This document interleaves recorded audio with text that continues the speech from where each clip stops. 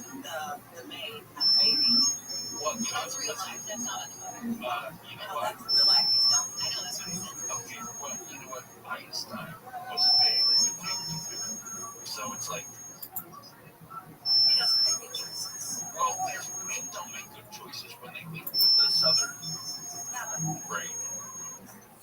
You know, I say he was. I mean, JFK was a woman. You know? Yeah, they're just guys with AIDS. I'm sorry. Yeah, just right. Anybody who's ever cheated does not have valid. Clinton took one on the deal off his desk. Yeah. You know, this is different having sex with the baby compared to having a baby. It's different having a blowjob than without in the office. Wow. Ding, ding, ding, 622 on the air. Look at you. I'll say, come on.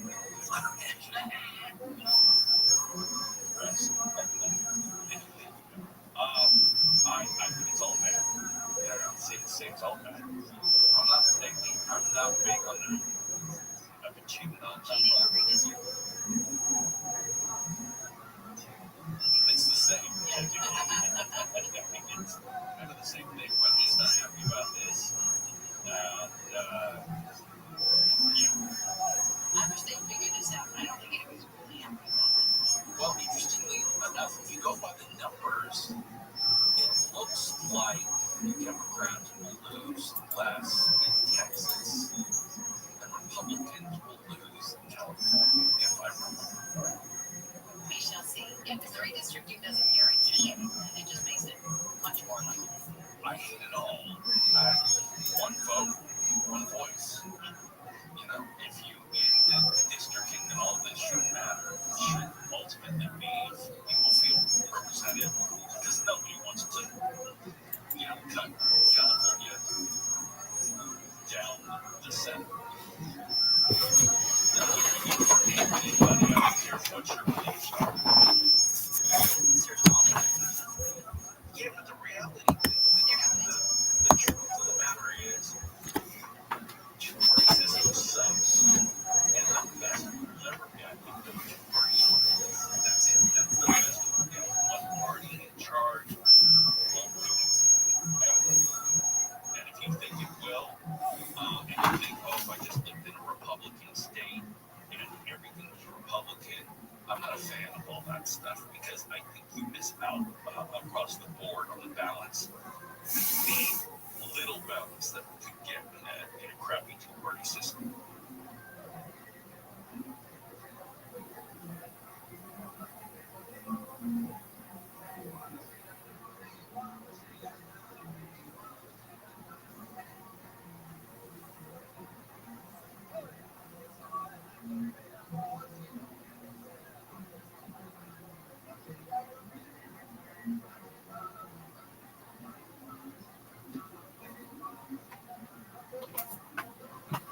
Is if you have voices on both sides. Absolutely. So you remove that, you're screwed. You know, you have to have both for checks and balances. Yeah, and just for different ideas. I mean, that's the way it is. All right. I got an idea. Why don't we dive into action in Pasadena? So, LA City Council, the committee, voted last week to approve relocating the Olympic diving events for summer of 2028 to the Rose Bowl Aquatic Center. It was going to be at Exposition Park, but they said, you know what, it makes better sense to do it here. And so it was unanimously approved by the ad hoc committee. Now the whole city council needs to look at it and vote on it. But the rationale is, one, the safety of the athletes, and because if they kept it at Exposition Park, they have to basically do a complete overhaul because the pool is not ready for diving. He goes, you don't know how to get on your email. And he was laughing. I know. In fact, I've had calls from everybody, right? Huge names in the podcast room. laughing like, what? They apparently don't know who you are and how you operate. After that, Clyde and Brandon talked on the phone saying people behind his team were looking into a video of a child abuse case on the subreddit that was supposedly an IP address that was linked to their home and had 300 pages worth of evidence to prove so. However, Brandon Schaub never reviewed the evidence on the podcast, claiming that it was an ongoing investigation and would do so off camera. Kalila also had her suspicions that Brandon Schaub could only be trying to frame them for all the harassment that him and his family have been receiving already, just to cover up how foolish he looked for making a huge reaction about a minor anecdote that they made about him on Trash Tuesday. Bobby Lee also shared him and Kalila have an open relationship with each other that Bobby Lee didn't feel the need to share with the public and would have liked to have kept a secret, but he did this so he had power in the narrative rather than letting anyone else be able to take that away from him. We had an open thing. Just take it all from them. Because we had an open thing, right? So that they can use this against us. Yeah, just put it on right. But we had this open thing, and you guys had an open relationship, Yeah, right? I was and with Lila saw somebody in Hawaii. a lovely person. Lovely guy. I know the In guy. fact, Bobby hand selected him. Literally. Yes, He was okay, the guy right. amazing. Right. So, that we could trust. so you arranged something for her. I didn't arrange it, right? You asked if this is gonna be okay, and I said go ahead and do it. Okay. And this is something that This is my therapist knew about. We talked about it in couples counseling, this and that. So this is something. So it happened, right? And it got leaked into the internet, right? And now there's these conspiracy theories that she cheated on me and whatnot, right? This is another fucking. This is the most uncomfortable podcast. Even though Brandon denied that he was using that information over their head and was actually referring to something else he had used about Kalila. Kalila also heard from an outside source that when Brandon Schaub went to do the JRE podcast to promote his new special, he was calling her all kinds of names behind her back and assassinating her character. I was hearing from our friends in Congo that you had flown to Austin to speak to Rogan about the situation. That you were telling, hold on, let me finish this and you can defend yourself. That you were telling Rogan, with me, Schultz, anyone with ear, slanders things about me. That I was a gold digging whore stealing money from Bobby. Because, God forbid, I make my money. That you hired a private investigator who was able to incriminate me for 6 years of harassment towards you, Joanna, and just overall assassinating my character. At this point, I decide that our previous deal to not talk about each other on the podcast was off. Many fans were surprised that Brandon Schaub was open to going on the podcast with Bobby Lee and Kalila in the first place, and we're happy for Bobby for sticking up for himself and trying to put an end to this uncomfortable situation.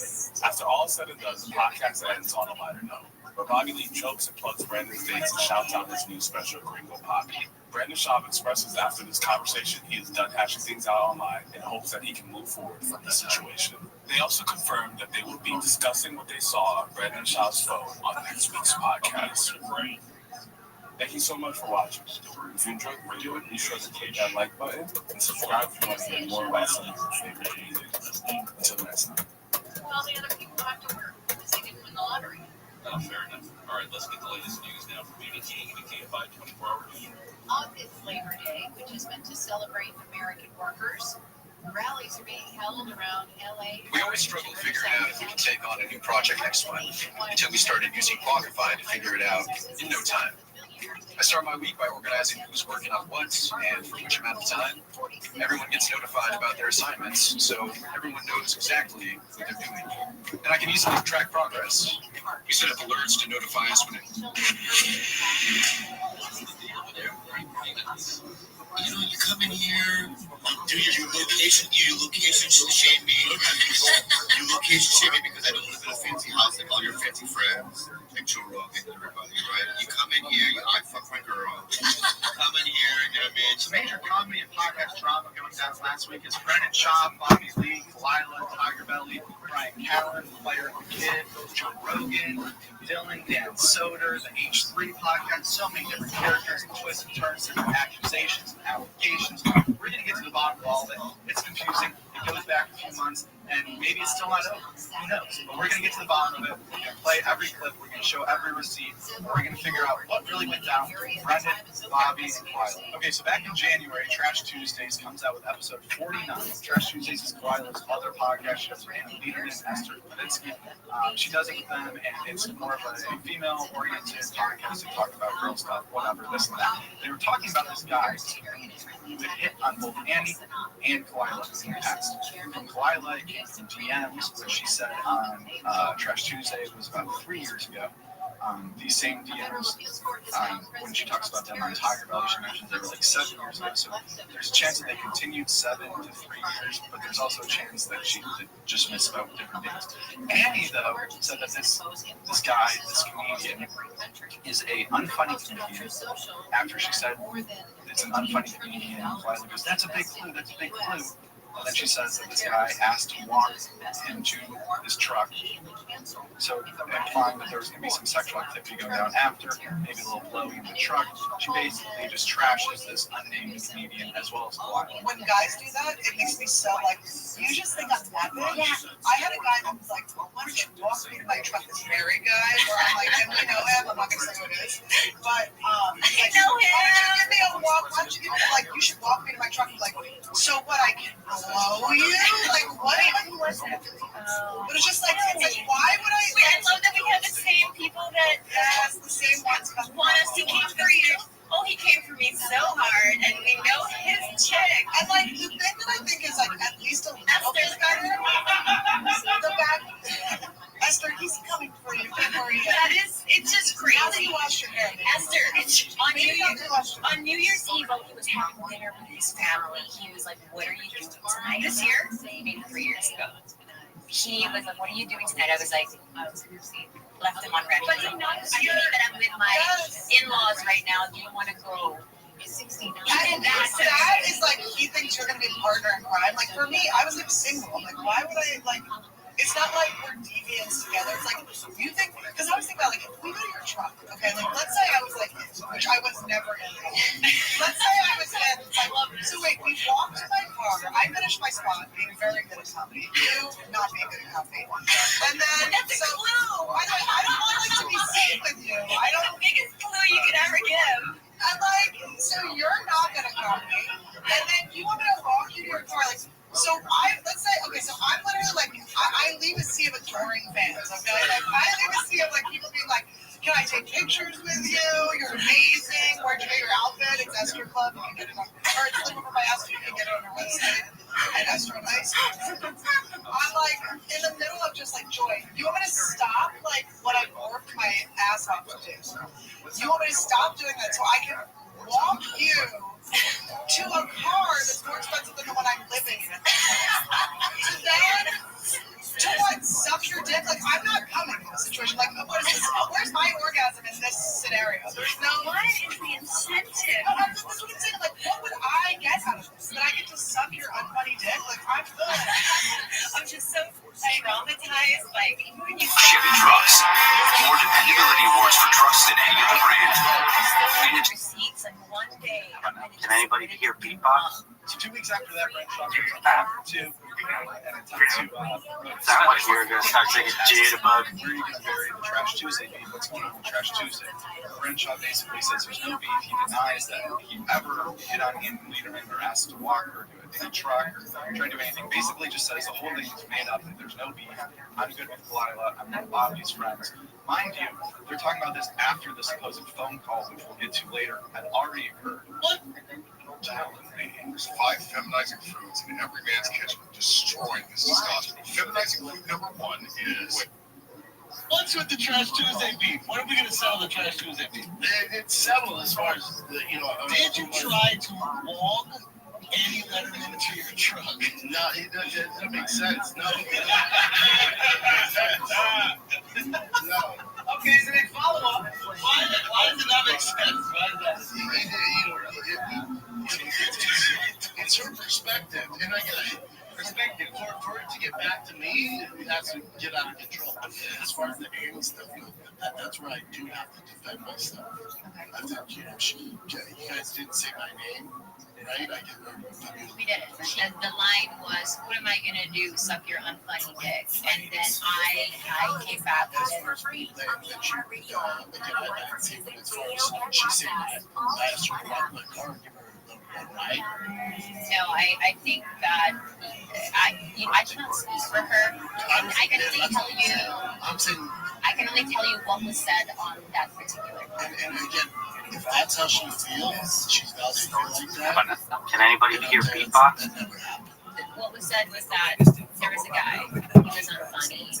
I came back with, "Oh, that's a big flu," and that's something about a peach emoji. And then, But you think that's nice? oh no, but I didn't say your name. But it's. Hang on 1 second, Brendan. Let me ask you this. If we're having this discussion about something that happened in the past and we're having a giggly little girl talk, where is the crime in that? There's no doubt. You can do whatever you want. Right. I'm not sure that. Okay. Yeah, no, sure. All right. I'm just saying that's nice. That's all. I have gone to you and said, if I could go back, if I had known that a tiny little giggly girl talk was going to spiral into this, I would have wired my mouth shut. But in my heart of hearts, while you may think it's not nice, and now I admit, not the nicest thing to say, it was just an anecdote. Sure. I didn't think much of it on saying that because hitting on someone is just simply not a cancelable offense.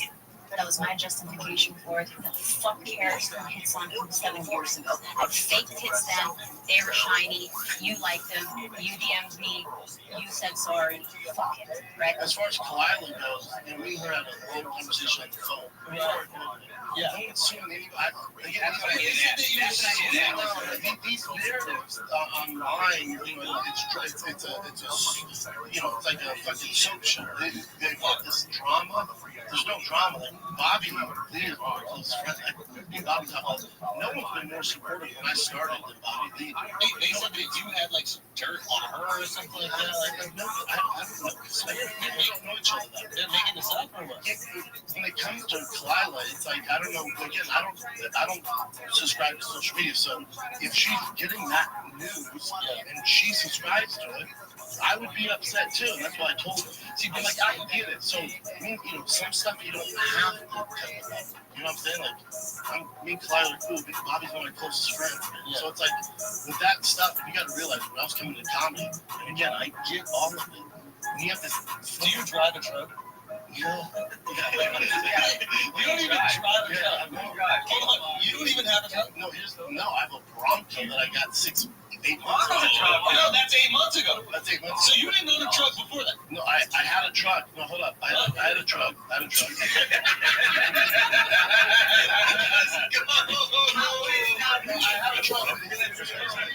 But did you park in the Comedy Store parking lot or get to walk to a different place? I got rid of it after 2 weeks. Back on February 23rd, attorney Brendan Schaub had texted Bobby who's been harassed on Reddit and online for the past 6 years. They're sick and tired of it. They spent $500,000 on monster lawyers who are going to get the job done at all costs, and that he has friends in dark places who are going to make sure that this is all resolved. He texts that to Bobby, and Bobby just responds with, "Okay, I'll tell Kalila."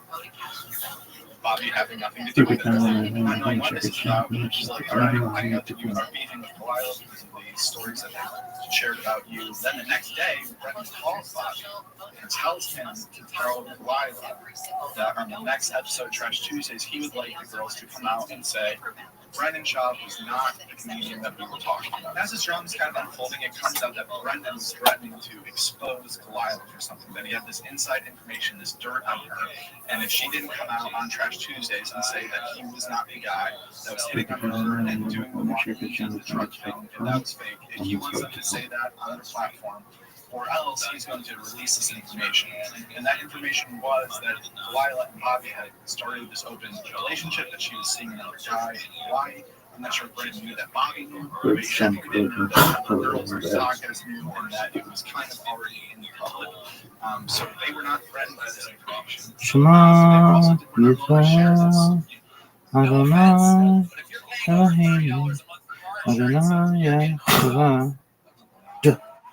Berksham Kubodna. Totally love that. That's right. An online marketplace that cuts out the middleman and gives you wholesale prices. You can save $1,500 per year on the same car insurance that you currently have. Guys, everybody is ditching their car insurance and buying from a marketplace instead. The reason why you're likely overpaying for car insurance is because 80% of what you pay goes to commissions for the insurance agent. 80%? But if you buy from one person instead, you can cut out the middleman and put that 80% back in your pocket. This website has liability coverage, $18 per month, and full coverage insurance for just $1 per day. Using the same big companies you already know. And here's what else you get when you buy from an online marketplace. No more spam calls from all hours of the day, no more hidden fees, and no more rising premiums. You can save up to $1,500 per year on this website, and it only takes 2 minutes. It's got an A+ Better Business Bureau and thousands of 5-star reviews on Trustpilot, so you know it's legit. I put a link to the website down below. So whatever button you see on this video, go ahead and click that. I'll take you to the website. And you're just gonna answer a couple questions like auto your car, live, and that's it. Click the link and make sure you click the button at the end. You could save up to $1,500 this year. Have you done the skin mapping? I guess not. You basically map your skin and then watch it for changes. I think that if you are more susceptible to that, then that might not be a bad idea.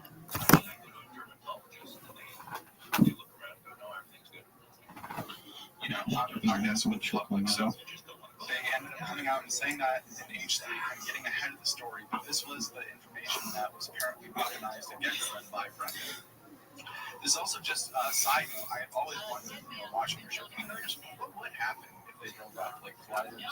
Like obviously it's more Bobby's show. Like Bobby is the headliner, the actual comedian name that we're going to see, and does most of the talking.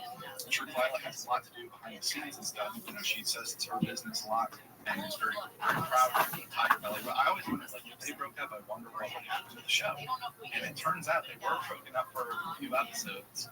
And like fully broken up, not even an open relationship, according to Lila. And they just kept going on as co-hosts.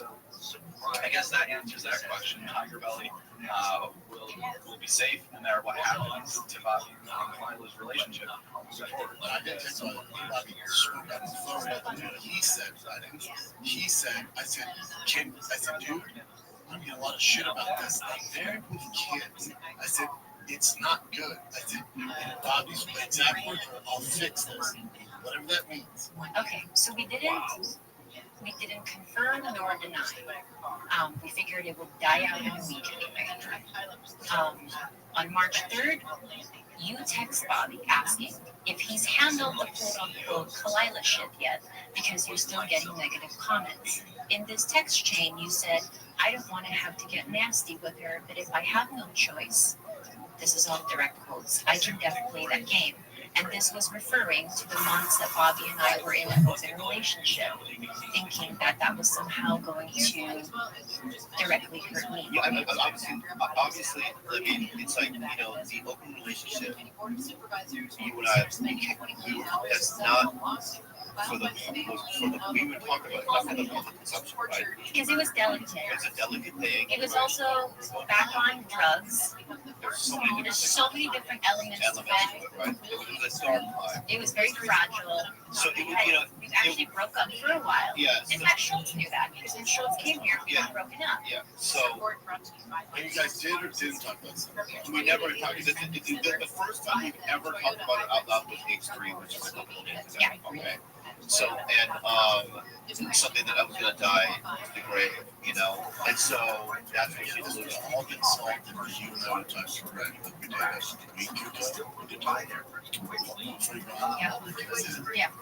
Information I got that other relationship, it's not like a big crime, that's not really breaking news. I can't hold it over your head. The other information you gave me is the bad, which I don't really get into. That I don't want to bring up. That's not fair to you guys. Anyway. We can get into that. Wait, what is that? Yeah, we can get into that. The other. Wait, hold on. Let me actually let's assume that it's the same old narrative of me being a gold digger and stealing money from Bobby.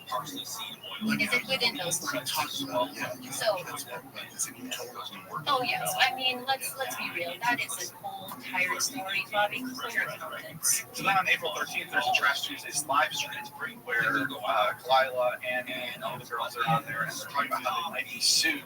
They might be being sued by bigger comedian and bigger podcaster. How there's this podcast drama, and it revolves around a podcast with 3 girls that are being sued by a bigger comedian. Now, why did they think they were being sued?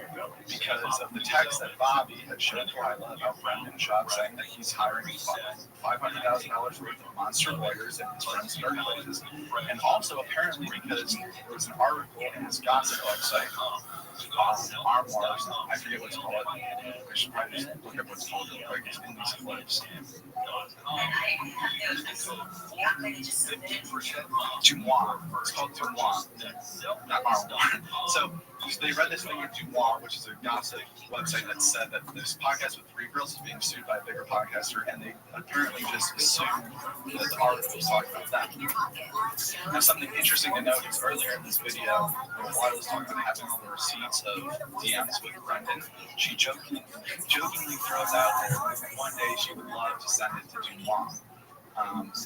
Coincidence? Probably, but I've never heard of Dumois in my life.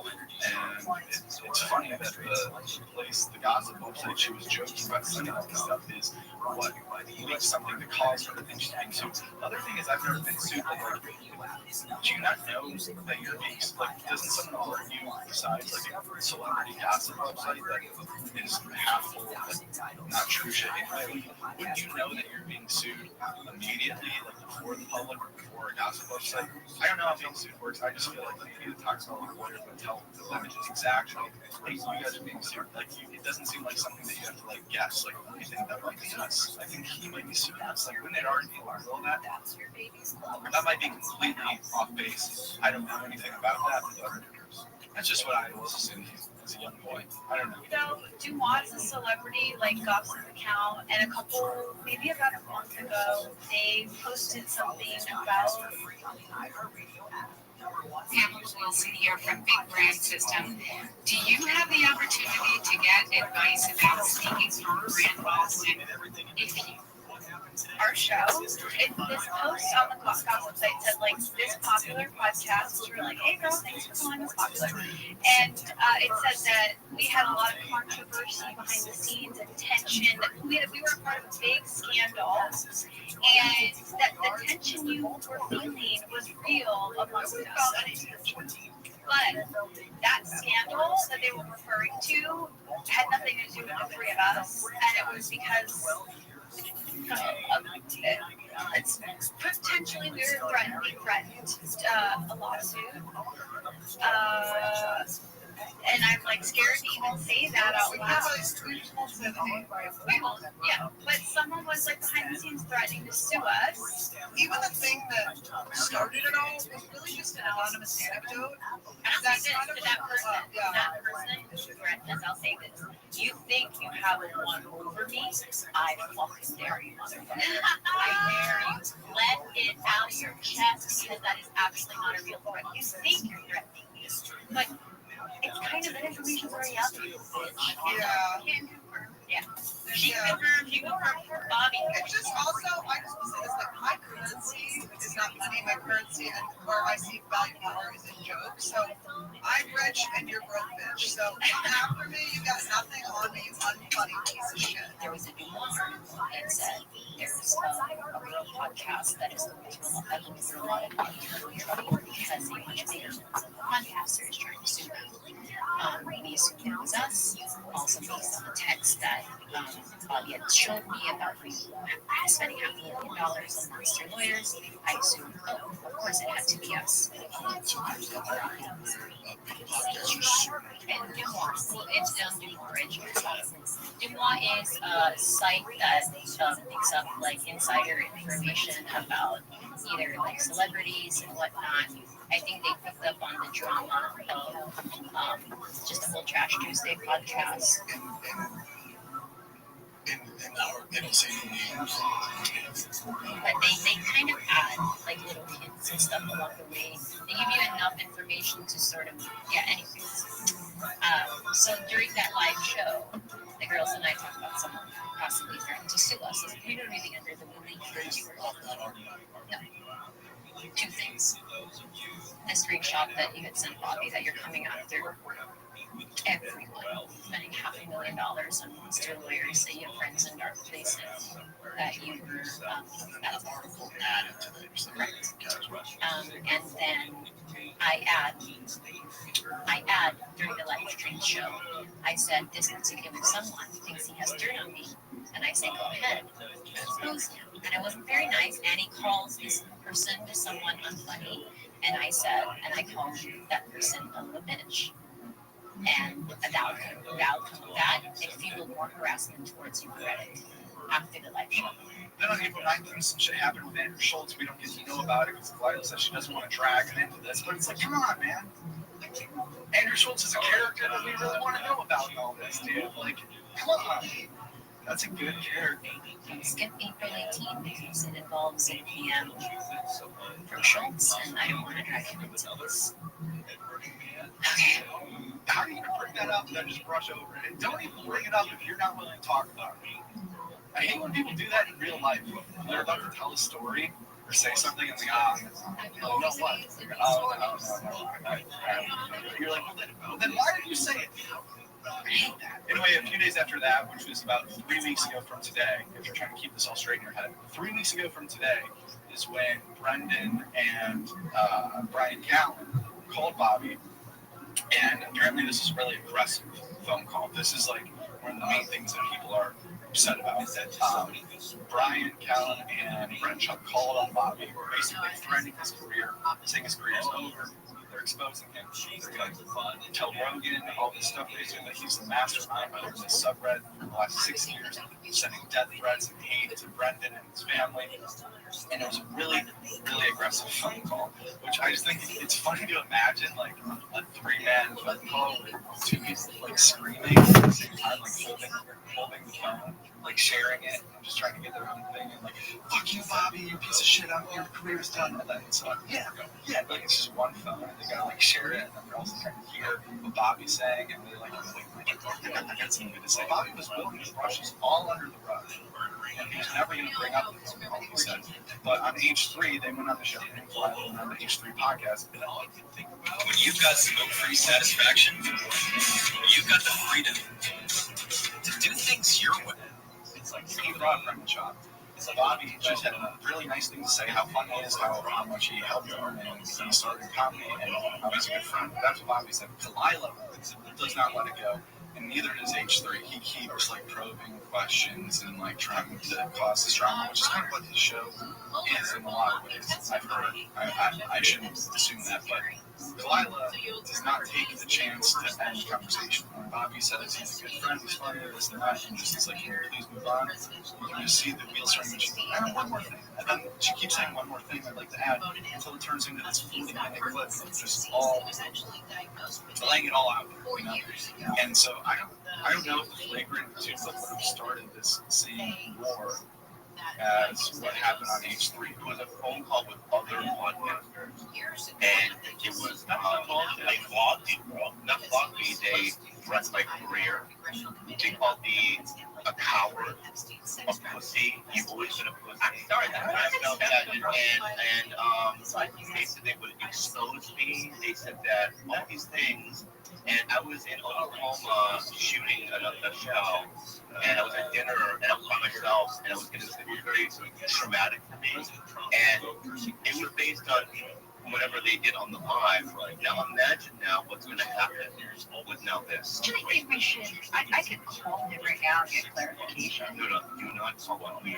Wait, we're okay. Him and I are okay now. I'm going to say this. After this, you will not.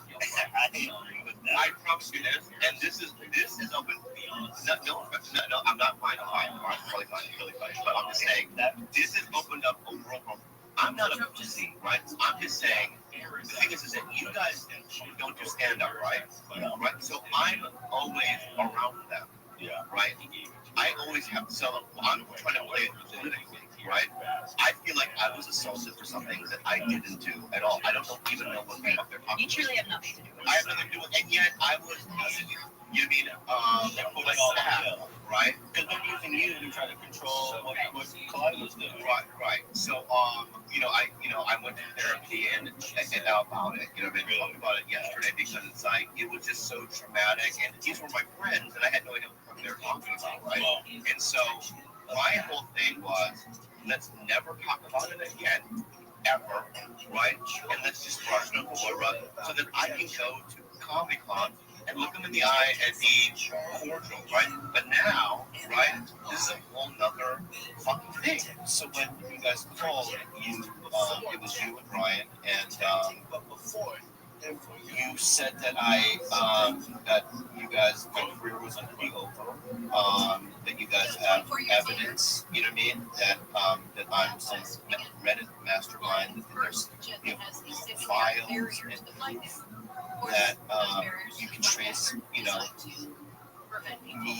from Reddit back to my house, the URL, the IP address, and that I have been for 5 or 6 years have been coyly and mischiefully contributing to the thread that were Say it was what do you say? We were responsible, right? And that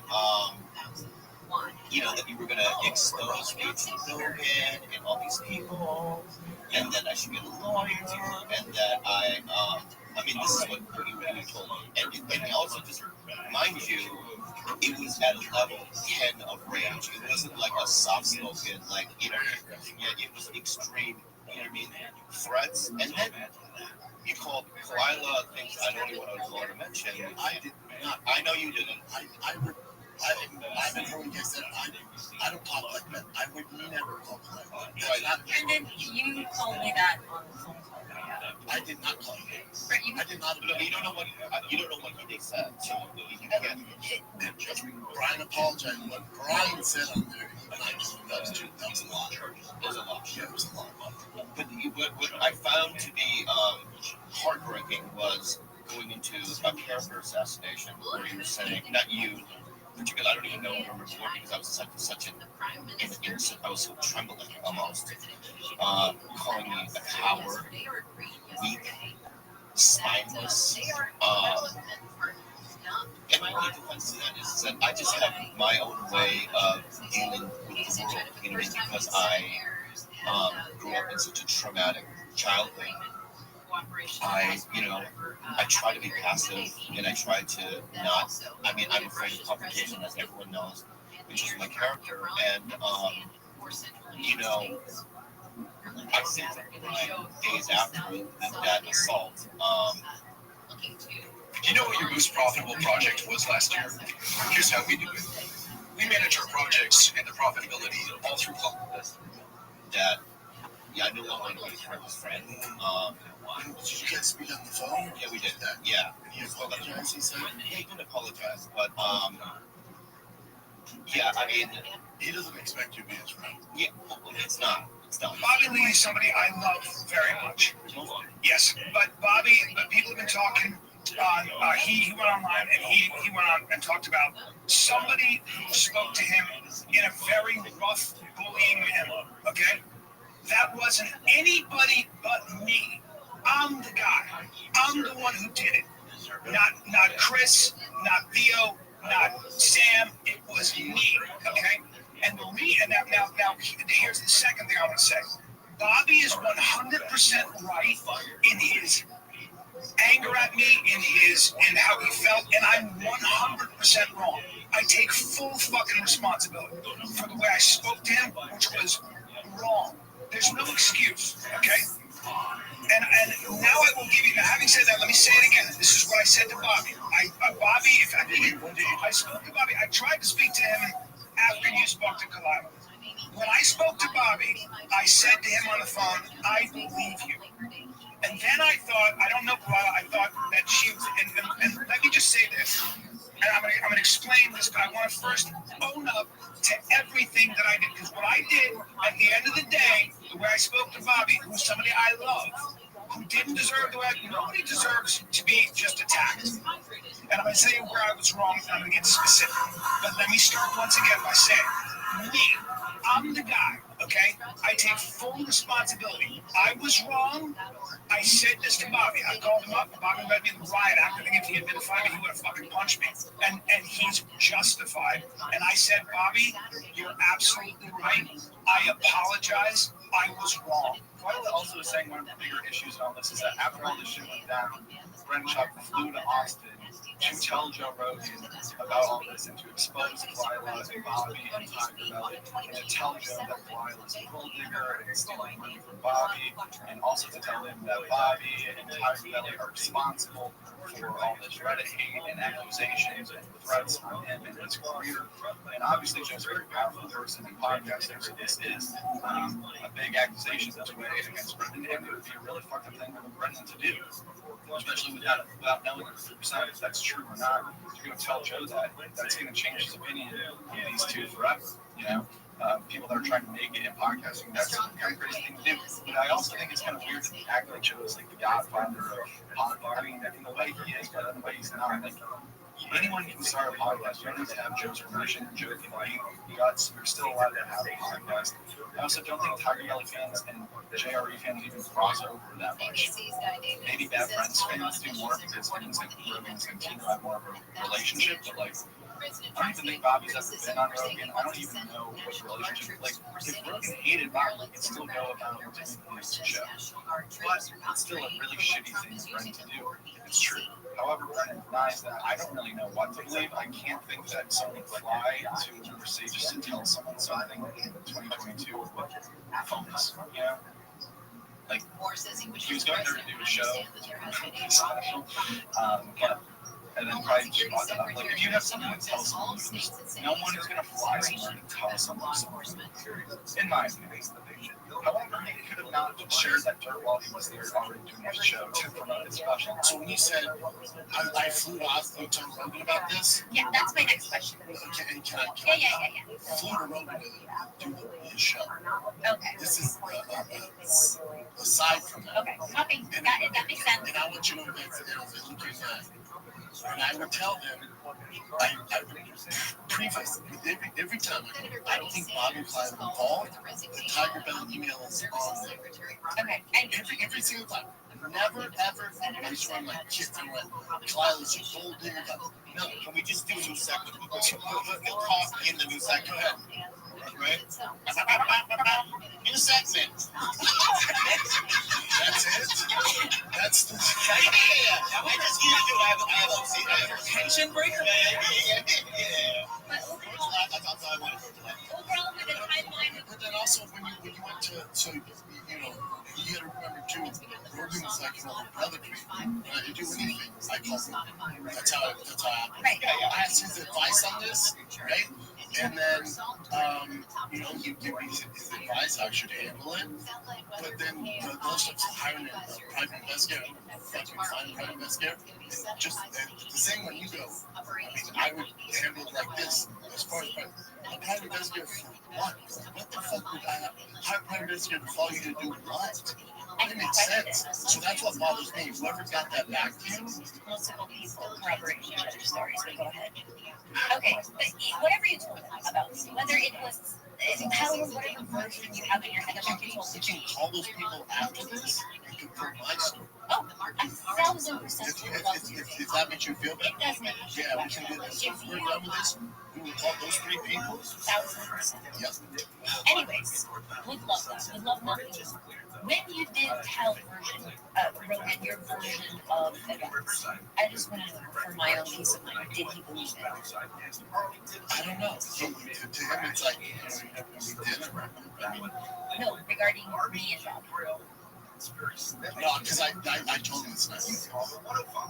Okay, but everything else regarding the information that got back to me is that you told Rogan things, obviously, that was very slanderous about me. I want to believe that was the case. Put yourself in my shoes, right? That anyone you knew and you heard that they went to Rogan and said that you were a thief, a gold digger, and that you were responsible for criminal behavior on Reddit, things like that, would you like that? And how would you handle that? Now I'm talking about Want to lose 15 to 20% of your weight in a year? Try Rose Insurance Checker to see if you're covered for GLP. I'll call you right now. What the fuck are you doing? I'm telling you, and I know that did not happen. Okay. I don't believe you, but thank you for attempting to make me believe. That's all I can hear. Yeah. Now, you might be thinking this all sounds insane. Brendan kind of sounds like an idiot right now. There's no way that Tiger Belly has been fueling all this hate on the Fire and Kid subreddit. What wild accusations this is. Here's his proof. Here's what he's saying that he has. He's saying his team was looking into some things on the Reddit. Or no, it wasn't his team. This is where it gets kind of confusing. He's saying that there was an investigation into the subreddit because there are some videos of child abuse that were just dropped in that subreddit, and you're having really nothing to do with maybe the situation. And so some people were investigating those illegal videos on that subreddit, and during the process of that, they found that one of the top 6 accounts for posting activity on the subreddit, that IP address was traced basically back to the Tiger Belly.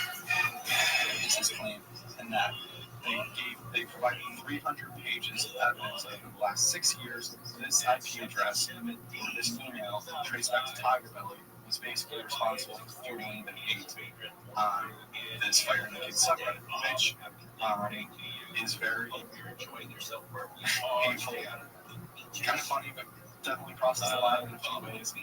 Subreddit dedicated basically to anti-Brendan slander.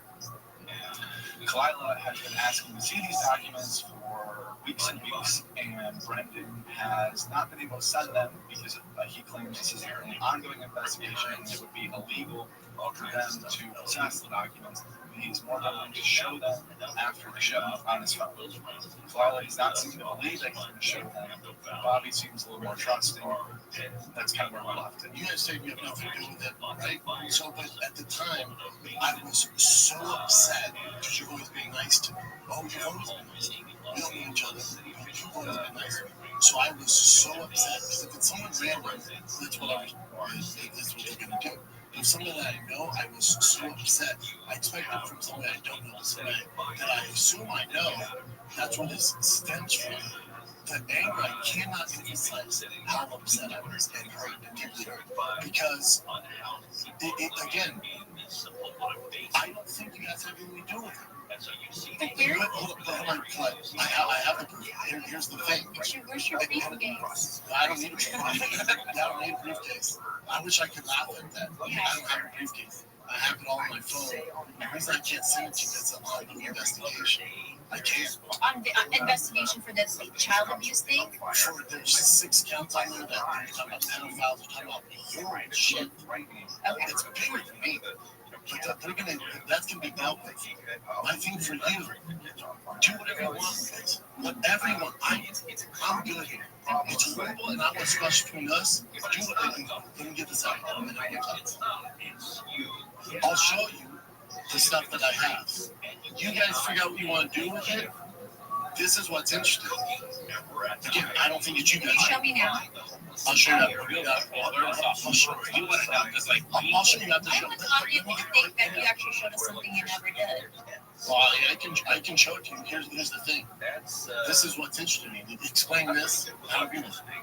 When I notified you guys of the harassment and going back to Tiger Belly, that account stopped posting, took the Tiger Belly email off, and changed it. It's never posted again. Do you know how Reddit works?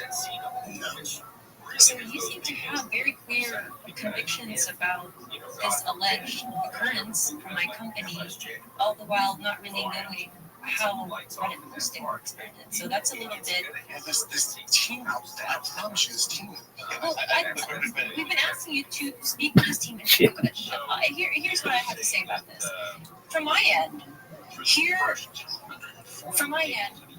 it looked foolish for you to be this fragile over something some three girls said on the podcast. It looked foolish. So in my head, the way I understand it is we need to come up with a bigger story about Kalila to incriminate so that my reaction to that Trash Tuesday talk doesn't seem insane. That's how I You're giving me too much credit. You're giving me too much credit.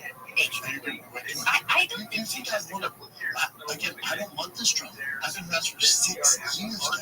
6 years. But I think that it makes sense that someone who has been harassed for 6 years would feel like he's on the back foot and would swing this way. Hey, it's Adam with Vanish. All right, so what you just seen right there is me using our laser strike system, which takes a little laser bullet like this inside of your gun and lets you. It makes sense to me. I would only swing if this team has nothing to do with Common does know you guys. Didn't show me this stuff. If that is in active investigation right now, that is the reason why you cannot show us that information. No, I can show you. I can't send you the documents. Okay. Just they have in your possession. So I can show you right now. When we get off, I can show you. As soon as we get done, I'll show you all the shit I have. You need a spit shake on that, Brendan. Yeah, because I've been asking it for weeks, and I've been asking to meet that. I feel like you've won playful. You've been asking me to meet in person? No, I've been asking you, where is this? Where is this thing? Where is this thing? And you're like, I'm busy. Maybe tomorrow. I'm busy. Maybe tomorrow. What's the docs? Because I'm it's like, because here's the docs. It's like they're either not real or you have someone that somehow got a hold and hacked us. So we just want to know for ourselves. Right. Yeah, that's right. It's very important to see these. Here's my thing. If I'm not anybody in, let's say in some weird world, it's somebody you know, you're associating, you have no idea what's happening. I still don't give a shit. I just want to stop. That's it. You deny that you fell under attack by the girls and that you had to double down and create this Reddit drama. Like you deny that. I swear on my kids. Okay, so you're insisting that's two separate things and not associated with this. But it wasn't a way to retaliate against us. And it just so happens that 5 days after the live show, there are Reddit accusations about me. I swear on my very good. I agree. Very mysterious. Agree. Okay, my path forward. There's nothing I want as bad as my kids. I swear on my kids' lives that this team brought the top really even right next. I just love that you keep talking about a team and nothing has been produced. That's what I have. We're going to see it, and then once we see it, okay, hold on. I'm going to show you. So we get off the street. It's a little unfair though. We don't want to talk about this again, but we can look at it, right? And when you leave, if you want to come back on and talk about what we saw, then we can do that. Are you okay with that? Sure. Yeah. I mean, it depends how you go about it. No, I mean, the way I'm going to go about it is,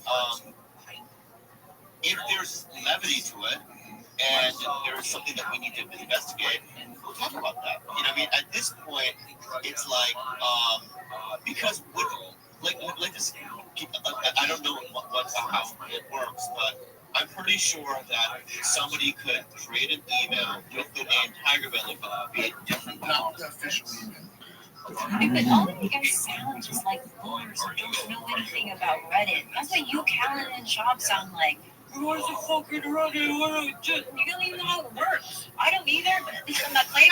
At this point in the video, if you're even still watching, dude, you're probably like, this drama kind of sucks. Like, it's between Brett and Sean, who you might not really like. And really, it's just between Jim and Kyle. Like, Bobby's not even really involved in this. So one of the better things that come out of this, one of the actions, the funny things that come out of this, is Tim Dillon and Louis J. Gomez commentating on the LA podcast scene and this drama, and then Ringo Poppy, and really just blended by being comedians, dude. These guys get it. This is, I'm happy this all happened because of these reactions. This is what we need to get back to, dude. Not like this petty little drama of like subtweeting people on podcasts and shit. This stuff, this is real confidence.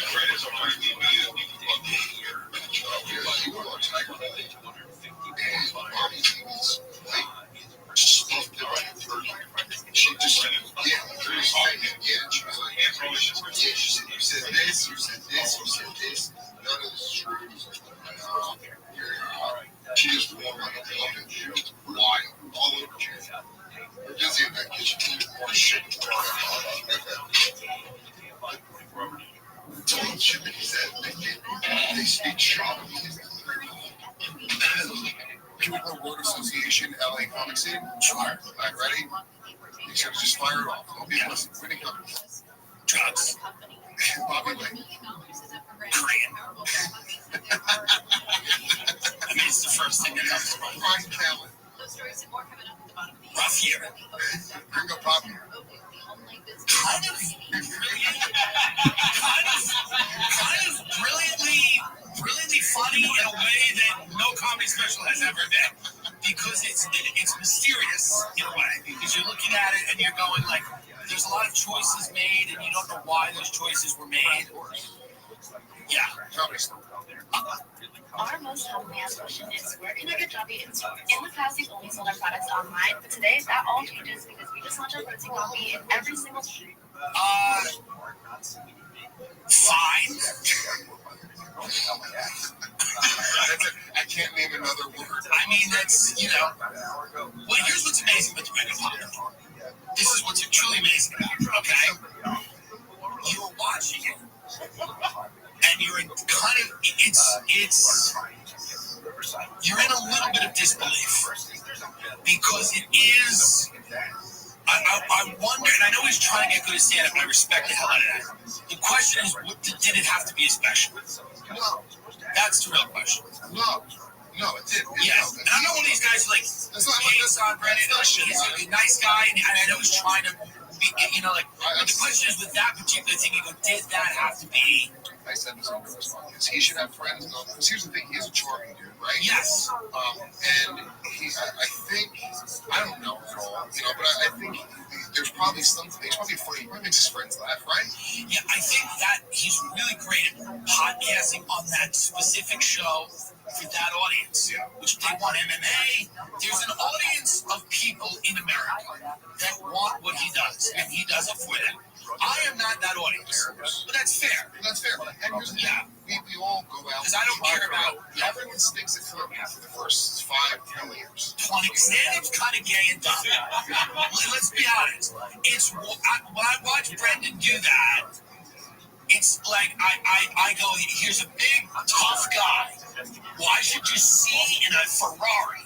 And he should be able to rip people's faces off with his catcher mid-hands. And I see him running around the stage going, I go, you're gay now. You've become gay. Why are you gay? He was a fucking knight. He's a knight. He's a knight. Now he's a jester. Now he's gay. He's a gay man. He's a fully gay man. When you watch the special, he's like, and you go, what? Why? What is this disease? Maybe they should come out next week. What is this disease? You're 6'6", you're an Adonis. You can beat up 99%. You can kill men and fuck women. And you don't have to fuck these skanks at the comedy store. Fuck hot women. Andy Litterman. Fuck hot women. And instead, he's fully gay on stage in Dallas in front of 45 people being like, the lion is that my door? It's just, it's puzzling. The whole drama that's going on in the LA podcast, it's one of the gayest things I've ever seen. This is like high school level drama. They're like calling each other and they're talking shit and threatening each other. And it's like, guys. In New York, the drama is all of you can't afford your rent. Yeah. So it's actually real drama. Like the New York podcast scene is somebody being like, I am homeless. It's a weird thing. Yeah. It's a weird thing. This is people in mansions. This is people in mansions talking shit about each other. In New York, the drama is like, my parents just kicked me off the family plan and I'm 38. I'm 38, I don't have a phone. My roommate moved out and I was not able to secure another roommate for that room this month. I'm actually going to kill myself. And also, like, I don't really feel bad for people that are fucking millionaires. Right. Make fun of online. I don't feel bad for you. That's right. That's your fucking biggest problem. Is that people on Reddit are saying mean words and are you out of your fucking mind? Right. You're a millionaire. Right. And you care about what somebody on Reddit says. There are people that cannot eat. Yeah. There are people that don't have the money to pay their rent. They cannot get their kids insulin. Right. Now, so those people. Oh my God! Never mind. You know that. Jeremiah Watkins is doing the star map. Trying to show people. He's flipping signs. He's just trying to show people. He's selling Hawkins right now on the freeway. Jeremiah Hawkins is trying to sell bottles of water on the 405. As we're moving forward between these two, I wouldn't expect them to be going on each other's podcasts anytime soon. I don't think Bobby is going to be on Fire the Kid very soon either. It's kind of weird that Stevie Weeby hasn't been on The King and the Sting in a while. He was kind of like a main character before that, but I guess it's not that weird, knowing what's all going on. It seems like they both just want to move on with their lives and their careers and be able to work together in a professional manner. But the friendship thing might never be there again, which makes sense. I don't need an apology from either of you. I think you should look into the information I give to you after this. And do whatever you want with it, And you know what? Guess what, Brendan? If there is any wrongdoing on any part of my company, you not only will you be the first to know, we will doubt it could possibly mend. On December 14, 2012, my 7-year-old son Daniel shot to death in the express I believe so. I want you. If someone in our company, you can fuck me. Physically. You can physically fuck me. I kind of hope it's you. Yes. I also want to be able to go to the Laugh Factory and see you and not, and do, if I'm after you at a club, still be able to do the show and bring you up on stage and work together in a professional way, in that way, right? 100%. Right? In terms of Brian, I don't know. But no, that's and Brian told me to tell you this much. I can't tell you anything you've seen Brian kid. He is so sorry. It doesn't matter. But I'm just telling you, I know that he can be a bit things. I agree. He was on the 10. I mean, it was. Just thinking about it makes me tremble. Guys, it was a phone call. We have to clear some stuff up. I there's some misunderstanding going on this thing. I apologized immediately after, and Bobby and I spoke, and he read me the riot act. He's mad at me. I apologized way before any of this. This stuff didn't happen, and then I apologized. I apologized. The day after I called again. I sent a text. You called me. I will just be very clear. It's not like man, I'm getting a lot of shit from this. I apologize. 2 days after, I talked to Bobby, I apologized. Yeah, I don't think he's going to accept it, but that's all I can do. Yes, I did. I did everything I could.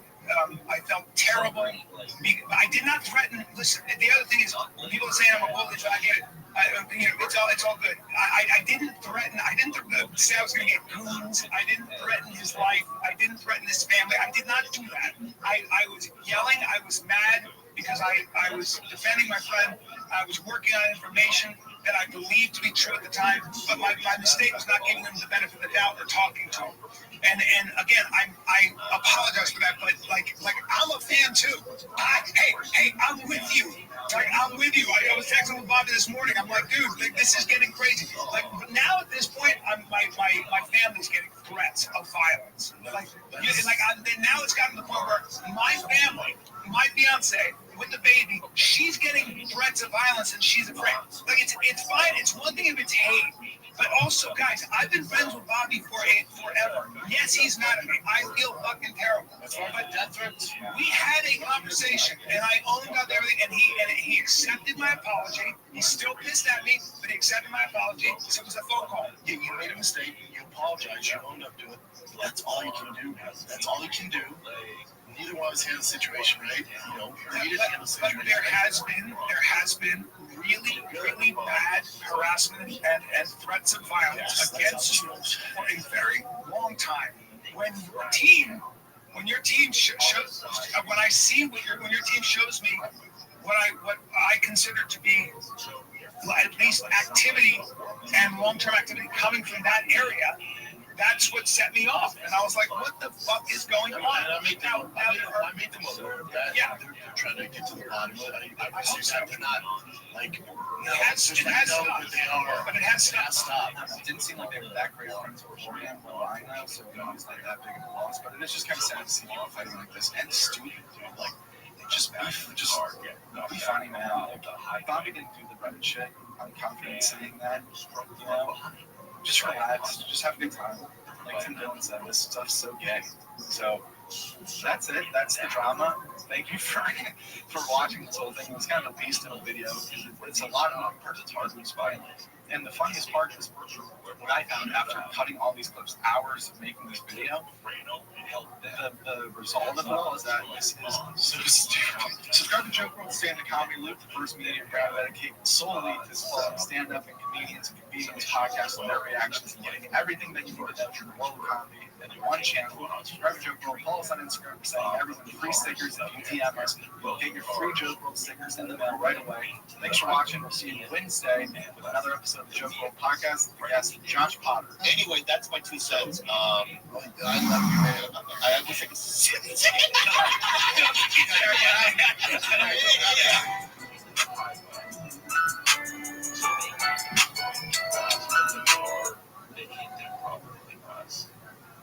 And push them all into the medium there. Because if they had gotten industry, they'd be far enough away from the troopers where they're from originally. So what a weird story that has, all these different steps to it. And the first thing I thought about is,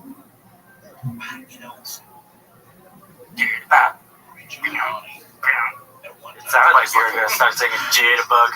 You started with Dirty Pop. Because they beatbox in that. Dirty Pop.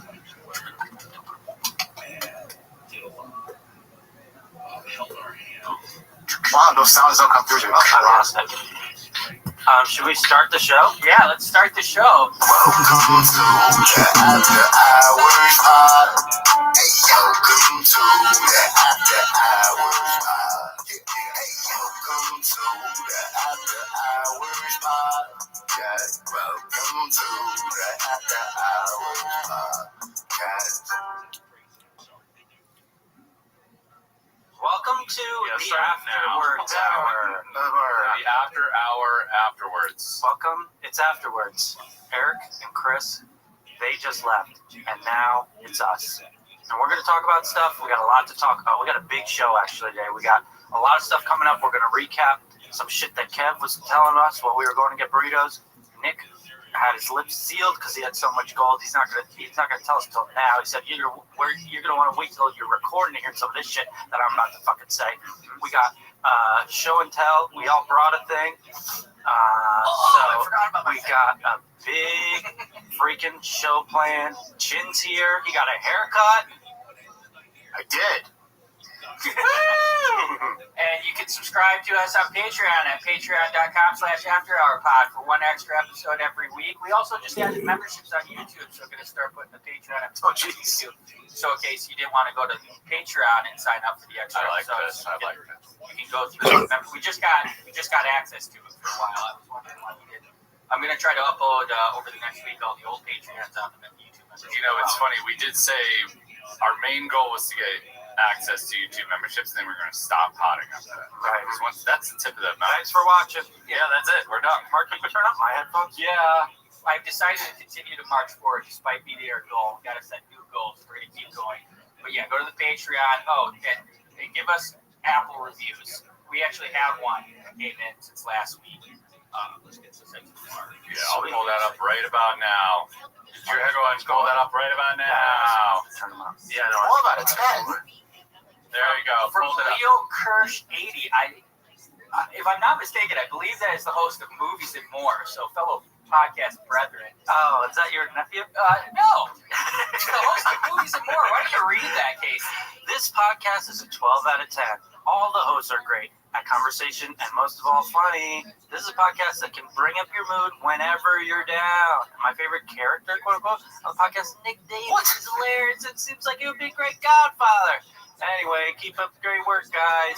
Wow, that's so sweet. That is 3 exclamation points for every sentence. Thanks, Leo. Yeah. Shit, man. Shout out. I didn't even know he was doing that. I just went on there to look, and it was him. Like, that's so sweet.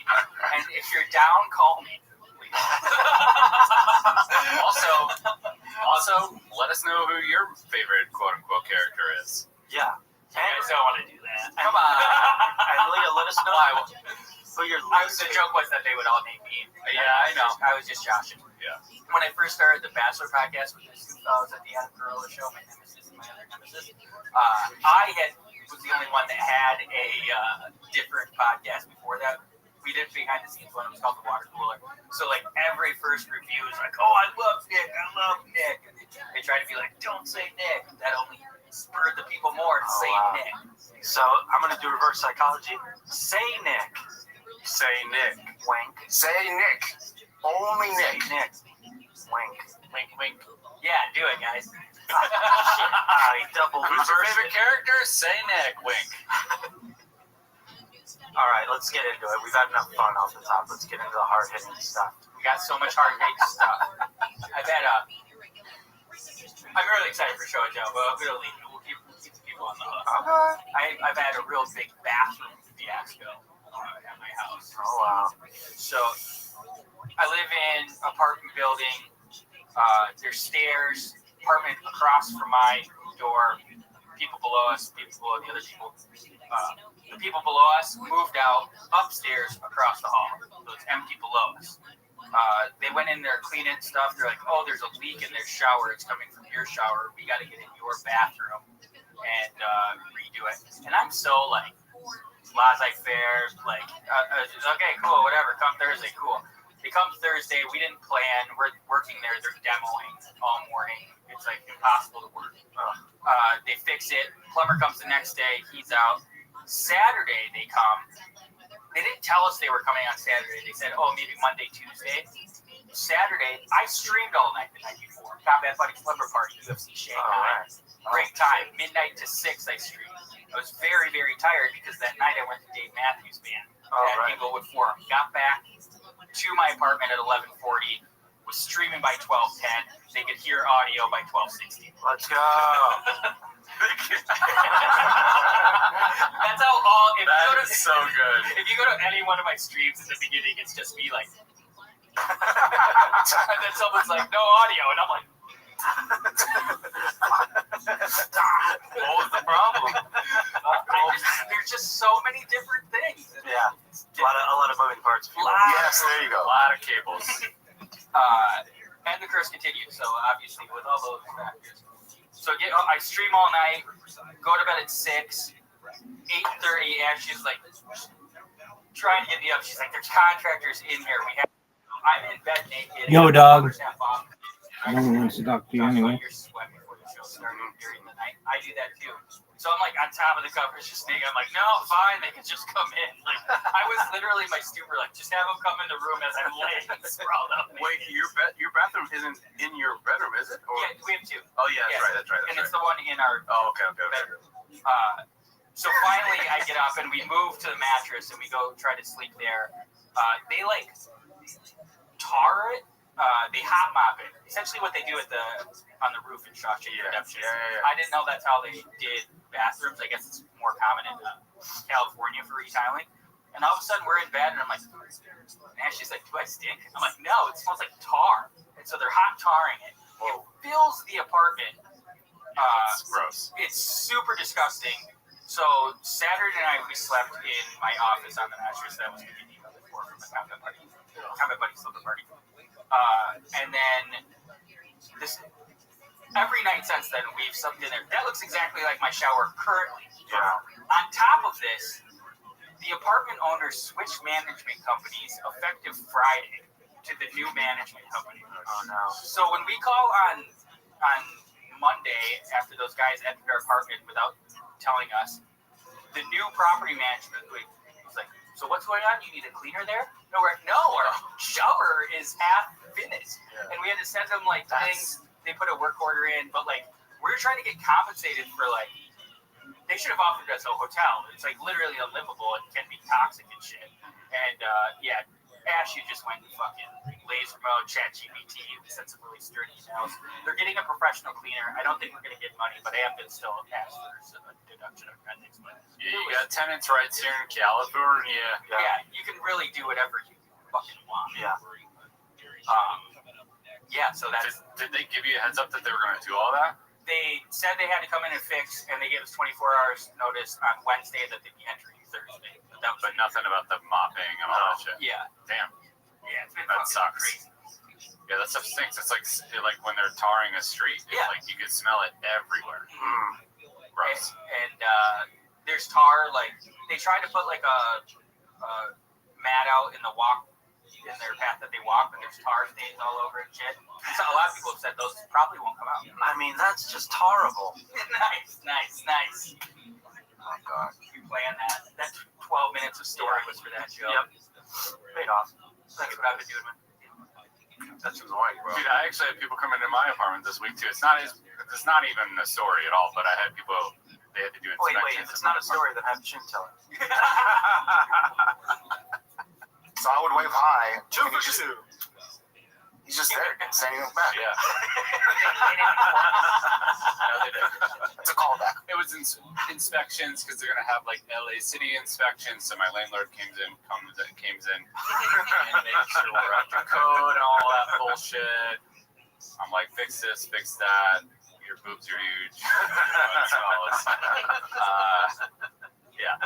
And it sucks. They're just in our house. My dog is like wants to be all up in the grill, so he's losing his mind. Bro, people in your house that you don't want in there is the worst. Yeah. I don't even know where, especially because my apartment is not that big, so I don't even know where to go when people are in my apartment. I seen a funny You end up just sitting there like an idiot. I seen a funny meme about that. Some guy was like sitting in the stairwell of his apartment here, in the stairwell of inside of his apartment. He's like, they're in here fixing my my washer and dryer. I don't know where else to sit, so I'm sitting in the stairwell in my apartment. He's just chilling there. It's like, where like, do you I go? go to a coffee shop or do I sit around here because they might need something? Like, what do you do? I mean, my house is so big and expansive. I could be in any. There could be people working at any moment, and I wouldn't know. No. But when people do come to do stuff, recently I always go to offer them a drink, and lately I've only had beer to offer them. And they're like, no, like, you have water? I'm like, I don't. How are you alive? Yeah, I'm like, hey, your guess is as good as mine, buddy. Just get to the fucking sink, pal. There was nothing better though when working manual labor. I did irrigation a couple summers, and the homeowner come out and offer you guys a beer. Oh yeah. Right in the middle of the day. I like to be one of those guys that offers drinks. I would always have to look at the boss like. I like to be one of the cool guys. Be like, hey man, I get it. You want a glass of water? You want a beer? Anything I can get you? Cocktail? 8-ball. What was the thing that you worked? You worked landscaping, right? With your, I washed windows. Washed windows. Did anybody ever offer you guys? Ladies, old white ladies will give us lemonade. That's cute. Yeah. Not a They ton would of charge beers. you like 25 cents. Yeah. I was like, lemonade. They give you the lemonade. It's like, that'll be 25 cents, please. Lemonade kind of sucks. We'll just take that off with you. No. Lemonade could be good. Can it? Hear me out. Simply lemonade. Cold, ice cold lemonade. All right. Let me make you a lemonade someday. That'd be great. You put sugar in Mark's do I have to wash your windows? Knowing Mark's gonna open up a lemonade company. Oh, that's so funny. Mark, come to an idea, make a business. We've said this every episode. That's a callback right there. We say it every episode, but it's true. I could make you a lemonade stand. Watch out. Actually, during COVID, I wanted to do a thing called sidewalk slushies. What's that? Because we were getting cocktails and stuff like mixed drinks delivered to us, and they'd come in like, it was that it's weird. Yeah, but they would deliver booze to your house, and it was like normally couldn't do that, but they were like accepting it because it was COVID, and everybody felt bad for each other. And I was like, I don't open a business, dude. Yeah, I didn't, but I wanted to. I still want to. Mark, here's exactly what you would do if you ordered a lemonade stand. You'd call it a lemonade sit, and it would every lemonade would come with a chair, and you'd be like, it's a lemonade sit. Next Tuesday, Mark's gonna be like, I just opened up the 4th location of Lemonade. And you all thought it was a stupid idea. And I'll be like, that was literally my idea. No, well, you projected it as my idea. Honestly, the picture I just sent to the group chat, that's the type of business I think Mark would do. Get rid of whatever Nick sent me. Mark that. I don't want to look at whatever Nick sent. Yeah, I gave late visual aid to my story. It's okay. Bro, you gotta wait for the. That looks so sketchy though. I mean, that's just how you steal a baby. Yeah. I don't like this. I saw that in Venice. I don't like this in one bit. So for the audio listeners, it says cry share. When baby drives you crazy, we drive them to sleep. So So they drive a baby around that's crying? Yeah. In no world. Like, these aren't parents. That's a crazy business idea. These aren't parents. Maybe it's a goof. It could be. The white van has really evolved. This is a way better idea. All right. They were like, Someone put a lot of money into that. is there an age limit on that? I would like to go in there and just be driven around while I cry. Maybe we found our new sponsor. Hey, guess I'm pretty sad. Come pick me up. My neighbors keep asking if everything's okay. Oh, I spelled the website wrong. I noticed that. Damn it, that's rule number 1. You gotta spell it. Also, there's a WW1. Well, you're a WW1. I know. No, I'm a W2. No, I'm not. Not anymore. $10.99, baby. This isn't. Oh, and they got your Slate car, Mark. Dude, that was an ad for Slate. That was all right. That was smart. Cry-share isn't real, but Slate is. Wow, Kevin. Whoa. You got God. Dang. We all got God. Well, let's go back. Nick was trying to get picked up. Right. We're like, this is stupid business. No shit, it's stupid. It's a fucking joke. All right. Who did I just? So that's a Slate vehicle. That's what I said. Yeah. Oh, you said that. I said they got your Slate car. Oh man. How did I miss that? Bro, that's crazy. Wow. I'm glad we got to the bottom of that. Yeah, me too. Because my whole time, This is the only thing I've gotten to the bottom of in the past 6 months. Dude, so they're banking on people Googling that name. Although the URL is pretty small on that car. Like, you have to really.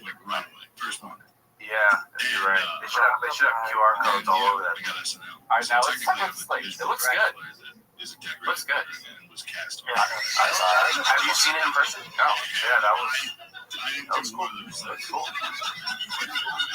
We're car people now. Speaking of car people, did the Hummer almost fall on you? It looked like it was going to at least tip over and hit me.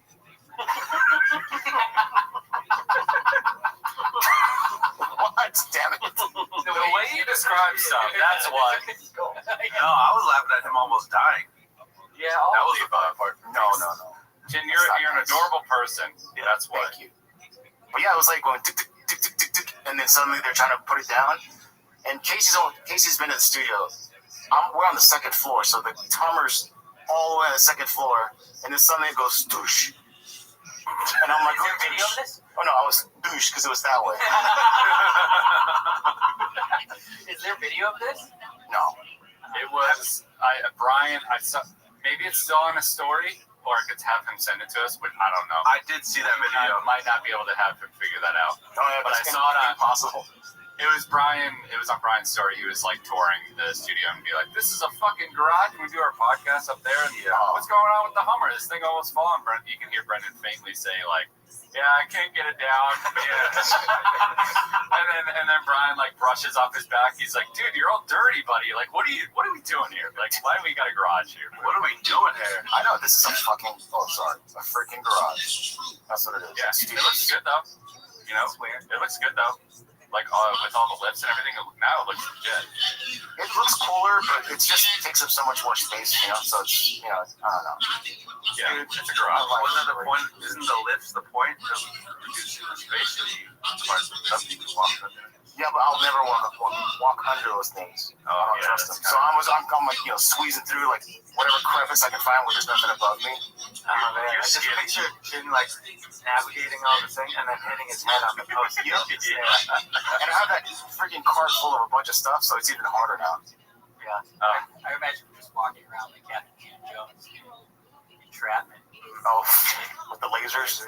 Yeah, but it's cars and yoga pants. Yeah. Let's install an escalator for you. That's what I was gonna say. It's not handy. It's like this place has to be OSHA approved. OSHA 11s. Yeah, OSHA's 11s. Yeah. OSHA's 11s. Good.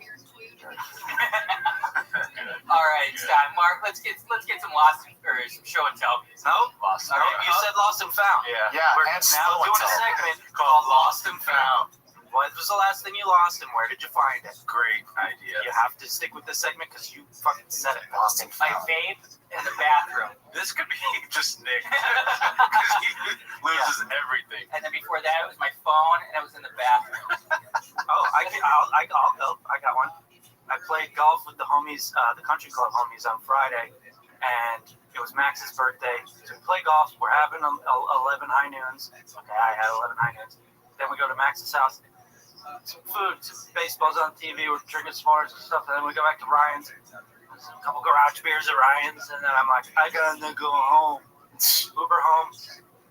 Wake up the next day. I'm like, where's my purse? Where's my fanny pack? Where's my satchel? It's got my driver's license, wallet, debit card, birth certificate, and my car keys. And my car's at Ryan's. So now I'm home. No, that's like a proof that you're a person. Yeah, I mean, anybody could have stolen my tiny little life. And didn't have my car keys, didn't have my car, didn't have my wallet, didn't have nothing. I'm like, damn, I'm kind of fucked here. So I lost that. Then Max was like, I got your fanny pack, and I'll bring it to you. Brought it over, dropped it off. What a guy. Happy birthday, man. Hell of a guy. Yeah. Nice. Kevin, when's the last time you lost something? Where did you find it? New segment. I don't really lose stuff. Because losing stuff is like one of my biggest pet peeves, and it drives me insane. So I always try to put stuff in the exact same spot so that I never lose it. For the guys who live with their ladies, do you ever put stuff in a place and then your lady moves it? I think I do the opposite. I'm the one that like puts stuff. You're the mover. Yeah. I'm the shaker. I'd be leaving like not entirely drunk water bottles all over the place. Did she get pissed? I don't know.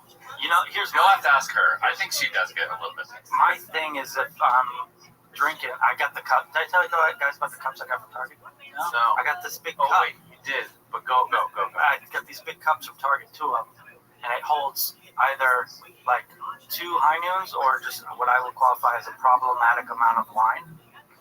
So I've been drinking out of that, and sometimes if I don't finish, I'll just put it in the fridge. It's like half a high noon, so then the fridge smells like high noon. So that's kind of my bad boyfriend thing. I should be leaving half. Is that what you bought for show and tell us your cups? No, I easily could have. You could have, yeah, for sure. I would have liked to see that. Is this one of the cups? Yeah. Nice. Yeah, I remember you told us about it. Oh, yeah, that was the drunken Target haul. Jen, what about you? So you have to see something that we lost and actually found it, right? So you keep laughing, Mark. I'm gonna go over there and strangle you. Mark wasn't laughing. It was me. It was me on the record. I am not laughing. I don't laugh at all. What is this? On the far right is one Mark's other podcast and 2 of the cups I got. I see me over there. Is that your root beer? Jess loves the root beer. She loves the Olipop root beer. She also likes the Zevia creamy root beer. Anyway, what'd you lose, Chip? Where'd you find it?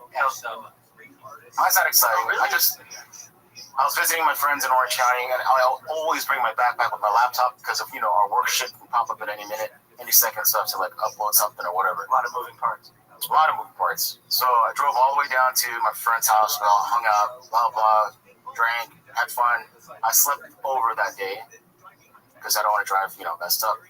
So early morning, drove back home. I was gonna work, do prep for the Monday show. So I was driving home on Sunday, and as soon as I get home, I'm like, where's my backpack? So then I realized, at least it wasn't like, gone. I knew where it was at, but I was like, fuck. Because it's like an hour's plus drive to get to, Woodland Hills. Could you have, what is it, like the Uber delivery? Yeah. Maybe I didn't think about that. Yeah. It's always nice. I'm recently jumped on board with that. That's nice. Oh, definitely. The Uber courier. Yeah. Seamless transition. I had, because of the Combat Buddies Leopard Park Street, used in Shanghai, I had Kevin Uber deliver me Vivans. They use PEDs to get through the overnight street. He put it in a box labeled Vivans. But no, it's about this big, this wide, and all that was in there was a little baggie with one stuff, dude. Just one? Yeah. That's so funny. It was funny. Damn, that's good. That's good stuff. All right. One more. I wish I would have said show and tell. Let's go, Mark. Let's finish this up. You got to choose your words carefully. I can't really recall anything, but I think I've lost my rangefinder many times. You're what? Golf rangefinder. What did I? But then I didn't find it, so it's not a lost and found. Yeah, see? Oh, yeah. Finder. Yeah. Yeah, I lost my Garmin watch. More like range loser. Rangefinder loser. Yeah. It sucks because one. Find out. She got me one, and it was a good one, and then I lost it. Happens, man. And then I bought it. You know, I got a cheap one off Amazon because I'm like, if I lose this one, it's like $40. So. But it sucks. Dude. I know. Yeah. Big dog. 100% correct. Can you hear me? How did stand-up comedy go? What did you say? Oh, that's amazing. Did you record it?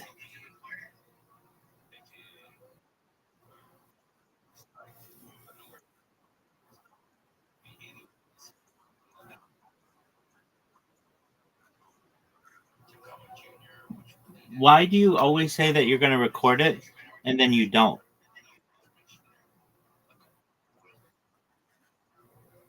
Okay, I understand. Are you ready to lose?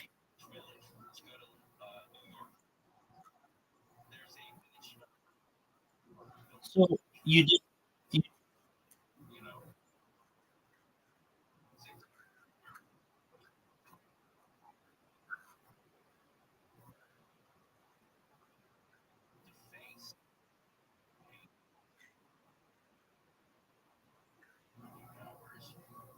and they thought that was funny? That's great, man.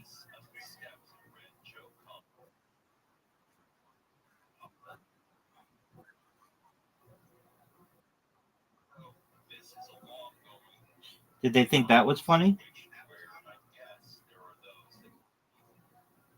Well, great.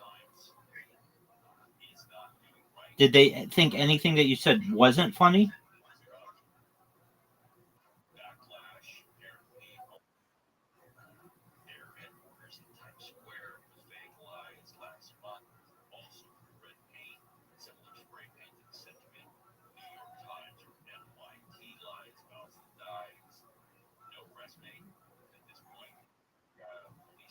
Okay, what did you say that they didn't think was funny?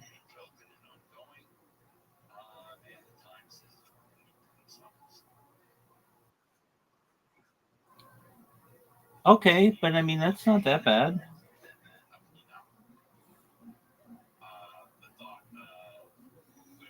Well, good job, man. I'm proud of you. Seriously, like, oh man, that was bad. Um, that's really great. I mean, you're getting the courage to do this and maybe make one of the most amazing shots I've ever seen in this game here. Oh, that would have been amazing.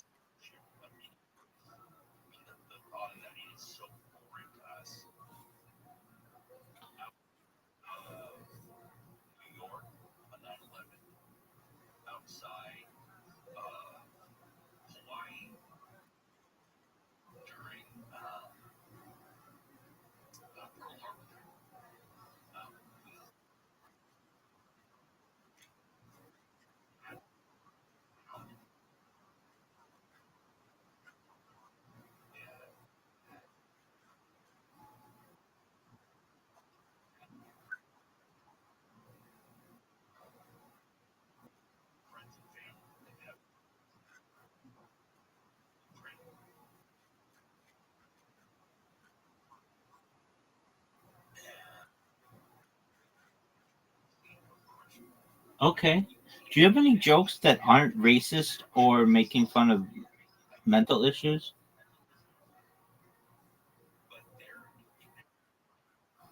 Okay, I'm just wondering. So those are the only two jokes that, only two topics you cover? That's fine. Everybody's got their thing.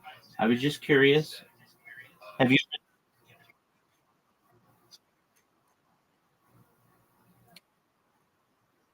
I mean, just do you have anything that's not on race or mental health? And you don't, and that's okay. I was just checking.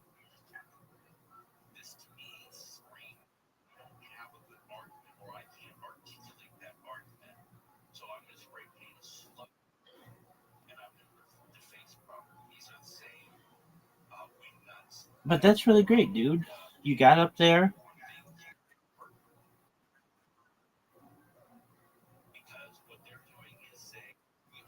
Somebody called you what, Zoo? What did they call you?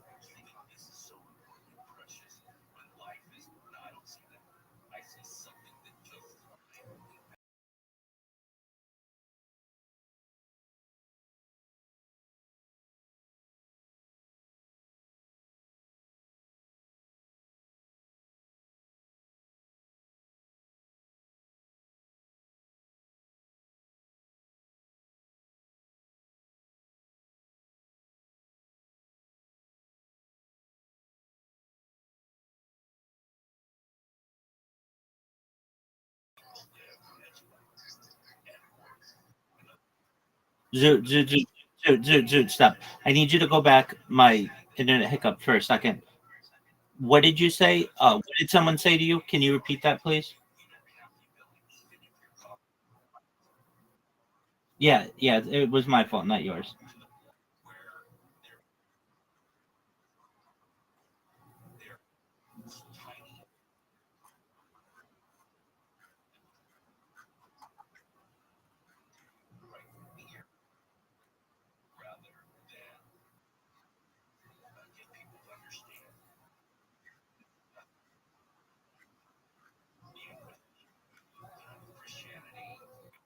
Yeah.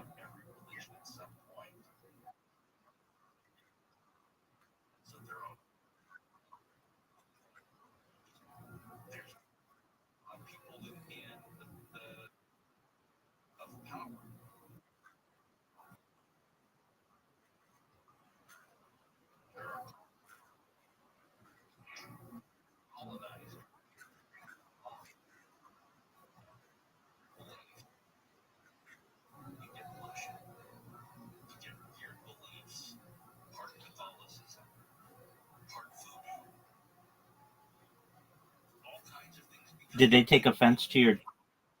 Did they take offense to your jokes? Did they take offense to your jokes?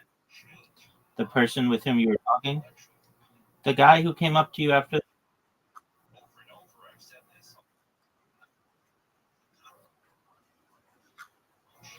Oh, okay. So it wasn't. Oh, what a shot, Zoo. So where did you meet this person?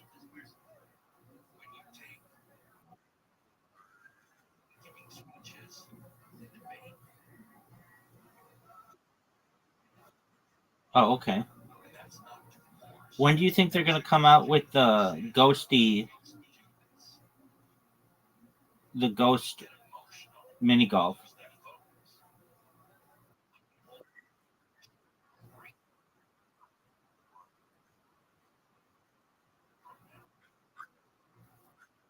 Okay, why that?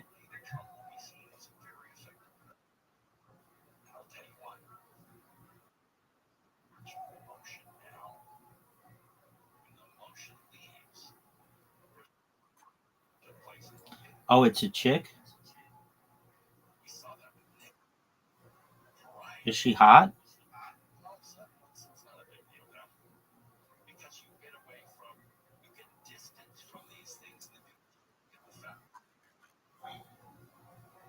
All right, but she's not hot.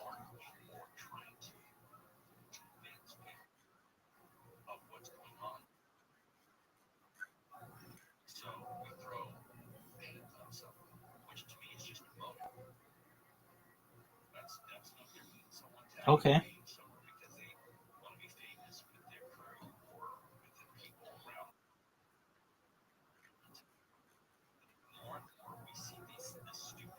So you were attracted to her, but she's not attracted to you.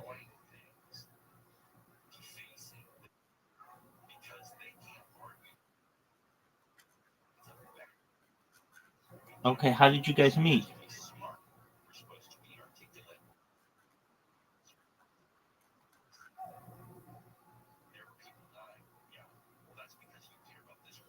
Okay.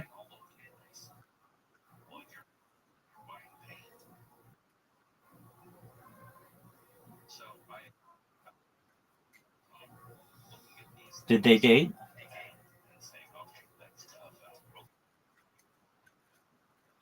Oh, that's past dating.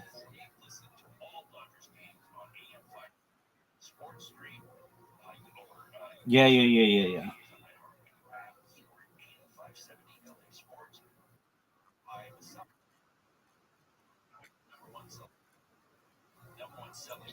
Are they fucking?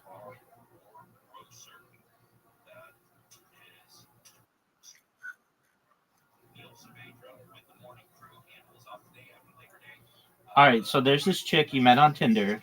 You met in real life. You're not really that attracted to each other. She's living with your best friend, and she has autism.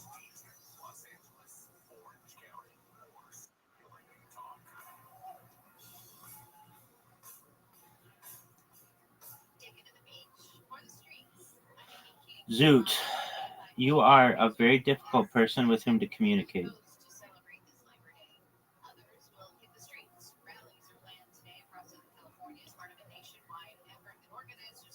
Did you know that, Zoot?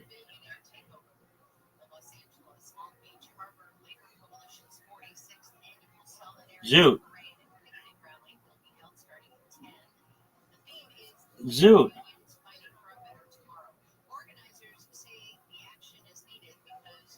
Zoot. That's what he always does.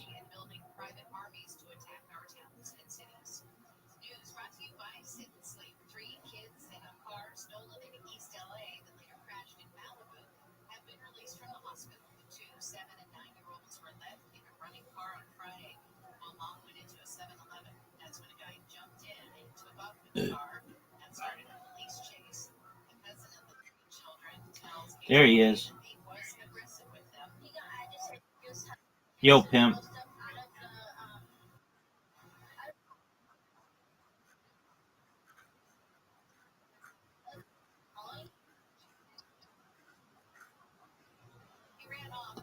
I agree. I think everyone you know, including you, have that.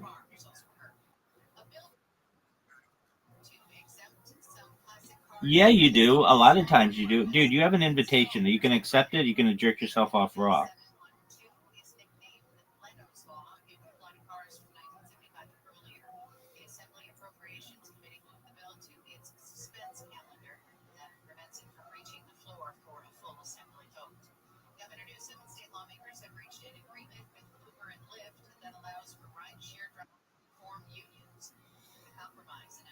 Do I have super?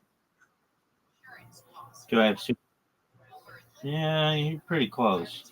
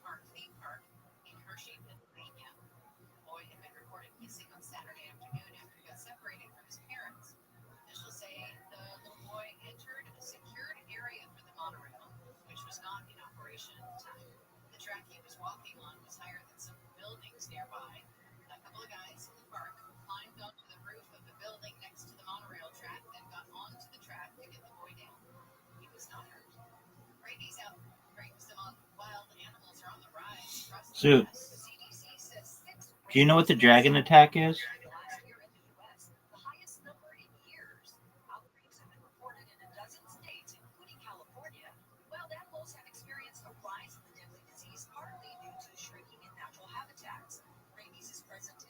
So, dude, are you going to do stand up in 2 weeks or in 1 week?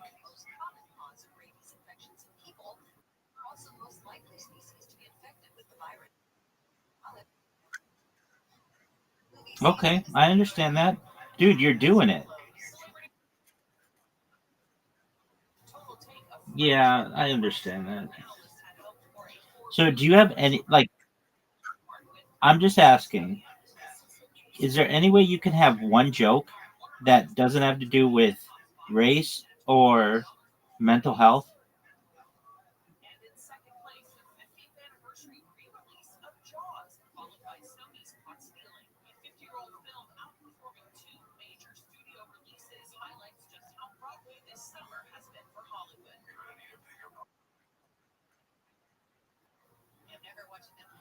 Wow, Zoot, that's quite the tick, man.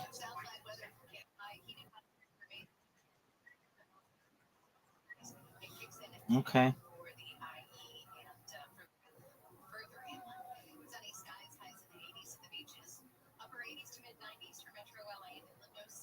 Dude, are you seeing this?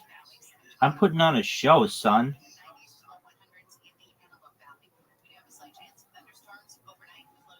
Dude, are you seeing? Oh, fuck. Dude, you have a chance to get two right away. Get those two. And don't fuck up. Get them. Dude, you fucked up.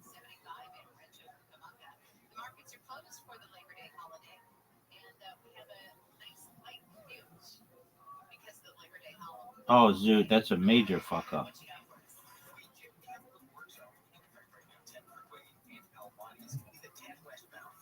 Look how good that was.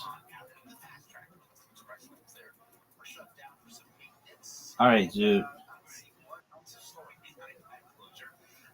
Oh no, I just knocked your balls in. Or your disc.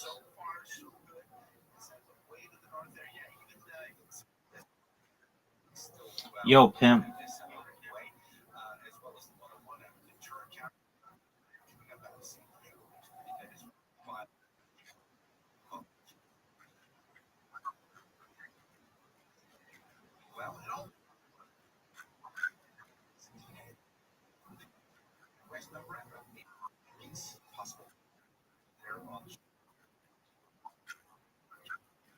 Right, that's classic super autism.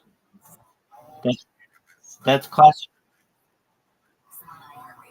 That's classic super autism. That's like the biggest thing about super autism, aside from having a huge dick. Super autism, and that's not even necessary, but it's believing everything that everybody tells you. I think it's really, isn't it called like Munchauer's disease or something? Munchauer's syndrome.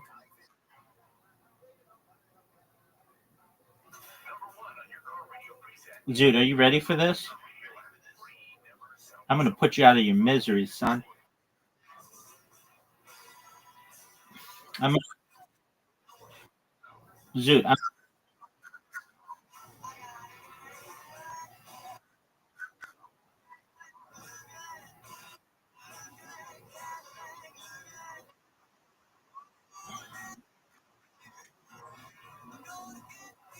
Oh no, it's not. It's not Munchauer's disease. Munchausen syndrome. Hold on. What is the disease where you think you have everything?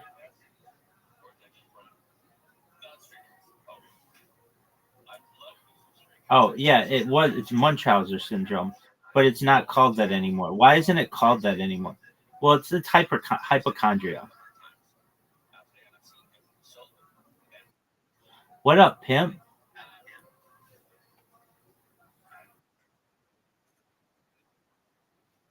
No, no. Somebody who's had a lobotomy.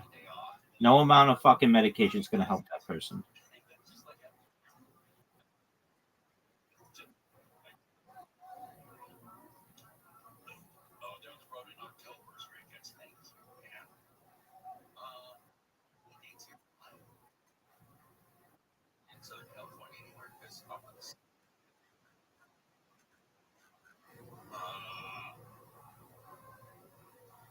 Um. Yeah, I mean they're super dangerous too, and they didn't really help anybody. They just destroyed a lot of people's lives, and they were legal in the United States up until the modern age. It's really sad. I think 1967 or something. Let me look it up.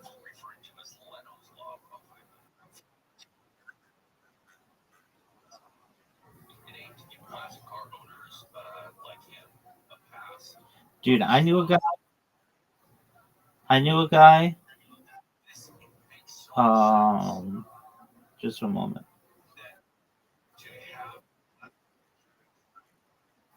Did my dad have a fuck no? I knew a guy. I knew a guy who he didn't have a lobotomy. He had this really interesting thing though.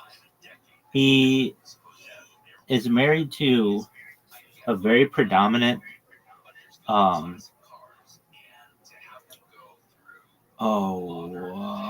just a moment. Let me find out when it was formally outlawed. Like one of the most famous linguists in the world. She's a professor at University of California, Irvine. And he had, this isn't a lobotomy, but it's as close to anyone that I've ever known to have one. So he had like a growth, I think, in his body, like in his brain cavity, and they stuck a needle between his eyes and either sucked something out or injected something, I'm not exactly sure what,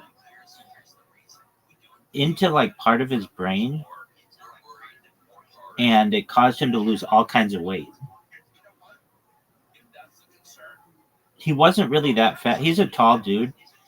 He wasn't all that fat, but it just caused him to lose like 80 pounds. Like he went from like, I don't know, maybe a little chubby to very, well, like pretty thin.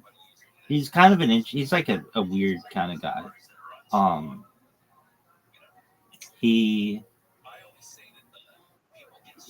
He's really into computer, like programming and stuff, and like virtual reality. He helped to like build like virtual reality systems in the like 20 years ago. Anyway, that's the closest I've ever known anybody to have a lobotomy, that's not what he had, but I've never known anybody to like stick anything in their brain. It seems like the Soviet Union became the first nation to ban it in 1950, and the USA. Why isn't it? It should just be like boom. During the 1970s. Okay, California was one of the first states to outlaw it in 1977. No, the last recorded case was 1967.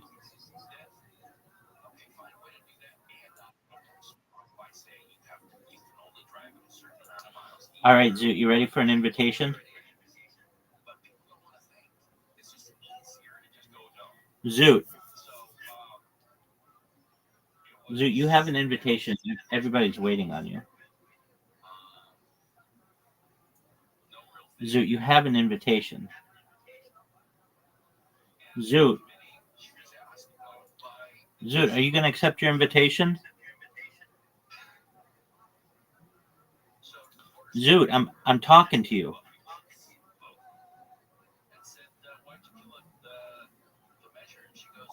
Zoot. There we go. Are you ready?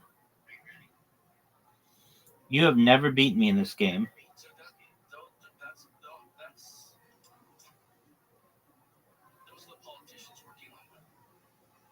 Though you came close once, at least to my knowledge. Zoot, are you even playing? Zoot, are you there? Zoot, you're not there. Oh, yeah, you are. You're going. Why can't I hear you?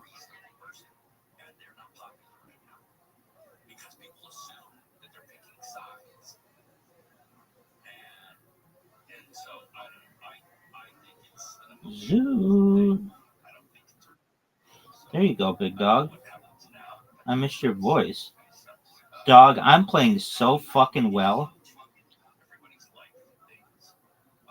I've like never, until this one stage, I've like never played this well.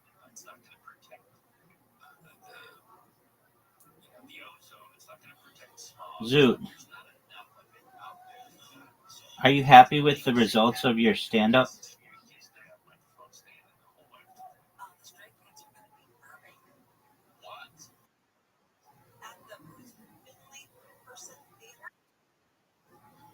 Okay. Are you going to record yourself?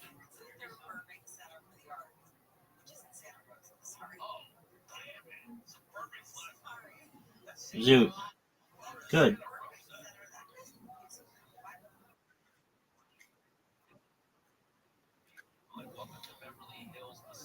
Well, usually you don't write it down when you perform.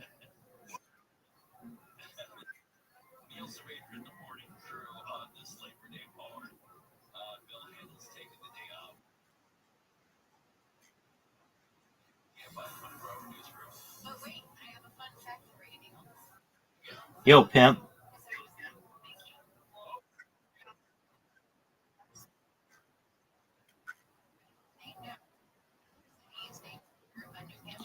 Okay. Are there any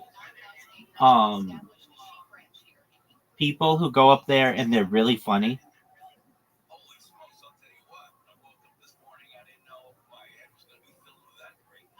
Or does everyone kind of suck?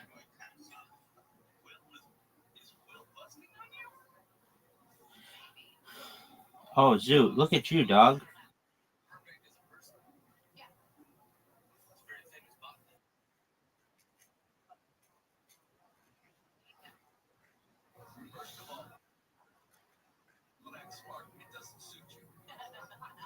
How many people performed? Good job, Zoot. Zoot, what the fuck are you talking about? I have bad hand-eye coordination, dog. You're fucking good at this game.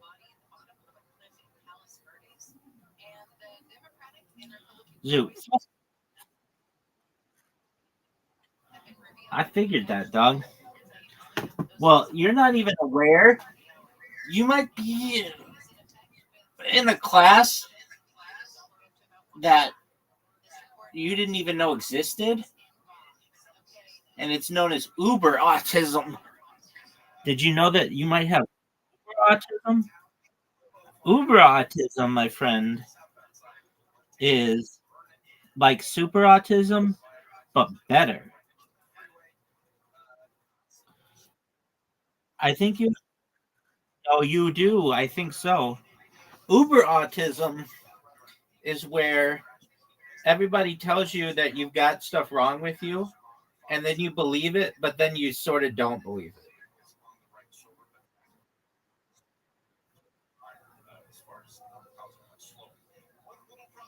Zoot had yet to make a shot. There he goes.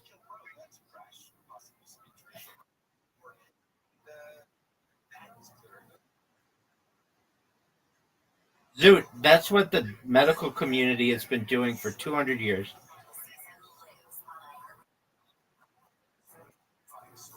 Word, dog. Look at these shots. I'm already tied with you.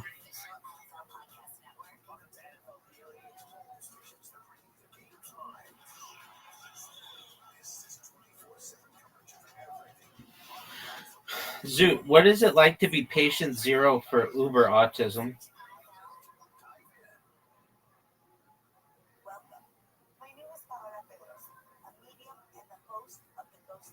Zoot, Zoot, do you think? What about him?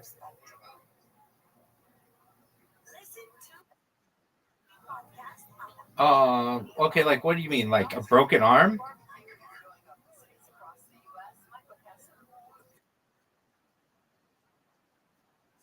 Oh, we all have cancer to some extent.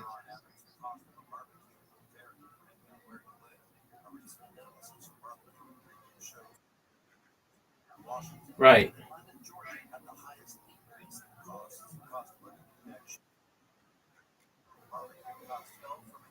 The mutated cells become large enough that they become like a tumor, and then it forces your body to fight it, and all of your energy that's used for fighting it begins to kill you, and then it can spread, and then basically all your body does is fight this like sack of tumors.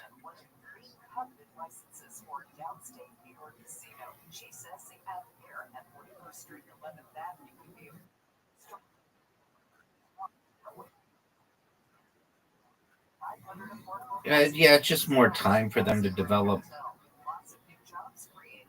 At a hearing on Wednesday, Silverstein is partnering with Restream Gaming and Greenwood Gaming and Entertainment says there'd be flying sidewalks, landscape plazas, a food court, and new restaurants. The next hearing is September 8th. I'm Sarah Lee Kessler. Protesters gathered outside the CDC headquarters last week amid a big shakeup.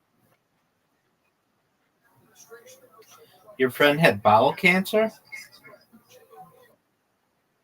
Wait, what did your friend have? What's bowel cancer? What? I don't give a shit how old they are. What did they have? Bowel cancer? What the fuck is that? Spell it.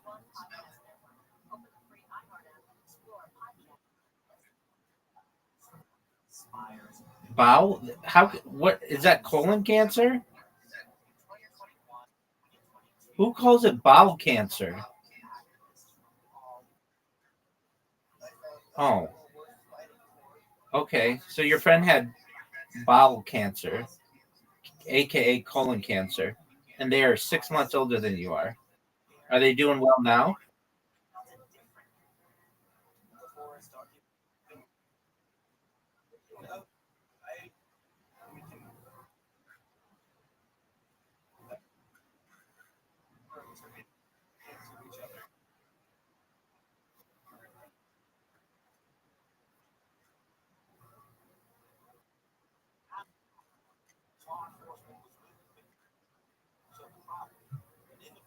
Okay, that sounds awful.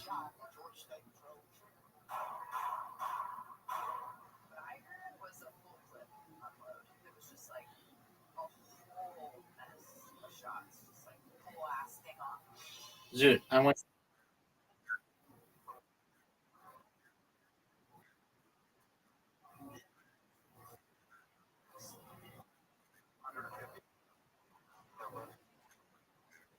Yeah, Doug. I know Electronics Boutique.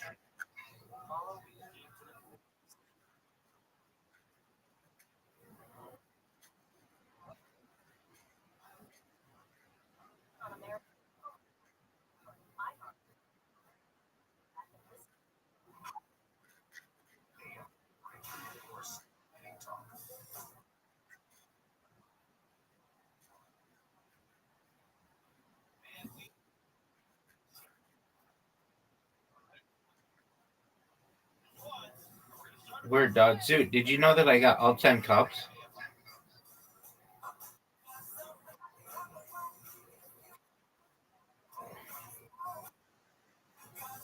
Okay, so he worked at Electronics Boutique and he almost died, and now he can't ejaculate. That's no fun, dog.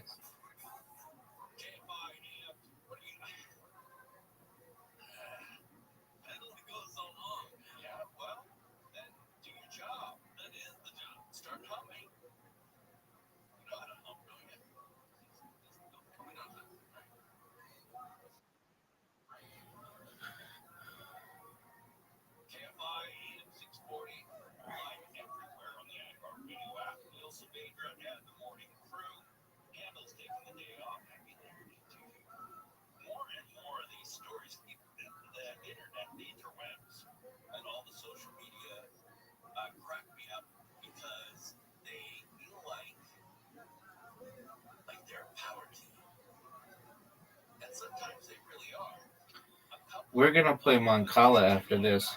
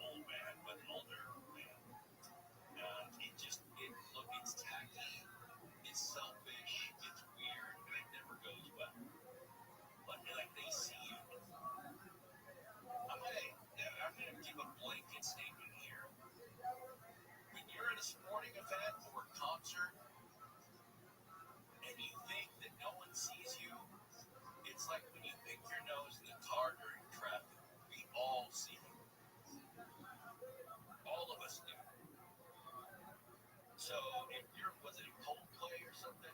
If you're at a concert with your mistress, allegedly, people are going to see you. If you steal a ball from a person, they're going to see you. Now you have the Polish tennis player. He met the young fan who was, and I've seen this a bazillion times, the kid's standing right there, and he signs a hat, he goes to give it to him, and some guy grabs it from him. And it's a D move. Absolutely. And so when it goes viral, because he's moving down the line, signing things. How do I can't go. So the boy there in the crowd at the US Open, it goes viral. I can't go. How do you pronounce this guy's name, by the way? Tennis names are impossible. Okay. Polish tennis player, that's what we're going to call him. He shared two Instagram account. What was that, big dog?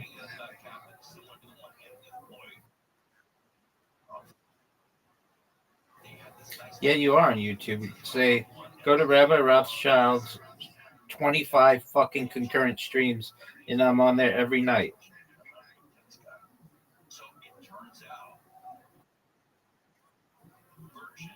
You're already on YouTube, dog. I've made you into a superstar.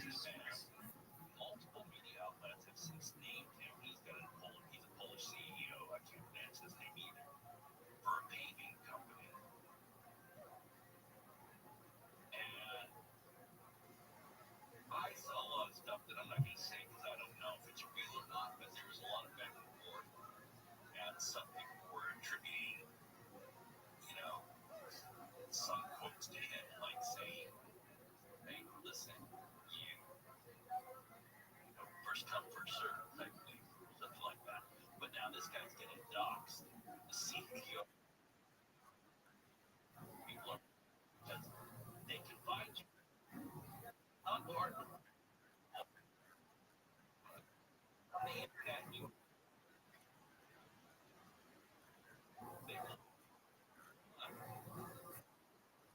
No, I know I'm good. I've already seen mental health professionals, psychologists, psychiatrists, and they say that I'm perfectly normal.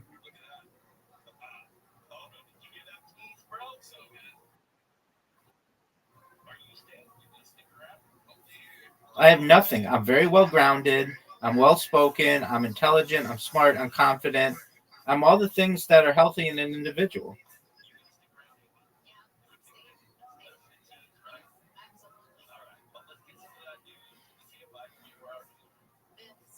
If anything, they may say that I'm overconfident, but everybody is. But that's a good thing about people who do what I do. You have to have some amount of confidence to be able to do what I do, which is literally live stream your life. If you don't, you wouldn't do it. You would, like, the first time I got somebody who came in and called me Jew or kike or any of the other bullshit that they call me, I would just stop. I don't let that get to me. Oh, but I fucked up, Zoot. I fucked up. Zoot, you just won. Oh, no, for sure. It's over. You won. You got 25.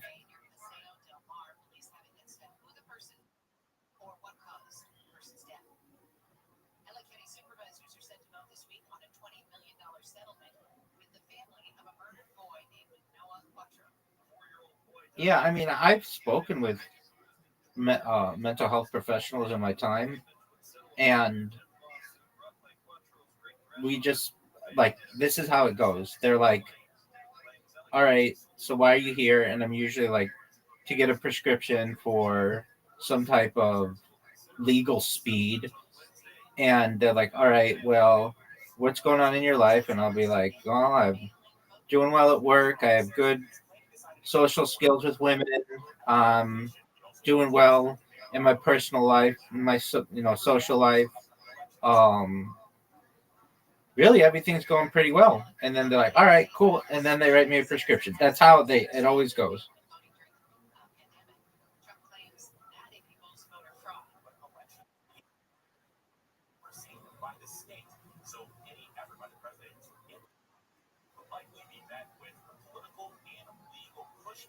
Some Democrats say President Trump wants to suppress the vote in reliably blue states.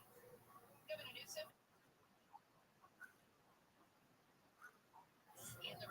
Perhaps I might have Mega, which is where you are so normal that it just leaves people in absolute shock.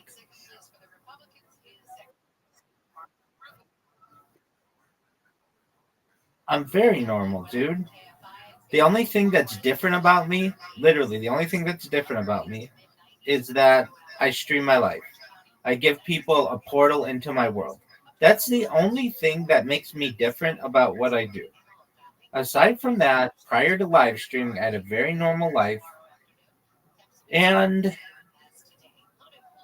if I wanted to, I could just shut off all the live streams and have a very normal life again. And it would just be this like time capsule of society. But I choose to just live stream my life. Literally, it's like if someone in the past wanted to just sit out on their porch and talk to the neighbors. That's what I do. And everybody'd be like, well, he's always on his porch. But people would be like, yeah, but you can talk to him whenever you want. And he talks about normal things or really fascinating things. That's essentially what I am. I'm just like on a porch. Meaning I'm available to you. You don't have to go and knock on my door to find out about me. You can literally observe everything that you want about me. Of anything, I think people in the future will say like that. I don't know what it is. Okay, so whatever the opposite of a voyeur is, someone who like likes to watch other people, I'm the opposite of that. I guess they'd say like I like to be watched, but I don't really care about being watched. If I cared about being watched, I would like do everything I can to get viewers. I don't really care about that. I honestly am fascinated by the fact that I can record my life and watch it in the future, and other people can do that too. That's super real. That's super cool to me. That's frankly why I do what I do. Wow, dude, you're doing really well. I want people to be able to watch in the future. I like to sometimes go back to my old videos from like now almost 4 years ago and watch what I do. It's really funny to me. I really kind of love it. The longer I get away from having made a video, the more I love it. Meaning the older videos that I have are some of my favorites. I have where I sing, where I dance, where I play golf, where I drive, where when I eat, like all the stuff that I do is just like I just think to myself, wow, I'm watching this now like 4 years later. I wonder what it's going to be like when people watch it 40 years later. Zoot, are you going to go or are you just going to jerk yourself off raw?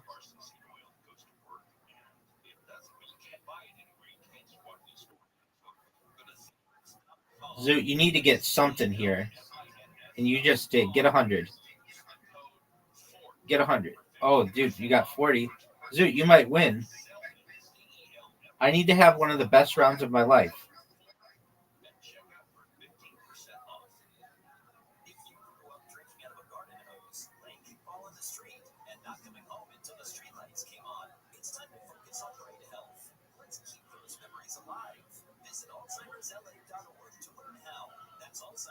Oh, Zoot. All right, you need 210 points. Are you going to be able to get it, Zoot? Just need 210 points. Zoot.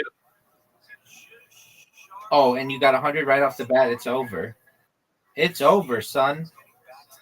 Get another one. Get it. Oh, it's over. You won. Dude, you just destroyed me. Get another 100. Get another 100. Get another 100. Oh, dude, that was really good. Excellent work, my friend. That was your first win. That was phenomenal.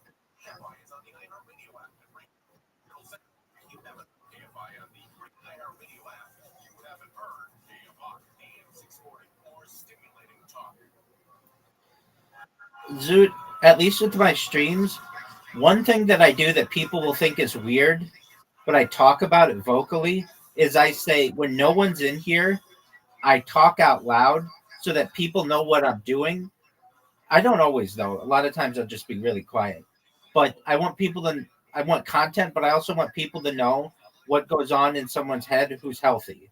So I'll be like, why isn't this working? Or this is what I have to do next. I like narrate my life, but I say vocally, I I know that I'm doing this. It's not like I'm talking to myself because I don't know I'm doing it. I say I'm doing it for the benefit of the viewer so that I have content so they know what I'm like, why I'm doing what I'm doing.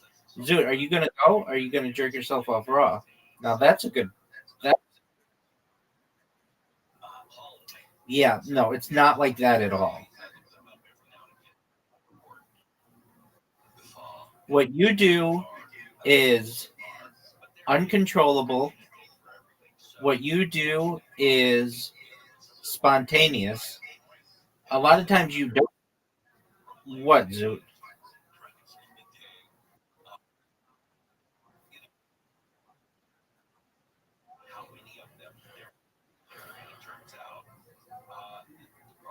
Most vocal? You mean most? What do you mean?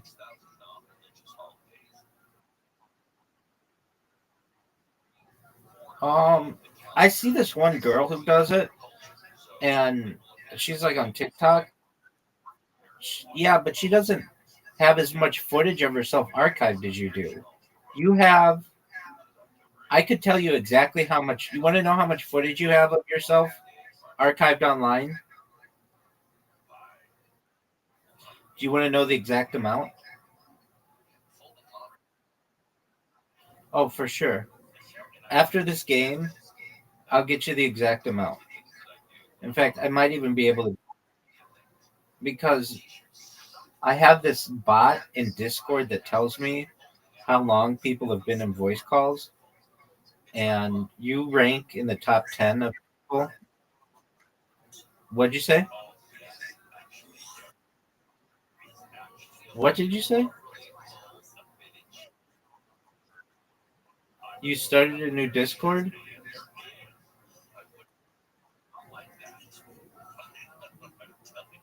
Okay.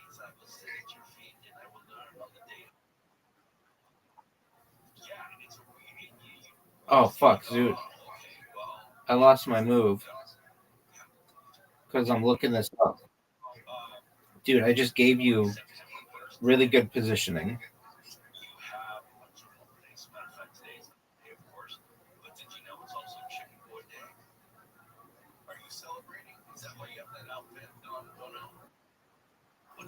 What do you want to tell me, Zoot?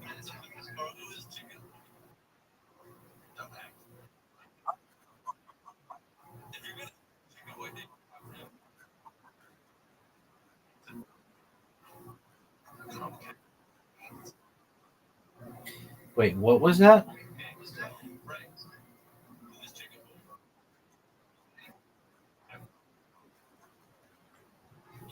55%, 18 to 30 have never had sex? Is that in the United States or in globally? Um, yeah, maybe just because. Okay, Zoot, you've spent. Uh, let's see here. I don't even know. I'll have to figure it out.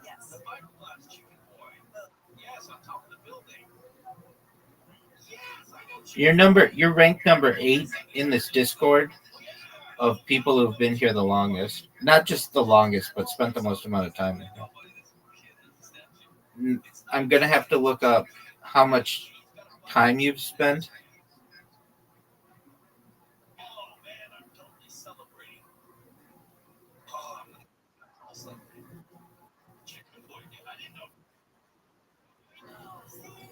Yeah, in a lot of ways you are. Okay, you've spent.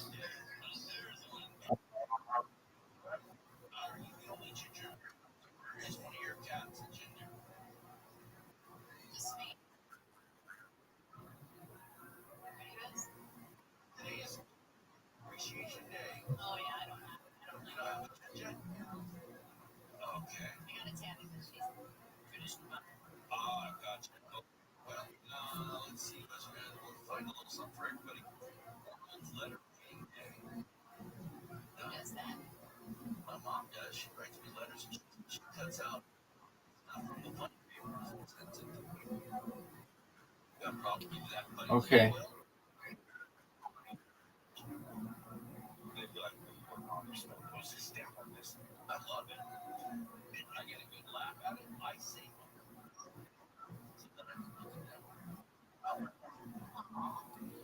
Zoot, you're beating me.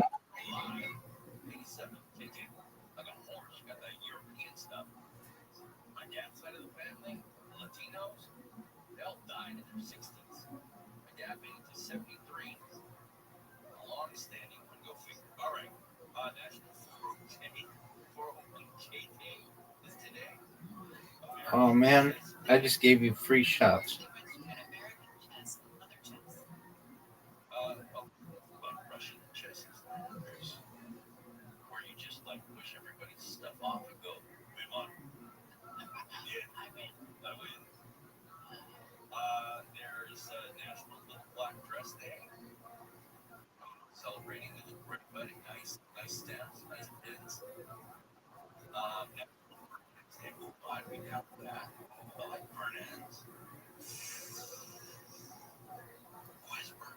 Oh, Zoot, you have multiple accounts though. Oh, so you've spent a lot more time in here than I thought.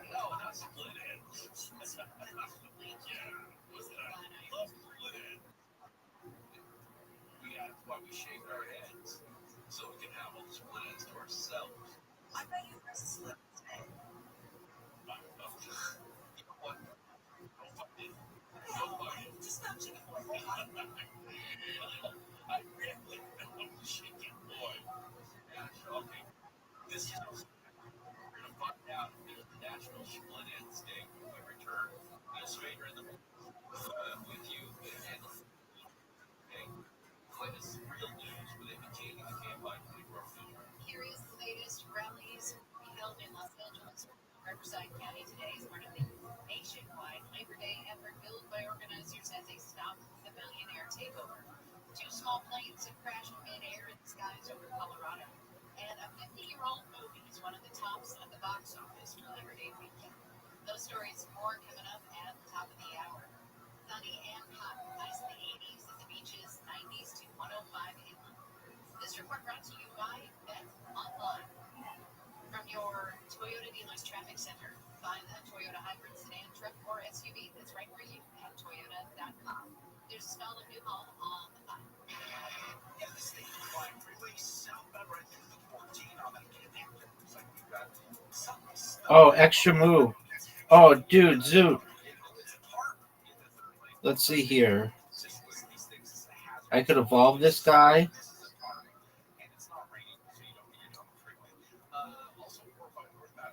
That would be, or I could boost myself. This is a risky move, but it might pay off. It's a really risky move. Incredibly risky. Maybe one of the riskiest moves in the history of this game. Zoot, what are you going to do, son? I am 1 point away from losing to you. Oh, but Zoot, look at this move. Zoot, you ready for this, son? I'm making a comeback on you.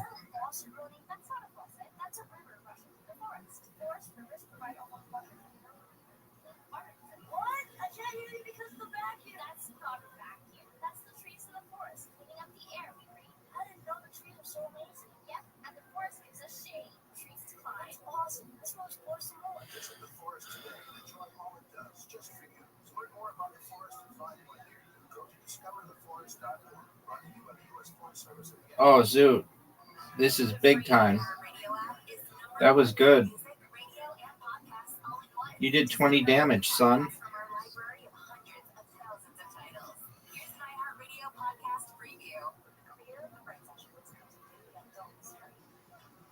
Now, Maxine, I know you like to do your own home mystery solving, but this is a serious investigation. I need to figure this out. Sorry, kiddo, you lost your curiosity privilege. Lie to me. You went running headfirst into danger. Join Maxine Miles as she tries to solve a big case in her small town. About an hour ago. Zoot, what are you going to do, son? Oh, you beat me. What a smart move. Zoot, are you proud of the way that you just played?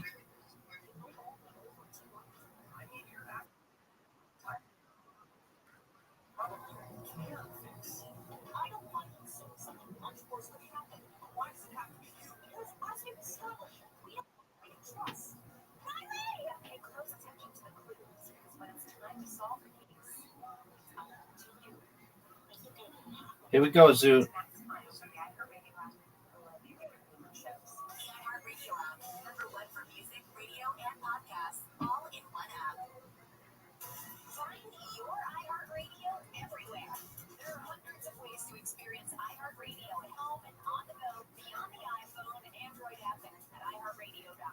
Here's another way to connect to iHeartRadio. Android Auto. Our Android app comes alive in your car's dashboard with a seamless way to play your favorite music, radio stations, and podcasts. Developed with driver safety in mind, the Android Auto app interface was built for simple navigation and to limit driver distraction, while making sure that you can still access all your favorite content from iHeartRadio. No need to download another app. Just plug or pair your Android phone with your dash, and if Android Auto is available in your vehicle, iHeartRadio will sync automatically. iHeartRadio, everywhere you want to listen, including in your car through Android Automotive. Check it out for free now.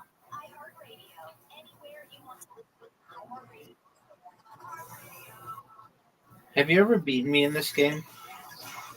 Records, milestones, first, last, and everything in between. What happened today in sports history on iHeartRadio? How's it going, fellow sports fans? Danny West. Let's look back on this day in sports history, September 1st. We'll start off today in 1996, where Vinny Testaverde completes 250.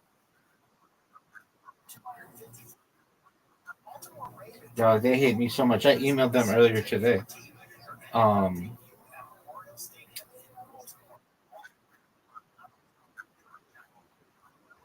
Well, I get to the point where they start to like me. It's known as mere exposure effect. Basically, if you're exposed to someone enough, you'll eventually start to like them. Like, even if you hate them so much that you like them. It's like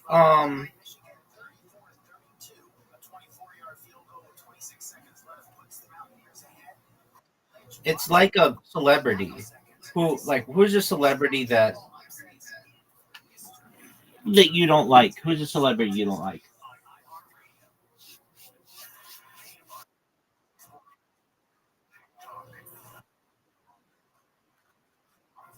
Perfect example. Although I don't really know who that is. I mean, I do. He's that bald guy who just like took advantage of women. I don't know. I gotta go to the bathroom. I'll be right back.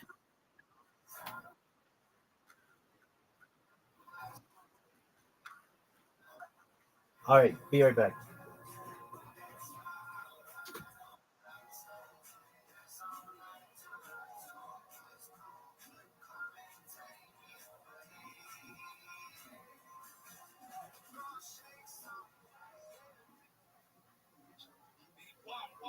Why? I feel like I don't have a partner in you.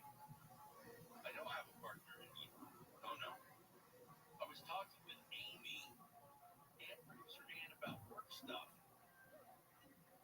Well, you're in there buying NFTs and looking at your cyber coins or your big data and your Tesla. Shut it. Oh no. It's just sick of you. I wouldn't take that from somebody who was important.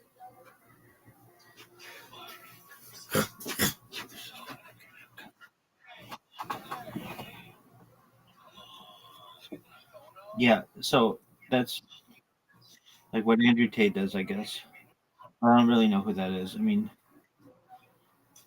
I don't know anything that he's ever done. Like,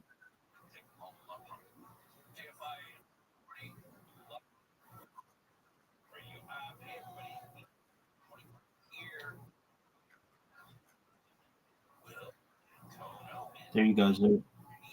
Zoot, are you ready for an invitation? You have an invitation and you can accept it. Do you see the background on this? It's like vaporwave. I fucking love vaporwave.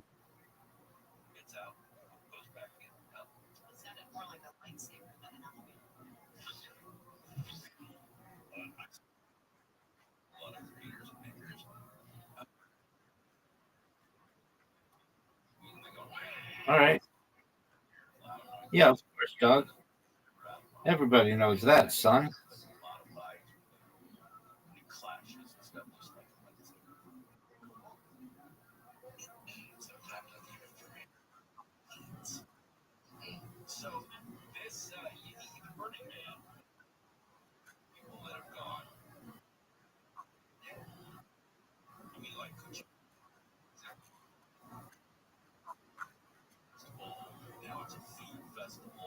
All right, well, that's sad.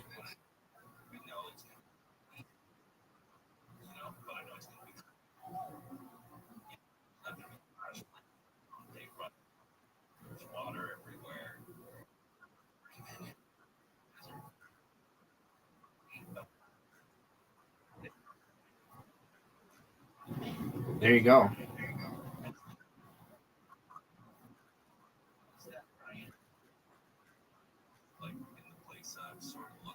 Right.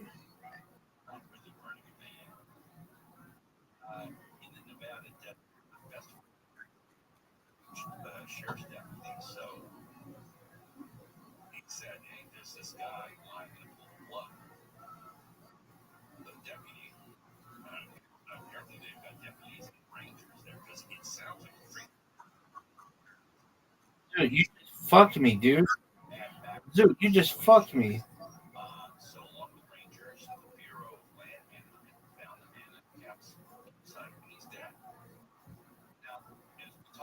Dude, you're gonna win. Are you proud you're gonna win?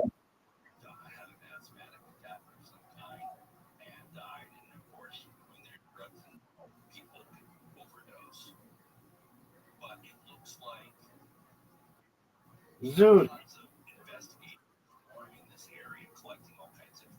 dude, you won.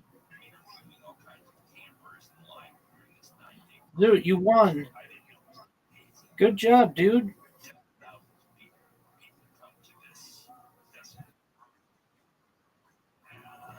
You what?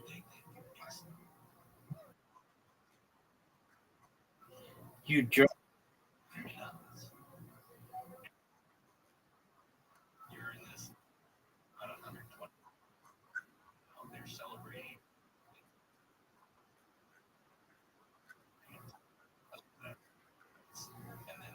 There you go, big.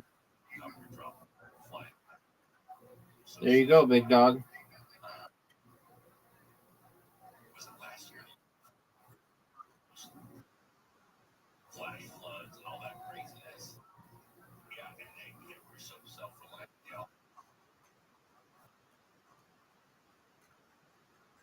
Word, dog. It's big business, son. It's big business, son.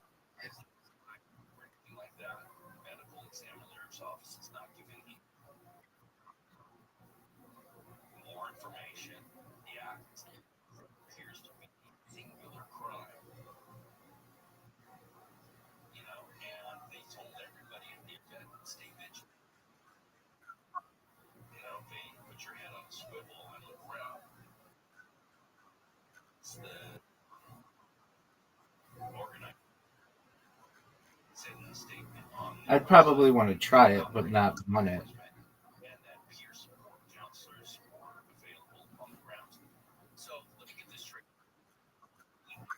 Yeah, I mean, I like to try everything just to have the experience.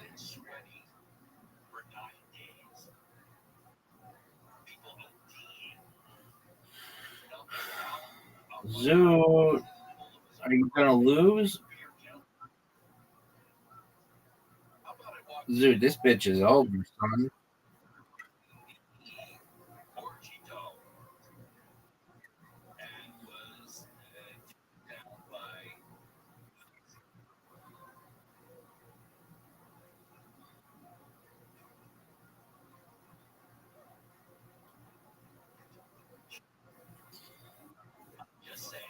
Zoo, you're up. All right. Well, this is the last game then. You're up. Zoo, you're up, man.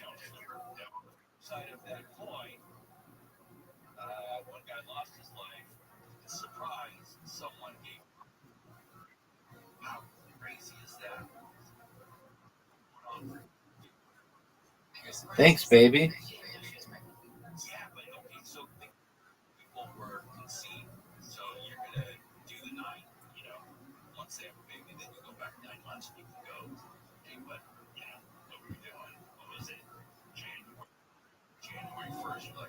Not necessarily.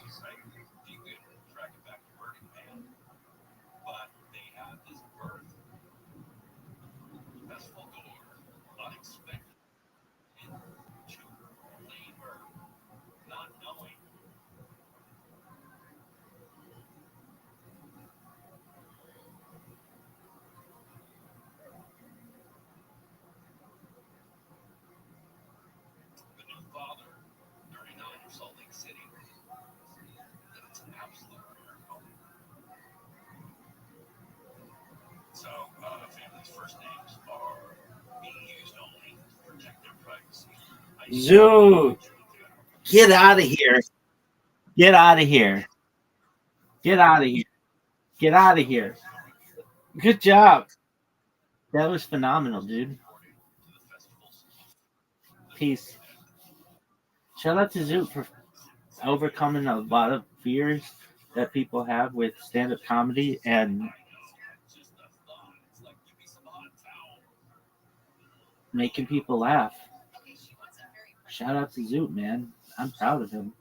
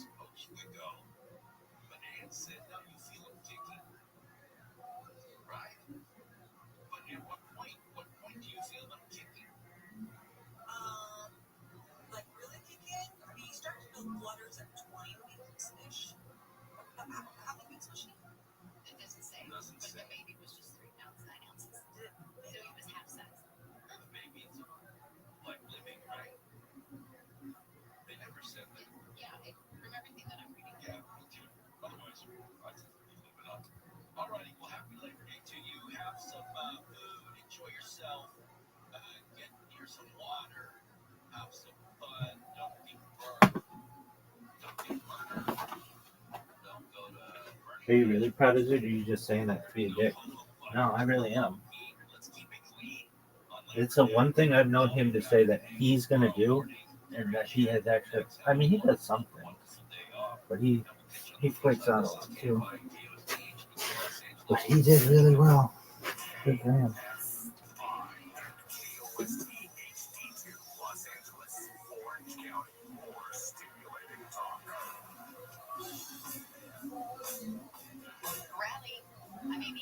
Live from the KFI 24-hour newsroom on this Labor Day, which is meant to celebrate American workers.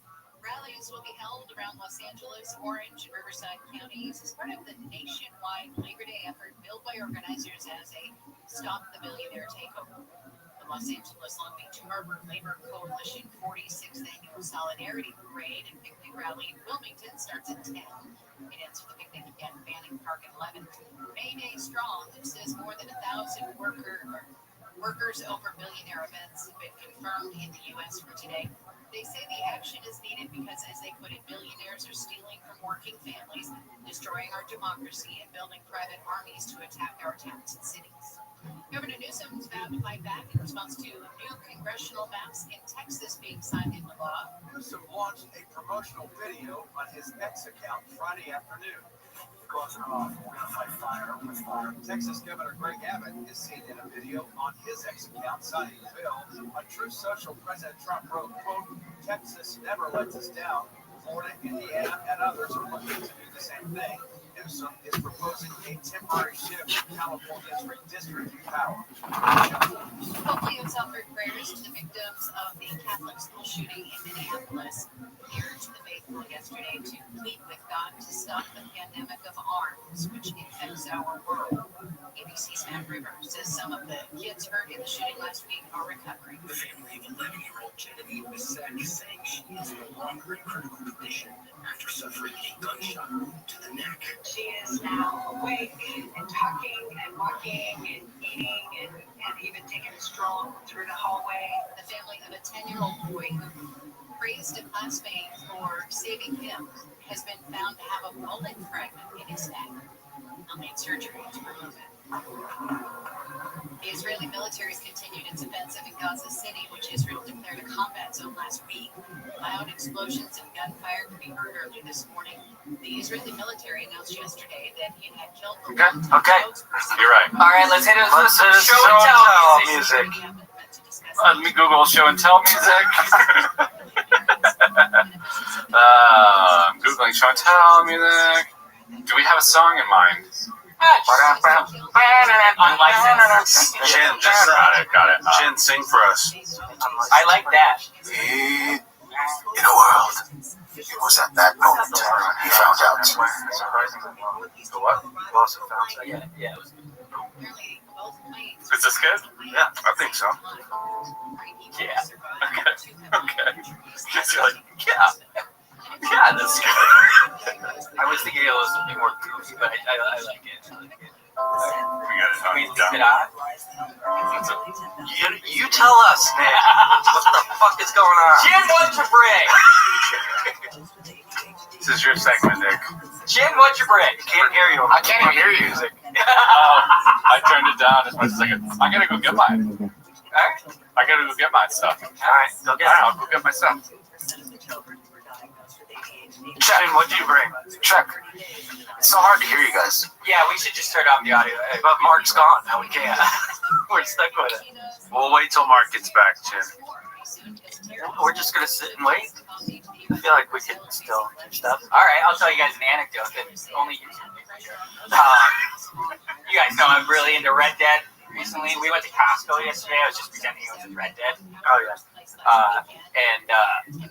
What was the other thing? Jesus. No, there's more. Oh, so I wanted to watch Westerns. And I remembered two Westerns, but I was getting them mixed up. Have you ever watched The Assassination of Jesse James by the coward Robert Ford? Absolutely.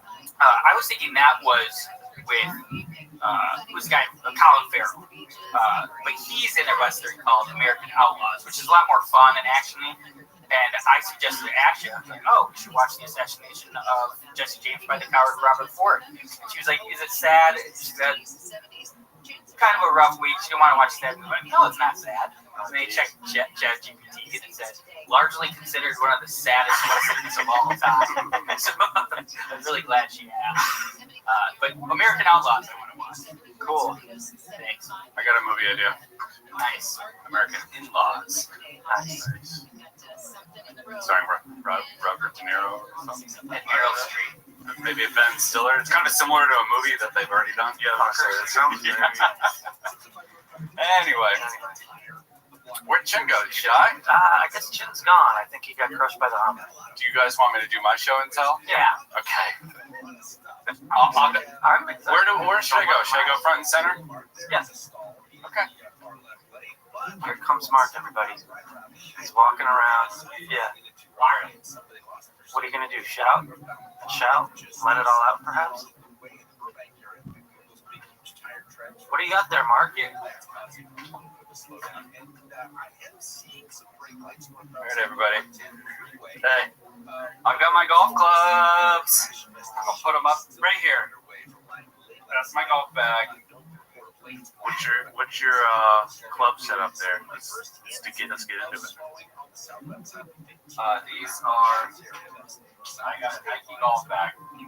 Nike golf bag. I've got a TaylorMade QI10 driver, and it's a designer series. It's a red one. You can see that. You can see the red top. It's like a red carbon fiber. That's fun. Carbon fiber. That's fun. Watch your heads. Yeah. I've got my 3 hybrid. Ping. The only Ping club. Why can I only have one ping club and it's the same 3 hybrid? It just works. That's like the trusty favorite club. And then all the irons are TaylorMade because me and Case are TaylorMade guys. And then I've got my wedges are Callaway. Jaws Raw. See? Raw. One time Mark had gotten a new wedge and he hit a shot with it and it kind of spun funny in the air and he was like, what the hell? And he still has the plastic on it. Yeah, it was right after I bought this one actually. It had the plastic on it, and I hit it and it was all slippery. What an idiot. Look, you don't expect there's gonna be like some adhesive on the stuff, but there is. And this is my putter. I need new grip, clearly. It's all fucked up. But why do they need the things? The covers. Why is that? Because you want to protect it. You don't want to protect it. Oh, you want to protect your investment. Good share. That's like saying like why do you wrap your car up in? Which no one makes sense. Totally get it now. Who wraps their car up? I put a sleeping bag over my car.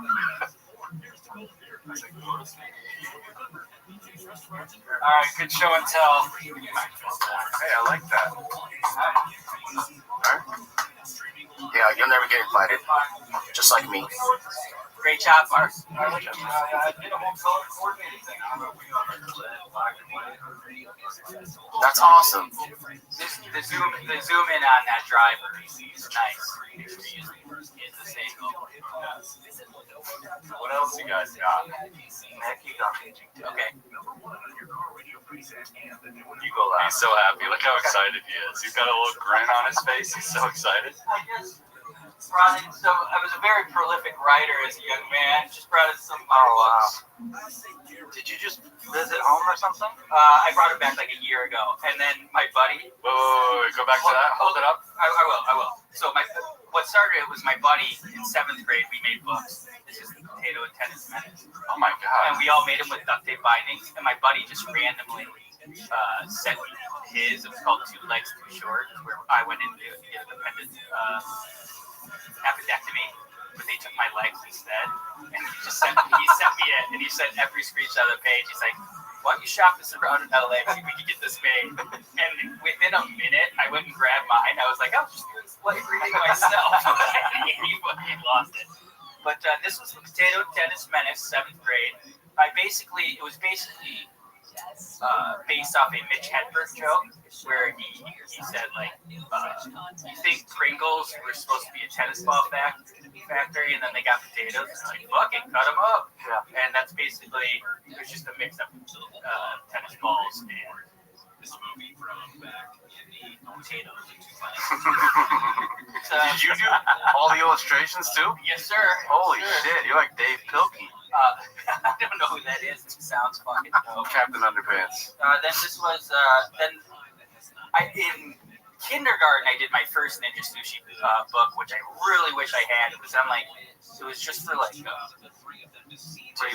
handwriting, and it was in all construction paper, and I can't remember what that was called. This was the sequel, Ninja Sushi and the Sacred Cheese. I'd actually like to do a live reading on the paper. Oh, I'd love that. Okay, and then the sequel, Ninja Sushi and the Attack of the Evil Elves. Dude, this is Hollywood is begging for this. Are you serious? And then why don't you read us one quick excerpt from Ninja Sushi and the Sacred Cheese? Okay, well, the Haunted School This one is a complete ripoff of Space Jam, including exact ripoff sections of dialogue. I didn't really know about plagiarism back in the day, evidently. Oh my not my God, proudest. Not my proudest. That looks pretty old. Like I got caught plagiarizing. Really? Yeah. What story? The Jerry Seinfeld. I guess it's happened multiple times. In 7th grade, I got caught, and they had a talking with me, and I cried. Carry on. This is kind of like your MO for this podcast, like when you tease stuff. This is just on the back of the book. It says, when a few kids sneak out on Halloween, they found out that their school is more than just an ordinary school. So read and find out more. So read and find out more. And then this was just my become a killer or an offender, or they can oh wait, no, the Friend Squad. This is the one that does the rip-off. That makes I was going to say, I don't get it. Haunted school. Yeah. No, this is its own thing. This is this one really ripped off. This is gonna be The Friend Squad. Dude, that's a lot. I got to give you credit. The titles on these are good. Yeah. I don't know what the contents on the inside are like, but the titles are good. Dedicated to my family because I love them. Aww. So just one example. Yeah, maybe one little standout kind of part. Imagine Nick at Barnes & Noble right now, in a Barnes & Noble reading to a group of people. Like a book release party. Yeah, I could totally imagine that. Yeah. He's wearing a vest. When he went to Master Walla's mouse pad, I thought you were going to say masturbate. That's what he calls his house. When he went to Master Walla's mouse pad, he was playing the computer game Pac-Man. Master was great at video games. Master, you want to talk to me? Said Sushi as he bowed. Yes, that is right, he said in a stern voice. I'm afraid there is some trouble. Trouble? Said Sushi. Yes, trouble. It has to do with Kojo. He is coming back, but not to make up with you. He is making plans to take over Snellwood. Ninja was dumbfounded. He was in disbelief. He would never... ... Ninja started before Master interrupted. He has, said Master, almost as if he knew what Ninja was going to say. Ninja didn't know how Kojo could turn on him after all these years. Nice. I'm intrigued. The logline. Ninja Sushi and Samurai Kojo are best friends who are trained in martial arts. One day they get in a fight. Samurai Kojo leaves, but comes back to try to take over Snellwood. Can Sushi save Snellwood without hurting his friend? Find out. Nick, how long read and find out more? Read and find out more. How long have you been redacted? I get these published right fucking now. I still remember the story that first Ninja Sushi book happened. The hero had to solve a problem without using violence, and he got trapped by a vulture in the caboose nest. But he realized he could tie the twigs together. Treasure as a historical source, but a very difficult treasure to work with because it's hard sometimes to parse Look at that. what actually happened.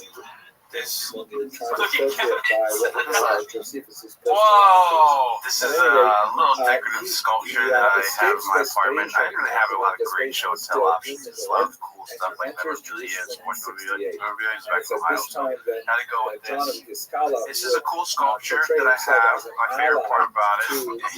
This is a cool sculpture that I have. Rothschild.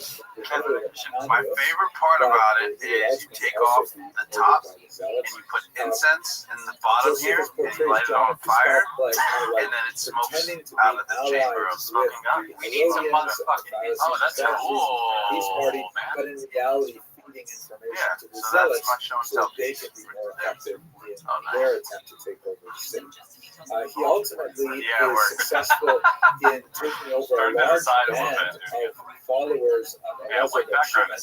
So his forces there we go. Very large. That's sick. And also, we should remember at this time that there's different populations entering Jerusalem. Not only I love that, and I said before the show, large numbers for the holiday Pesach, for example, and the holiday of Sukkot. Josephus describes this in some detail, but also there are war refugees because there's I got this from Roman incursion to the north and chaos going on there, and in the south you have these zealots wandering around, and people are fleeing their homes looking to the big cities, looking to the mountains. that But statue John is and very, Scala very ultimately will execute his erstwhile allies, Maybe it's been ready to shoot, but who knows? and We will don't know. ultimately be in charge of the temple courtyard, and he will Also invite next, Yochanan I brought Ben the who's just scenes another from one the of official these Sunday bandit brunch. leaders who takes pride in So we made this. Mike McMullen made this. It's got pictures of all the gang. There's me.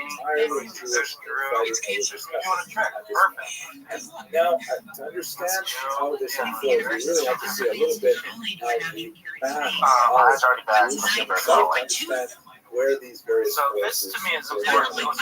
So here's an aerial view of the city of Jerusalem McMullen here and in Jeff the first century. sitting there, And and our you can dogs, see the kind of Henry wavy, Jr. squiggly They're lines sitting are like topographic in nature.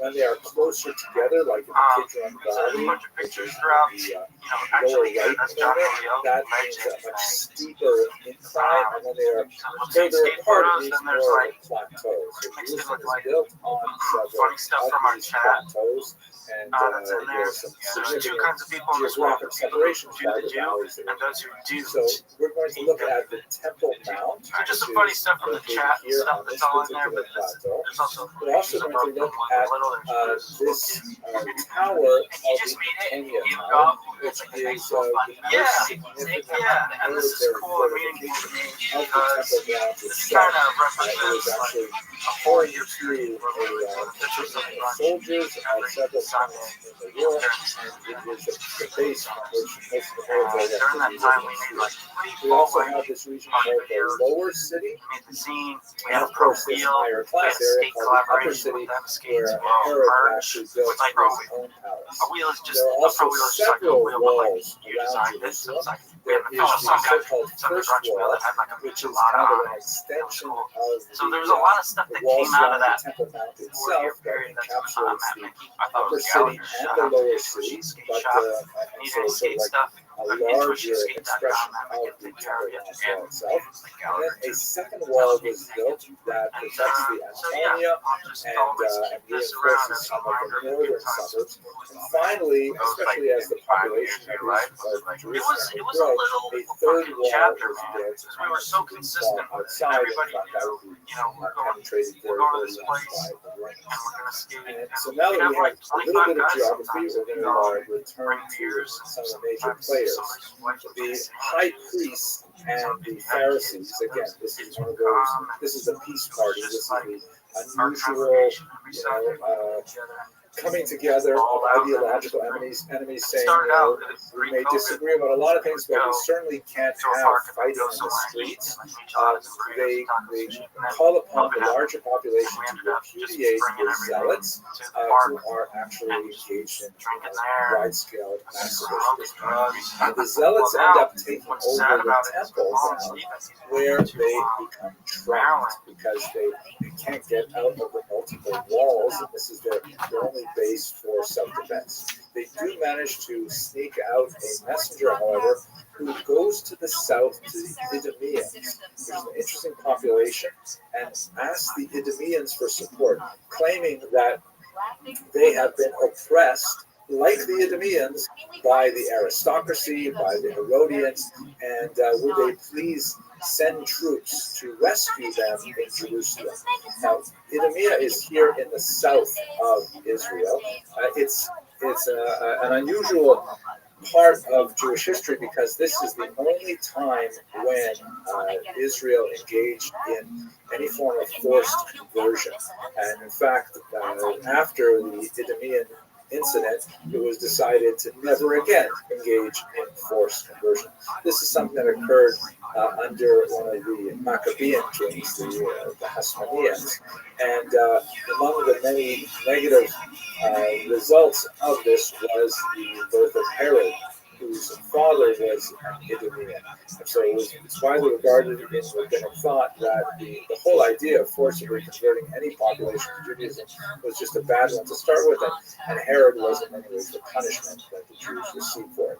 At any rate, you have this population in the south that identifies as Jewish, but recognizes their distinctiveness from the Judeans per se. There lots of interesting discussions about patrilineal descent and matrilineal descent in this context, but again, not for this short presentation. And the Idumeans find themselves taken in by the argument that the Zealots offer that they're being persecuted by the aristocracy. The Idumeans also have a kind of a feeling that they're often looked down upon and are persecuted, so they send 20,000 soldiers to rescue the Zealots in Jerusalem. Great segment. These numbers that Josephus offers have often been challenged. Take them with a grain of salt. But even if it's a significant fraction of 20,000, it's still going to be a lot of people.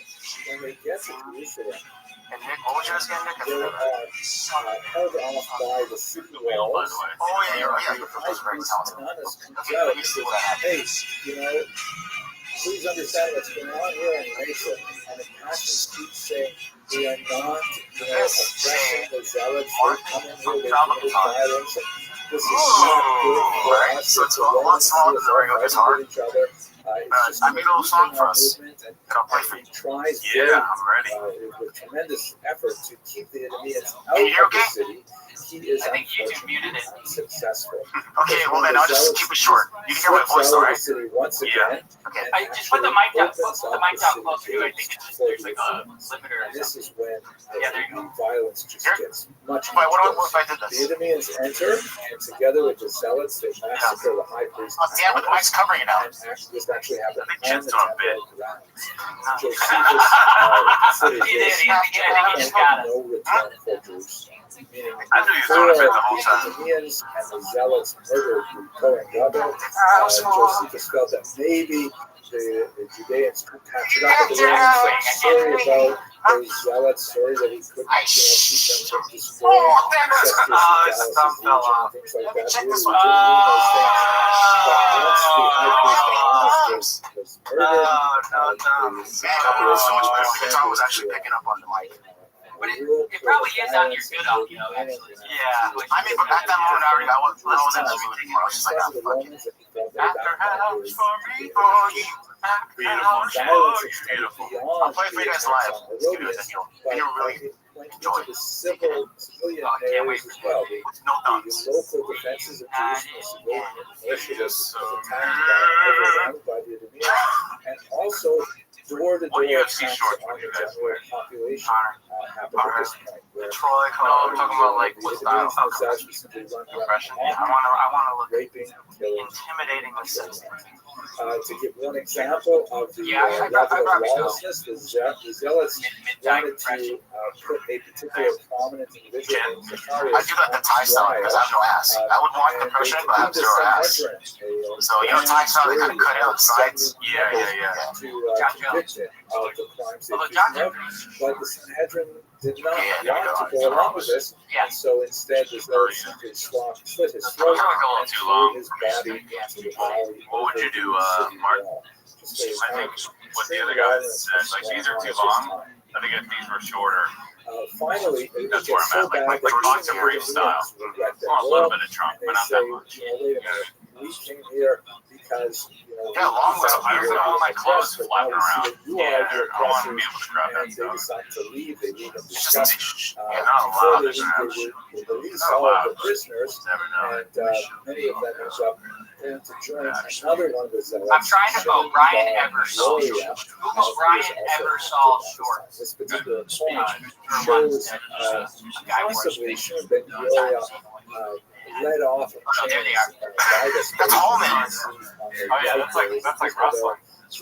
Yeah, he wore those sponsored by Trading Oh no, so that's Dennis Holman, but I guess Brian Ebersol dead or something? Up until this time, he has not been This is a different person. The fighter is actually Dennis Holman. I know that. Oh, okay, gotcha. General lawlessness But these that has styles. way beyond Yeah, but that's definitely, those are what do you call those? Mosquitoes? Yeah, I think the other guy got an extra bonus for beating the guy before those. highway robbery, Yeah, Dana paid him extra for beating the guy. not only the regular Jews in Judea, but Judeans as well. Incredible savagery associated with regularly amputating. I'll tell you something real quick. I want you guys to know. I asked the freaking guys, but it became like just a joke. I'm actually hearing noises in my attic. Right, so At first, I was like, scurrying around, like, so I'm like, it's gotta be squirrels or, raccoons or something. But more recently, it goes from my living room to my bedroom. So in my bedroom, I heard this kind of sound like you're trying to get your attention. But when they kidnap his wife, he actually comes up to the walls of this city prison and tantrum because they were actually afraid of it's probably the origin of the curse, and we're gonna have to find it. They release his wife. So you're saying, do you have an attic? Yeah. He ends up being part of the invasion. You know what's creepy too? Because you put a motion alert on your phone. That'll fucking scare the shit out of you. What if you see a little face? Not a human face, but a person face? Oh my god. What if it was a fucking person? That's what I mean. I know it's not, but then things happen as well. So I'm always paranoid about locking all my doors, right? I came home one day and my back door was unlocked. Hell no. So I'm like, I must have forgot somehow, but like, I'm so paranoid, how would I forget? Especially when I'm hearing noises, And my security cameras right now are not working. I can't get it to function. Because they cut the fucking lines. You're just like Brennan and Brian right now, all of you guys. What did they say? Same thing. Oh, it's a ghost. Oh, it's definitely that. I mean, fuck. That's what it is. That's what it is. It's too big to be mad. Yeah, I mean, you could put like a camera up there, but it's just gonna show you that exact same image. You know what? I might have to, but then it's so when you walk upstairs to get to the attic, there's like this little rope that comes down and you're supposed to grab the rope. It looks so creepy. Yeah, hell no. She's gonna find him. Why are you doing this? Leave me alone. Oh, that's what it is. Strangers. Strangers 3. Because we get shit in this town. Oh my god, I'm strapped all the time. But by destroying the brain storage of each of their opponents, I don't like scary stuff. So you just frighten me. I mean, you're not in my place, so you're fine. I know, but I'm scared for it. One time I was so loud in the living room, I thought 100% someone's on the roof. So I just ran out, turned the lights on, ran outside with my gun, and I have a flashlight on my gun looking over. Nothing. That's fucked up, bro. What if you fired it and then someone there and you kill them? That's great. I think that's legal. Yes, it's almost like standing your ground in Texas. Yeah. If you feel like if they're putting force on you that feels like to kill you, then you're allowed to kill them. But if they're just standing on my roof looking at me, I can't do anything about that. Jesus thinks that he's going to have a fairly easy time. You freaking flew over just to do this shit? Because you know it'd be hot content for provide unusual even though they're busy fighting each other, they're becoming quite ferocious. Alright, Ken, you're going to get a camera. And we'll have a ton of cameras, but it's going to last for like 24 hours. In on one of the surrounding hills nearby. Marco said Yeah, send me a link. You know, it would be kind of cool if I just put that camera in the attic, let it go for 24 hours, and then we just watch out together. We'll review the footage together. Yeah. I guarantee it's going to be a mouse. That steps like a human being. They actually managed to make tremendous progress. Jesus himself is wounded in one of these attacks until they finally are able to push the rebels. Oh my god, can you imagine seeing something just walk by real quick in the camera? Oh. By this or a trail cam, get a little trail cam. Actually, I do have a trail cam. The Romans, their way of destroying the city is going to be with lots of people and technology, specifically the building of siege engines, these massive towers that they can wheel up to the walls. Before next week's card, catapults, and they can climb over UFC has a week walls off. with them. Next week, 2 weeks, they're in France. And there are certain Benoit places Saint where Denis, they I bet him at plus 180. Still get him at plus 150. It's the most times I've been in a rebels actually dig underneath the ramps that they intend to use for the siege engines. Oh, I do like they that. build a tunnel underneath. They fill it with He's like wood. the Brazilian cop. And the That's what he Romans likes, place their But I think Benoit Saint work with the siege engine in place. back on track The and rebels set absolutely tears fire to the wood in the sub round tunnels, collapsing the tunnels. That's a full and destroying prediction. the siege Imagine if Ruffy engines. wins This is up. hugely frustrating. He's in line for a title shot this because he fucking is loves schlepping out, so to speak. The war is going on. We told him keep It's winning. actually embarrassing to the But yeah, I can't wait, and I feel okay to give out a pick because I've been hot. Josephus puts it very well when he says that the Romans held it to be terribly disgraceful. I wish I didn't. Cunning I didn't do a good enough job of promoting it. I talked about it last week with the desperation after of the weapon, mass over expertise.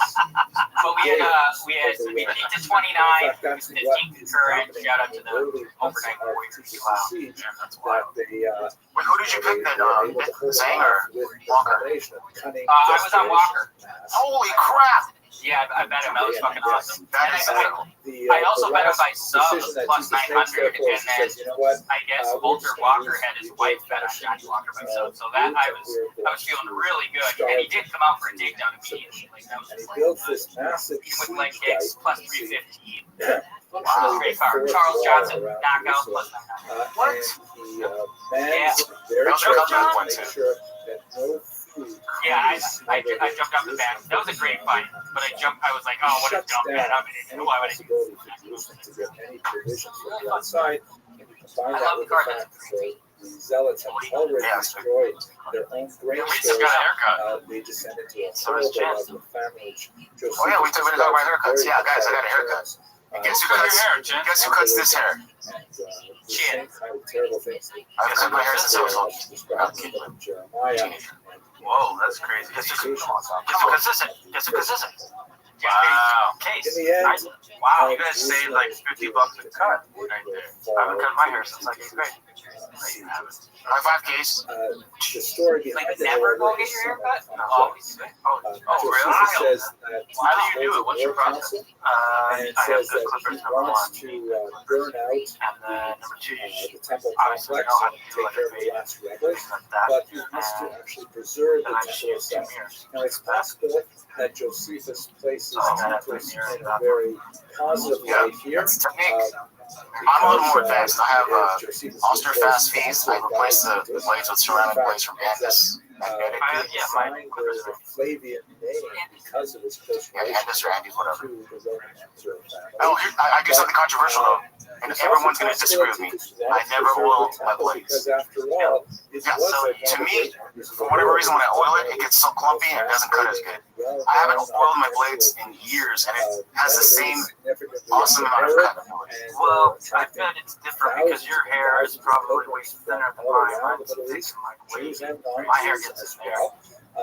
So we don't really Would you say Brendan's hair is thick this as well? but it's not impossible to Remember, I faded him up too. not actually Okay, so that's more clean. We're talking years and years. he wants to destroy the rebellion. I don't lean every Maybe single time. dedicated the temple to Jupiter or something like that. Did you guys talk about the hair color on T-Back? Clip about it. The hair color? His hair color? Oh yeah, we talked about it. Fat Joe signing him.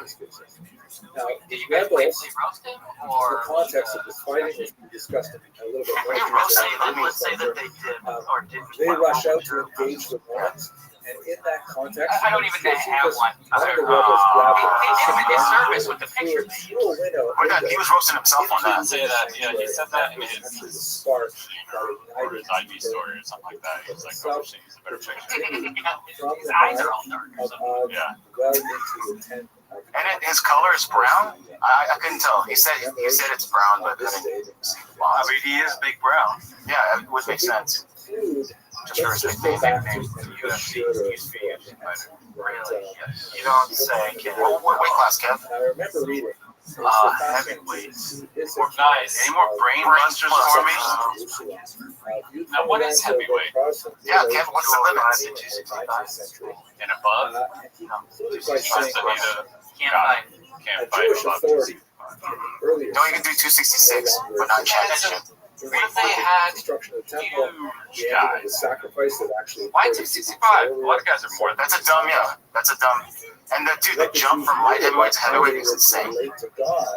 They need another weight class in there. So you're longer existed. so Authority my itself assessment of had saying disappeared. 265 and above The only center left to the would be a good one. Yeah, they do that. It's called super heavyweight, but they did do it in now other rally organizations. around It's it. Oh, It's called sumo wrestling. got it. Okay, so I'm onto something. Yeah, you're on the same. Unwavering Jen, hope who would you have in a fight? Topuria versus Makachev. Who would you have? That's a damn good question, but still, I would take Makachev. Nick, who would you have? I think I do Makachev. Like, he seems just so much bigger. Hopefully, this will be the It'd be a great last fight. night of love that we have Anybody else want to weigh in together. on The next time, maybe a celebration, a rebuild. Okay, Thank you very much for your attention. I hope that you guys do the fast well. Justin Tapa actually fought at 267 pounds, missing weight. Oh. He missed the heavyweight limit. Fat bastard. I don't think he can make it. I eat because I'm unhappy, and I'm unhappy because I eat. It's a vicious cycle. Let's say goodbye to people. Bye. Bye, guys. Thanks for listening. Closing. Hello, everyone. I hope you Hi guys, if you want to today is some of the video accompaniment that this represents, go to Official Sunday Brunch YouTube channel. We got a ton of content up there. You can spend a whole weekend if you want to listen that son of a bitch. I'd like to say Welcome to After Hours Pod. Welcome to After Hours Pod. Welcome to After Hours Pod. Welcome to After Hours Podcast. That may have value to it, but today we're going to focus on books. We're going to look at these really amazing trending literature, which is becoming the closer tradition. So let's just take a step back and talk about what exactly is happening. So according to Jewish thought, the high holidays, which begin with Rosh Hashanah, the beginning of the year, and we see it as in September, is a period of judgment for all humanity. And this awesome day, and it's not just that day, it's Yom Kippur, and it's the rest of it, much later as well, but we have to prepare ourselves for that judgment, which the assessment of the prior year is made, and the decision is made about what's in the future. So the month of Elul is this penultimate month, and it is set aside as a month of self-reflection, of self-analysis, of determination of how well one has done over the year, how close we are to the person that we want to be, and it's an opportunity for us to look at our lives and look at how we treat people around ourselves and try to make amends. Apologies is a very big part of it. Although this is considered the best time to kind of clear the accounts we have with other people, not only in terms of paying our financial debts, but also in terms of our emotional debts. Trying to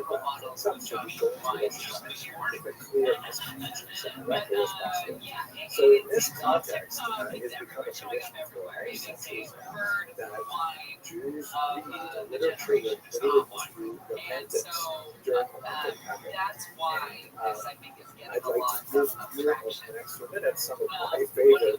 That's what their fans want. Yeah, listen to an hour of just big on Nash. That's weird. It's really weird. This is what podcasting's become. This is like Reddit shops Reddit.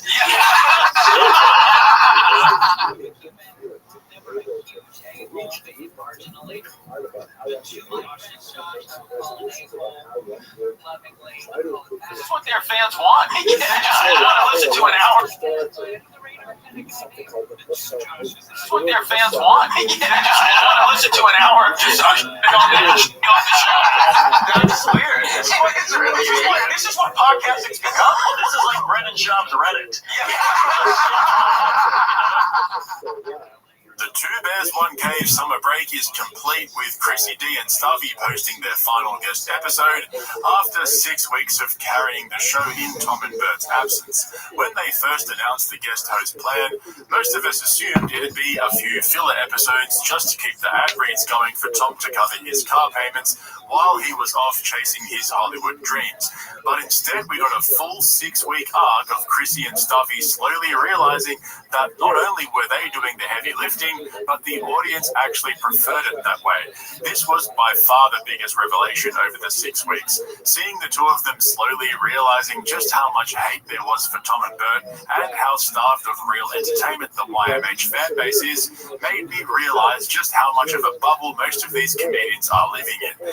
And by the end, it wasn't even subtle. They openly joked that the only reason they were brought back for a 6th episode was because Tom and Bert just didn't want to do it. And even though the whole thing was supposed to be temporary, you could tell Chrissy and Stubby knew they were killing it. They know the audience likes them more, and they even started talking more shit about Tom and Bert. Stick around because I'll show you exactly what I mean later on in the video when they call Bert and how he manages somehow to bomb over the phone. He fumbles this fucking weird bit about which products comedians should really be selling. He sucks all the energy out of the room and then he hangs up. But then Chrissy and Stubby immediately roast him for being a predictable narcissist and how he doesn't understand comedy anymore. Towards the end, I'll show you the moment when Mark Normand and Sam Morrell joined the pylon of Tom and Bert, and if you've been following my forensic coverage of the show over the past few weeks, this has been the trend. If you recall, after the first guest episode when they asked us what we wanted to see more of over the summer, I posted a video asking them to spend more time roasting Tom and Bert, and boy did they deliver. I thought about this actually because a lot of our dynamic is me needling you to tell embarrassing stories. Yes. And that kind of is Tom and Bert. That is Tom and Bert. Kind of sits back and goes, oh, tell me about that. Right. The horrifying thing that your family is going to be pissed about you revealing. Yes. That's kind of what I do to you. Yeah. Even though I'm fat. Yeah, open up your comedy special talking about your daughter's period. By the way, I think you do look nice in that purple shirt, which is probably the same color as Bert's liver. What's the royal color? I think, listen, he doesn't have a diseased liver, he has a royal. That's true. You know, look at it that way. Like I said, this final episode was when it really started to click for them. They finally realized what we've been saying this whole time. Chrissy starts talking about people stopping him in the street to say thank you for taking over Two Bears, and Stubby straight up admits he doesn't get it. He can't understand why people are responding so positively to their takeover of the show, and I mean, fuck. That kind of says it all, right? Tom and Bert's friends really never realized how far and deep the hate goes. It's that moment where the guest hosts accidentally say what the audience has been thinking for years. This show hasn't been good for a long time, and nobody on the inside seemed to realize it until now. Next to Brendan Schaub and Brian Callen, Tom and Bert are some of the laziest, greediest, low-effort podcasters there are. But just before I show you the moment the penny finally dropped, I want to give a shout out to all of you who have gone over to my new channel, More Cringe, and subscribed. It's only fresh with a few videos, but if you want to see more cringe outside of the usual suspects I cover on this channel, head over there and subscribe so you don't miss out on all the extra content I've been posting. Also, don't forget to check out the link in the description to my Patreon for my latest coverage of the Missing Kill Tony London show and their second Netflix show. Kill Tony is currently going through a massive identity crisis, so make sure you don't miss out on all my coverage of their downfall. Anyway, let's get back to Chrissy and Stubby having a Schultz epiphany about how far gone Two Bears, One Cave is. I actually can't believe it's 6 weeks. This is 6 weeks. We were only supposed to be signed on for 5. They let us go to 6 because Tom and Bert just don't want to do it anymore. No. I mean, we think this is our last one. If they make us a big enough offer, we'll come back again. But listen, we know we got the bargaining power now. Yeah. I thought, honestly, I had no idea what to expect. I was like, oh, Chris, it'll be fun. I love doing pods with Chris. He's like, I'm trying to conceive of a world where you step into someone's podcast and everyone's not pissed off. Right. Like, to me, I was like, this doesn't make any sense. They listen for you guys. I have been shocked at how much people love this episode. Our episode. People have been stopping me in the street and be like, "Thank you for taking over 2 years." It almost feels like someone is making them listen to this podcast. I don't understand. Miss Aquarius. I have to go back and watch. I guess the show sucks. How you doing?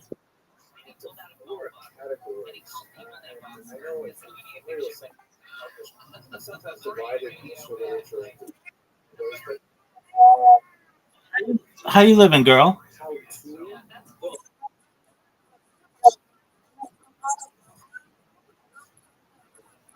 That's amazing. Is it good?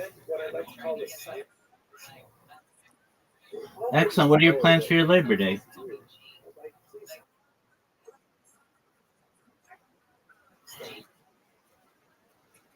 Absolutely. Oh, I'm building robots, entertaining the masses. Are you going to take a nap? Excellent. How's the cake?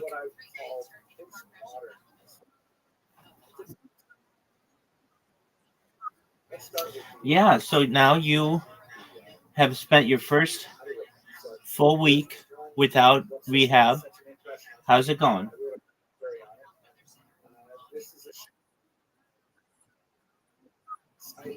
All right. Are you going to be able to do it?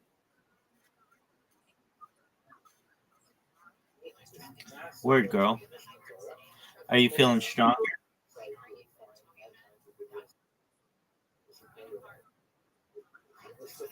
That's what I like to hear.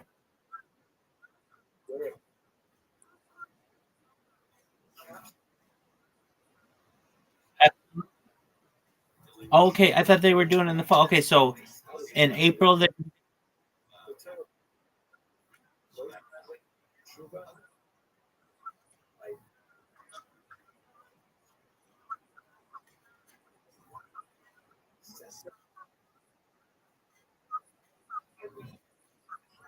Oh, that's beautiful. Are they? Do they have? I know that last time we spoke, they were picking out a location and stuff. Excellent. Any idea what your dress is going to be?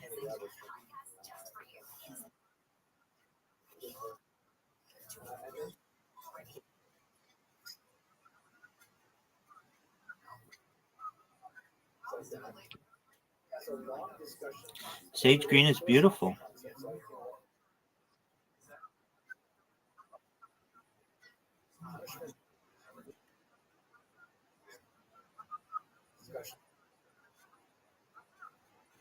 Excellent. Are you gonna find a date for the wedding, or are you going by yourself?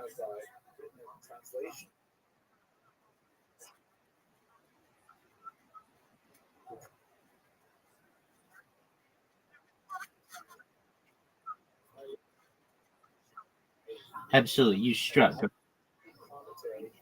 Word. Is it gonna be a big wedding?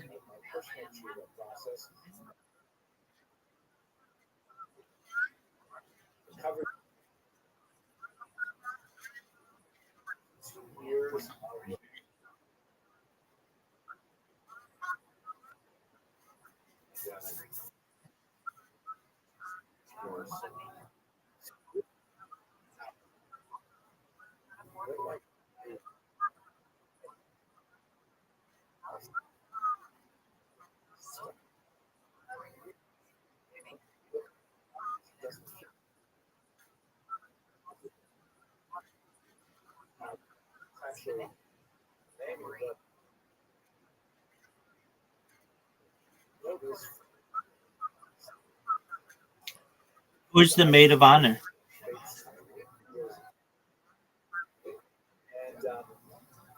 All right.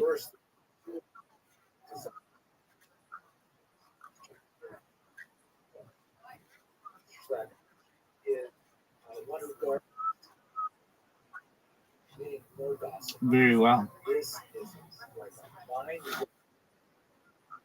Absolutely. Yo, what up, Odachu? How you living? Odachi. How you living, pimp? What's your question, my friend?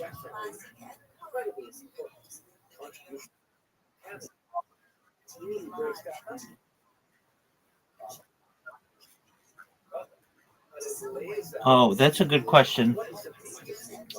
All right. How close are you with the person?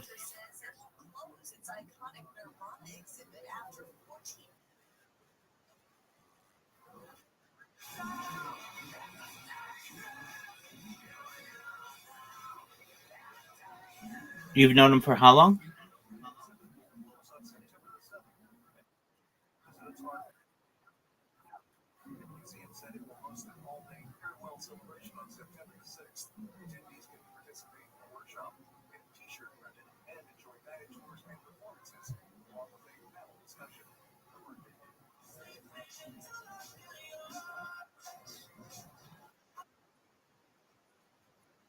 Absolutely. That's worrisome.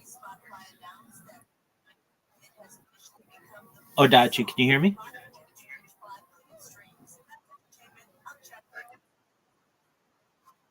Okay. So, how close are you with the person? It's not like your child. So, how long have you known them?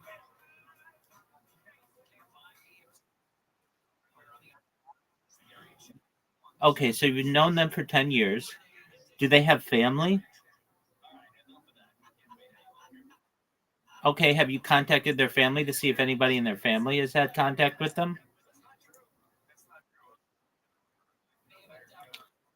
Have you contacted any members of their family to see if anybody in their family has made contact with them?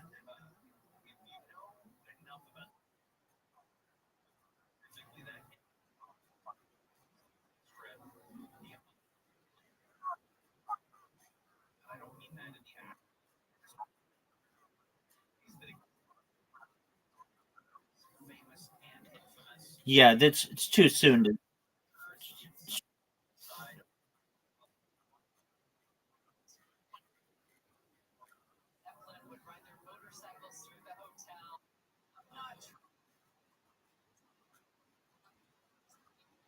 Okay, that's fine though. What if his phone broke?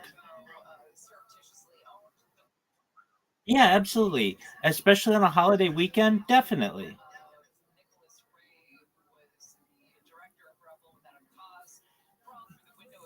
Yeah, I give that one a week before I'm going to file a report. Oh yeah, and I'm not even going to be the one to do it. I would tell his mother, "Look, I'm worried about him.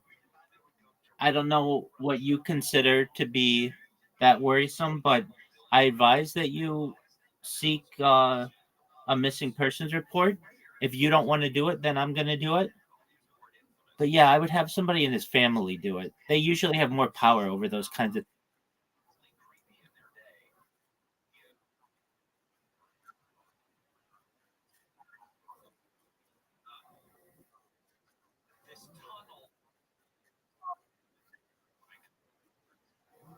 Yeah, I would tell his mom.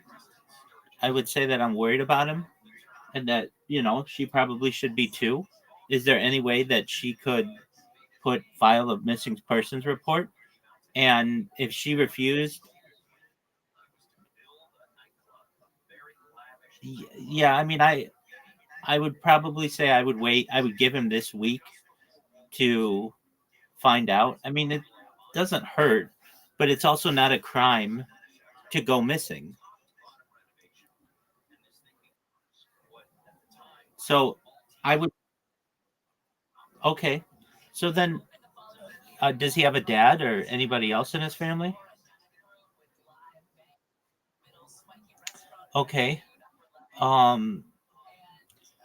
All right. So did he say he was going to go do anything?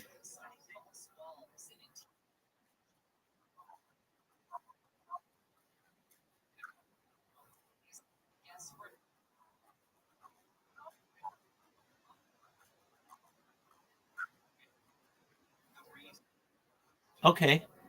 And did you tell his mom this?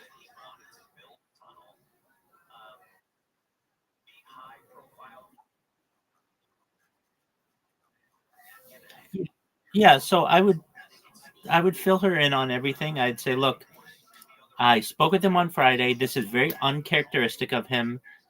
He hasn't answered any of my telephone calls. I'm just wondering, have you emailed him?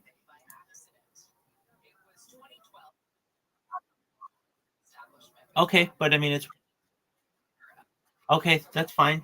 Um, his phone's going straight to voicemail, and I'm worried about him, and I know other people are worried about him. Would you please file a missing persons report on him? That's basically her responsibility, as she's the next of kin, and the police are going to cooperate a lot more with his mother as opposed to just a close friend. Now, let's say she hasn't done it by Friday, then I would do it. But I'd give his family a week to do it. I'd give them, especially because it's a holiday weekend. I would give his mom a chance, probably to file it by tomorrow or so. But I would fill her in on all of your concerns because I mean, well, firstly, let's just say you're an amazing friend, Odachi, for having this much concern for your friend. Um, and especially because this is out of character and everything, I would fill his mother in on everything. Hey, his phone's going to straight to voicemail. He said he was going out for a boys' night. Does he have a car? Okay. Was he drunk or anything Friday night? Okay, well that's good. So, I would say, he was sober. He was going out with friends, but it wasn't the friends that I thought with whom he was going. His roommate hasn't heard from him, and I'm concerned. Is there any way that you would file a missing persons report and you just fill her in on everything? And when she has the prodding of someone else, she probably will.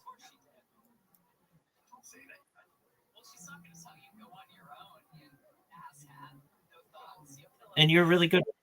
You're a really good friend for having this.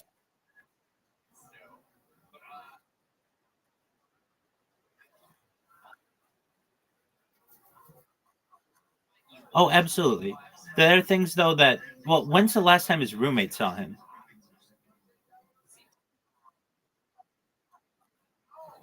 Oh, so his roommate could have seen him on Saturday.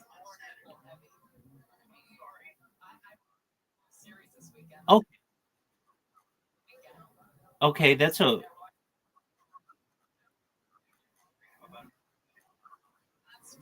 All right. So, is there any way you can call the roommate and be like, "Look, it hasn't been that much time. When's the last time you saw him? Not at least a day. Was it Saturday at 2 p.m.? Was it Saturday at 8 p.m.? Did you see him Sunday at all?"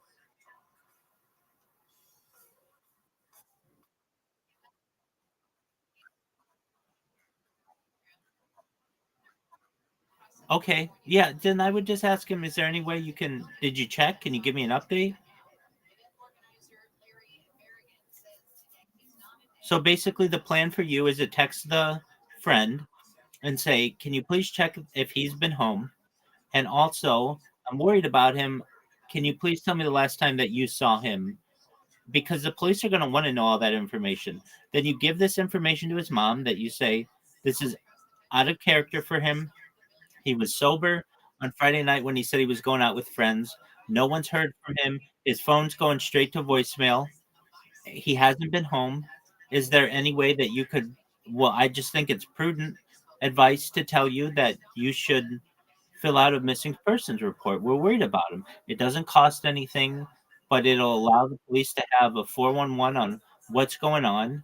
And if he says, "I'm not going to do that," then you would say, "Then I'm going to do it on your behalf or on the behalf of your friend."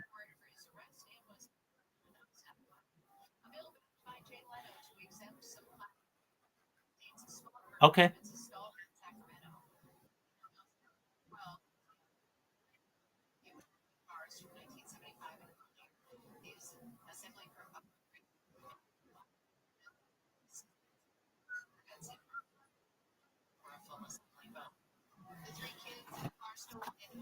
Their argument that he possessed inevitable and his only life. It's very hard. Every single detail of the loss in this particular book founder of the said that it is sufficient for one to simply read this book and sigh an expression like, oh, I wish I could live up to the level of personal integrity on these texts. I will give away just a little bit of it. One of the huge, perhaps the latest contribution of the book is that, according to Jewish thought, it is forbidden to relate any negative information about anyone. Full stop. Like, what? That just eliminates every conversation I've ever had, or maybe like 90% of every conversation I've ever had. So there are 7 conditions that, if one meets all 7 of these conditions, one may in fact relate negatively. But otherwise, no, we can't speak ill about anyone. It's a really great book. Highly recommend it. If you are not familiar with rabbinic thought, it's hard to read it in translation because it will introduce you to so many other ideas, and it requires a pretty strong but really convince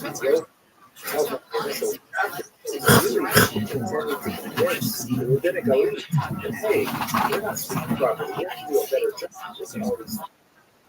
job. Yeah, I know. He's very concerned for his friend, which is an admirable quality. Absolutely. Not necessarily so rabbinic thought, and it's also laid out in a very manageable size study it over a period of time, days. Yeah, I met him last week. Translation of the adaptation, and I profited from it tremendously, as well as it actually informs not only my personal speech as best I can manage it.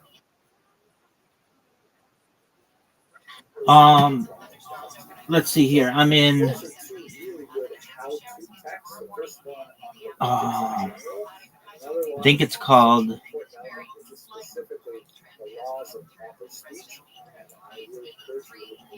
Just one moment. It's called Adore. It's got 260,000 people in it, and it generally has people who are in the VC. And then I'm in E-Girl World, which has, well, I mean, it has 500,000 people in it. It's one of the biggest servers. I mean, it's just like people who like to play video games. Yeah. Yeah, it's they have voice channels, social, call, nitro, anime, active, emotes. It's not sexual. An e-girl is generally a girl who likes to play video games. That's what absolutely. I kind of thought the same thing. Now it can get. There are women who do more than that, but not in there. And the reason why I'm in there is it's like a top 10 largest server on all of Discord. It's very big, and so I'm in there. I don't ever talk to anybody in there, but occasionally I get groups of people who come and hear from there, and then socialize. And then I was in this other server. I was in it longer than any other server till last week, and they told me they basically said I can't stream in there anymore, and I keep asking why, and they don't tell me, so that's fine. So I have another device in which I could stream, and like basically if it's a big server, I just post up in there, I turn on my camera, I leave it, and then they eventually kick me out or ban me or whatever. And that's, I don't understand. Well, here's what happens. You get somebody who comes in and they're like, who's this person in the VC always streaming their camera? And then somebody else says it, and then they say, exactly.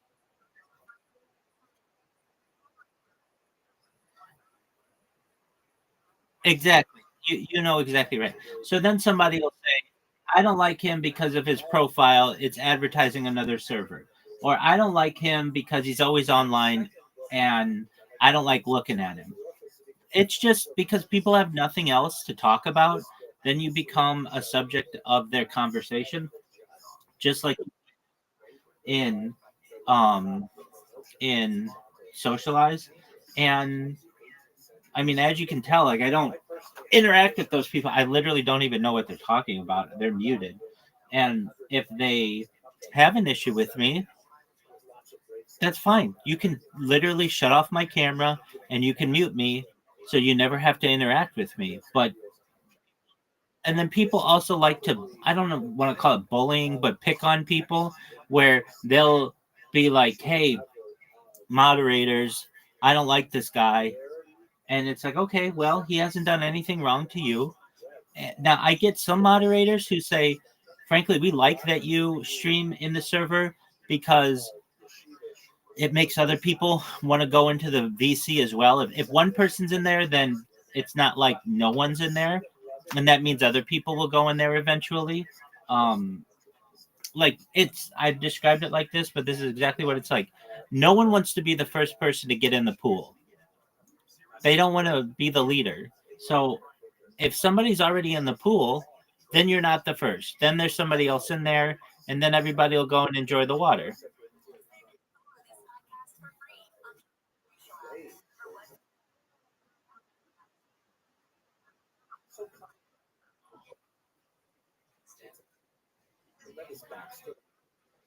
Yes, I have.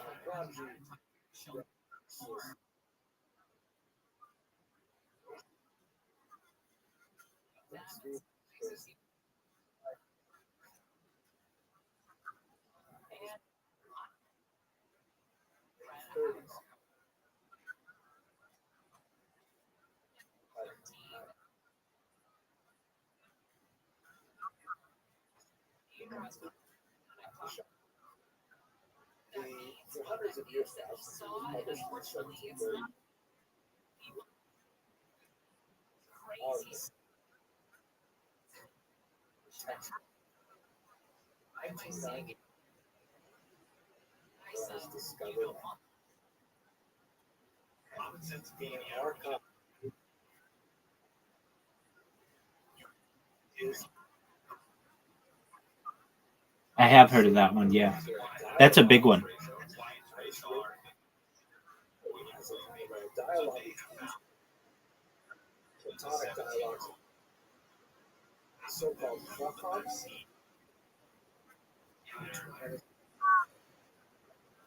I've heard of that one.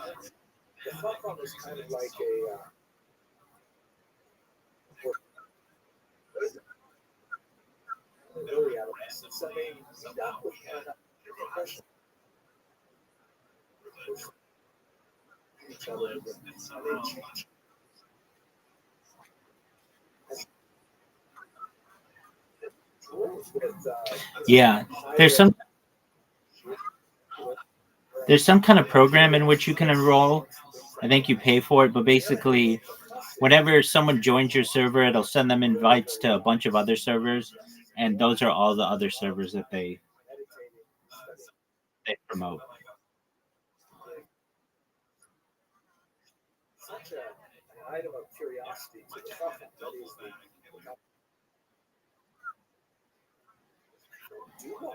Yeah, I'm with you on that one.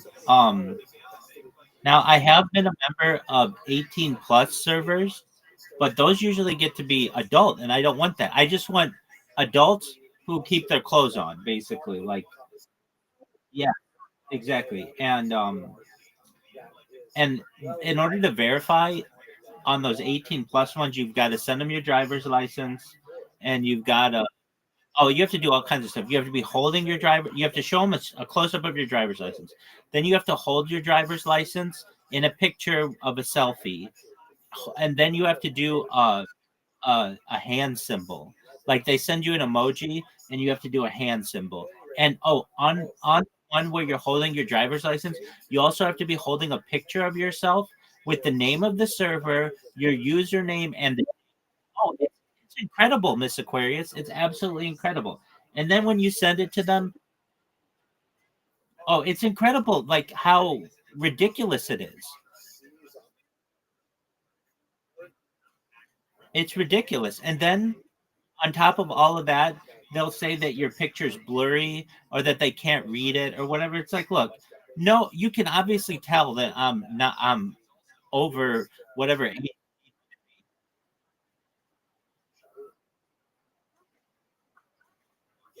Well, yeah. And then it's like, well, I don't know what you're doing with this data. They're like, no data is saved. I'm like, quit that. Like, I don't believe it. Weird people in your moderation team. Who knows what they're doing with this information? No, no, I haven't. Is it good?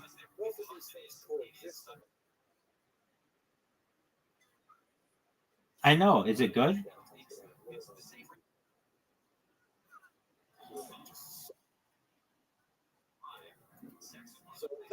One of my one of my favorite ones is karaoke. It's a karaoke lounge. That one, I see, I see it. But they kicked me out of karaoke lounge because they didn't like that I slept in there. And it's like that's not my fault. That you can always shut my camera off. So I don't understand what your deal is. Like if you don't like me, mute me and shut my camera off. It's as simple as that. But they didn't like that. And then there's another one that's just the singing lounge, which is good. It's smaller, but it's got some nice people in there. And then I'm in this one. It's called Camp, and it's like really big in the Philippines, and it always has a ton of people there. It has a lot of people in there. And I've met some really nice people in there. And they do karaoke as well. Yo, what's going? Hey, long time no see. Hope you're doing well, man. How have you been? Hope you're doing well. Um, and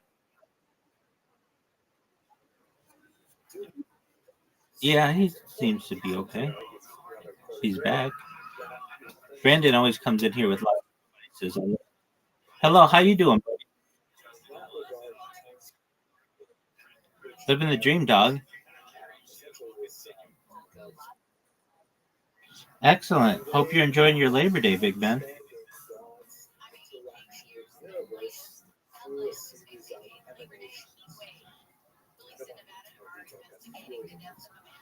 I'm in some other subreddits.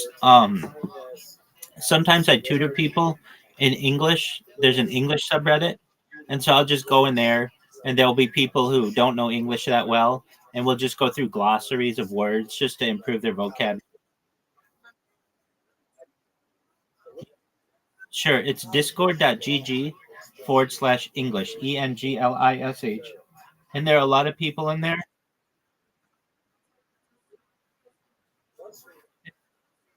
Yeah. So, like, I don't know. I've done it. I've done it a good amount. People are always like, so you just come in here for free and tutor people? And it's like, yeah, if you need to improve your English, I'm willing to help you. So you make like corrections if they're saying something incorrectly. But most of all, I just go in there with glossaries of words and improve people's vocabulary. So I just find a random group of people, and they, if they don't have a native English speaker, they just don't know as many words. And so we'll just go and I'll ask someone like, all right, so what are your hobbies? What are your interests? And somebody will be like, I like soccer or I like football or whatever. Like, okay, well, let's learn all the English football words that you would need to know. And so we'll just go through I'll just go to ChatGPT and get like a list of glossary words of words of football. Yeah. Oh, Just an Yeah, it's just an English speaking Discord. It's for people who generally are not English as a first language speakers, and um, and I'm certified as a teacher to teach English as a foreign language, and so I know a little bit about how to. Well, I shouldn't say that. I mean, I'm a native English speaker, so I know quite a bit about English now. Even my English isn't perfect, but it's better than probably 95% of people. And really, the people in there just need to learn more words. And so I explained to them some tools that they can get on YouTube that allow them to have like subtitles in whatever their language is, and then also English language below there. And then, so Miss Aquarius, you were asking what's ChatGPT. It's amazing. What's called an LLM, a large language model. But basically, you can go in there and ask it any question, and it will put it together for you. It's AI.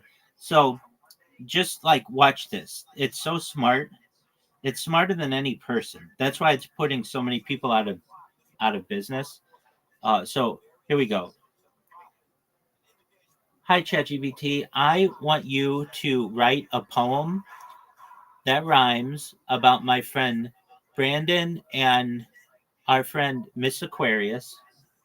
Miss Aquarius likes to play bowling with Rabbi every night, and she likes to get spares, and she's going to be in her friend's wedding coming up as a bridesmaid. It doesn't have to be a really long poem, maybe 300 words. And here's what it'll do. It says, a poem for Brandon and Miss Aquarius. Brandon comes in with a smile so wide, ready for laughter, he's so full of pride. Beside him shines a friend so rare, Miss Aquarius with her cosmic flair.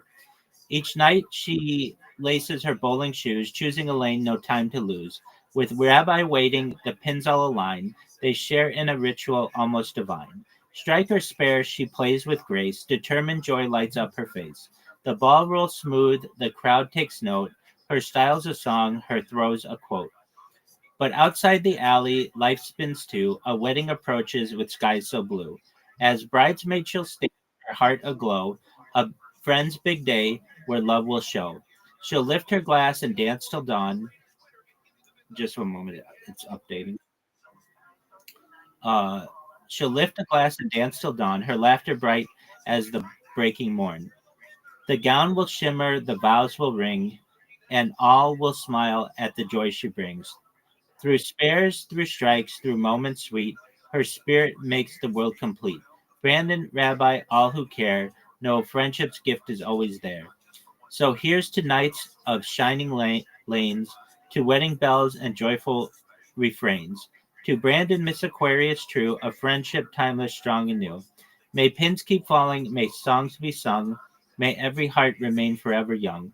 For life, like bowling, is best when shared with loyal friends who've always cared. Like, how smart is that?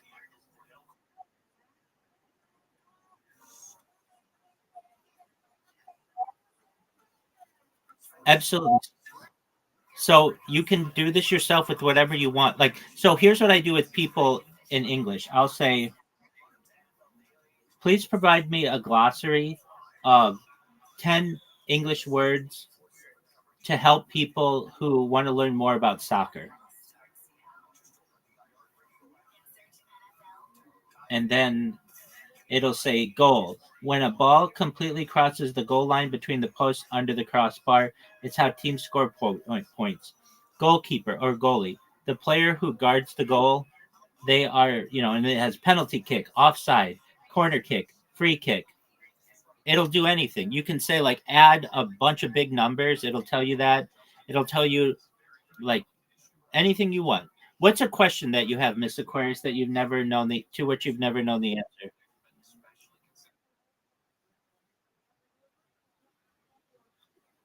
That's okay. If you ever want to use it, it's just chatgpt.com.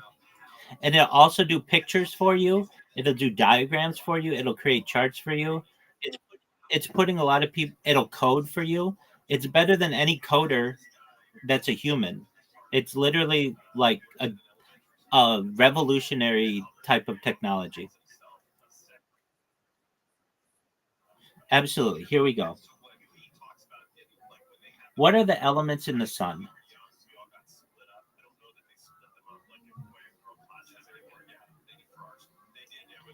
Great question. The sun is mostly made of gases, plasma, and while there are many elements inside it, a few dominate. Main elements in the sun by percentage of mass. Hydrogen, it's about 73% hydrogen, the primary fuel for nuclear fusion, which powers the sun. It's about 25% helium, produced from hydrogen fusion in the sun's core. There are trace elements, together 2%. These are much smaller amounts, but still important. Oxygen, carbon, neon, nitrogen, magnesium, silicon, iron, sulfur. These heavier elements are often called metals in astronomy, even though many aren't metals in chemistry. In short, the sun is mostly made of hydrogen and helium, with a sprinkling of heavier elements that influence things like solar wind spectra and the sun's evolution. Would you like me to also explain why hydrogen and helium dominate? All right, so then we just say yes. And it says, perfect. Let's dig into why the sun is mostly hydrogen and helium.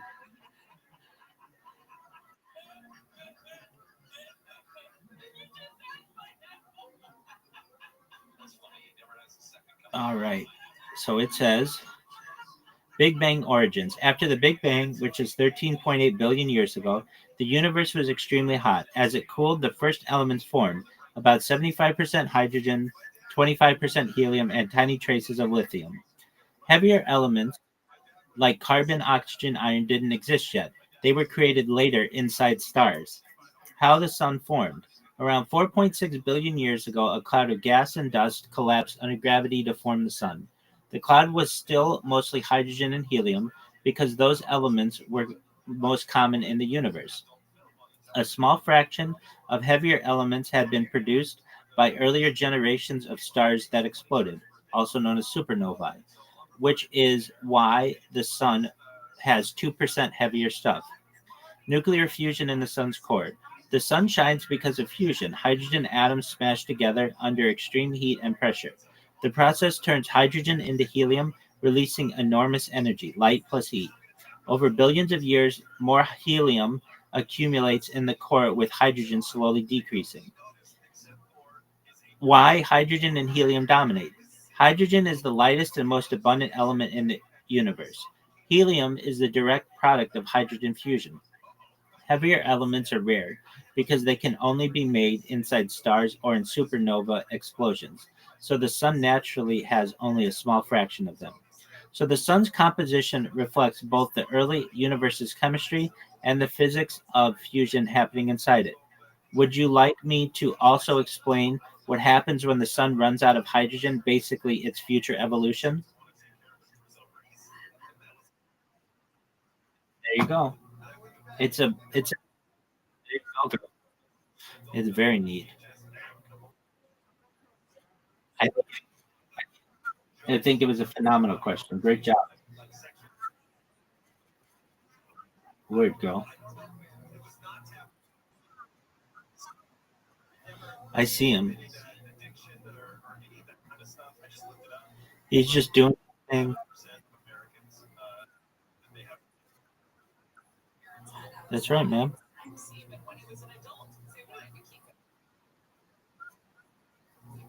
How's that? How's that been?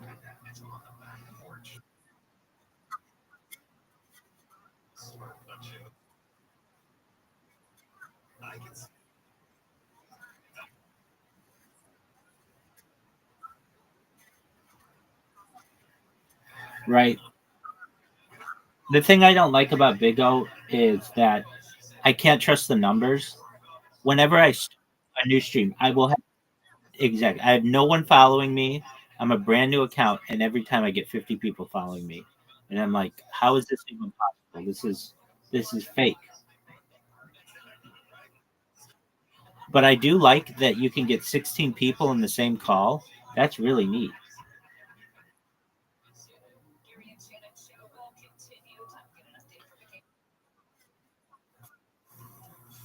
Instagram changed recently. Before you could just always go live on Instagram, but now like TikTok, you need 1,000 followers, and it's just like, yeah, right, exactly. And so I used to go live like on Instagram all the time because I would just create a bot that would just always stream my life. But it's easy now, and they got crazy on Instagram. Um, they if you say something against their terms, sometimes they ban you for as long as well, they can permanently ban you, but sometimes they'll just tell you that you can't go live again for 365 days, which is just like such a long period of time. And the reason why is they'll say like, I don't know, I'll be watching like a stand-up comedian or something, and the stand-up comedian will be like, man, my daughter's or my girlfriend's so ugly, she makes me want to jump in front of a car. Just like a joke like that, nothing crazy, nothing super funny.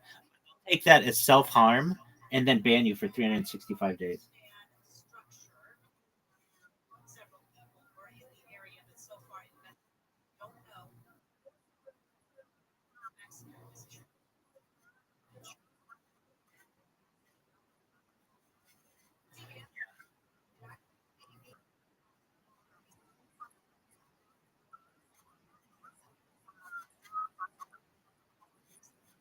Right. I mean, I use Kick a lot, Kick, which is really confusing that there's KIK and then KICK. Um, I spam a lot of people on KICK. I just go into their stream, I make a clip of them, I put my Discord in there, I follow them, and then I spam them. But I'm the nicest spammer in the world because if they ask me to stop, I tell them how they can stop me from spamming, which is basically put a 1 minute timer on me, and then I never spam them. So, um, but I am all over Kick, and then Twitch. I've been doing more, but Twitch has a thing that, and I think it should be an illegal practice. Like basically, if you do something that one of these platforms don't like, they can do what's called shadow ban you, which means that you still think that you're chatting, but you're not, and so it just exactly, exactly. Now Twitter has become. I think it's not a good platform anymore. It's just become the same people on there are always just promoting their stuff. This is what I can't stand, Miss Aquarius. Twitter judges users on their interactions and their how much what do they call it? How much engagement is the big word for them. So here's what a creator will do. They'll take a picture of the sky that's blue and they'll say the sky is red. And then they'll get a bunch of people come in who are like, no, it's blue, and here's why it's blue, and blah blah blah blah blah. And it's known as engagement farming, but all of those people arguing get them more money at the end of the month when the payouts come. And I yeah, so Blue Sky they ended up banning me big time. Like not well here I mean just I did so many different like I've spammed them for like 6 months straight or 8 months straight. And they got wise to me and they made it really hard for me to do anymore. So I just move on and that's fine. Everybody on there knows who I am. And I do like it more than Twitter though. Well, in some ways. It doesn't have as many features as Twitter, but it's not as toxic. But what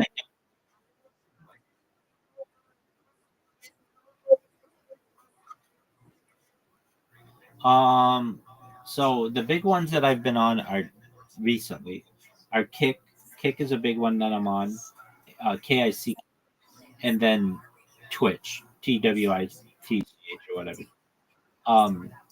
And then I'm live on Twitter right now. I've been live, but like nobody ever comes into my Twitter. I think I've been shadow banned on there. And then I'm live on Discord, and I'm live in Telegram. So Telegram's another one. I don't know if you've used that, but it's so you can. It's a different system, but yeah, it's on iPhone.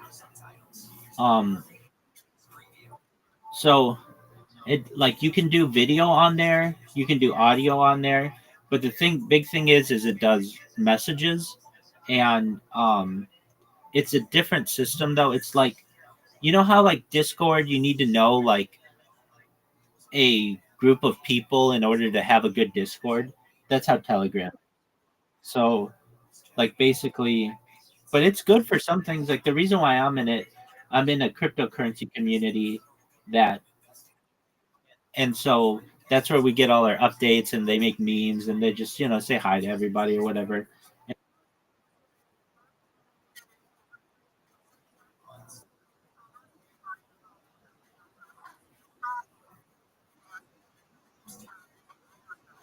Exactly. Exactly. And that's kind of how that one works. Um, there aren't that many of them, and the reason why is because they're very expensive to maintain. So there's like, it's just limited. If I'm ever bored though, the bread and butter, the one that I go to the most is Reddit. Reddit always has new stuff, and it's amazing. I learned so much from Reddit.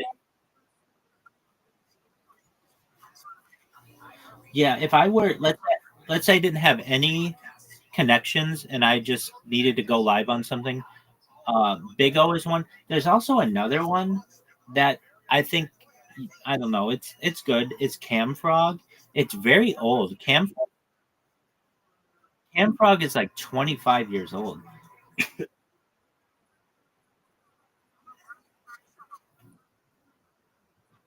Yeah, no, I understand it. If you do want people on the camera, um, that's a good one. Camfrog is a good one. There's another one that's like Camfrog. I can't remember the name of it. But the thing is, what is it? I think it is that. Yeah, yeah.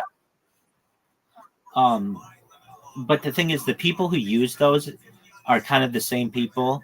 It doesn't get a lot of new people in there, and yeah. But those are big ones.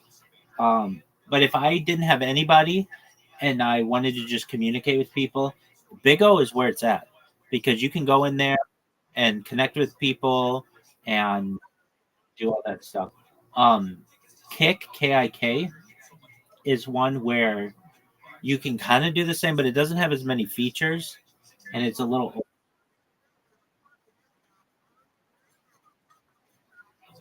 yeah. When it comes to streaming, I know that's not what you do though. It's like impossible to get anybody to watch you on KICK or Twitch or YouTube. Very difficult. Very difficult. Even to just get one person, let alone, a bunch of people. TikTok has this thing. They're obsessed with their algorithm. And so if you live stream on there, one time you'll get 3,000 people, and then for the next 6 months you'll get one person. It's like very difficult to judge. I don't want to say difficult to judge. Here's how here's how TikTok works. They allow you to go live. And once you go live, they judge whether people stay or leave your your call. So if people stay,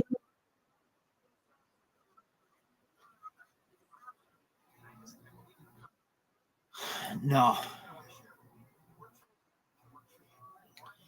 or not to my knowledge. Let me see. It's just the letter C and then the number 2.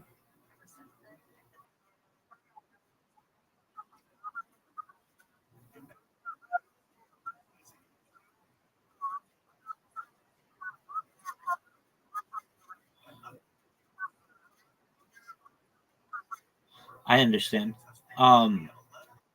There's Snapchat, which is yeah. I mean,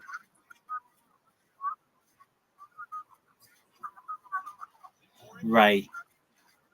Exactly. I've never really thought that it was a good platform because I don't when it it was popular amongst people who were young, and I always felt that it should be an 18 plus, um, not like adult, but like just be an adult to be on there, and they didn't do that, and so it's a lot of younger people on there, and it tracks a whole bunch of a lot about you, and there there's just not a lot to do. Um, there you go live, or you can't even go live is what I'm saying. They haven't changed it in a long time, so I don't know, it's kind of outdated to me.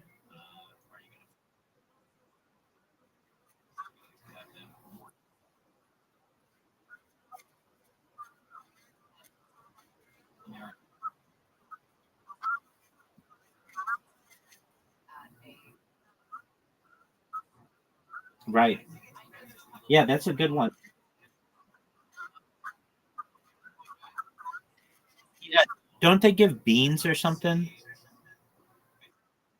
And though you can like cash that out for real money. I don't know if anybody does it, but you do earn a little bit on that.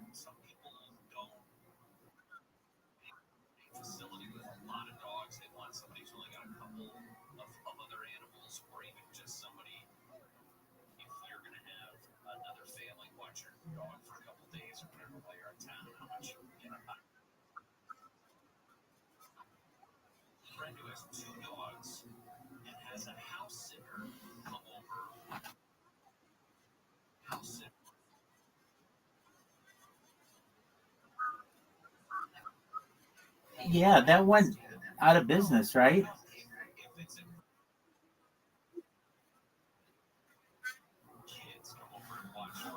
Um, yeah, I think that went out of business, and caffeine went out of business. It's just so expensive to run one of these companies that it's and they don't make any money.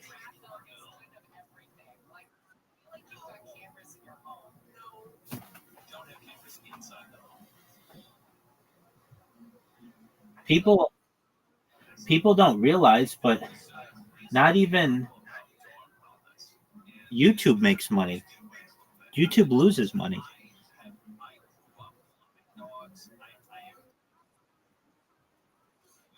Oh yeah, 22 different YouTube streams simultaneously.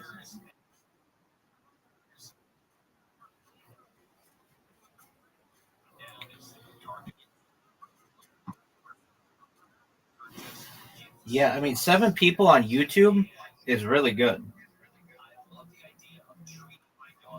Usually if you stream on YouTube it'll be 0 people.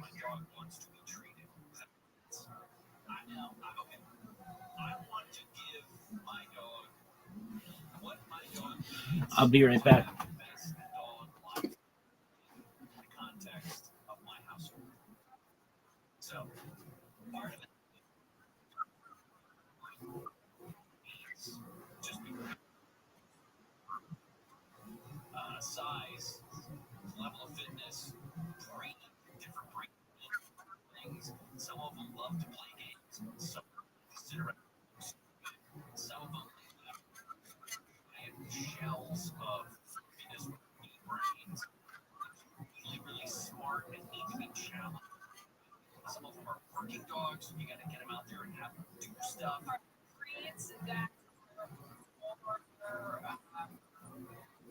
Motivated by acupuncture, hydrotherapy, and chiropractic care? No.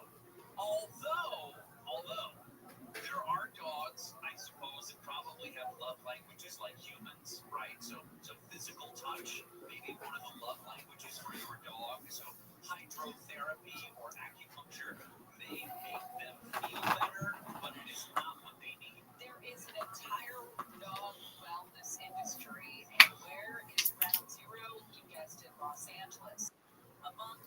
services or acupuncture, hydrotherapy, chiropractic care. Now the therapies that I gotta push back on a little bit. I'm gonna get angry as I get later in massage session. therapy.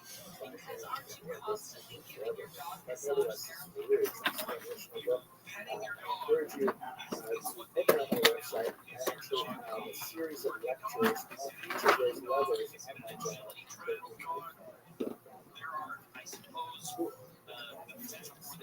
Now, finally, let's go to the last page. I called postpartum. The truth is, I always have fun when I do it. I didn't realize people hate it, but it's been great for me. Watching Stubby process in real time what hate watching actually looks like was like watching a kid being isn't real. Thank you, ma'am. What? He's sitting there mid-convo trying to understand why people they love the Summer Bears episodes, and then out loud he just blurts it out. Okay, dope. It almost feels like someone is making.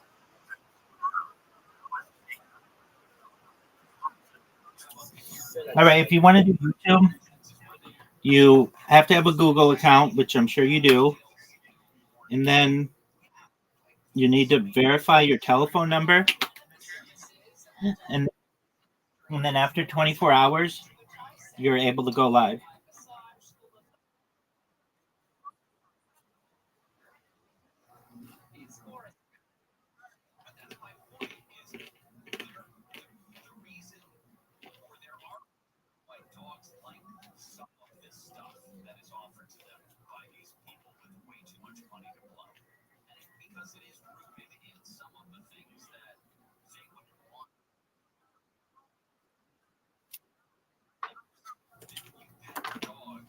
Okie doke.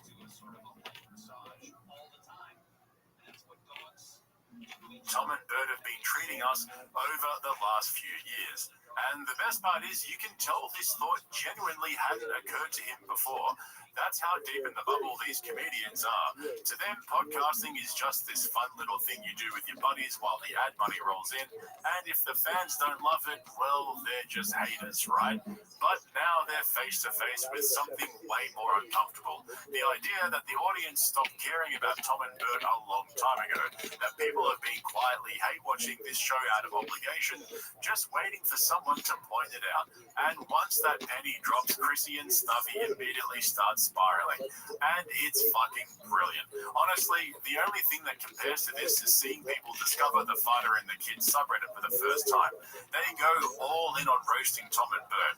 They compare them to two deadbeat dads who promised to stick around but ditched their podcast baby the minute Hollywood called. They start talking like it's a full-blown breakup, like they're the new stepdaddies trying to win over a family that's been emotionally abandoned. And it's not even subtle. They say outright, we're just fucking around, and people act like this is the best entertainment they've ever had in their lives. That's not a joke, that's a diagnosis. That's two guys realizing they stumbled into a gig where the only competition was two guys who checked out years ago. Tom and Bert are sort of like the guy that knocked the lady up. Right. High school. Right. Promised they'd be there forever. They changed. Right. Right. They don't treat her well anymore. They're off to Hollywood. Right now, we're just some guy who pays the bill. We're not doing a good job. No. We're just not, I guess, just really bad. I don't even understand. They set the bar so nice and low. We're just kind of around it. People act like this is the best entertainment they've ever had in their life. But no, I want to be very clear. This is it. We're not making a podcast. No. We're not. This is about life. Is like these are little surprises. I didn't even expect this to be this fun. No, I really thought there was going to be bull. Yeah. And I was just kind of doing because whatever. Who gives a. Right, it'll be fun. Let's plug some names. We're saying all this, and then we leave here, and the head of the network is standing there with an immediate guaranteed offer for another 6 months. On the spot with yarmulkes on. Right away, full Yanni's on, and we are back for. Hey, it's not the Summer Bears, it's the Fall Bears. Autumn Bears. Hey, Pumpkin Bears. There you go. Trying to run it into the ground. Like, well, it's not working. Yeah. I think last week's did. This week, if we really No. just hopefully we can really. Potatoes. Regular history knows multiple drugs.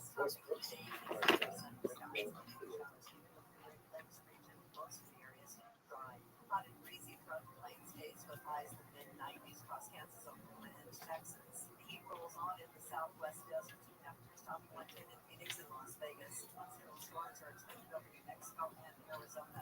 While along the California coastline, temperatures in the 75 and inland valleys run well into the 90s. In the Pacific Northwest, it's a mix of sunny clouds and highs on the upper low 50s and 60s along the coast. That's your national forecast. I'm Tammy Petio. Really get into the weeds of comedy and vaccines process. Let's talk seriously about the geopolitical climate. Bring up Mamdani as many times as you can. Votes are on for sure. Yes, 100%. That is true. We figured last episode, Tom and Bert must have sent some fun videos. Sure. They don't give a at all. They're out. Didn't even send videos. Couldn't bother.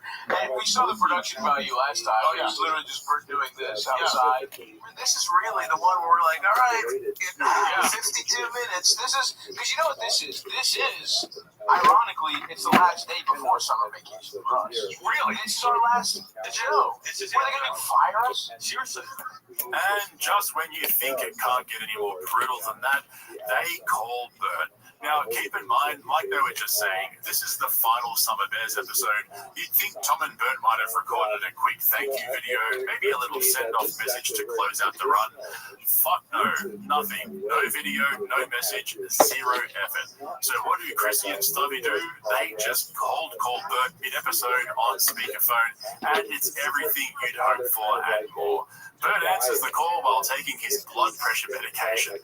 Like, actually, I'm not even joking. And then launches into this bizarre half-baked bit about what kind of products comedians should be selling. He's pitching it to them like he's on Shark Tank, but every idea is somehow less funny and more cringy than the last one. And don't forget, guys, Bert is one of the top-selling comedians in the world. Never, ever forget that. And so while he's talking, you can feel the energy in the room slowly dying. Chrissy goes quiet. Stubby starts that polite podcast laugh people do when they're trapped in the mothership green room, forced to listen to Rogan ranting about the pandemic and free speech. The contrast between the old Bears and the new Bears could not be clearer. Then Bert hangs up and Chrissy and Stubby immediately start roasting him. Not behind his back, not passive-aggressively, full-on, this guy doesn't get comedy anymore energy. Like they've been holding this in for weeks and finally had to say it out loud. Guys, we finally did it. We got him. You know, this is amazing, is that literally it's our last Summer Bears episode, and Tom and Bert didn't even send in videos. They couldn't have cared less. Should we call them? You want to call them? Should we just see if there's some famous, some of their most famous videos? Let's just see. I bet you they're not going to answer. Yeah. So just call, see what we got. Bert, what's up, baby? It's me and Stabby. We're live, the very last Summer Bears. We're coming. We wanted to call you.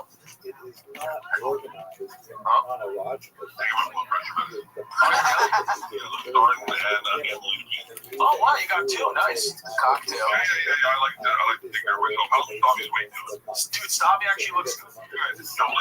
That's about 6 weeks, 7 weeks, whatever it was. Thank you. Of course, man. We're trying to lead it. We're trying to bomb the last two. You know what I mean? We thought it'd be fun for you guys to just take it out of. I mean, and even the recreation hole that you were in with us. To us, but do you remember that pilot in Seattle? That guy that stole the plane and did a mural roll?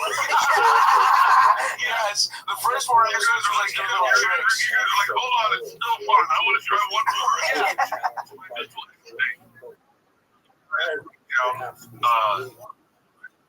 Fun for us. And so my thing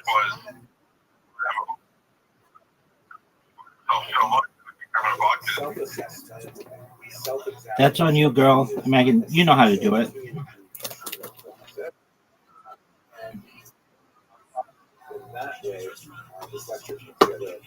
Yes, ma'am. So first of all, as I mentioned, of course, as you are aware, a little beginning of the season of repentance. Of course, repentance is something that you can do any time during the year, but this is the 8th lesson. This is the time that is especially well organized, well laid out, and something that we do individually, because repentance is, after all, very much a private affair. But knowing that everyone is doing it at the same time reinforces our resolve to make this off a very difficult process. The Hasidim, particularly the Alter Rebbe that has a very wonderful way of expressing this. They like to say, the king is in the field. Meaning, normally, if you want to make an appointment with the king, if you want to, petition the king and apologize for your arrears and taxes or whatever it is that you need to do right over the year, you've got an appointment, you've got to wait, bureaucracy, and there's uncertainty. But in the month of Elul, says the Alter Rebbe, the king, as it were, comes out into the fields to meet the common person working in agriculture. Probably derived from this verse here, that the field itself and all that is therein, then shall all the trees of the forest sing for joy before Hashem, who has arrived. This is the time of year, Elul, when the king will leave the palace, as it were, and come more than halfway to meet us. We don't have to expend any effort in order to engage ourselves in the Shiva process. That's really what the month of Elul is. It's just happening days that you need to have a real brand based on the comic. So I was going to have you guys do a list of comics and say really what their fans would buy based on who they are. Okay. Flip flop. You could sell your own blood pressure medicine. That's the next frontier. You gotta go to Pfizer. It's Crusher. Crusher vaccine. You know for a fact that I think my body's been with the project. 100%. I know you do. No, that is good. If I can survive, and I know that your liver's the same color as the skin.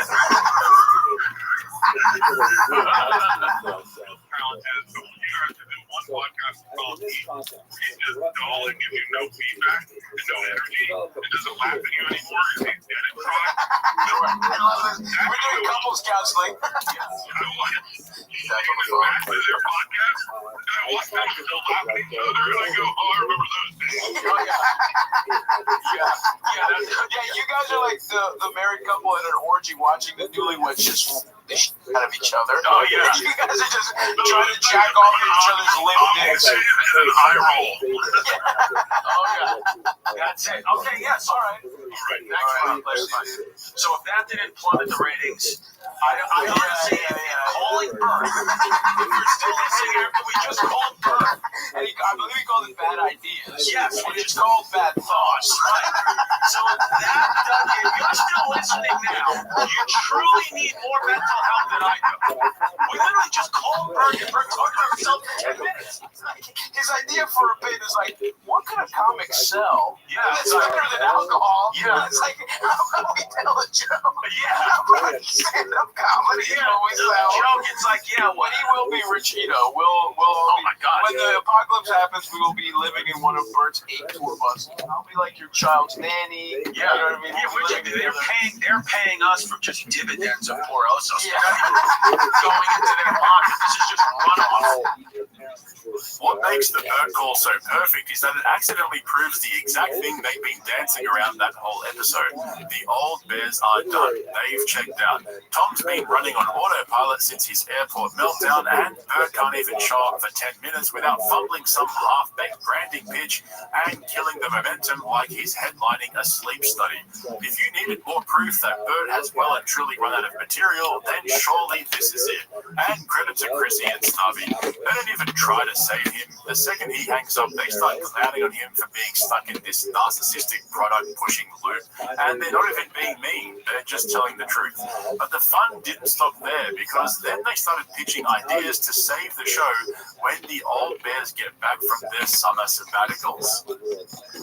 They also are asking us, what should Tom and Bert do when they come back? How do they win the audience back and the show? Right? Well, you know what? A game of Russian roulette. Nice. Until one of them dies. Yeah. I think that's the only thing that will satiate the fans' bloodlust. Yeah. They need to watch one of them and just like. And the thing is, Tom, even though he wants to live, he actually wouldn't be like that shaken. And Bert would be like, LeBron. What if Bert shoots part of his brain out and he survives and it just doesn't affect his act?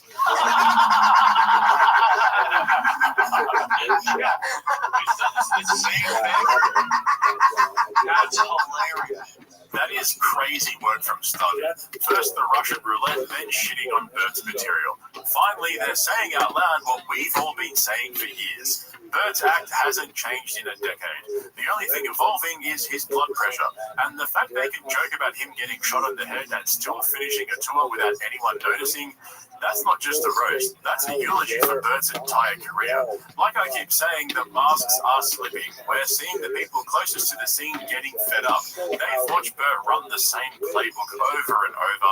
Shirt off, personal family secrets, a few stories that never happened, followed by the machine story stretched across 40 fucking cities. And they're finally done pretending it's some kind of art form. But instead of trying to fix it, they lean into it, because at this point, there's nothing left to fix, right? And then out of nowhere, Martin Norman rocks up and drops one of the best singers I've heard in a while. I'll never get tired of seeing Bubba catching strays.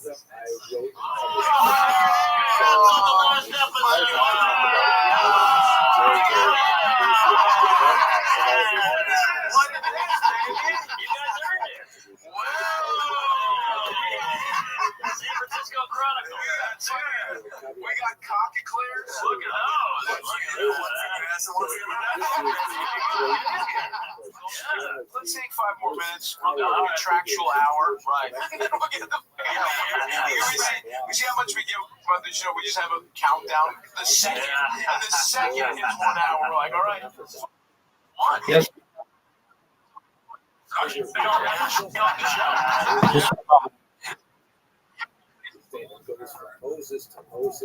You got 3 live streamers?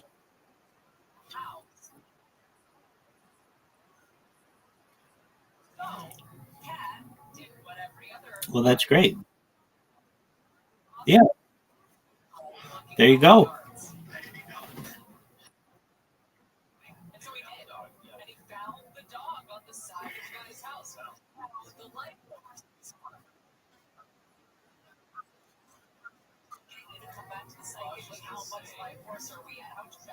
There you go. There are 38 million people on that app. But it's not available in exactly, it's not available in Mississippi anymore. You know, I'm going to read you what they say. Mississippi passed a law, and the law says the social media platform Blue Sky has blocked access to its service for users within the state of Mississippi due to a new state law requiring age verification for all users. This decision, announced on August 22nd, 2025, follows the U.S. Supreme Court's decision on August 14th, 2025, to allow Mississippi's HB 1126 law to take effect. The law mandates that platforms verify the age of every user before granting access, requiring sensitive personal information and parental consent for users under 18. Blue Sky stated that complying with the law would necessitate substantial infrastructure, developer time, and privacy protections, which the small team cannot afford, and that the law would fundamentally change how users access the site. The company also expressed concerns that the law creates significant barriers to free speech and disproportionately harms smaller platforms. As a result, Blue Sky began blocking all IP addresses within Mississippi. The platform has not responded to requests for comment. The move has been described as the first major social media platform to take such drastic steps in response to the law. Users in Mississippi may positively bypass the block using a virtual private network. The law was passed in 2024 and is intended to protect children from online harms, though critics argue it creates significant privacy and free expression challenges. In contrast, the unrelated Blue Sky Inc., a Mississippi-based company, so does that make sense?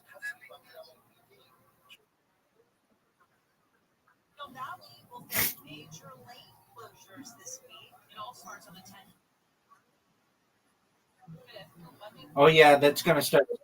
That's gonna start spreading. They already did it in the United Kingdom. Yeah, so UK law, Blue Sky. Let's see if that one, what they say.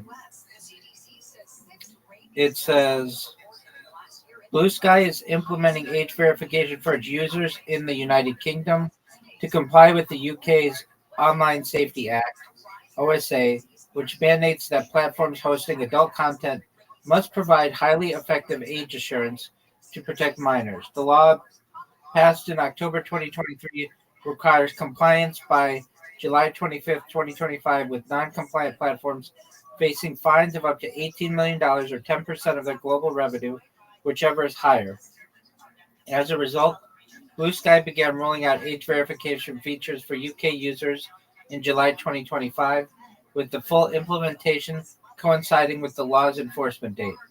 To meet these requirements, Blue Sky has partnered with Epic Games Kids Web Services, a specialized verification platform that offers multiple methods for age confirmation, including facial age estimation using a model, uploading government-issued ID documents, and payment card verification.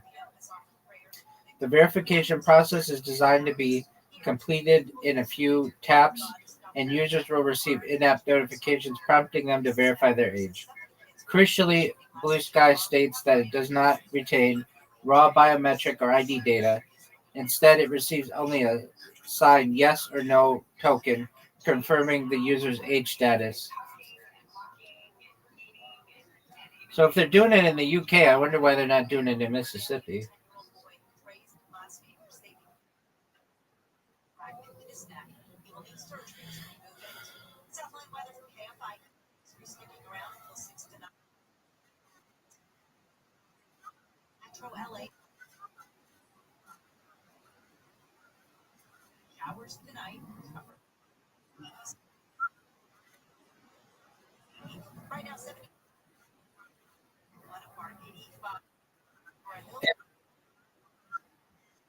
No, California will probably do something soon, though. Who knows?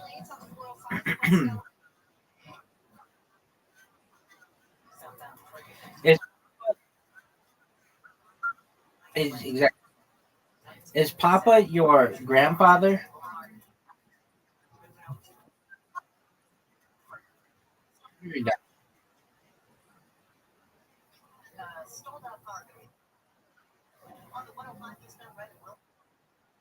It's very nice that you take care of him. Looks like that crash is clear to the right position. Baldwin Park, 605 northbound before he gets the right shoulder there. In Monrovia, 210 westbound of Mountain Avenue, some debris. To the 210. Shoulder looks like he may be getting. Yes, ma'am. Our iHeartRadio Music Festival presented by Capital One is back in Vegas. Streaming live only on Hulu. A weekend full of superstar performances. Keep listening for the next chance to read all the way there. Capital One is the proud presenting partner of iHeartRadio Music Festival, bringing great products, rewards, and services to its customers. What's in your wallet? Widespread racism against the Asian American and Pacific Islanders is a serious and devastating issue that is impacting the lives of millions every day. It's up to all of us to stand up, speak out, and put an end to this racism. Stop AAPIA is a national coalition that tracks incidents of hate and discrimination against the AAPI community across the United States. To report a hate incident or learn about what you can do to help, visit stopaaPIA.org now. Find your iHeartRadio everywhere. There are hundreds of ways to experience iHeartRadio. Okey doke. Radio.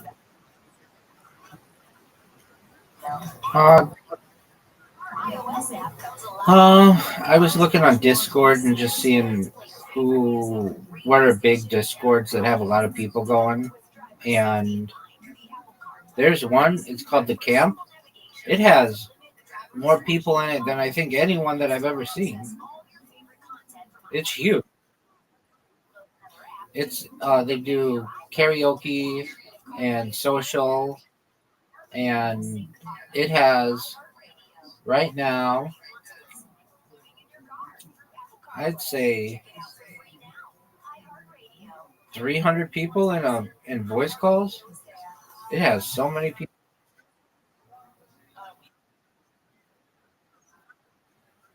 No, I'm in there now.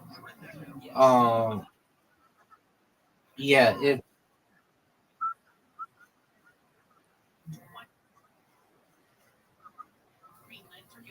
I'll send you an invite.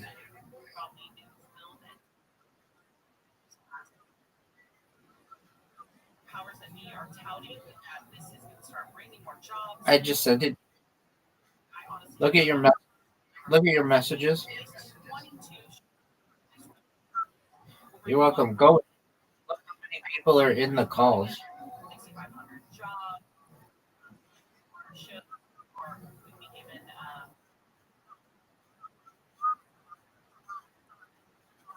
Oh, I know. Isn't that stupid? Sometimes if you don't read it, it'll be like, oh, here's up.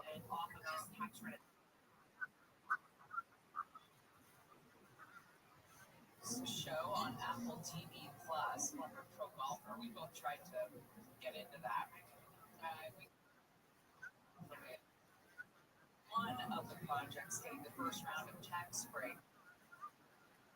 Oh, I didn't go there. I just was looking at people.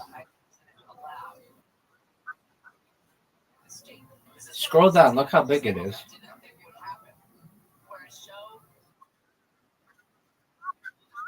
Things outside of the state and will never come back because it's easier and it's great. This was a show built which doubled for Indiana and other West, but it's going to come back. Here's favorites, Tom Segura's. Yes, Bad Moms is going to be moving from Texas back here to LA, and the reason they're doing that is because there's a separate part of the film and TV tax credit that gives them a little extra money, a little extra credit if they come back from season. Yeah, show. I told you I was very like full of shame when I would tell people how much I loved it. It's very dark, very dirty. But I loved it. It's not for everyone. It's very niche, kind of. That's all. You're on it. No, I'm not like you. Be an actress. I want to be in it. Well, no, I think I did when I first. I always pick random. It's like, why do you need to know what my favorite color is? Instead of going somewhere else, so that's jobs that'll stay here. Larry David here, LA native. He wants to build that is going to be having.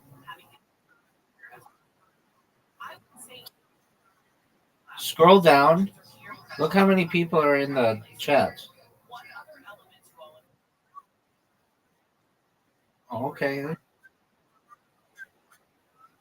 I'm not. Just usually it's like 10 people. Yeah, usually it's like 10 people in a given one. That one has hundreds. Oh, just they combined.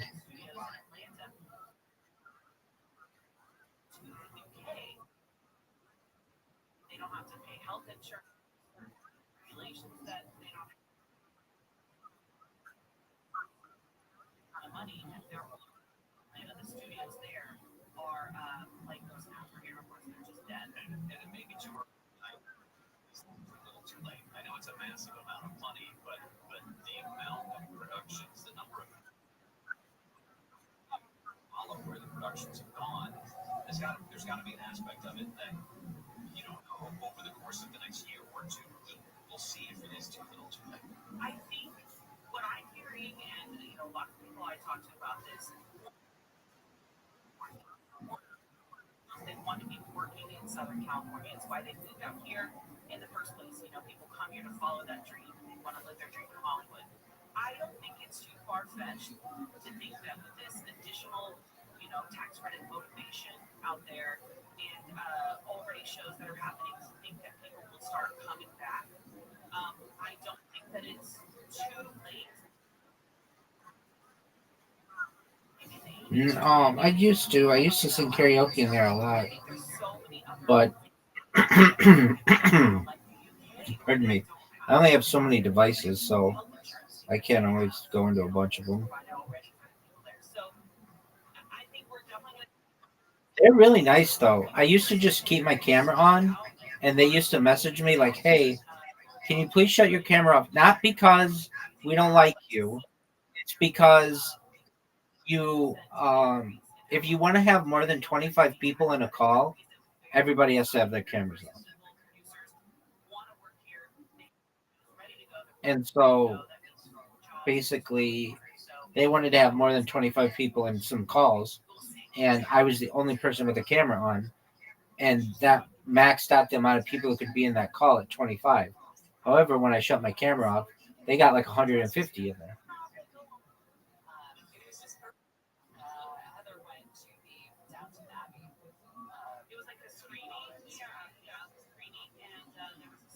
I didn't count. It might not have been 150, but it was a lot of people. It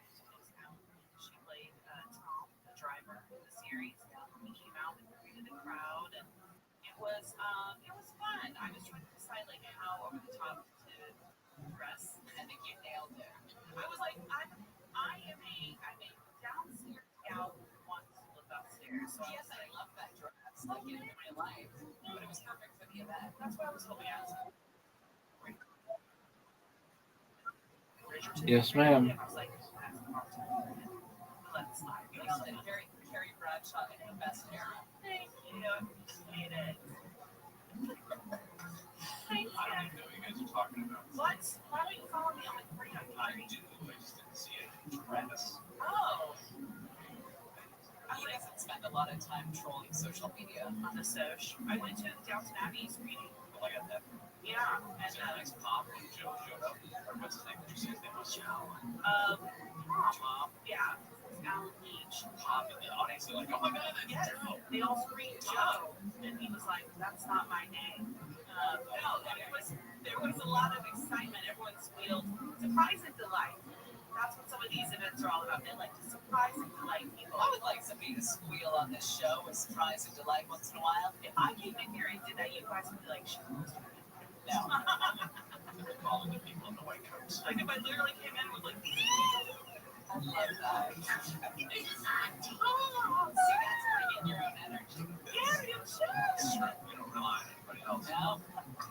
Gary and Shannon Show. That's right. Gary and Shannon Show will continue. Time to get an update from the K5 24-hour newsroom. Deborah Mark, K5 24-hour newsroom. Here's the latest. We're going to tell you the worst time to hit the road this holiday. And tonight's Powerball jackpot will be the fifth largest in history. We'll have more at the bottom of the hour. We have a crash on the 10 Pomona. On the westbound side of the 10, as you're coming up on the off, they just got hit over to the right shoulder. And it looks like on the 10 eastbound at Ringa, we've got a chair in the right lane. In Golden Park, 65 north, just past Valley. That's a brush on fire over on the shoulder, but the right lane is going to be blocked. You've got delays almost to 60 now. In Commerce, 5 south, right to 710. They're clearing an exit. We have a motorcycle down from the left lane and getting that over the shoulder. North Long Beach, 710 south at the 91. We had a solo car crash into that Senator Meyer area. And in Wilmington, 105 east at Wilmington, got a car was still reported in the carpool lane. With Southern California's most accurate traffic reports, I'm Jenny Arvin. I just don't like to stress that up, but this is a bit different. What do you get when a true crime producer walks into a comedy club? Answer, a new podcast called Wisecrack, where a comedian finds himself at the center of a chilling true crime story. Does anyone know what show you're from to see? It's a story. It's about the scariest night of my life. This is Wisecrack, available now. Open your free iHeartRadio app, search and listen now. iHeart is America's #1 podcast network.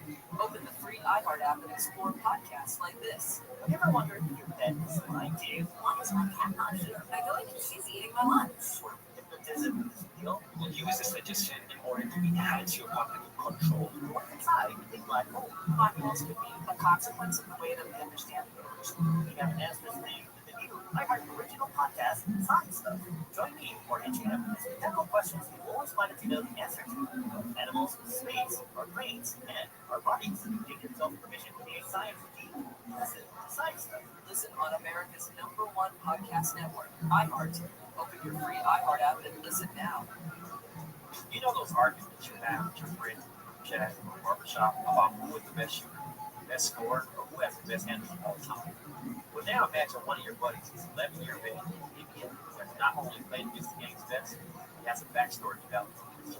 I'm Seth Curry, star for the Charlotte Hornets.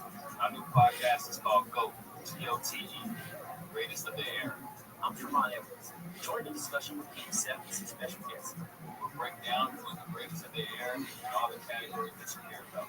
And clutch shooter, knockdown defender, and one-on-one scorer. Listen to GOAT, G-O-T, Greatest of Their Era on the iHeartRadio app. We're Kate and Tyler Volterra, and we've got a new podcast, Kate and Ty Break It Down. We've been through it all. Marriage, raising kids, work, trauma, figure out who we are in this next phase of life. Marriage isn't always easy, but it's worth it anyway. But then there's just figuring out how to survive being 30-something years old with the mind. So follow, rate, and review Kate and Ty Break It Down wherever you listen to podcasts. Listen on America's #1 podcast network, iHeart. Open your free iHeart app and listen now. Jan from Toyota here with live coverage of end of summer fun at Toyota's national sales event. With my special guest, Eli Manning. Thanks, Jim. Let's get into it. Down by the lake for some fishing, we've got Eric and his Tundra. He throws his line, and he's going long. Heck of a team effort there. That Tundra got him exactly where it needed to be. Next up, here's Kyle, off-roading behind the wheel of a 4Runner. Oh, that Forerunner's got some serious moves on the field. There's excitement in the stadium parking lot with the Davis family tailgating in their new Sequoia. All eyes are on Dad manning the grill. He grabs some bugs from the cargo area of the Sequoia and flips. And look at that! What a way to close this one out. Sure was, Eli. Until next time, go Toyota! See you participating in Toyota Junior Retails. Dealer inventory may vary. The event ends September 2nd. Toyota, let's go places. Americans pay about $5 million to control termites and repair their damage every year. Many people underestimate exactly how much damage they do. Call Pacific Coast Termite today at 800-PACIFIC for a free home inspection. Certain restrictions apply. No tinting, no double bagging your food, no pet sitting. Mention KFI and get 10% off termite treatments and a 2-year guarantee on their work. Call 800-PACIFIC, 800-PACIFIC, or go to PacificCoastTermite.com today. Switch to Boost Mobile and get unlimited talk, text, and data for just $25 a month forever. Visit a Boost store today. Every 30 gigabytes, customers may experience slower speeds. Customers pay $25 a month as long as they remain active on the Boost Unlimited plan. Make your game day legendary in Las Vegas with MGM Rewards from unforgettable tailgate and viewing parties to non-stop sportsbook action to exhilarating dining and nightlife. Show off your fandom and earn on all the heart-pumping thrills you love. Visit MGMRewards.com for details. LA Career Expo is coming to the Beehive this September 13th. Discover free career training opportunities in fields such as the building trades, healthcare, automotive, personal services, and more. See live training demonstrations, meet career specialists in high-demand industries, and gain access to job opportunities. Visit LAUSDadultEd.org for more information. That's LAUSDadultEd.org. Saturday, September 6th, join me, Neil Saavedra, and Bill Handel at Wild Pork Foods in Long Beach. It starts at 2 p.m. for a live in-store broadcast filming Wild Pork Pitmasters, games, free food, and celebrity chef Chris Minotto. Prices every 15 minutes, including barbecue, tickets to see the Dodgers, Chargers, so much more. The Fort Report live from 2 to 5, Saturday, September 6th at Wild Fork Foods in Long Beach, 6405 East Pacific Coast Highway, corner of 2nd PCH. Don't miss out on this one-day event. Details at KFI8640.com/Wild4. Let's start to stress lineup. This is a bit different. What do you get when a true crime producer walks into a comedy club? Answer: a new podcast called Wisecrack. He finds himself at the center of a true crime story. Does anyone know what show you've come to see? It's a story. It's about the scariest life of life. This is Wisecrack, available now. Open your free iHeartRadio app, search Wisecrack, and listen now. KFI AM 640 for stimulating talk.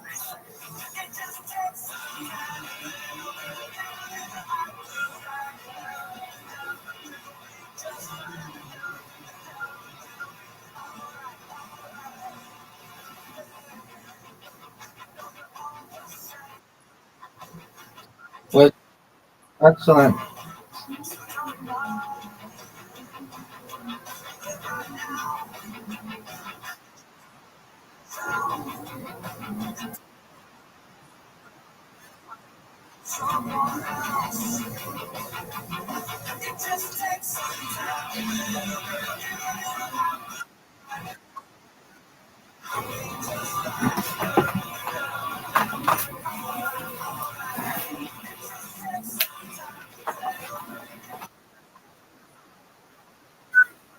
I know you are. I'm gonna do some computer programming, some robots on Twitch, but I'm here. Um,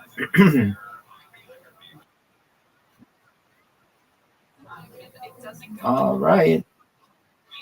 If you want to, they can be really helpful to you. If there's like, what would you use a robot? You could get a robot to, you know how on Bigo you like people. Yeah, you call it Bigo, whatever it's called. Um,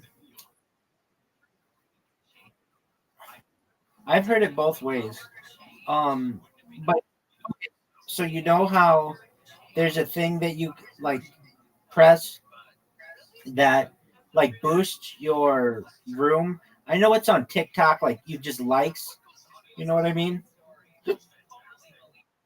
Like basically, you know when you're on TikTok and somebody presses the heart button and it makes a bunch of hearts come up and um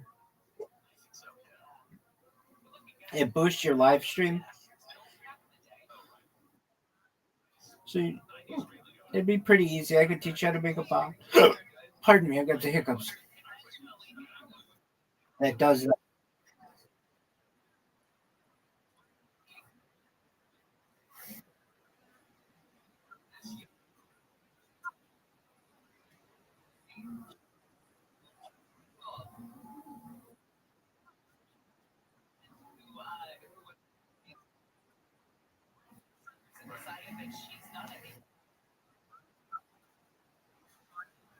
I mean, it's really hard.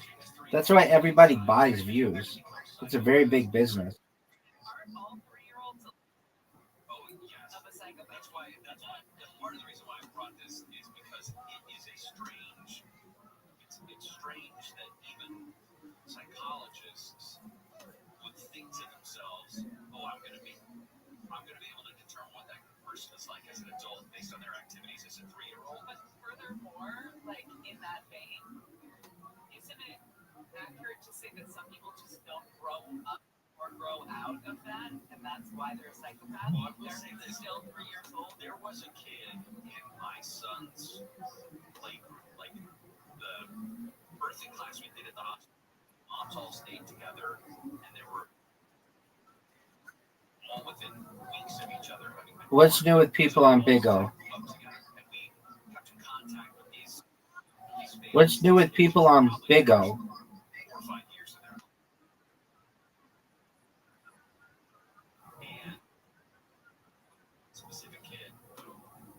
What about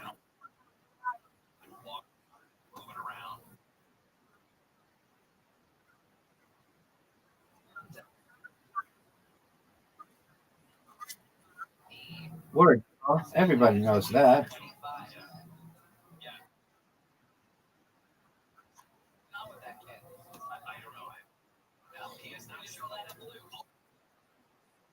Um, yeah, I find that a lot of times people, it's not even a real person. They'll just like play a video of themselves. It's not live, and that can be frustrating. You know what I actually love to watch on TikTok are people who do trick shots with ping pong balls and like stuff like that. It's like the most uh it's the most mindless content, but it'll just be somebody who just has like a solo cup and a ping pong ball, and they'll just be throwing the ping pong balls from across the room and then just trying to make it in. And if they get it in, then they end the stream and they just basically throw these ping pong balls until they make it in. And believe it or not, that to me, it's like mindless entertainment. But I do like it.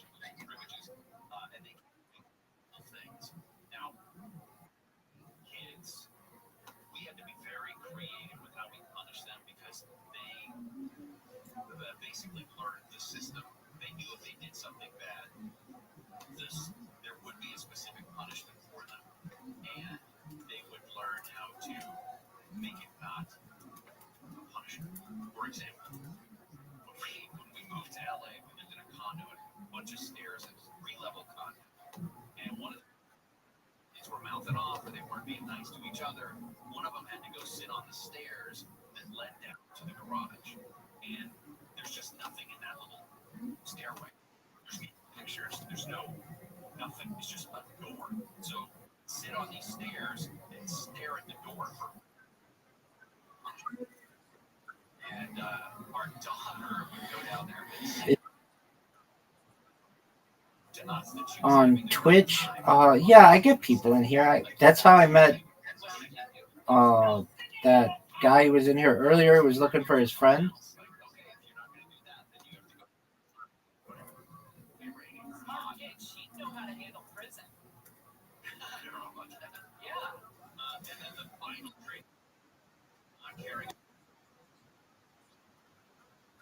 Their friends happy.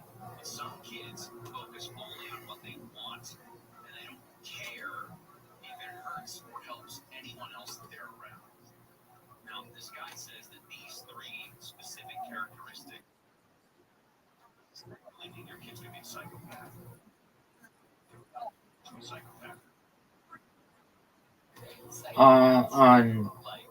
On Twitch,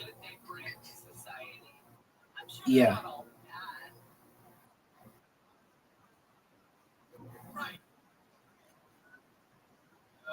We're going to okay, Gavin.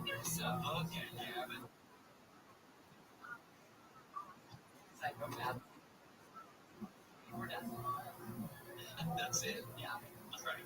Gary and Shannon show will continue right after this. I'm Deborah Mark, live in the KFI 24-hour newsroom. LA County supervisors are set to move this week on a $20 million settlement with the family of a murdered boy named Noah Contra. A 4-year-old boy died in 2019 after being tortured by his parents in Palmdale. David would settle a wrongful death lawsuit brought by Quattro's great-grandmother, Evangelina Hernandez, in 2020. It claims LA County social workers ignored repeated reports of abuse before Quattro's death. Supervisors will consider approving the settlement on Wednesday. Has found President Trump's tariffs unconstitutional, but left them in place for now. The court ruled Friday President Trump is not legally allowed to declare national emergencies and impose import taxes on almost every country on earth. Trump posted on Truth Social more than 15 U.S. What'd you say? I'm banned from Kick.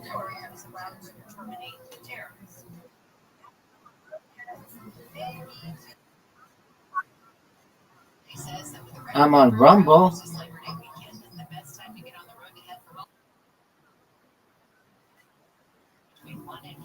Rumble has a lot of ads.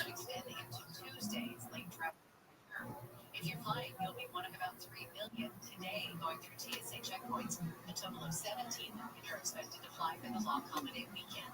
Amy King, KFI News. Tonight's $1.1 million Powerball jackpot was the fifth largest and the 11th largest lottery jackpot in U.S. history. The Multi-State Lottery Association said since the last time someone had a ticket matching all 6 numbers, no one had the winning Powerball numbers on Saturday night. There were a couple of $1 million winners in Southern California. A long time Ron Brooks has died. Tuesday after a long battle.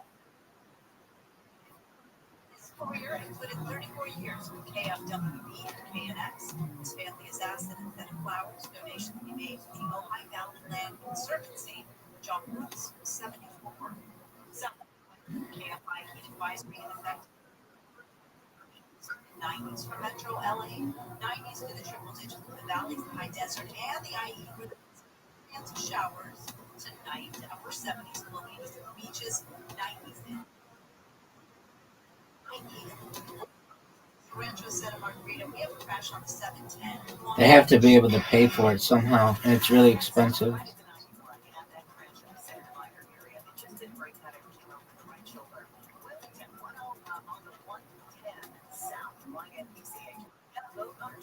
It came loose from the truck. It's now sitting in the middle lanes. In Hawthorne, 405 South of Road Springs heads up some debris in the Carnival Lake. The news in on connector to the 710. That earlier accident motorcycle down has cleared. And if you're coming back from Palm Springs and Benning, 10 westbound right at Ramsey Street, got a car fire over on the right shoulder. Looks like you got about a mile or two up back up the incident. With Southern California's most accurate traffic reports, I'm Jenny Harden. Do you really know what's in your tap water? Life Source believes your water should support your health, not be against it. Upgrade your water with a Life Source whole house water system during September's double dip promo. Call 800-WATER-99 or visit lifesourcewater.com. Experience a leap with Cadillac Pasadena. Elevate your trip today to new heights. Replacing your windows. For a limited time, go to AmericanVisionWindows.com and save up to $2,500. Live everywhere on the iHeartRadio app. More stimulating talk.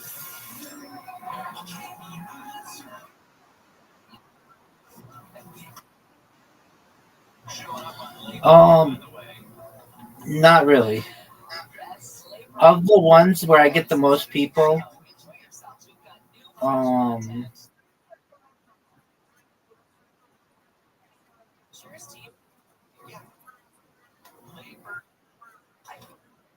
yeah, right. That's what I do. This is real life that's happening to us right now. And I think 12-year-old me is super happy because I think 1992 was big for you and I, both of us. Do I call you Q, Mr. Q? Okay, Q. All right. Does anybody call you by your given name?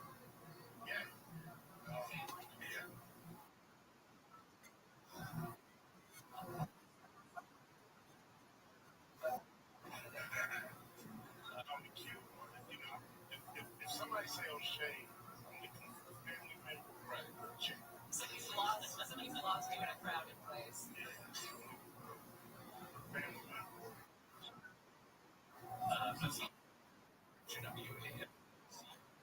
Name or any of the ventures that you got into is multi-hyphenate. As a rapper, obviously.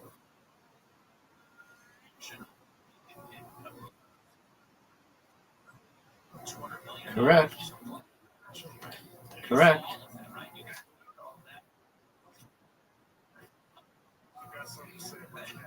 But also the Big Three basketball. They have several years. Big Three basketball. Yeah, I should have 2 of them live under that name, and one live under ViralRabbi.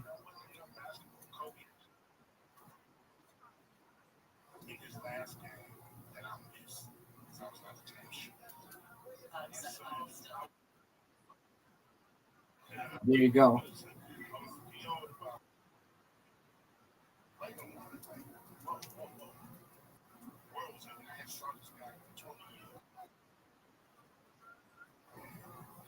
I have 49,000 followers on ViralRabbi. Yeah, they're all bought though, so don't believe it.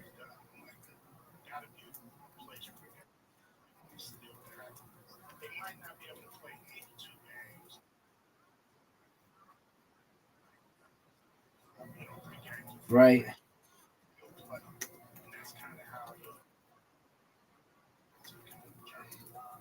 did you fall in love with basketball? I mean, we don't need to go back to, not to bring back 1992, but, the Lakers being the Supersonics, I mean, the Supersonics, they had some good years. You forget about the Supersonics in the 90s. They had contained Michael Jordan. I bought them. But,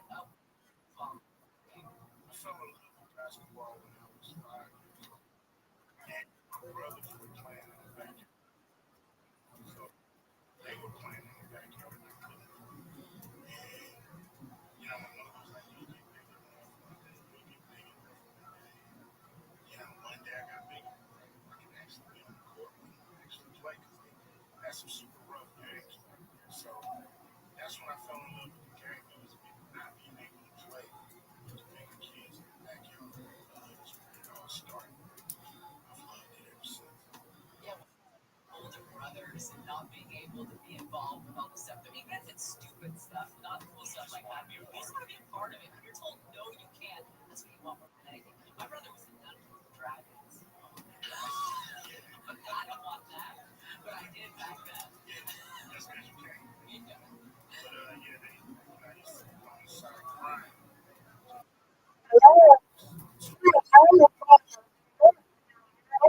Right.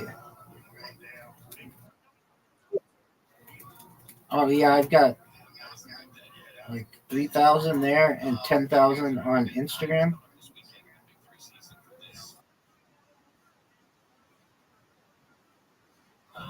Um, they have these things called follow for follows. Do you know what a follow for follow is?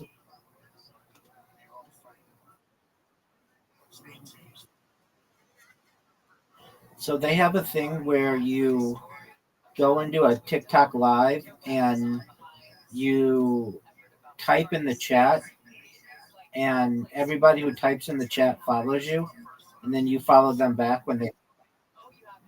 And then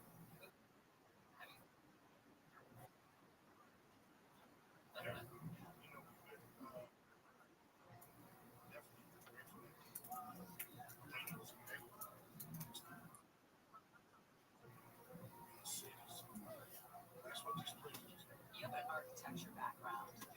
Is it cool to you to see something like that? Of course.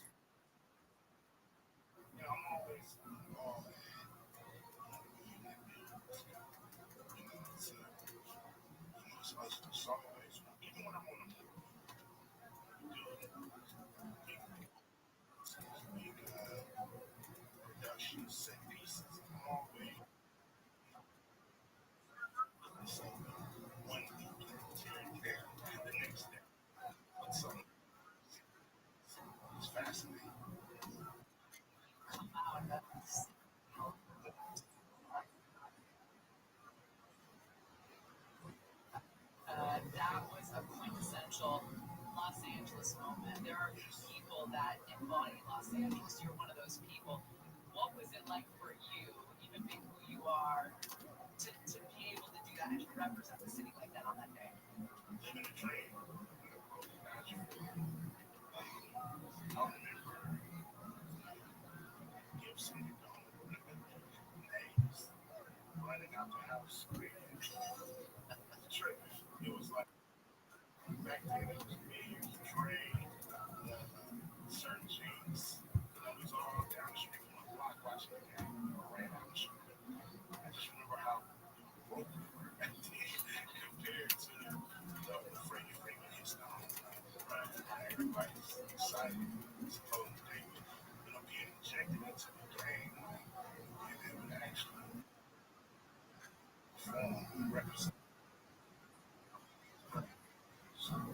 Yeah.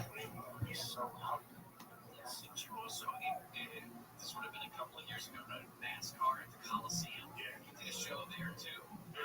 I had some friends that went and saw that, so that was this gathering of you got they love Coliseum.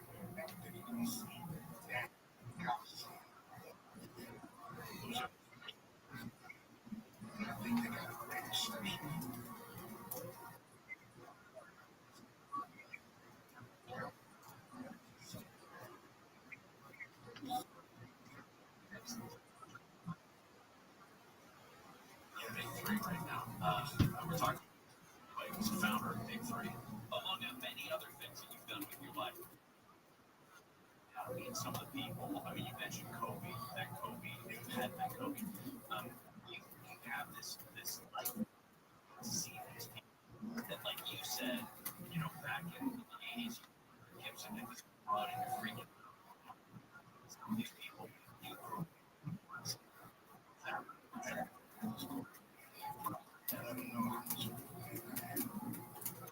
like I would do if I wasn't, just give them that props, let them know what they meant to me. Just feeling great that I got a chance to actually say that to them. I had my heart actually connect. Talk to the Padre.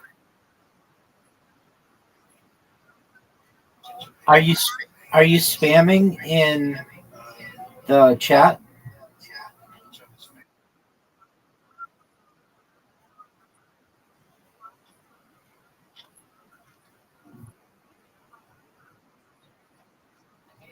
Started listening to your music.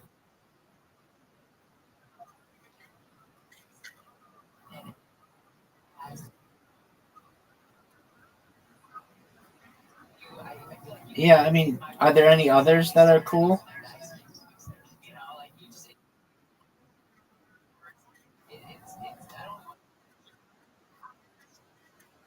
Yeah, that's one. It's all stayed. You must always feeling that, or people must always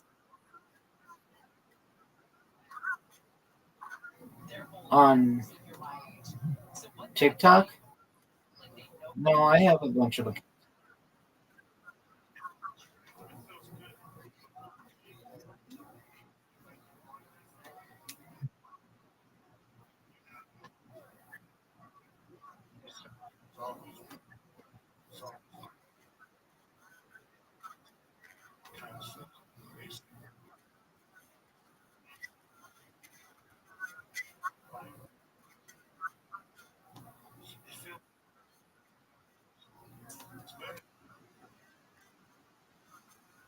Great community. Lots are from,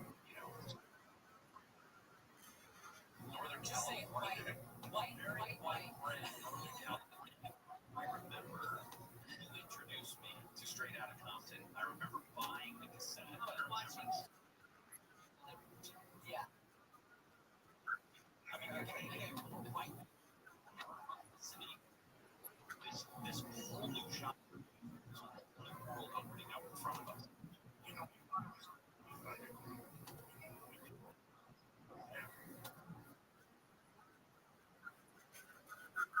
was that because you didn't think it would get right?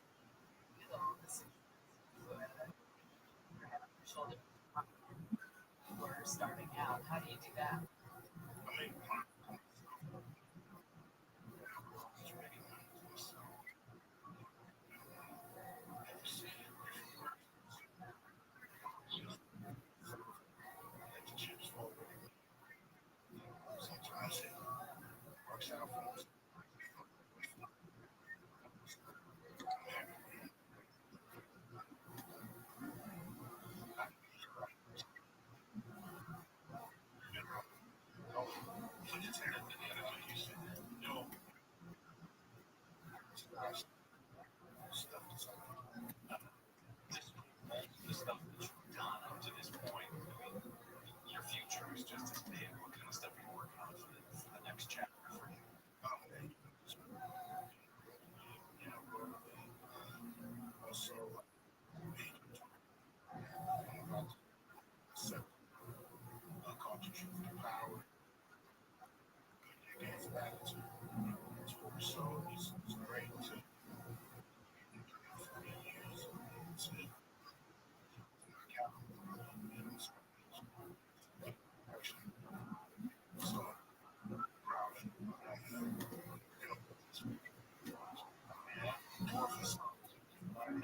My God, it's exciting. It's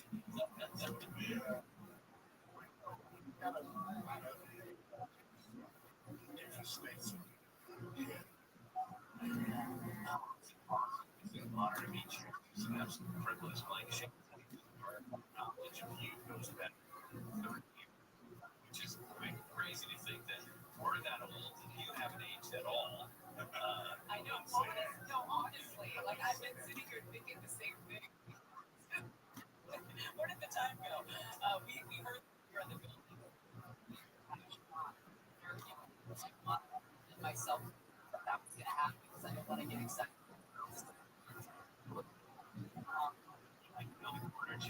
Yeah. Free basketball. Free.com. Find information, including this. Plans for next weekend. It's supposed to be just an hour. Thanks for stopping by. I appreciate it. Anytime. Thank you. Oh my God.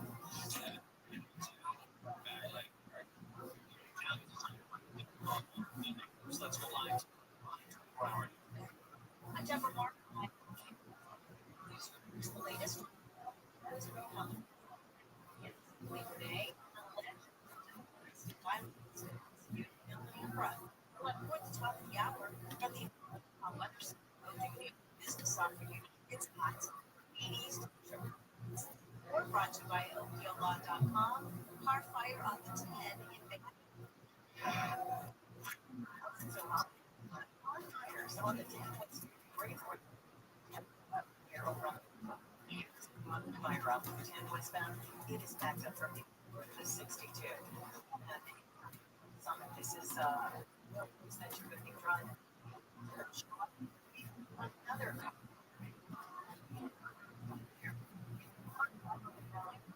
mattress in the middle lanes. What's in South CH?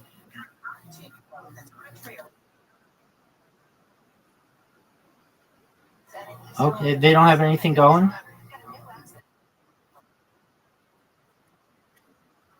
Okay, look, I'm going to try to find it for you. Just one moment. This is TikTok.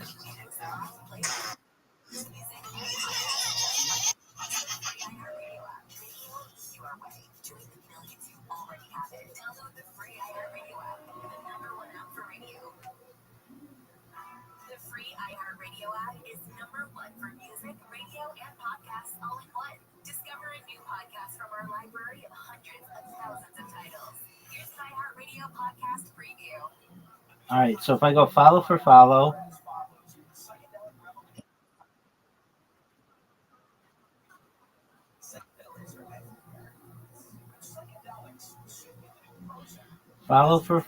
right now I see live.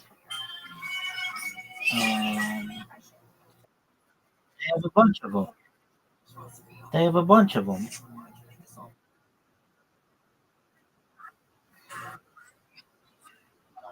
Okay, so do you see one has 32,000 people in it?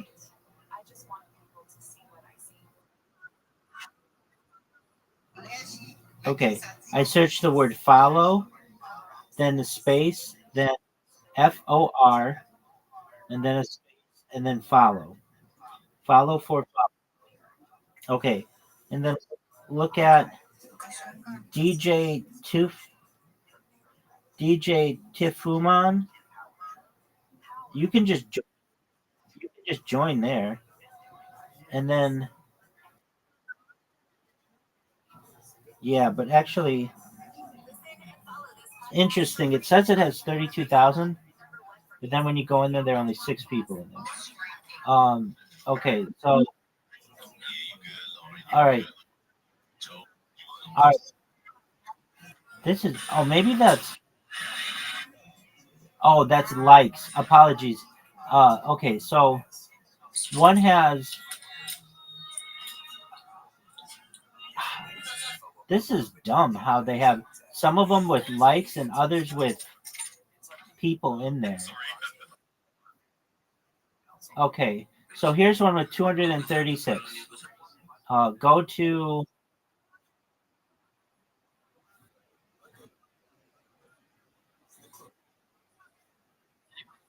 okay. Read the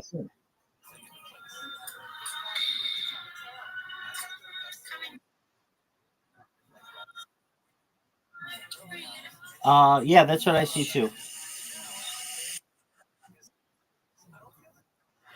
Okay, so the first one, let's see here. The one that you want is 1, 2, 3, 4. Look at the 5th one down. It says go for 700K followers.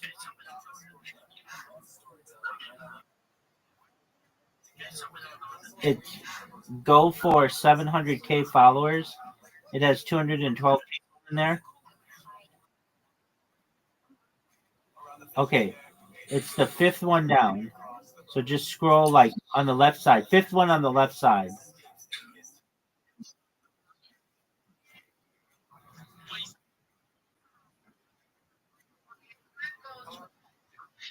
Okay. All right. I'm not sure. Here's another one. Let's see how many this one has. Okay. This one has 846 people, and it's like a guy who's selling hot dogs, and okay, so type in Byron Stanga, BYRON BYRON IRON. No, BY, but that's okay. Don't do that one.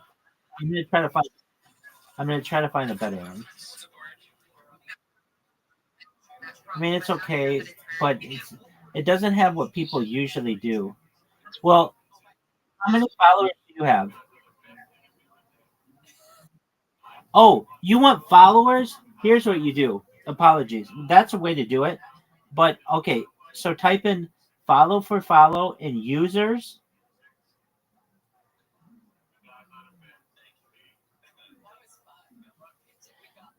So do you see at the top it says top users live video shop sounds?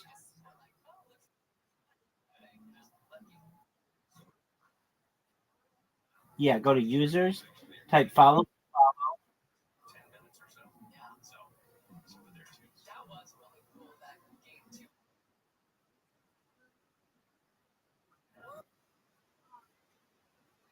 No, in the search.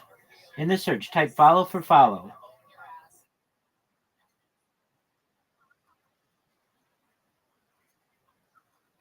That's fine. You don't need it. They just want to follow it. And then what you do is you follow all those people, and within a day they'll follow you all back, or a lot of them will. And then you can remove anybody who you followed and didn't follow you back. Welcome. That's Ignition. Ignition was mean the other day, so they're muted.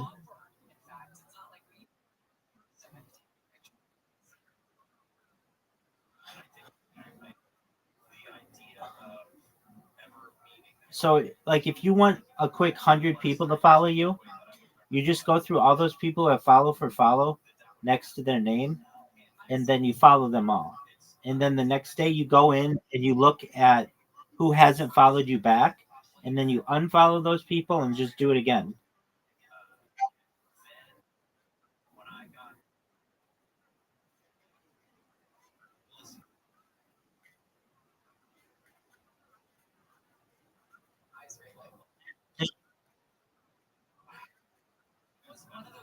There's another one. If you want them to follow you back really quickly, just type instead of follow for follow, just type in follow back. And those people usually have something like, I follow back in 5 seconds, and they'll follow you back right away.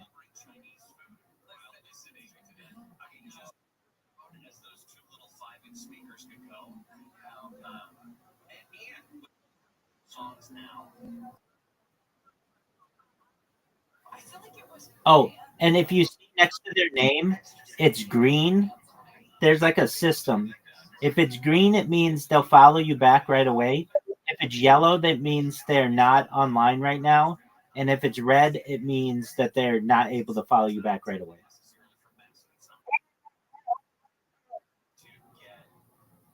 So, like, when I type in follow back in users, I see like people with like a name like follow in 5 seconds back. And then if you follow them, they should follow you back in 5 seconds.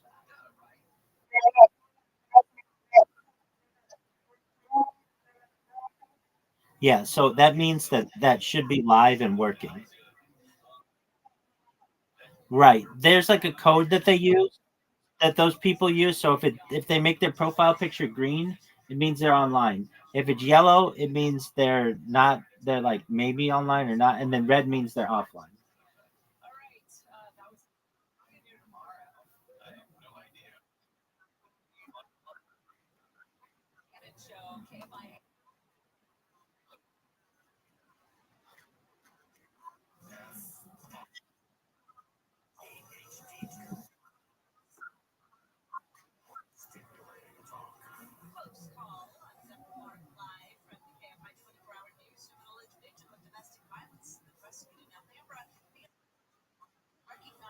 Probably it probably means they're not online.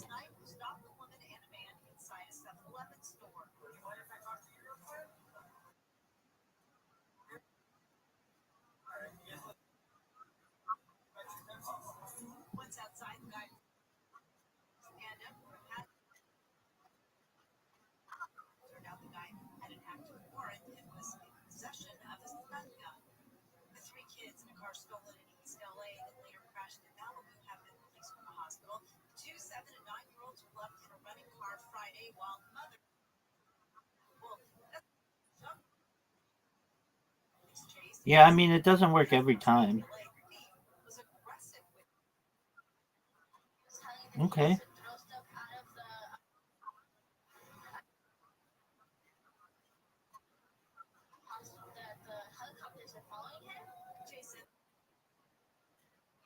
No, it just means they might be available, they might not.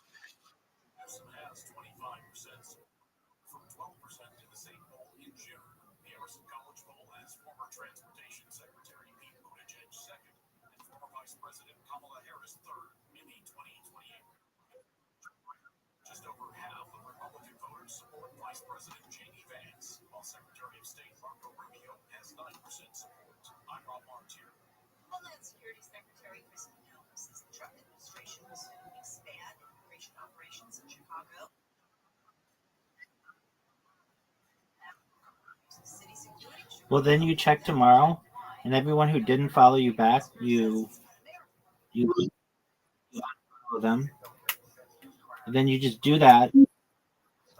If you did that every day for a month, you'd have 1,000 followers.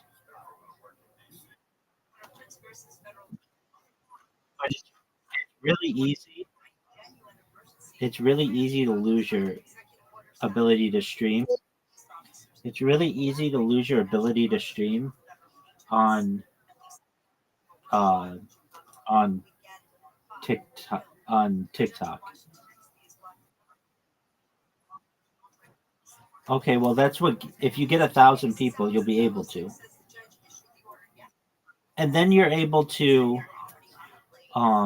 do other things like you may not want to stream. I get that, but you may want to be able to talk to someone who's streaming, and if you want to talk to them and not type to them, then you need 1,000 followers.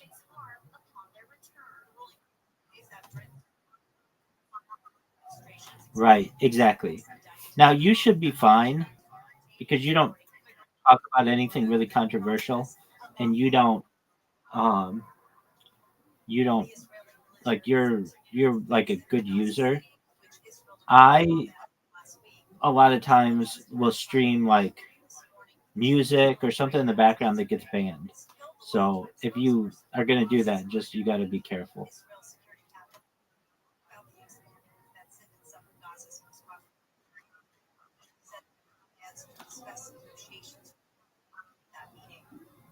Did you get anybody to follow you back?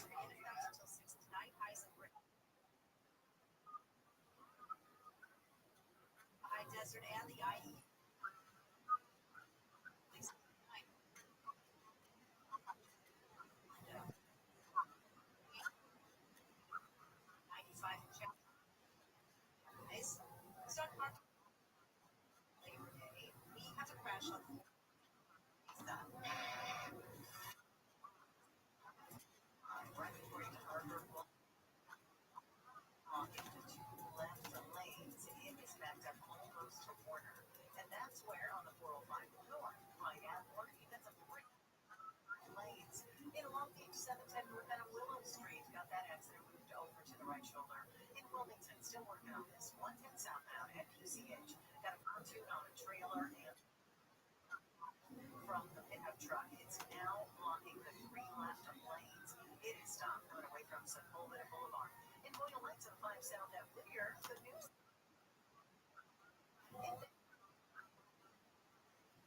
Car fire. The fire is out. All the activity is over. You never know until you try.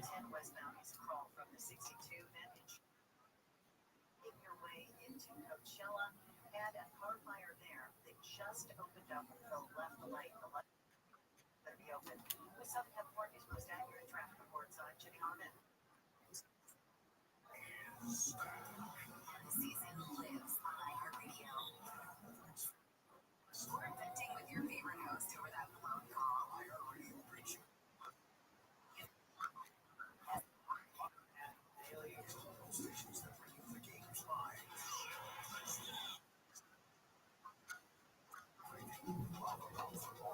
And it all starts now. Just open the iHeartRadio app and search NFL. Dive in.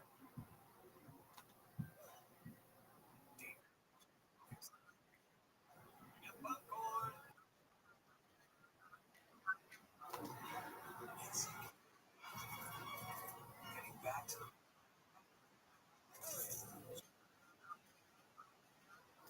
Get the latest info about COVID-19 vaccines at getvaccineanswers.org. It's up to you. Brought to you by iHeartRadio and the Ad Council. The free iHeartRadio app is #1 for music, radio, and podcasts all in one. Discover a new podcast from our library of hundreds of thousands of titles. Here's an iHeartRadio podcast preview.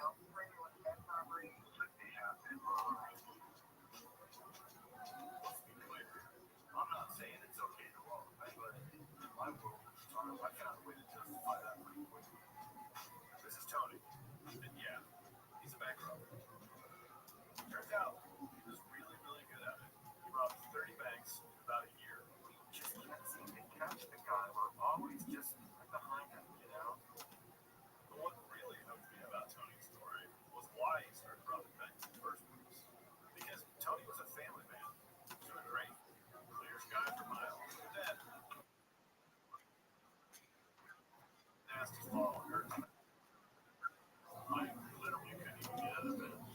What game?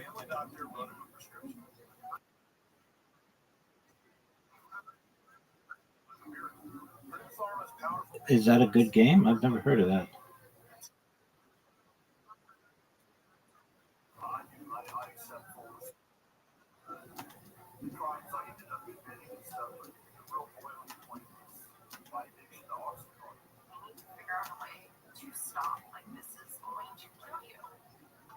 Introducing Hooked, a story about a man, a bill, and a bank robbery spree for the 80s. Hosted by me, Josh D. How does the system even allow for something like this to happen? When these people walk away billionaires when so many lives have been destroyed. Listen and follow this podcast for free on the iHeartRadio app. #1 for music, radio, and podcasts, all in one app. Find your iHeartRadio everywhere. There are hundreds of ways to experience iHeartRadio at home, on the go, beyond the iPhone, Android app, and at iHeartRadio.com. Here's another way to connect to iHeartRadio. Sonos speakers. Activate iHeartRadio within Sonos to access all your music, radio stations, and podcasts. Or even easier, look on the player screen in the iHeartRadio app for the available and control the Sonos experience directly on our radio app. If you speakers throughout the house, you have iHeartRadio everywhere you want to listen, including in your home. The iHeartRadio Sonos integration. For whom are you looking? iHeartRadio anywhere you want to listen.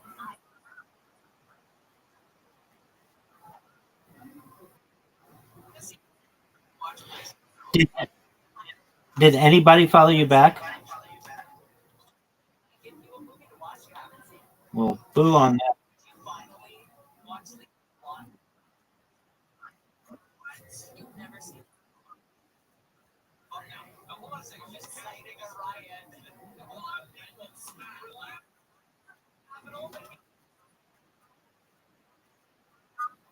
I'm sure I've seen Legally Blonde.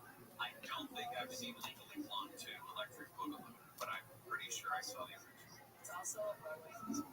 How can you not be sure you've seen the original? Hundreds of thousands of conversations with Grok have been exposed in search engine results. Unique links are created when Grok users press a button to share a transcript of their conversation, but as well as sharing it with the intended recipient. Lemonade? Yeah.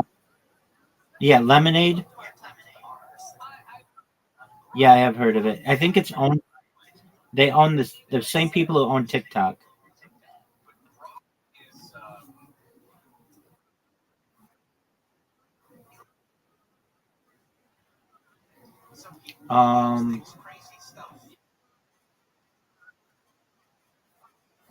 I think you can download that one. It might be fun.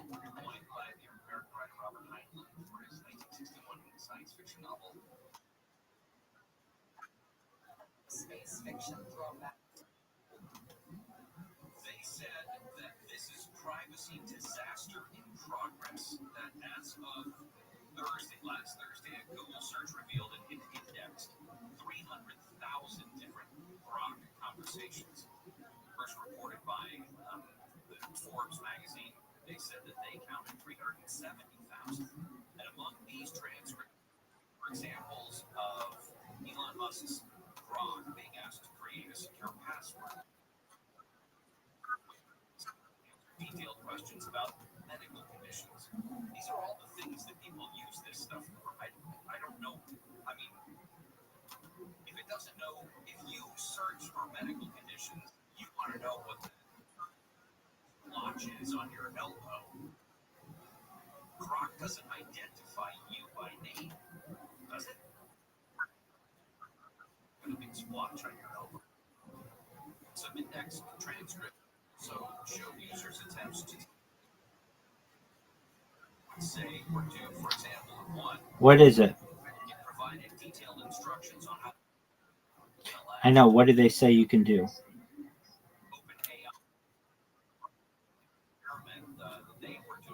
So what is it?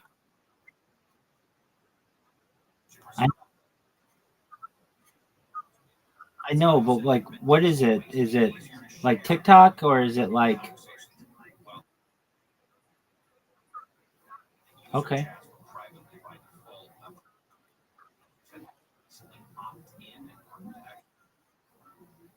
Many people use the bots for everyday little type things. You can ask your bot. And I was just talking to someone here, and his wife's mom had some health problems, and she would ask the bot various questions, medical questions, or just like home health care questions, all of that.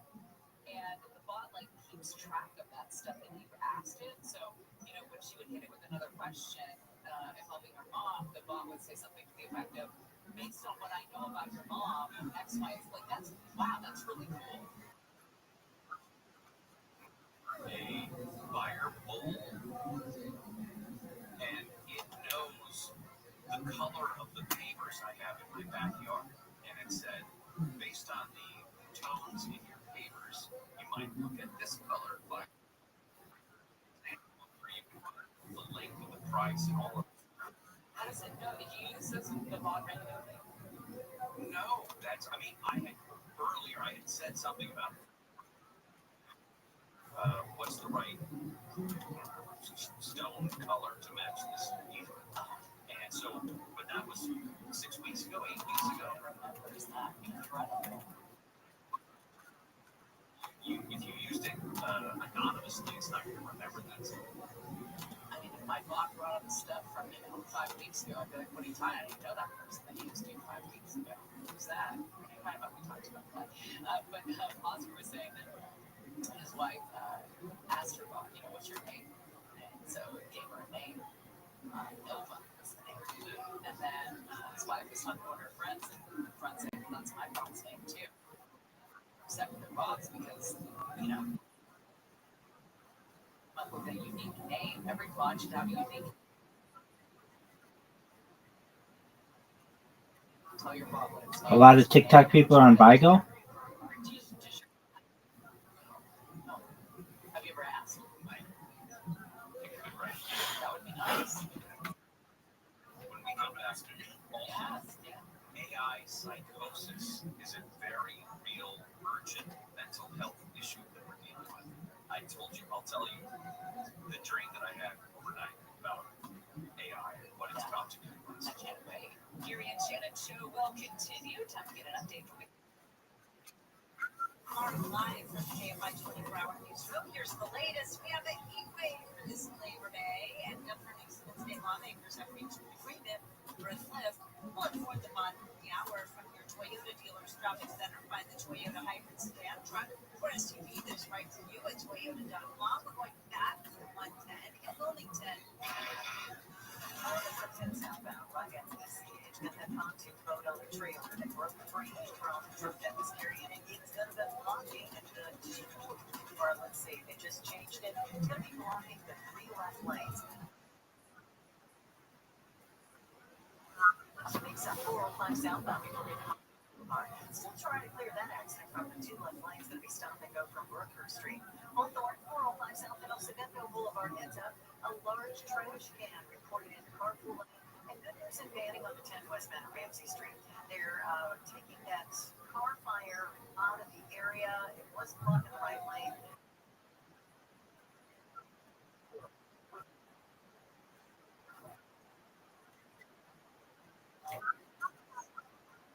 I mean, that's what I do in Socialize, Miss Aquarius.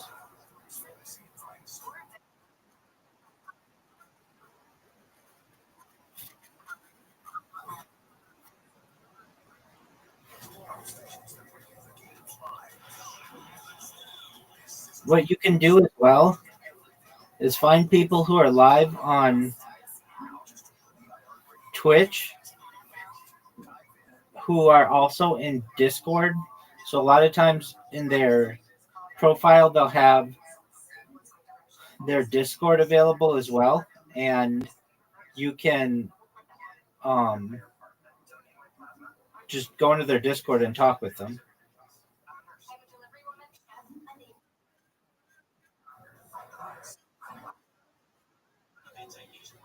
Yeah. I usually do it with people on So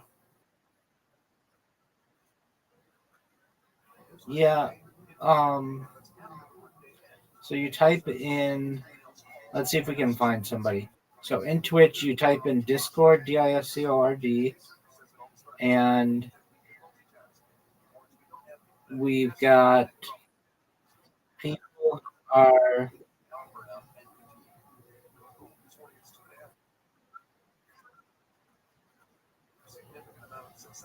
people who are live in Discord, and or their stuff is tagged Discord. Now they won't always let you come in and talk, but sometimes they do. And you would just be like, "Hey, I saw that you're streaming, and just wanted to come say hi. How's your day going?"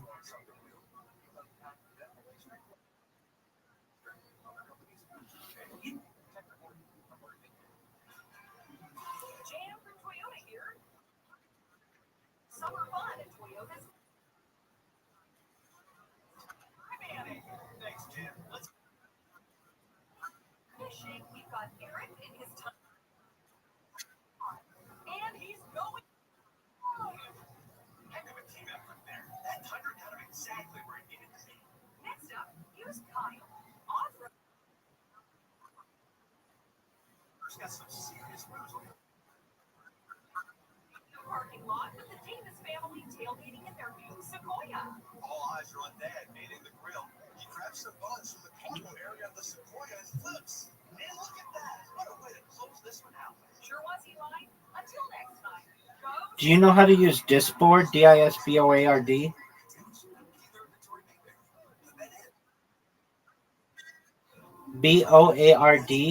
It's like a search engine for Discord.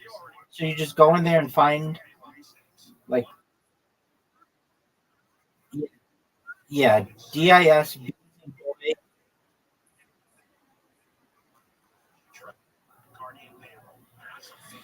Yeah, so go to disboard.org, and then you just, like, what's something that you like volleyball. So you type in volleyball. Now, I don't know if people are going to be live talking about volleyball at this time, but there'll be people with common interests in there.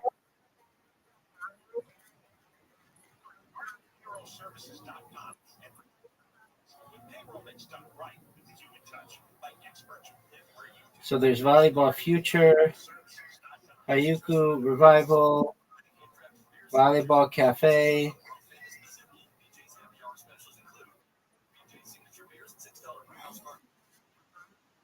If you want big ones that, like, where people are right now, then I would remove everything and then just search, and it will tell you who has the most amount of people, at least in their server right now. I mean, like, if we go to, like, social, and then right now, no, we just changed, that's just the category. So right now there's Xeno, Xeno, a chill community server, hang out and talk. I mean, I don't know if they're good. I don't know if then there's Socialize. There's Chill Bar, Farmer, Chill Haven, E-Girl World, Boulevard, Ashore.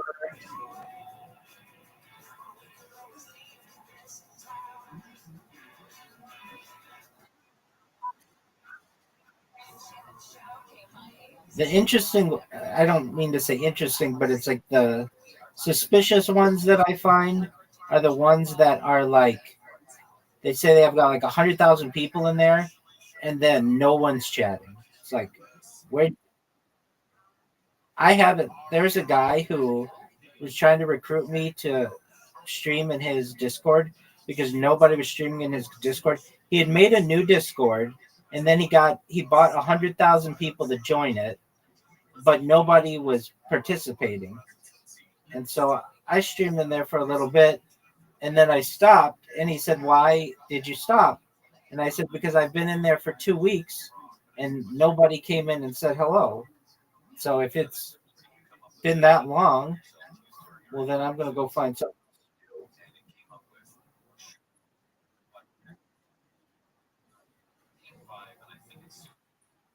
Miss Aquarius, it's so much work.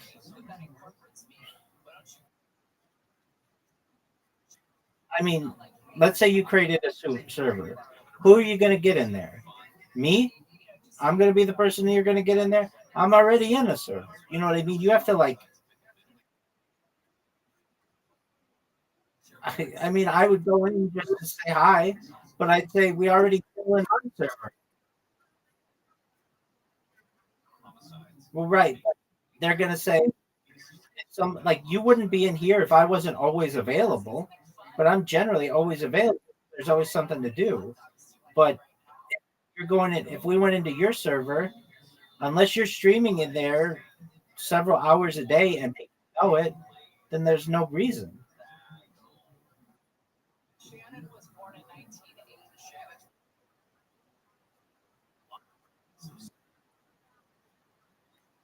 Yes, you can.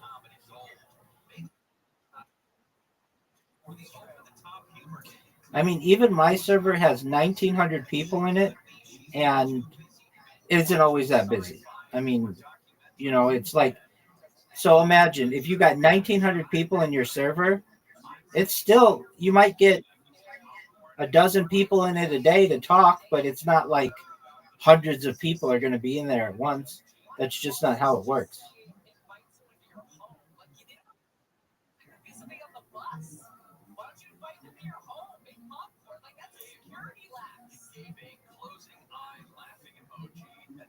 What's Shannon's usual go-to for entertainment?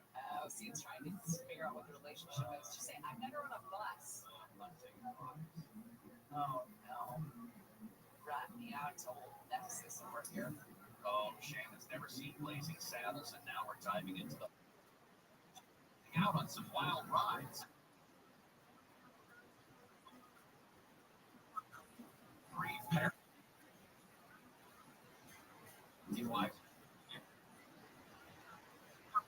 Check out the this is steamy.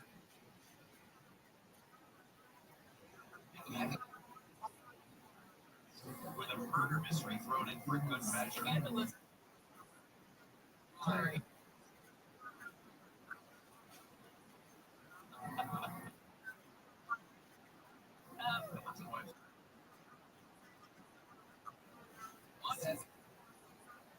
So asking about what's your so curious. What's your favorite chicken place?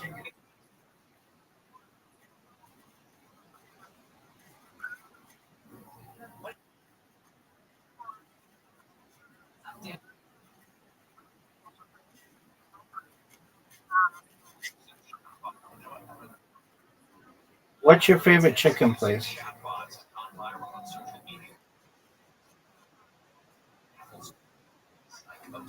Okay.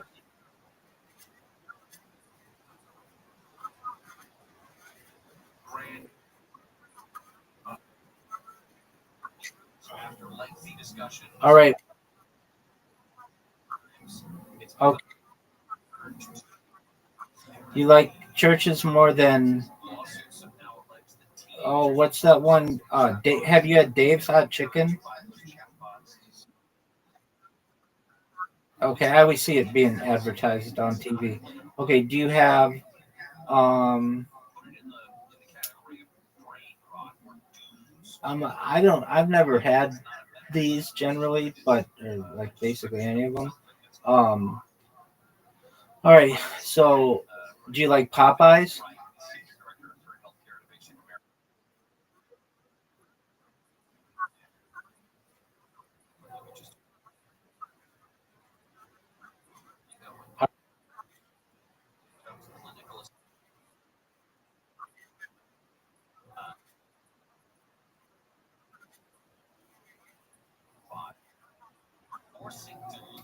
All right. Do you like um do they have Lee's?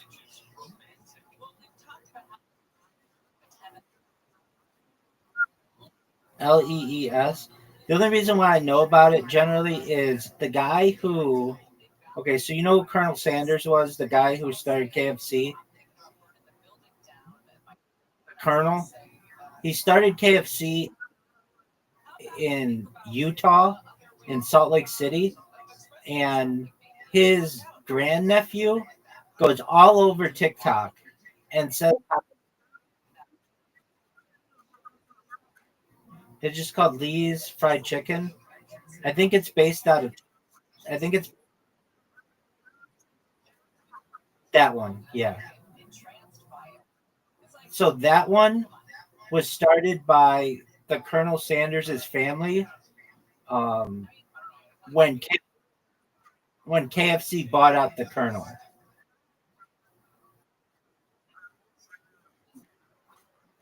You okay? So KFC, you're good. So KFC was bought out by the some company bought it out, and they changed the recipe. And after the Colonel died, because like um the thing with KFC is it has like 11 herbs and spices or whatever. Well, apparently they changed the recipe. So there's this guy who's all over TikTok. You can see him. His name is like Harlan Sanders. It's Colonel Sanders' grandnephew. And he comes out and he just talks about how KFC screwed over his family. And he had an uncle who started this other chicken place. And this other chicken place, Lee's Famous Recipe Chicken, is the one that supposedly has the real chicken. The only reason why I know about this is because this guy's on TikTok, and they talk about all that stuff. All right. Remember a few years ago?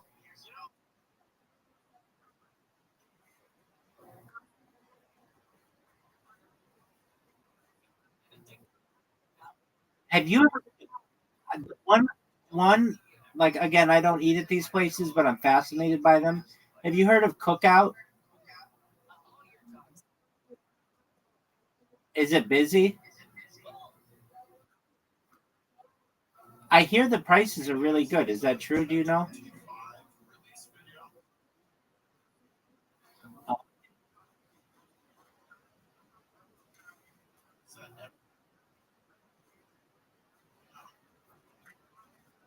Okay.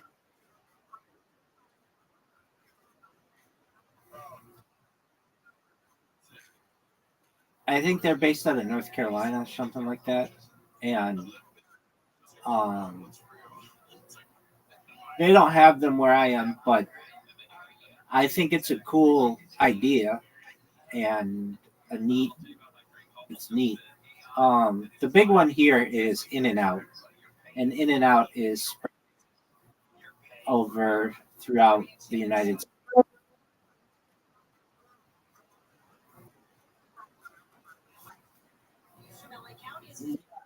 Um, I've had things like it that people tell me are similar, and those are good. Um, I find that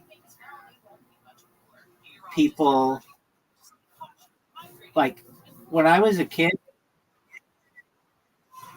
When I was a kid, I would see what the prices are for fast food, and they were so much cheaper than it is now.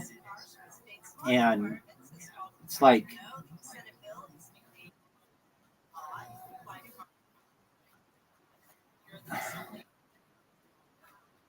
even like there are a few kosher fast food quote unquote places like Krispy Kreme that's kosher, and so like donuts, and then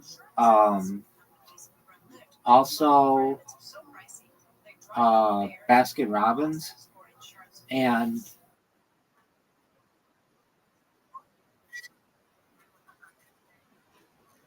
Word, girl. I love that too.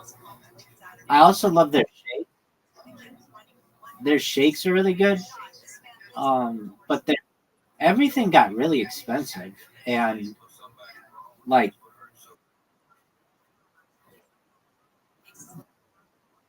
yeah, I like Ben and Jerry's a lot, like the pints, and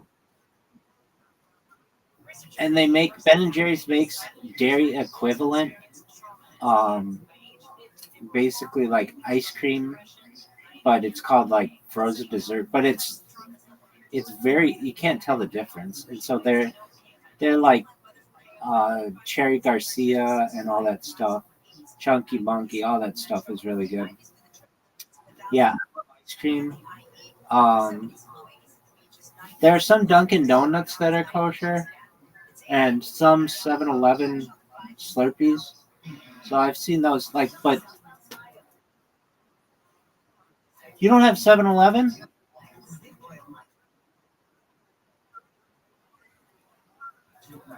What? Do you know why?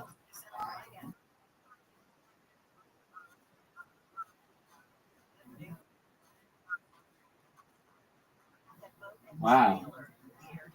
We've got them all over. There's like one. There's like one on every corner. I mean, I know I say that, but it's like,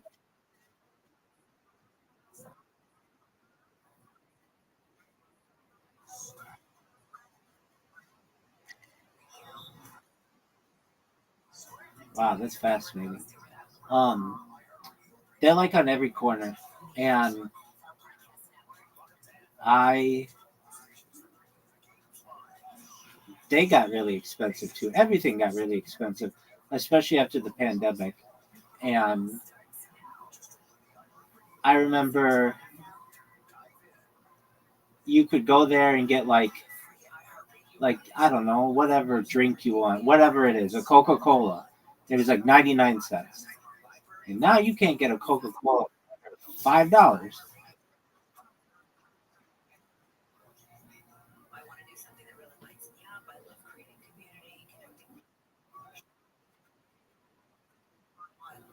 No, that's like a New Jersey thing.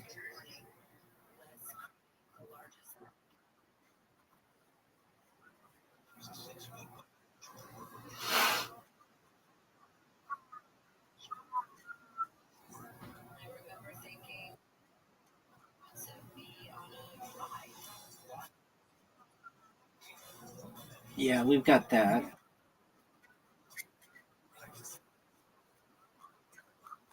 That's interesting. I wonder why they're. I'm going to look this up. So, Miss Aquarius, when we have a question to which we don't know the answer, we go to ChatGPT, and it's going to tell us the reason. Because Georgia's a big state. There's a lot of money there. There's a lot of people there. Why doesn't it have 7-Eleven? Here we go. Why doesn't Georgia have 7-Elevens?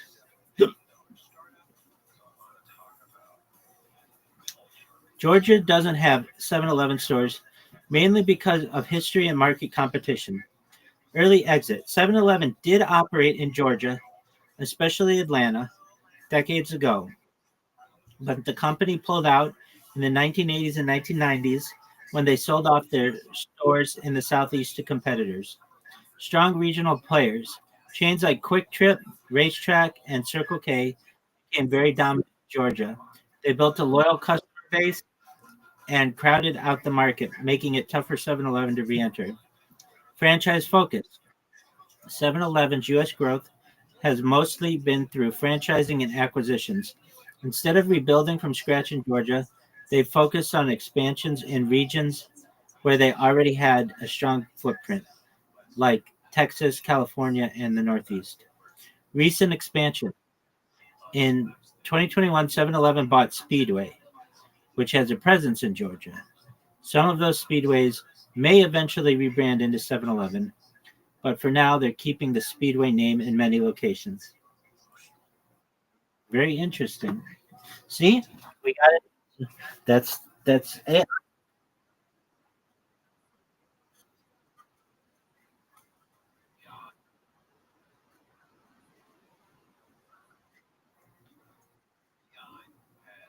And you remember this?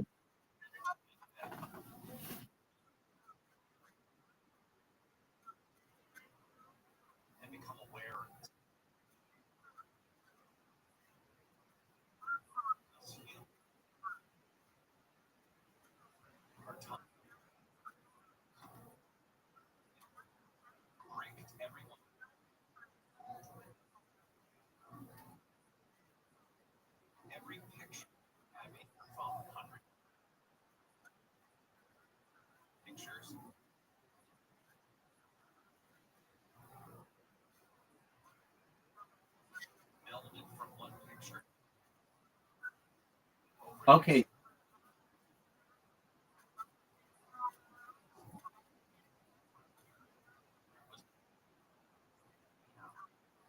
Okay, what's racetrack?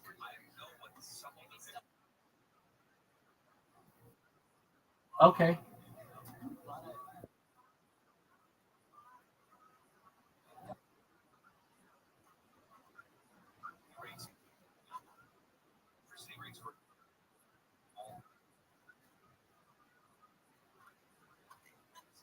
Right.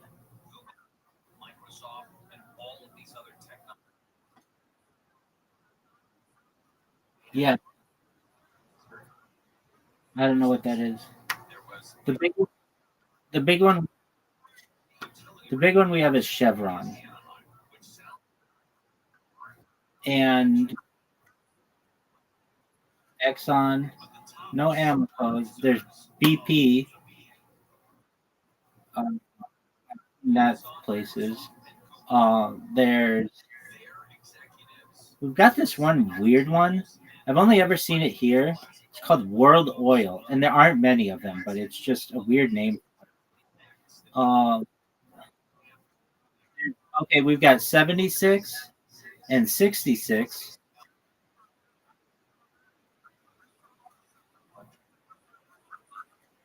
Orange and blue. Yep. You're welcome. You're welcome. There's 76 and 66, and then there's Exxon and but usually there's Chevrons. There's 7-Eleven, which is huge.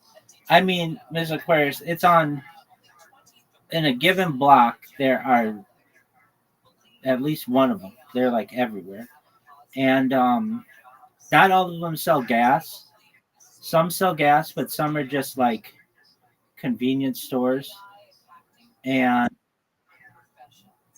they don't have bathrooms a lot of times. And I understand because people mess them up, but a lot of times if I'm traveling, like I have to go to the bathroom, and so if I stop, I'll get gas or whatever, and then I got to use the restroom. Um, and there's a one. It's more like a Las Vegas thing. It's called Terribles, which is like the worst name for a place ever. But that's one that sticks out in my mind. But that's really Las Vegas, and they even built a casino. It got so big. These gas stations got so big they built a casino. Um, there's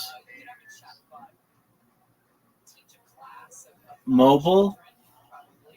Mobile's one, and yeah, but the biggest ones are Chevron. Oh, AMPM and Arco. That's another big one. And Circle K, and that's basically everything. I mean, that covers like 95% of all gas stations. I guess there are some people who have like their own gas stations, but that's pretty rare. Or their own convenience stores, which is more common. I'm trying to think if there's anything else that they have that you may have. That's that's basically everything.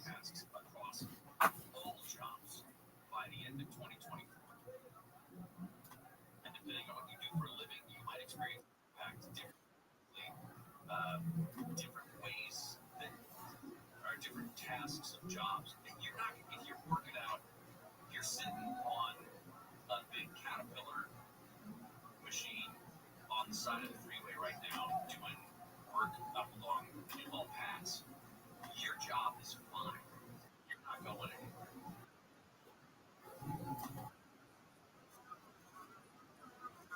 Path or I-5 to the Newhall Pass.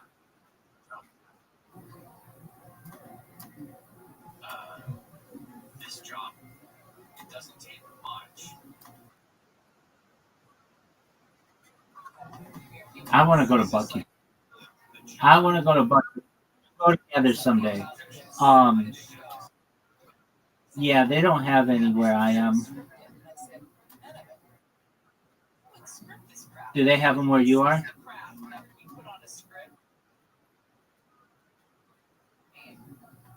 Yeah. I want to see what that's like. Everybody talks really highly about it, but it's like at the end of the day, it's just a gas station. But they have all kinds of stuff there, like brisket and like things you don't normally have in a gas station.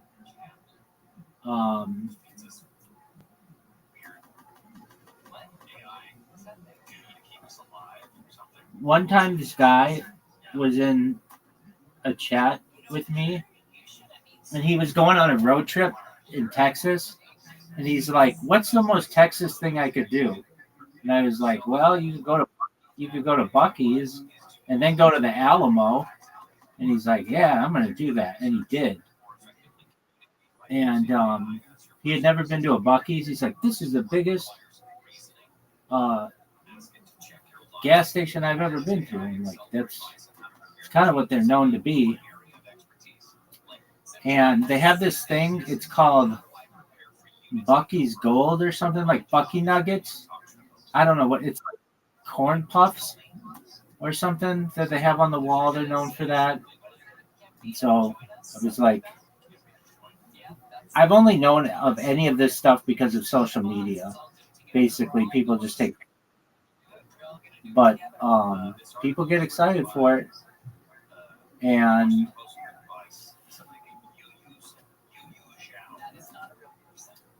people love their Buc-ee's.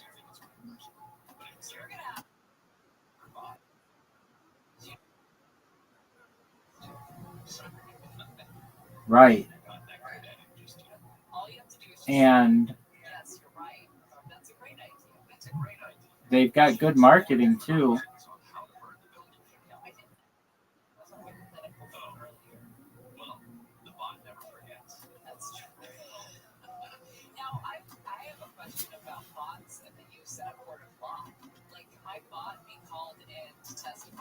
What I've asked the bot, is that part of your internet search, or is there some sort of layer of privacy about what you can talk to your bot to?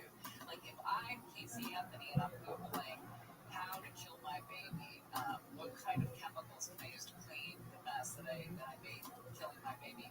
If I ask that to the bot, can they still subpoena that kind of stuff? Sure. Okay. Well, that sucks. I want a relationship with a bot that's at least a little privacy, right? Are there secret bots? Is there a black market of bots? Okay.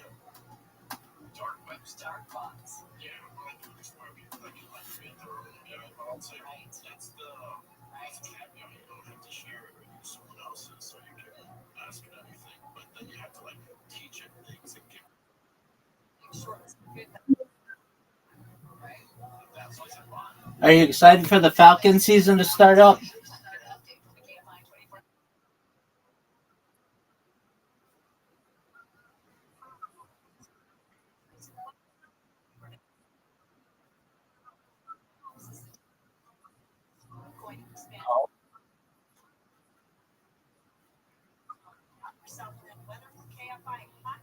Okay, so you're a Saints fan.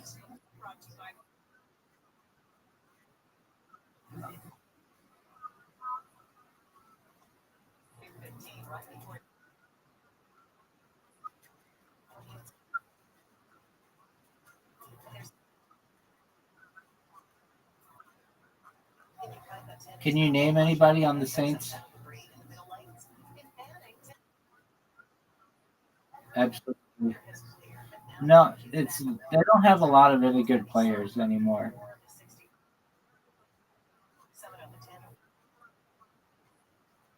Drew Brees.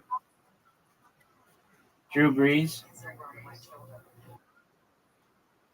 There you go. Yeah, he was good.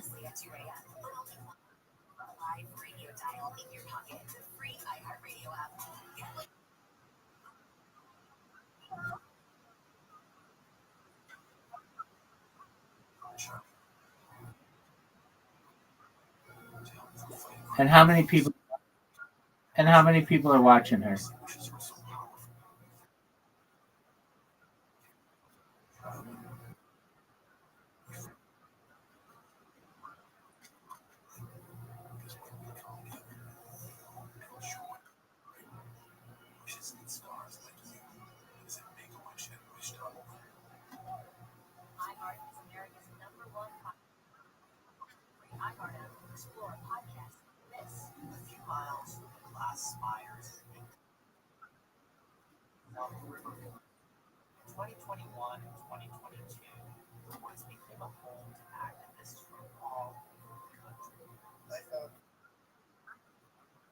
Gathered to stop the nearby construction of a massive streams. They named cops. There, in the forest, they built a different forest occupation or things like that. Present a vision of a society where we can have what we need and support each other without being at each other. The NFL season starts Thursday, and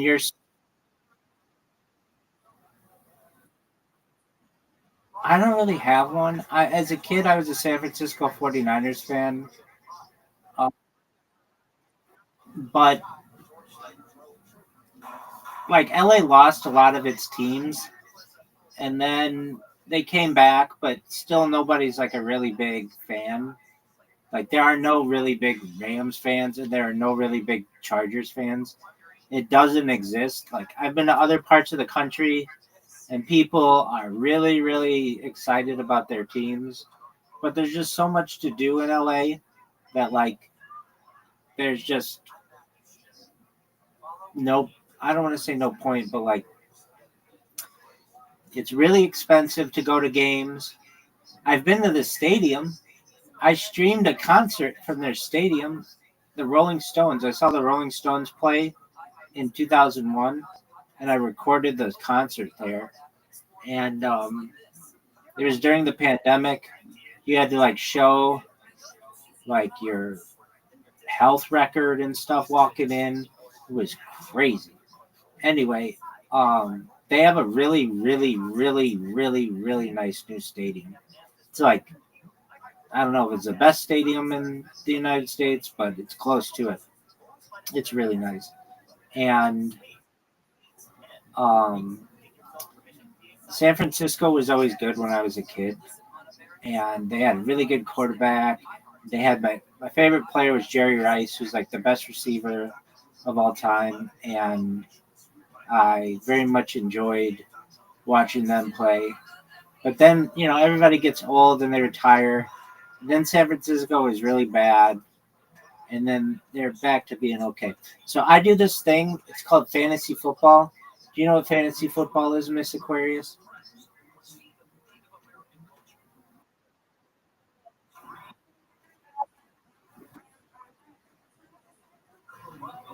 So instead of just rooting for one team, you have a draft and you choose different players. And so you have a player on like every team. And if that player does well, you do well. If the player doesn't do well, you don't do well. But it causes you to, instead of watching, like for me, instead of just watching San Francisco, I watch all the games because I have players who are on every team basically. And even if I don't have a player who's on that team or playing in that game, the guy who I'm playing against or girl, whatever person I'm up against the next in that game that week, they may have somebody who's playing, and thus it causes me to um, have a lot of interest. And so that starts up on Thursday.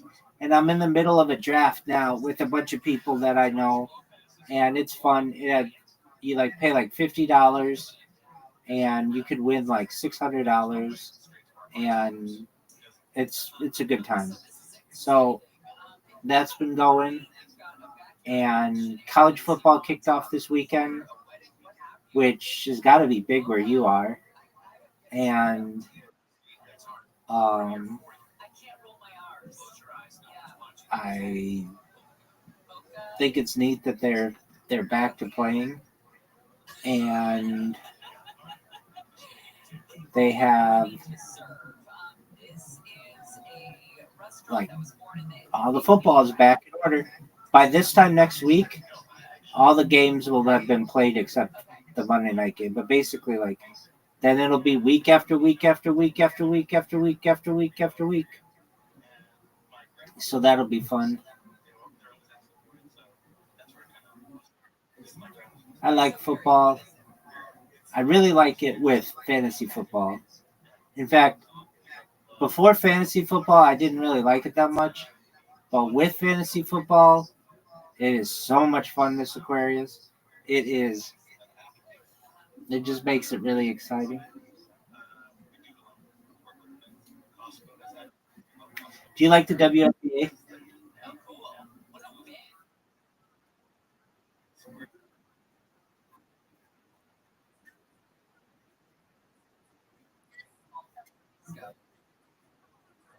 Yeah, yeah, same here. I like those. We're gonna have the Olympics in LA in 2 years, and the city's getting ready. They're making plans of what's gonna go where.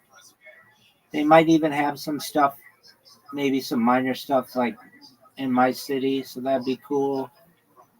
They've got like they're redoing the water places, the the the aquatoriums or whatever they call it, and the track and field places set up, so that'll be cool.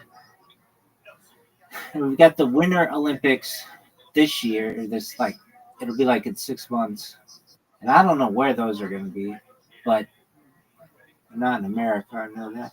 And then we've got the World Cup coming next year too, which will be cool. They're going to play the World Cup in New York and Los Angeles and Mexico City, I think, and maybe Toronto or something like that. They're gonna play it in like a bunch of places, so that's cool. And I'm in like a whole bunch of fantasy sports leagues. So I'm in women's basketball, WNBA. My teams. Oh, that reminds me, I gotta fix my teams for this week. Um, WNBA, my teams are really good. Baseball, my teams are not so good. And then I'm football leagues, and then I'm in NBA leagues that'll start up, and then I'm in hockey leagues. So basically, I'm in everything. So those are fun.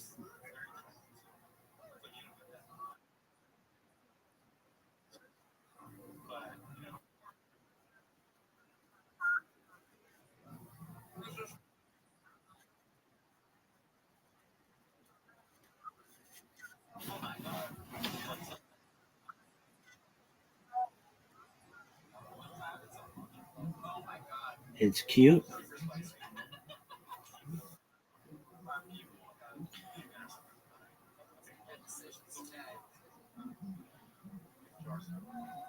Sourcing your ingredients, how do you guys get the good stuff? How do you guys get the fresh stuff? So actually, you actually get the stuff. Really? Yeah. We buy big box, we cut it ourselves, and we get the chocolate. Because typically people get the bubble, but typically I don't like bubbles in the meat. Because it one bad chew it. I'm gonna take that home and put it on some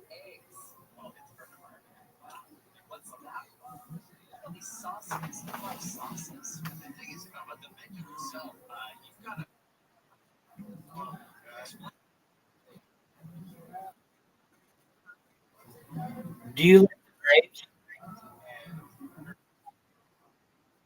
Do you like the Braves?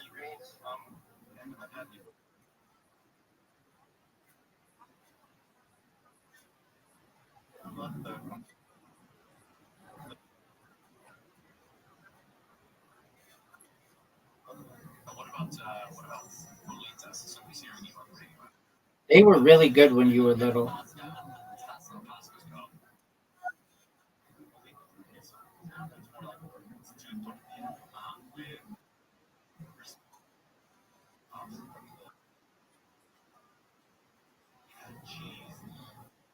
No, not like they were. They were for a little while. They were like America's team because they were on TBS, and you could get TBS in the United States. So the Braves became like a really big team, and they had Ted Turner as the owner, and he owned TBS. So he made sure that saw their stuff. He also owns CNN, which is really big where you are, and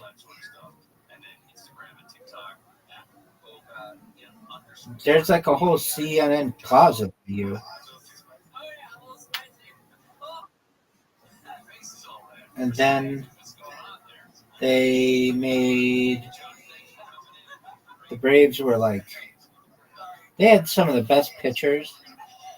There was a time where they had Tom Glavine, John Smoltz, and Greg Maddux, and they were amazing. They had Fred McGriff.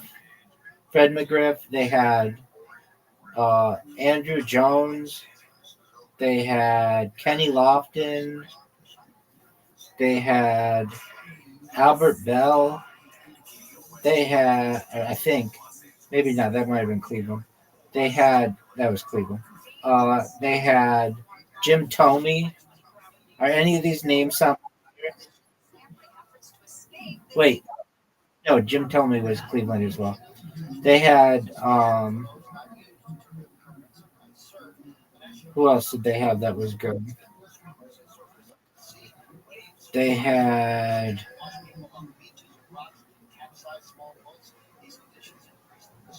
they had David Justice.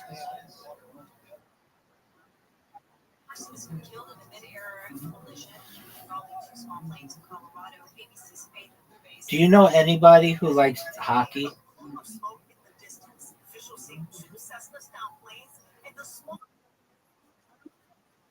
No. So that's what I'm saying. Like Atlanta, I know they had a team. I think it's the Thrashers, but I don't know anybody who likes hockey.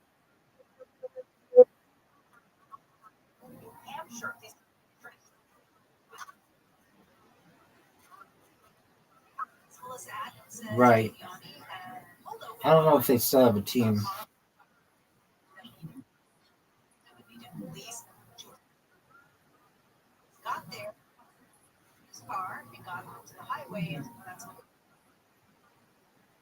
There you go.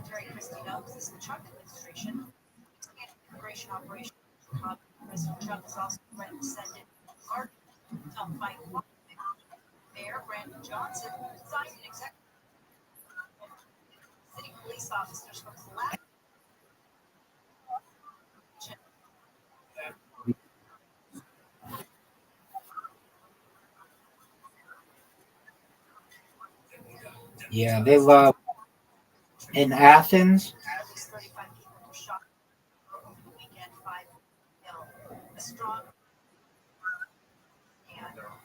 Yeah. Wait, what did you say?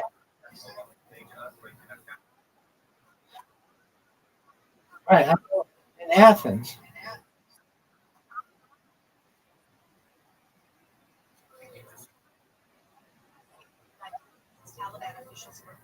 What about Georgia Tech? That's a good school.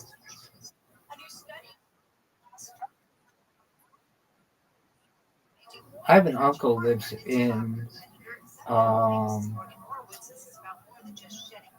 like near, it's a nice area. It's called like what's it called? Berkshead or something?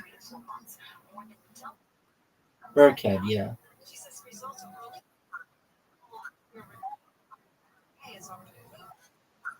Buckhead. Buckhead, that's it. Yeah. He lives I know my cousin lived there, and then I don't know, I think like Marietta, something like that.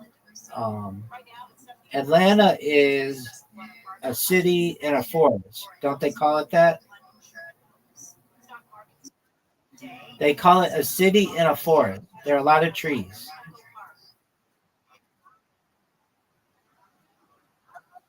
Yes, they do. And then it has like dozens of names of streets called Peachtree.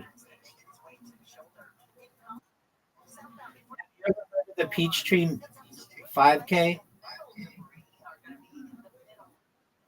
My uncle was the organizer for that.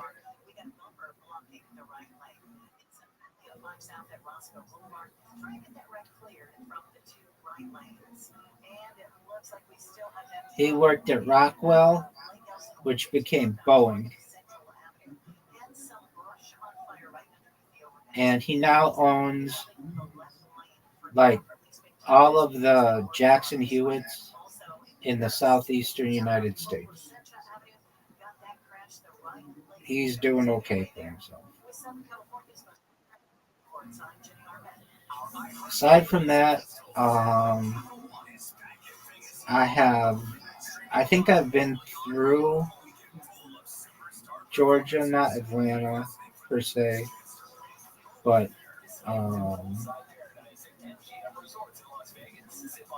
I've seen it. I've seen it from Tennessee. There's a place called Rock City, and you can see like 7 U.S. states. I had a cousin whose family was from Tennessee, and they had a wedding just in like northern Georgia, southern Tennessee, and it was like in a state park. They like rented out a state park for it, or like a place in a state park, and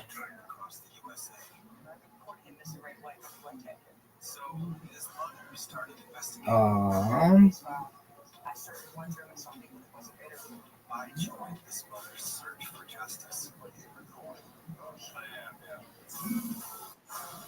Someone knows something. Season 6 available now. Listen and follow this podcast for free on the iHeartRadio app. #1 for you. That's all in one.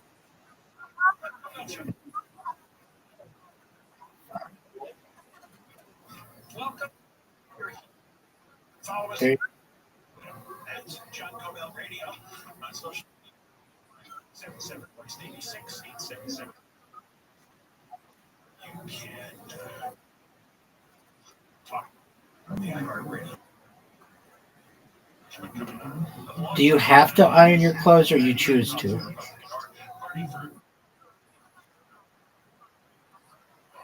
Right. Good on you. And we are going to get to its latest topics in a moment. To put something on the ballot, which will make it, I guess, facilitate having ballot measures, but buried inside are the terrible tax increases. Johnny, you there? I'm here. October covering having his launch the 2028 campaign rally, being forward with your state tax dollars streamed on the official government action challenge. But I'm here. I want to talk about that first. So he wants to force redistricting of the state, so that we could get 49 Democratic representatives out of 52, right, who supported his daughter. And he wants like 37% of the vote in California, and they want Republicans to have about 4% of the representation. No, it's absolutely nuts. So he has this rally today. He wants to redraw the lines. And for people who don't know, there was a ballot initiative that passed way back in 2010. And it passed 61 to 39, saying we're going to have an independent commission draw these lines. No politicians. So he wants to overturn an initiative that was passed by 61% of the public. And this morning, you saw this. Wake Up and Politico has a poll that says 64% of the state still wants to keep that redistricting commission. They don't want Newsom or anybody else getting it. So he starts out, he's behind 2-1. He's behind 64 to 36, and then he holds a pep rally. Is he insane? There was no one like Moses because he really was incredibly unique. This statue of him that is erected in his home region, Cordoba, in Spain, it's rather ironic. Sounds like a plan. Sweet dreams.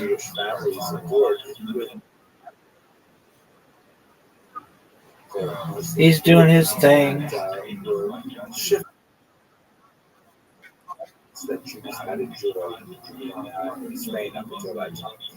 You'll recall that Maimonides he was born right near the end of the famous golden age of Sephardic Jewry, sometimes called La Convivencia, the coexistence, which is a little bit of an exaggerated term, but not terribly exaggerated, because it describes about 2 centuries of phenomenal cultural effervescence and fluorescence, I think that's a word, where the Muslim rulers of Spain allowed tremendous freedoms to the Jews who were living in the region, giving them incredible privileges and possibilities of advancement.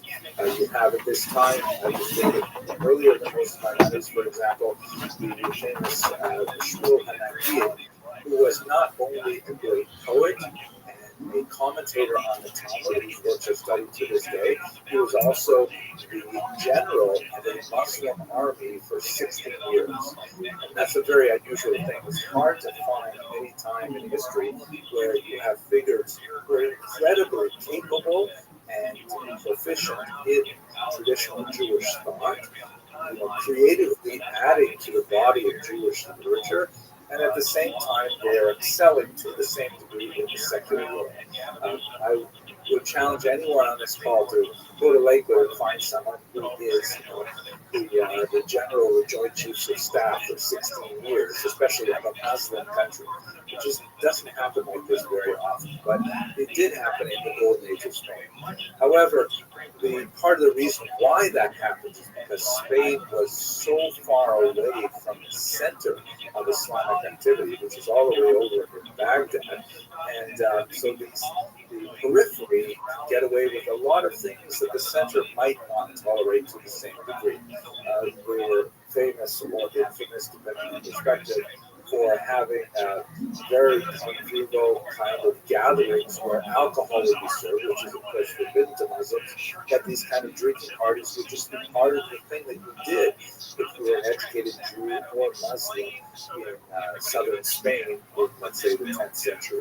And you would have these poetry slams where people would compete to compose on the spot the most creative kinds of poetry. Yo, I'm sure this is sideways and you're only seeing it this much. North African Muslims invaded territory. All right, we have to take a kicker. And imposed much more strict interpretations. We're going to take this Muslim Sharia, which kicker from his rookie. 10 generations of Dayan and judges to flee the peninsula. They made their way across the coast of Africa. Here we go. There we are. We got a kicker. Picked up his medical education, which at the time was more of a kind of intellectual pursuit because they were heavily reliant on his elder brother David, who was a very successful merchant. But when they got to the region of Cairo. They lived actually in a small suburb called Fustat. David was tragically killed in a shipwreck that completely devastated the family finances, and so Moses had to go to work as a doctor. He ended up becoming the official physician to the emir. I'm not sure what the correct title for the head of government in Egypt was at that time, but he was essentially the family physician, and since they had Arabs with many wives and many children, he was, the chief medical officer of Egypt. And in that position, he actually composed many treatises in Arabic that are studied today for their historical value. In particular, works on things like asthma, depression and anxiety, and a whole host of medical issues. But it is really for other reasons that he is famous for Jews. He wrote two major kinds of Jewish works, which were incredibly influential, although equally controversial. The first type of writings is best exemplified by his famous Moreh Nevuchim, the Guide for the Perplexed, which is essentially a book written in Judeo-Arabic, that is basically the Arabic language written in Hebrew characters, that is intended for the intellectual elite of the Jewish community. Young men, for the most part, who were quite tempted by the tremendous strength of Islamic culture, Islamic philosophy, Islamic sciences, and so on, because the Muslim regions were so far ahead of the rest of the world at this point. This was really the leading culture of the globe, and young intellectual Jews were drawn to it, and by extension to Islam itself. So the Guide for the Perplexed essentially is Maimonides' response to Islam, and it represents a certain amount of intellectual synthesis of absorbing those elements of Islamic culture that he feels of value, such as its sciences and so on, but at the same time staking out the ground for traditional Judaism and making an impassioned defense for the ancestral religion. He was, by the way, incredibly criticized for his work because his opponents, primarily in the south of France, argued that he was overly influenced by Greek philosophy, and his perspective on Judaism was thereby tainted. But what is more relevant for us, specifically for Elul, is his amazing magnum opus, a huge work called Mishnah Torah. And whereas the Guide for the Perplexed was written in Judeo-Arabic for a rather elite audience, the Mishnah Torah is written in really a very basic Hebrew. A middle school student in day school can easily read the Mishnah Torah. It's written usually in lucid, clear text. And basically what he did in this rather audacious project is he said, Judaism is so complicated. There's this Talmud, which is hard to understand. It's cryptic. It's hard to know when it's providing a halachic answer to the question. And you have to know so much of it to make any sense of it. So instead of that confusing text, literally he wrote an introduction. I'm going to give you one book, the Mishnah Torah, which is literally the repetition of the Torah, and this is everything you need for Judaism, period. That as long as you have a Chumash, the first 5 books of Moses, which has, of course, ritual significance for reading, and you have my Mishnah Torah, you will know everything you need to know about Judaism. The massive document that composed 14 different books. He himself called it also the Yad Hazakah, the strong hand, because the word hand is Yud in 14 books. And he essentially explained everything. It is essentially a halachic work, telling Jews how to behave, but unlike later works like the Shulchan Aruch, he went into areas that were theoretical in nature if they had any halachic implications. So, for example, he was not shy about speaking about all the laws of the future. How are we supposed to behave in the time of the Messiah?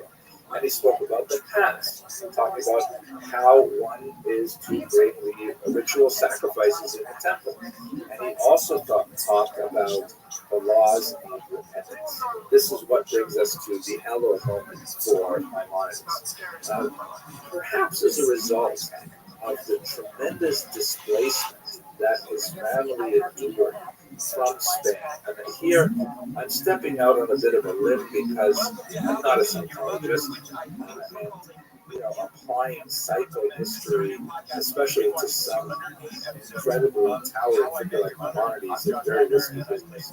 But it's not hard to imagine that as a young boy being forced from his home and then fleeing across the entire northern coast of North Africa and enduring tremendous uncertainty, going from place to place as refugees for many years, and then his older brother, who he loved dearly, dying early in a shipwreck, losing all of their money.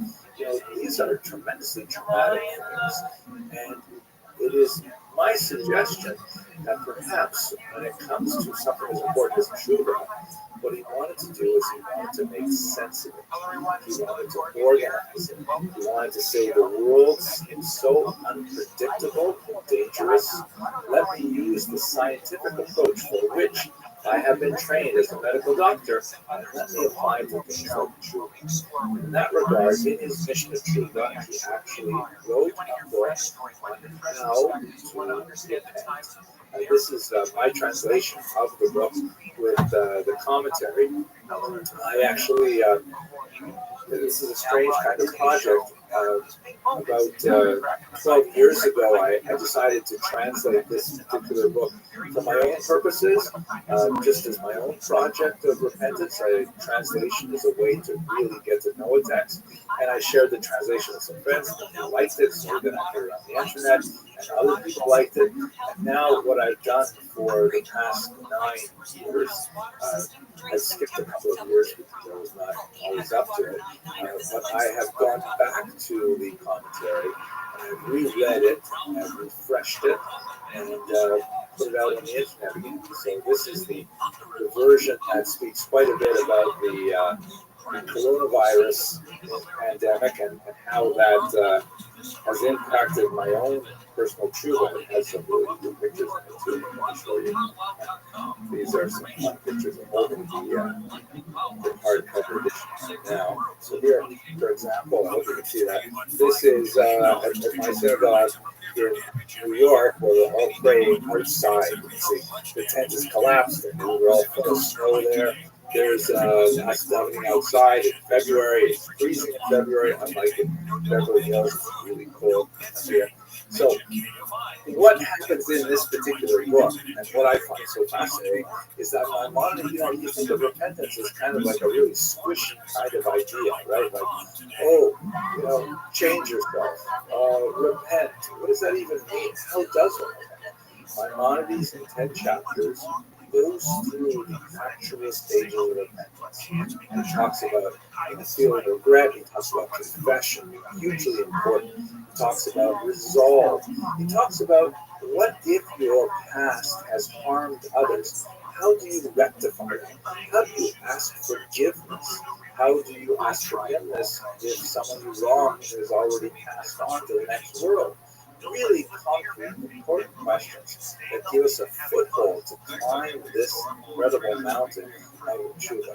And since much of the material imposes philosophical questions, he has no compunction about saying, fine. Like, for example, you want to know what happens, like, why should we repent? Well, we have this idea of rewarded punishment. How does rewarded punishment work in Judaism? So we'll have all discourses on how God, rewards our punishment. And of course, that says, well, how come we see so many people who don't deserve punishment and they get punished anyways? What does that mean? So we have a discussion of this incredibly difficult concept. Tzaddik v'Rabbi, why do the righteous suffer?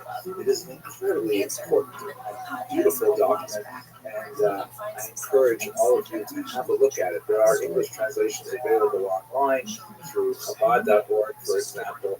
There's a very good translation of available, and of course, lots of others that you can purchase. So that's Maimonides, and his moment is trying to respond to the chaos that his family endured by creating a logical scientific framework for Maimonides himself, by the way, did endure tremendous controversy for a few hundred years. There are many groups that said, as I mentioned, that he was too unduly influenced by Greek thought, by Arabic thought. There are others who said that his Mishneh Torah was, essentially a work of arrogance because he was putting rabbis out of business, saying, if it's all there in one book, well, what are we doing with all these other books and all these other specialists who are explaining to us? And in a very, very sad moment in Jewish history, Jews in France actually denounced the Talmud to Dominican friars, who then arranged to have Maimonides' incredibly valuable manuscripts burned in Paris in 1232. It was on the same site that 10 years later, having had a taste for burning Jewish manuscripts, the king actually ordered 24 wagon loads of Talmudic manuscripts to be similarly burned, a day which has been observed as a fast day ever since in French Jewry. So there was tremendous controversy around Maimonides' approach.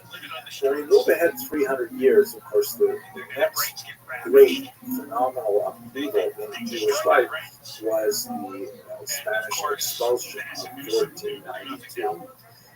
Moses Cordovero was a child of survivors from that expulsion, although probably once removed through Portugal.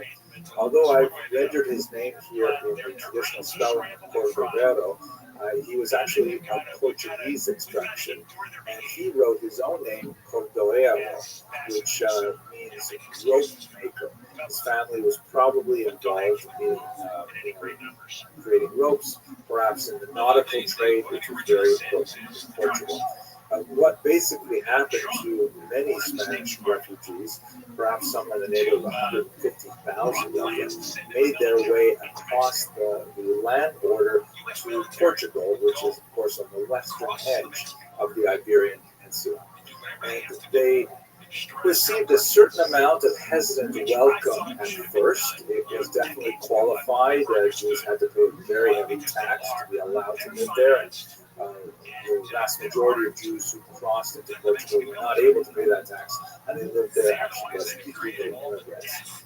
But it was a short-lived respite because 5 years after they arrived in 1492, as part of the proposed dynastic union between the Portuguese king and a princess of Castile, Spain, the Portuguese agreed to expel all of their Jews as well, which would make the Iberian Peninsula completely Jew-free or Jew-alive. The Portuguese king at the time, Manuel I, realized that the Jews are highly valuable, and in fact, Portugal had been a place of refuge for Spanish Jews for over 100 years, and he always valued the fact that the Portuguese Jews were highly urbanized, very literate, very numerate, and incredibly capable of contributing to the Portuguese economy, so he really didn't want to let them go.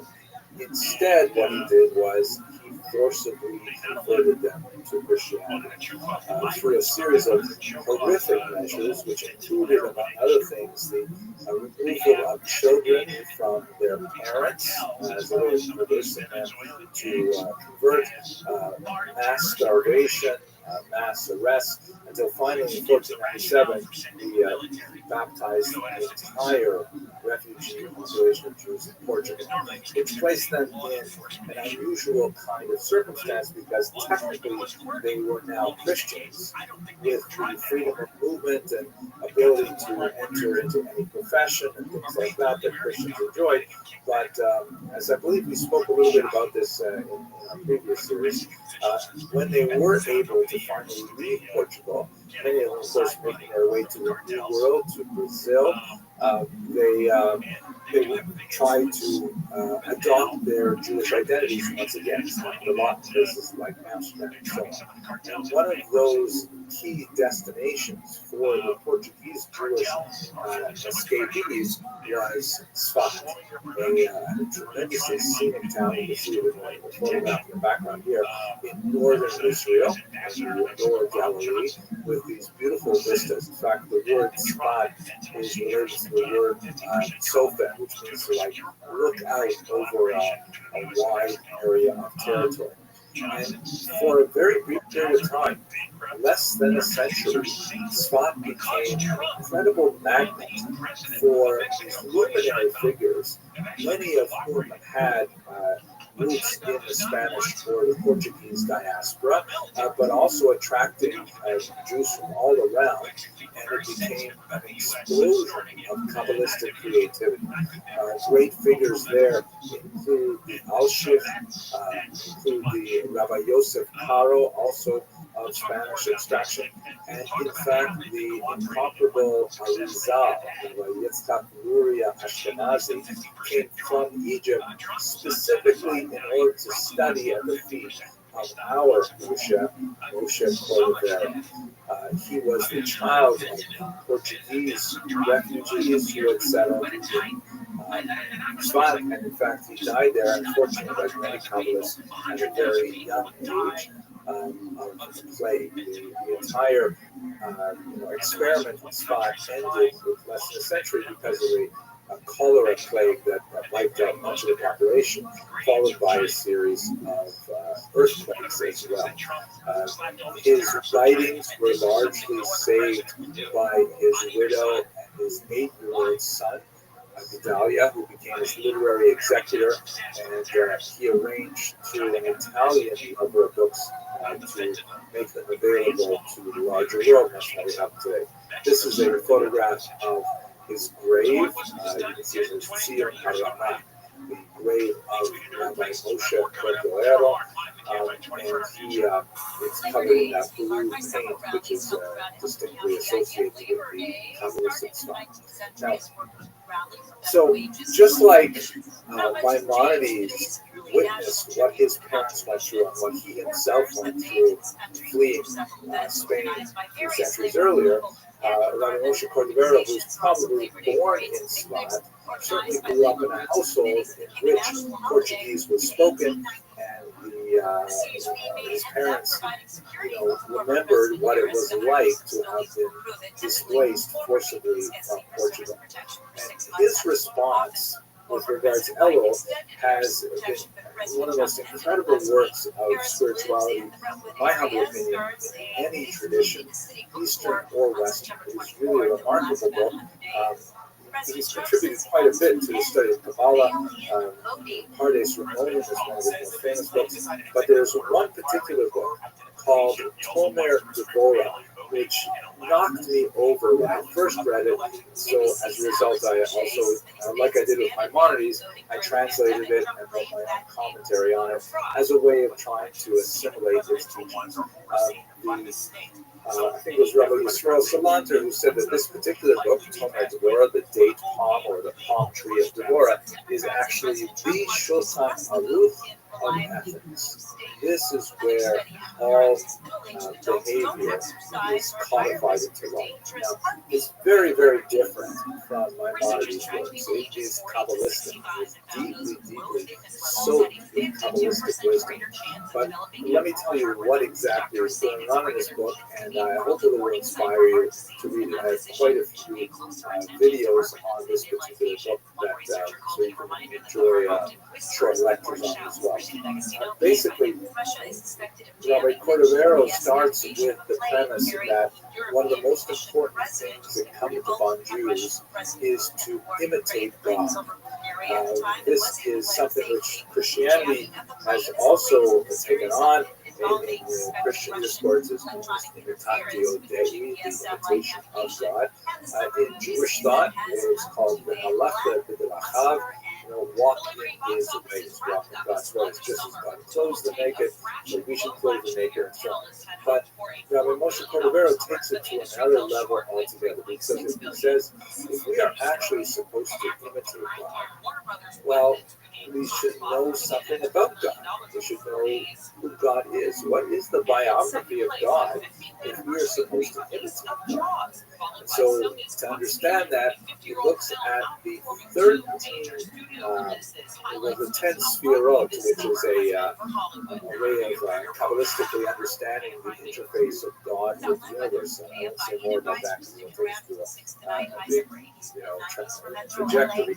But he says this is the way we know God, through these 10 different sort of avenues of interaction with the divine. And so we should try to imitate each one of those 10 different spheros. That means like chesed or kindness, gvura or severity, severity. Keep it going for the ramp. So you think you can go back? But that first one called Kesher is all about God's first interaction with the world. By the way, so he will still take us after this. If his face ever gets close back together, like, you want to come at them? Yeah. It's a changes gimmick. Keep it going for the ramp. So you think you can come after mashed potatoes, do you? This is just, he was really sad and upset. No, I think his son turned himself in, but I'm not sure. Oh, he turned himself in? Okay. Yeah, no, this is very, but you don't want to racially say it's very not happy. Are you recording us right now? It's like I wouldn't be. I'm surprised because Rampage is gonna fuck you guys up. All right, let's dive into this absolute carnival of chaos, otherwise known as Legion of Skanks, episode 901, What's in the Barrel, featuring Anthony Cumia, Jake Shields, and Mickey Gall. The central drama, as you already know, was the Raja Jackson story, which is one of those rare cultural events that manages to be tragic, hilarious, baffling, and a PSA against mixing MMA fighters with pro wrestling cosplay all at the same time. The breakdown of the conversation felt less like a podcast and more like a panel of bewildered sports dads trying to narrate a murder they accidentally tuned into while channel surfing. Cumia, Lewis, Big J, Shields, and Gall were essentially playing verbal ping pong with the absurdity of the event, and the ball was Raja Jackson's reputation getting smacked back and forth until it finally landed in the corner with Rampage Jackson staring at it like, oh God, my kid's a felony in sneakers. So we got the biggest story in the front. We got two MMA fighters here, and this is like one of the biggest stories that's going around right now is this Raja Jackson story. So Rampage Jackson's son, 25 years old, professional MMA fighter, seems to get called a bitch a lot. I'll tell you right now, he's great at MMA fighting, terrible at professional wrestling. Yes, he's one of the worst professional wrestlers I've ever seen. Just I'd say went a little too hard. He sells it. Put someone over. That's really good. Just real quickly, I'm really good friends with Rampage. Of course. That happens. I'm not going to just sure. And we had a father always and son. Of course, extremely disappointed, extremely sad. I just want to. No, I understand. Look, I'm not knocking it with Rampage. I feel bad for Rampage because I got a kid. His father's name's Rampage. His day was coming. Let him slide on the fact that I'm not going to pick what his son did because it was terrible. Rampage was terrible. I saw sad. So what's done is done, and what's going to happen, I think it happened. I will say, and I do. The things that happen. Listen, all comedians are always trying to find the funny in tragedy and to find sometimes the science. And dude, the fact that Rampage's son led with a knockout slam is something that should be studied by MMA geneticists, right? Like it's just in their blood. Yeah, it's either it was for or not for slam knockouts in legitimate legal MMA competition. And then that was when he opened with so that part was cool. It was about 3 more hits before I realized it wasn't fake. I mean, I thought doing a slam when I saw it the first time, because they went, oh, he went real. And on the slam, I went, oh, I think he's doing like a wrestling thing. And then notoriously different. Yeah, but it's not happening. It all begins naturally with Raja getting brained by Psycho Stu, wrestling name might as well have been Welcome. an actual fighter near me. The beer can shot to the head was the spark, but the real comedy lies in Raj's response. Instead of defending himself or reacting like someone with fight training, he apparently stood there like a guy who just realized his Uber driver was driving in the opposite direction. Observers instantly, because He's muted. He was mean to me the other day. a wrestling show with a man named Psycho. He's treating. Unfortunately, Raja then went on to stream and basically the ring into I believe another disc. Telling an MMA fighter to get revenge in the ring is the worst advice, since maybe the Titanic should go a little faster. MMA isn't choreographed. MMA doesn't sell the spot. MMA is specifically designed to turn human skulls into cracked cantaloupes. Yeah. Well, I got some context here. So look, right here is where you're going to see why. There's the outside. I think don't carry it away. I think we don't carry it away. He choked on teeth. He's punching. He's missing. I think he got hot, right? But I think he's going to know how wrestling. No, it wasn't air conditioned. I think what happened was his dad called him an hour. I weren't in panties. Where'd it go? And then, yeah. His father. Watch the first clip. Watch the first clip. Before we first look, give the context of that. So this guy, Raja Jackson, Rabbi Jackson's son, he's at a professional wrestling event, I think in California. They're backstage. While they're backstage, the wrestler hits the kid in the head with a beer can. Oh my God! Unheard of in wrestling. Well, I had to shoot him. The most wrestling way, by the way, he does it. He stomps. I had to shoot him. He hit me with a chair. And that's the part that's so weird. Why did he not put his hand up or, like, there's no way that his reaction, because he has terrible instincts, and that might that's what we have to go. That's why he's the first in the world. Anybody in the first one can do better. You're not just gonna hit. And all those they hit you in the head, especially a big motherfucker like that. You gotta put your hand up or like move or do something. He just ate that shit right in the head. Yeah, that's why we did it before this. I'm thinking work. So for about 7 to 10 seconds, the wrestlers and referee stood there clapping like theater kids watching improv, not realizing Raja was committing aggravated battery live on stage. By the time anyone figured it out, Raja had allegedly landed 35 direct punches. 35. That's not wrestling.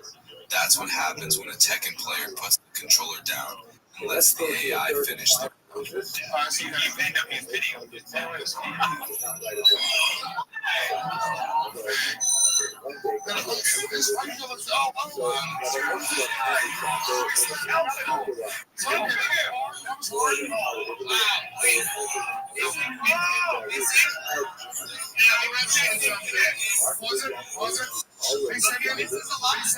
Tiny skeleton. Yes.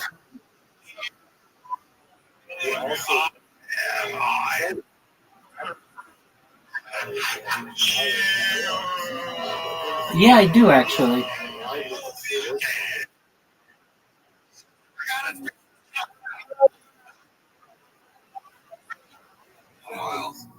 Do whatever you want to do. I don't know him well, but I do know who he is. Basically, every word you'd use if your kid just in a wrestling.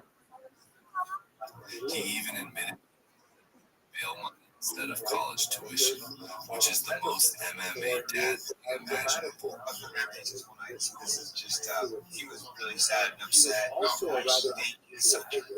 not sure. Oh, he turned himself in. Okay. Yeah, it was very, but you don't want to originally say very not happy. Are you recording this right now? I wouldn't be making this out because Rampage is going to fuck you guys up. Rampage, he's my friend, so I'm going to hit me up, Rampage. I'll give you Lewis's home address. He's been training. He's training. Fuck you guys up. Lewis has done some light training. He's prepared for this.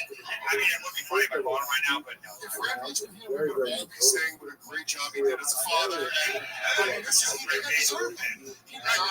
I'm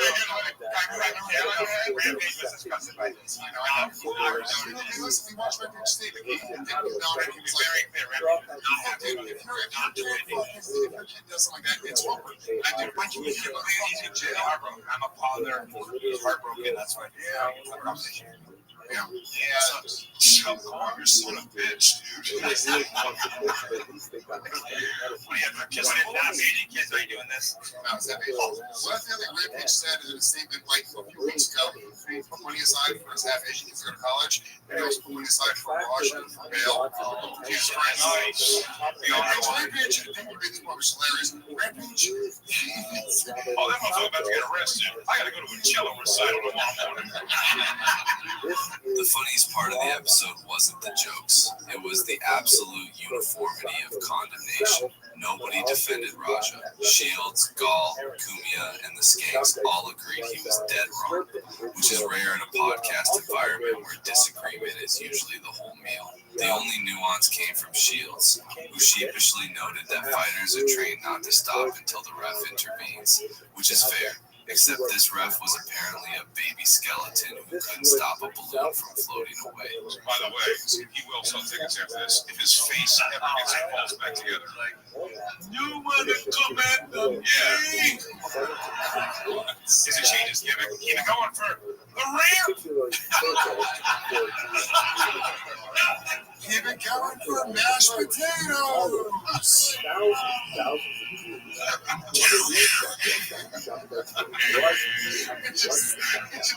There's a steer with his fucking face.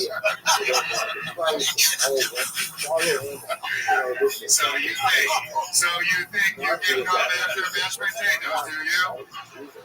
Saturday night in Las Vegas, I'm gonna get my revenge. Stop singing it. Start bringing it. He's in here.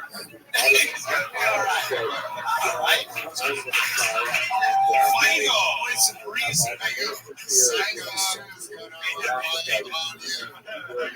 Say your prayers, eat your vitamins.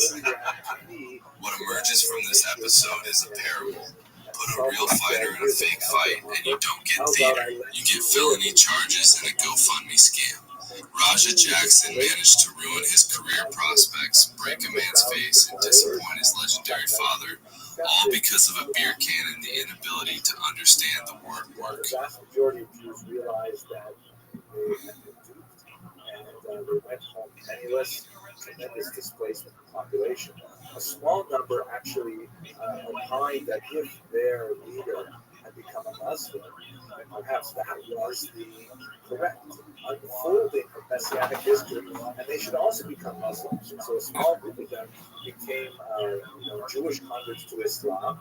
They're called the Dummeh, and they exist right up into the 20th century and Turkey. And so the entire Jewish world was like turned upside down in the last quarter century, and this is what his parents lived through. And Rabbi Rothschild was born in an environment which did not have the same kind of displacement and trauma that Moshe Maimonides and Moshe Cordero experienced, but there was phenomenal upheaval that affected Jews and sent refugees all over the United States. So what happened, though, to this young Kabbalist being accused of being a follower of Shabbat Tzvi, which was not at all true, he was literally hounded across Europe himself. His family business collapsed, and so he decided to move to Amsterdam, where he had a brother working on trade there. He took his young family, and on the way there, he was arrested in Frankfurt because the Venice State was moved to punish him more than a symbolic capital arrest. And in Frankfurt, he was arrested and was grilled and interrogated. The Beit Din there could not find any explicit Kabbalistic Shabbatian influences. Also, they had to contend with the very spirited defense that was launched by his remote teacher Isaiah Massano. But what they did do was, among other things, they seized all of his writings, and, not being able to determine whether or not they were heretical, they they couldn't burn them because they might have been holy, and they couldn't return them to him because they suspected his Sabbatean influences, so they buried them, and then they thought they lost the site of their community. So somewhere in Frankfurt, Germany, is a chest of Rabbi Rothschild's writings buried that are inestimable value of our lives. We moved to Amsterdam exhausted and spiritually spent. We spent a few years there and then ultimately decided to move to Israel and make Aliyah. He died as well in a plague, cholera, in 1746. Now, in terms of his elder moment, without a doubt, the most incredible work and growth of this time is this book called Mesilat Yesharim. I have here a Hebrew edition. And it's been studied for hundreds of years as a phenomenal classic of Judaism. Basically, what he does is he takes a particular passage in the Talmud that describes personal development through God through a series of characters. Through the character or characteristic, perhaps I should say, first we begin with watchfulness or caution, and then you proceed to alacrity or speed. Then the third level is called cleanliness. And each of those levels refer to a certain kind of personality orientation and a confident decision in terms of how your behavior changes. It's a fascinating work and tremendously exciting to read. But what made it especially amazing, and we live in such wonderful times, in 1991, an earlier version of Mesilat Yesharim was discovered in an autographed manuscript, meaning a manuscript written in the Ramchal's own hand in a library, an archive in the former Soviet Union. And it was released and ultimately published. That's why it's called in this cover here the complete Mesilat Yesharim, because it comes in two versions. The first version, the first edition, which he never published, and the second edition, which has become a classic. What's the big difference? Oh my gosh, it's a world of difference. Not in terms of the content, in the sense of like what are the levels, what happens in the levels, but there's a very dramatic opening that is so different in the first version that was discovered in the Russian archives. The version that most people have studied is essentially kind of like a didactic, long lecture, much longer than this one, in which the author explains to you what these levels are and how to get to them and so on. In the dialogue version, as it's called, the Seder Vikuach, that was discovered in 91, it's about two long-lost friends who meet each other after many years' separation. One of the friends is called the Chacham, and he's kind of like representing one aspect of Ramchal's own personality. He is like culturally well-grounded in secular thought and non-Jewish culture, music, and so on. He is interested in the sciences. He's kind of like a Renaissance man who appreciates so much of the complexity and nuance of the human condition. And the other character, again, they were friends when they were younger in school and they had seen each other for many years. The other one is called the Chassid, the pious one, who suddenly, to use a modern term, he's flipped out. He's a Haredi. Again, it's not an exact translation, but he's like wears all black clothes, reads Psalms at great length. He spends a lot of time contemplating things. He looks ultra-Orthodox.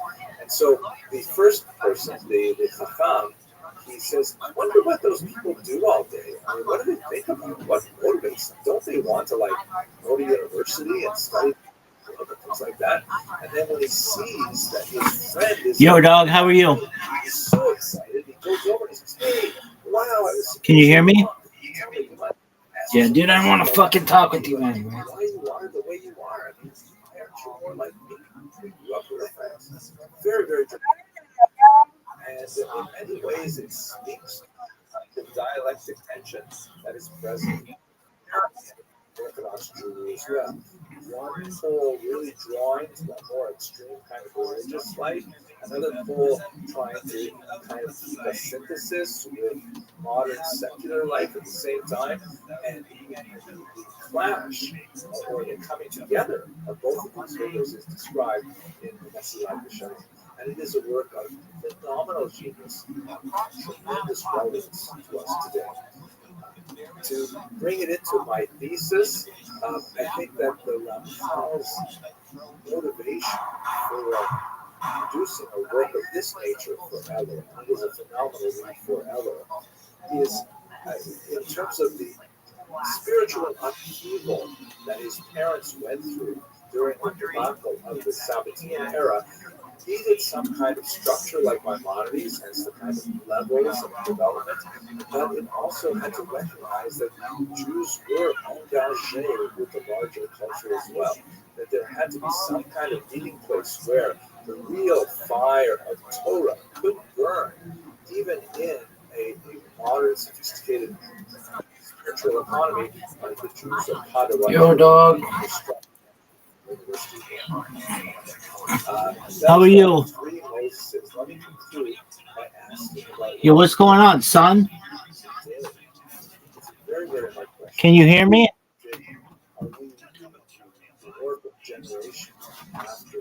Yo, dog, everybody's talking to you.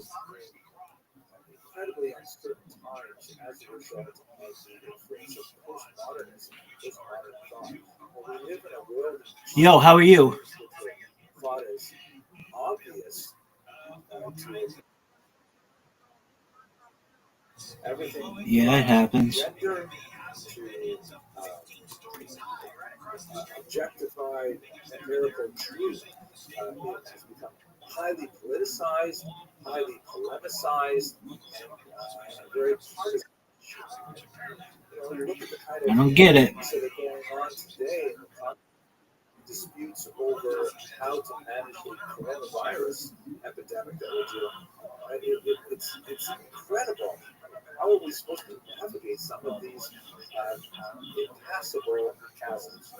So I would like to suggest that perhaps one of the greatest things that I've read recently was this book here.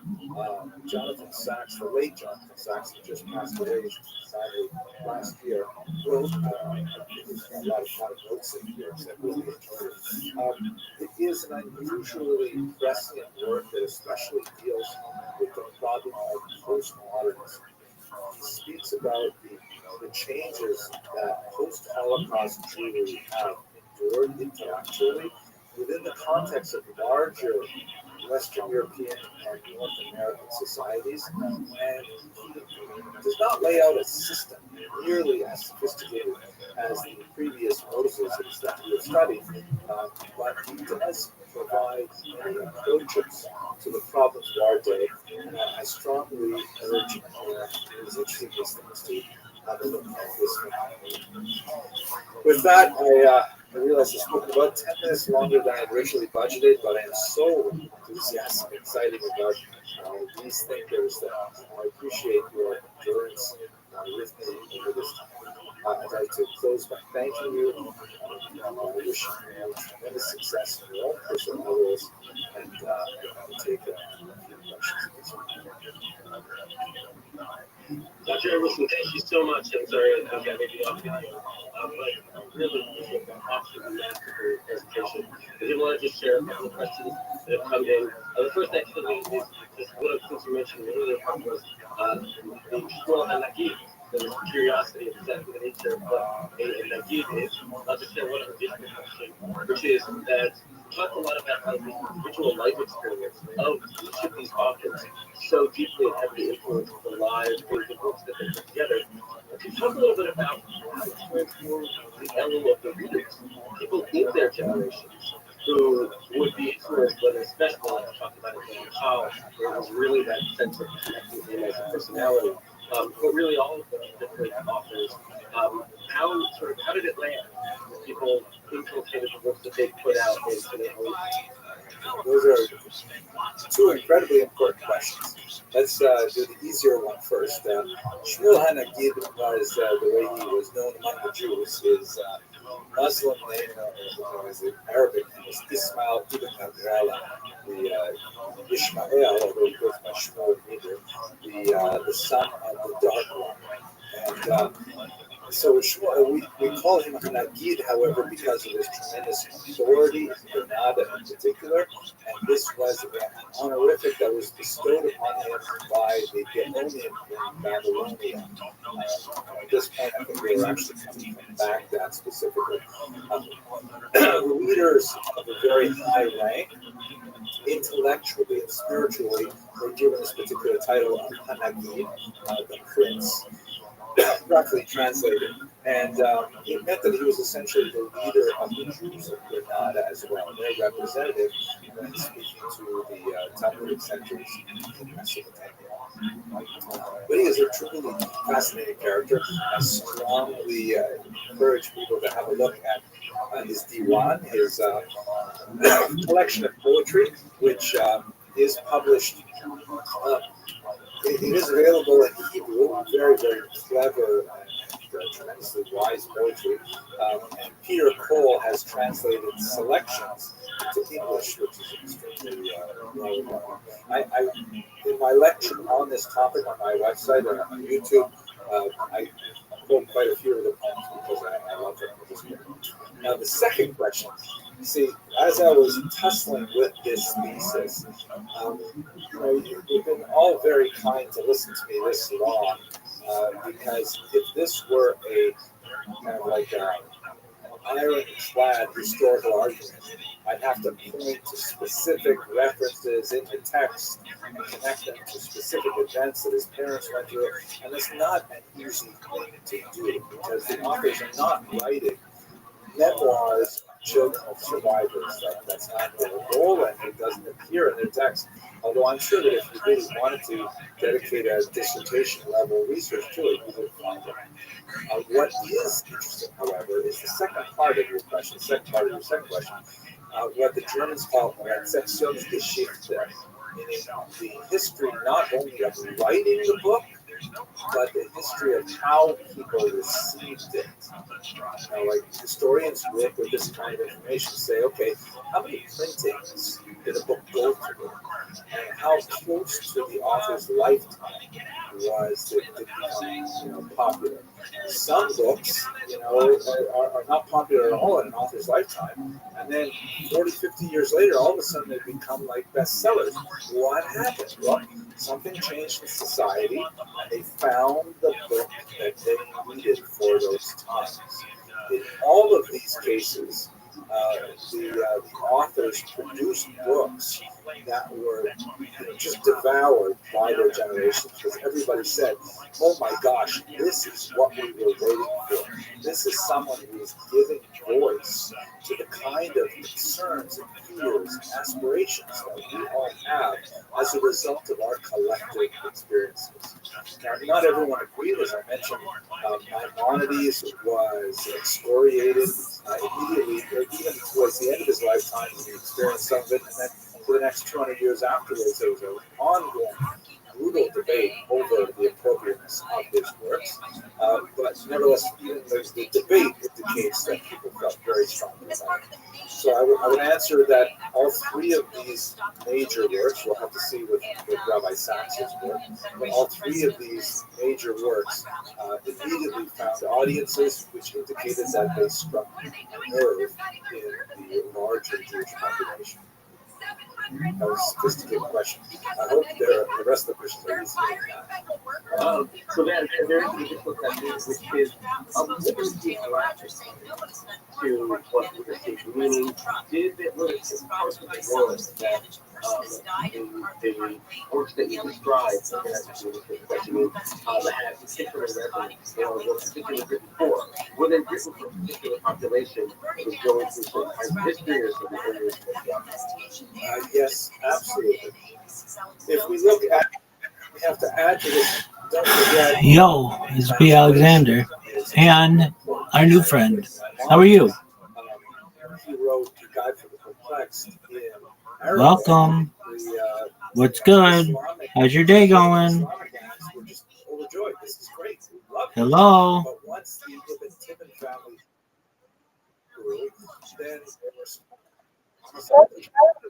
That's Brandon. Are you quoting Plato? He's good. He knows what's up. Translation into Hebrew in that case, and later would be translated to Latin as well. If you see Thomas Aquinas, very important. The translation has its own Rezeptionsgeschichte that builds on the earlier one. But in all three cases, they are definitely speaking to the generation in which they live. It's hard to say that that's true in the same way I think maybe about the Ramak. The Ramak, you know,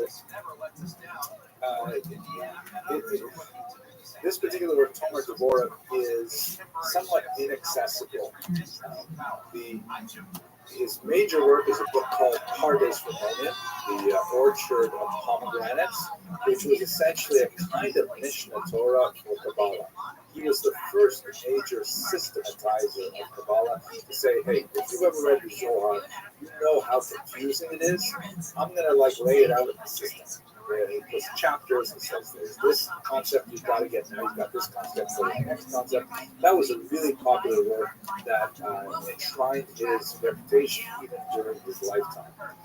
The Tomer Devorah, however, was among the many manuscripts that he left behind posthumously, and his 8-year-old son and his wife, who know very little, had to somehow make sense of these documents and figure out which was important and sometimes whether they really belong to each other. Like even the title, where does this title, Palm Tree of Devorah, come from? It's not mentioned anywhere in the text.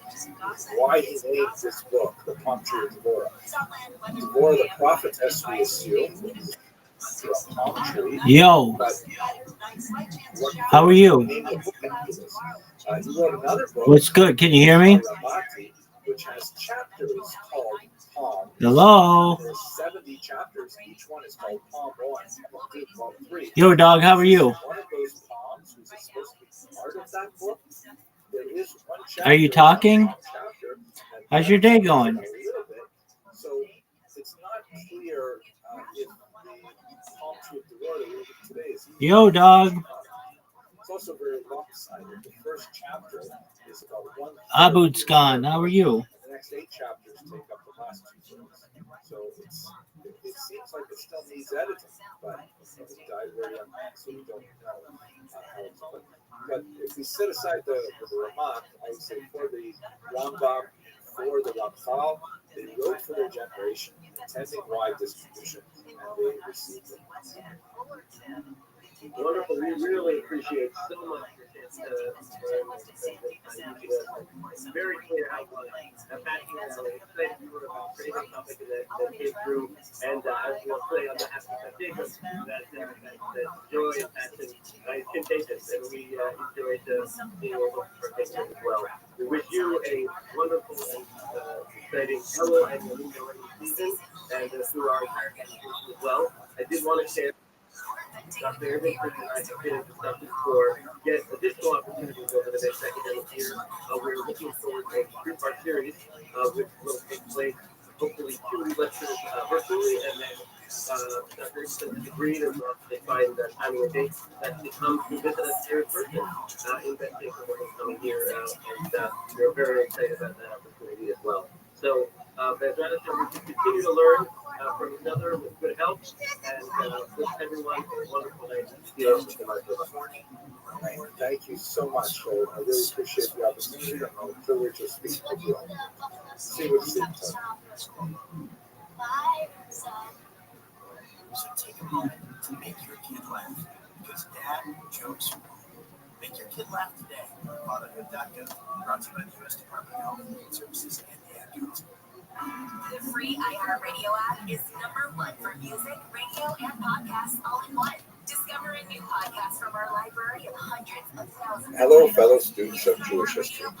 This year, Hanukkah time, I'm spending a lot of time thinking about an interesting notion of the Jewish rediscovery of Hanukkah. Obviously, I have to put the word or the prefix "re" in parentheses because Jews were always aware of Hanukkah. However, it's fascinating to note that the actual history of Hanukkah took many centuries to kind of, peel off like the skin of an onion. And we had a very basic kind of understanding what Hanukkah was from our most essential sources, but it is only with the passage of time that Jews have come back to the holiday of Hanukkah and really tried to understand much of its historical basis. This really gives me a lot of pride as a historian because I feel like I've somehow contributed to the understanding, or at least, within the context of all Jewish historians, I've somehow contributed on a professional level to helping us understand what actually happened back in the 2nd century before the Common Era. Let's have a look at the sources. So how do we know about Hanukkah Jewishly? So the Talmud is perhaps the most important source that we have for the history of Hanukkah, at least for much of the medieval period. The Talmud, of course, was redacted to the form that we have today, although there's some dispute about this, but probably in the 5th century. And there is a section in the tractate Shabbat that talks about the miracle of Hanukkah, the rebellion of the Maccabees, and so on.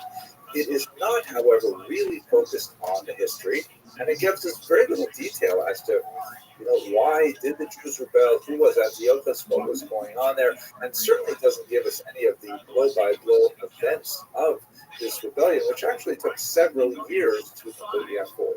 We have a little bit more detail in a document called the Megillas Tainus, the Scroll of Fasts, which is a 2nd century document, quite fascinating, that lists a whole bunch of days in the Jewish calendar upon which it is not permitted to fast because they are great celebrations, and other days which, of course, are fast days. There's also a later addition to the Scroll of Fasts, which was probably written around the 5th century. It's called the Scholium, and it gives just a little bit more detail about the entire Maccabean rebellion, but not enough to really satisfy those of us that have a historical curiosity. There's one other really important document from late antiquity that is still studied today, the so-called Scroll of Antiochus, also known in the medieval period as the Scroll of the Sons of the Hashmonaim, the Sons of the Hasmoneans. It was probably written between the 2nd and the 5th century. It's first mentioned in another source, year 615, and then discussed to a certain degree in the Gaonic period. But the problem with the Scroll of Antiochus is not quite the same kind of problem that we have with the Talmud and the Megillas Tainus, in that there's not a lot of detail. In the Scroll of Antiochus, there's lots of detail, but it's almost completely erroneous or fabricated. It does not seem to correspond to any of the material that we have from many other much more reliable contemporary sources. So in terms of understanding what exactly happened in the events of the Maccabean rebellion, it's not especially helpful. What is especially helpful is if you go back to early sources that are contemporary to the account. Perhaps the most important of these is a book called the Book of the Maccabees. Now, there are actually several books of the Maccabees, and the first book in particular is especially valuable because it was likely written by a Jewish individual who was embedded in the actual revolt itself and was able to report on the unfolding of events from a first-person perspective. Incredibly valuable, very well written, actually, for an ancient document. There's a lot of drama to it and so on. So how come Jews aren't studying this? Well, this book of the Maccabees ended up in a collection which was later called the Apocrypha. These are books that the rabbis, for one reason or another, decided not to include in the Bible, the Tanakh. There are lots of these works that are floating around the ancient world, written by different people with different perspectives, and the rabbis, as they are slowly developing the canon of what we would call the Jewish scriptures, the Hebrew scriptures, they decided to pass on the Book of the Maccabees. There's several others that are discussed in the Talmud, for example, references to Ben Sira, other important, fascinating works. So they were set aside.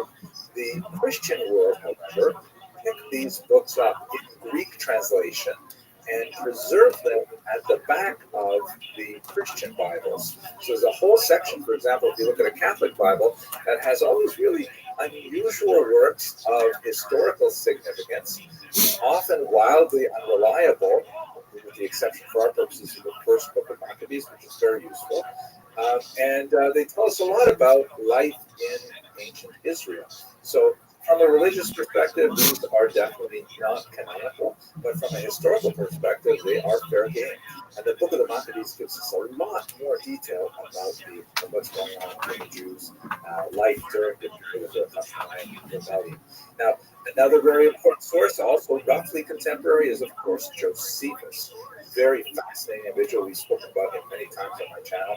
He was a Jewish member of the rebellion against the Romans in the first century in the disastrous First Roman-Jewish War, which ultimately resulted in the destruction of the temple. But Josephus, seeing that he was about to be conquered and killed, decided to switch sides, and he joined the Romans. He turned out to be a very valuable translator and culture broker for the Romans. And after the rebellion had ended with the defeat of the Jews in their native land, Josephus went on to a really illustrious career as essentially a court historian. He was extremely prolific, wrote a massive multi-volume Antiquities of the Jews, which is essentially a history of the Jews since Genesis. And he wrote a very important book on the war itself, our go-to source for the Roman-Jewish War. Now, he's a problematic figure in many ways, as I've just mentioned. You know, he switched sides from the Jewish rebels to the Roman conquerors, and we don't know a lot about what he actually thought, what he would have said about the war to Jews, because the only works that have survived of Josephus are in Greek. That was like the language of the educated classes at the time. And the version, for example, of the Jewish War that he wrote in Aramaic has been lost. So we don't know how he would have explained his position to a Jewish audience. But to the broader audience, he essentially tells everything about Jewish history to Romans and Greeks and anyone else who is fascinated in knowing more about the Jewish people. And Josephus gives us a lot of history about the Maccabees, much of which, you know, fits with the description in First Maccabees. And we learn a lot more about the war itself, why it happened, its unfolding, and its denouement, and so on. And we've talked about this in other videos. I'm not going to talk about today. So what's going on here is that you have the inside Jewish account of Hanukkah, which is really focused on things like the menorah and the miracle of the 8 days, and has a very superficial historical account of why the Jews were rebelling in the first place, and how the war unfolded, and how it ended, and how we had, you know, a Maccabean rebellion. Part of the reason why it seems that the rabbis who were in charge of kind of collecting this for posterity or Jewish memory is that they're not entirely enthusiastic about the kingdom that was formed after the Maccabean rebellion. The Hashmonaim were not always so aye when it came to their attention to rabbinic halacha. Also issues with regards the following Herodian dynasty, which was even more problematic. But at any rate, the rabbis elected to not put too much emphasis on history, but we do have the history preserved, ironically, in Christian and in Roman collections. So this begins to come together in the 10th century in southern Italy, where there was a large Jewish population. And here you have an author who puts together a book called Sefer Yosipon. Yosipon is clearly derived from Josephus, and although the author made some really egregious errors, like calling Josephus son of Urion, when we know that his father's name was Matisyahu. I mean, it's unusual, but nevertheless, it's kind of like an adaptation of Josephus for a Jewish audience now. First time publicly talking about the kind of sources that that would have been much more popular among Christians and would have been much more available to professional historians. The only problem, well, one of the most important problems of Sefer Yosipon is that the author did not know any Greek, so he couldn't read Josephus in the original. He relied on a Latin translation, which was not the best translation, and it was also partial. He didn't have access to the entire corpus of Josephus's works. He actually wrote quite a bit in several different places about the rebellion that we're discussing. But he also had the Apocrypha. He had the Latin translation of the Book of Maccabees. So it's only in the 10th century when we get to Jews, actually historians looking back and saying, wow, such a fascinating story, why don't we know more about it? And then going in and looking at these other sources and filling in, putting flesh on the bones of the story that we have in the Talmud, giving us a much more robust picture of what's going on. There are many errors in Yosefon because of the fragmentary nature of the sources that he was working with, but nevertheless, a huge leap forward in Jewish self-understanding of the history of the monarchies. So much so that Yosefon is still studied to this day, including this amazing Yiddish edition that came out in 2020. It's a multi-volume edition, so fascinating that all kinds of Jews are still studying Sefer Yosefon, this 10th century adaptation of a 1st century work written by Josephus. Now, I'd like to bring this together with a little bit of a Torah because this is for my community at Young Israel over in Cedarhurst, and it brings to mind something that Rabbi Lord Jonathan Sachs of blessed memory once wrote. He really emphasized the importance of creating a narrative, or working with the narratives as a form of oral education, not only for Jews, but for the broader world as a whole. Rabbi Sachs really emphasized how as long as Jews are understanding of their own story and are able to communicate it to themselves, that story has tremendous implications for the entire world. So here's a citation. I'm going to read it to you from something he wrote in 2015. It's from Telling the Story, commentary on Parshas Bo. So this is Rabbi Sachs writing. God created man, Elie Wiesel once wrote, because God loves stories. What other cultures have done through systems, Jews have done through stories. And in Judaism, the stories are not engraved in stone or memorials, magnificent though that is. They are told at home, around the table, from parents to children, as the gift of the past to the future. That is how storytelling in Judaism was evolved, domesticated, and democratized. And it goes on after a slight break. There are stories that ennoble and others that stultify, leaving us prisoners of ancient grievances or impossible ambitions. The Jewish story is in its way the oldest of all, yet ever young, and we are each a part of it. It tells us who we are and who our ancestors hoped to be. Storytelling is Yo, dog. I want to talk with you anyway. anyway. The Torah's insight that if people told their children a story of freedom and its responsibilities, would stay free for as long as humankind lives and breathes and hopes. In that regard, I hope you have a freilichen and lichtigen Hanukkah, a Hanukkah full of happiness and light, and I hope that we all merit to share the story and delve deeper into the story for the next generation and for humanity as a whole. Thank you very much for listening. Only to get caught up in America's prison boom during their 20s. I'm Jamie Petrus, music and culture writer. For the past 5 years, I've been talking to the band's 3 surviving members, Jamal Jahanubi, Neil Cade, and Harry Cupcake Coleman. Put it this way, we were the band of the state.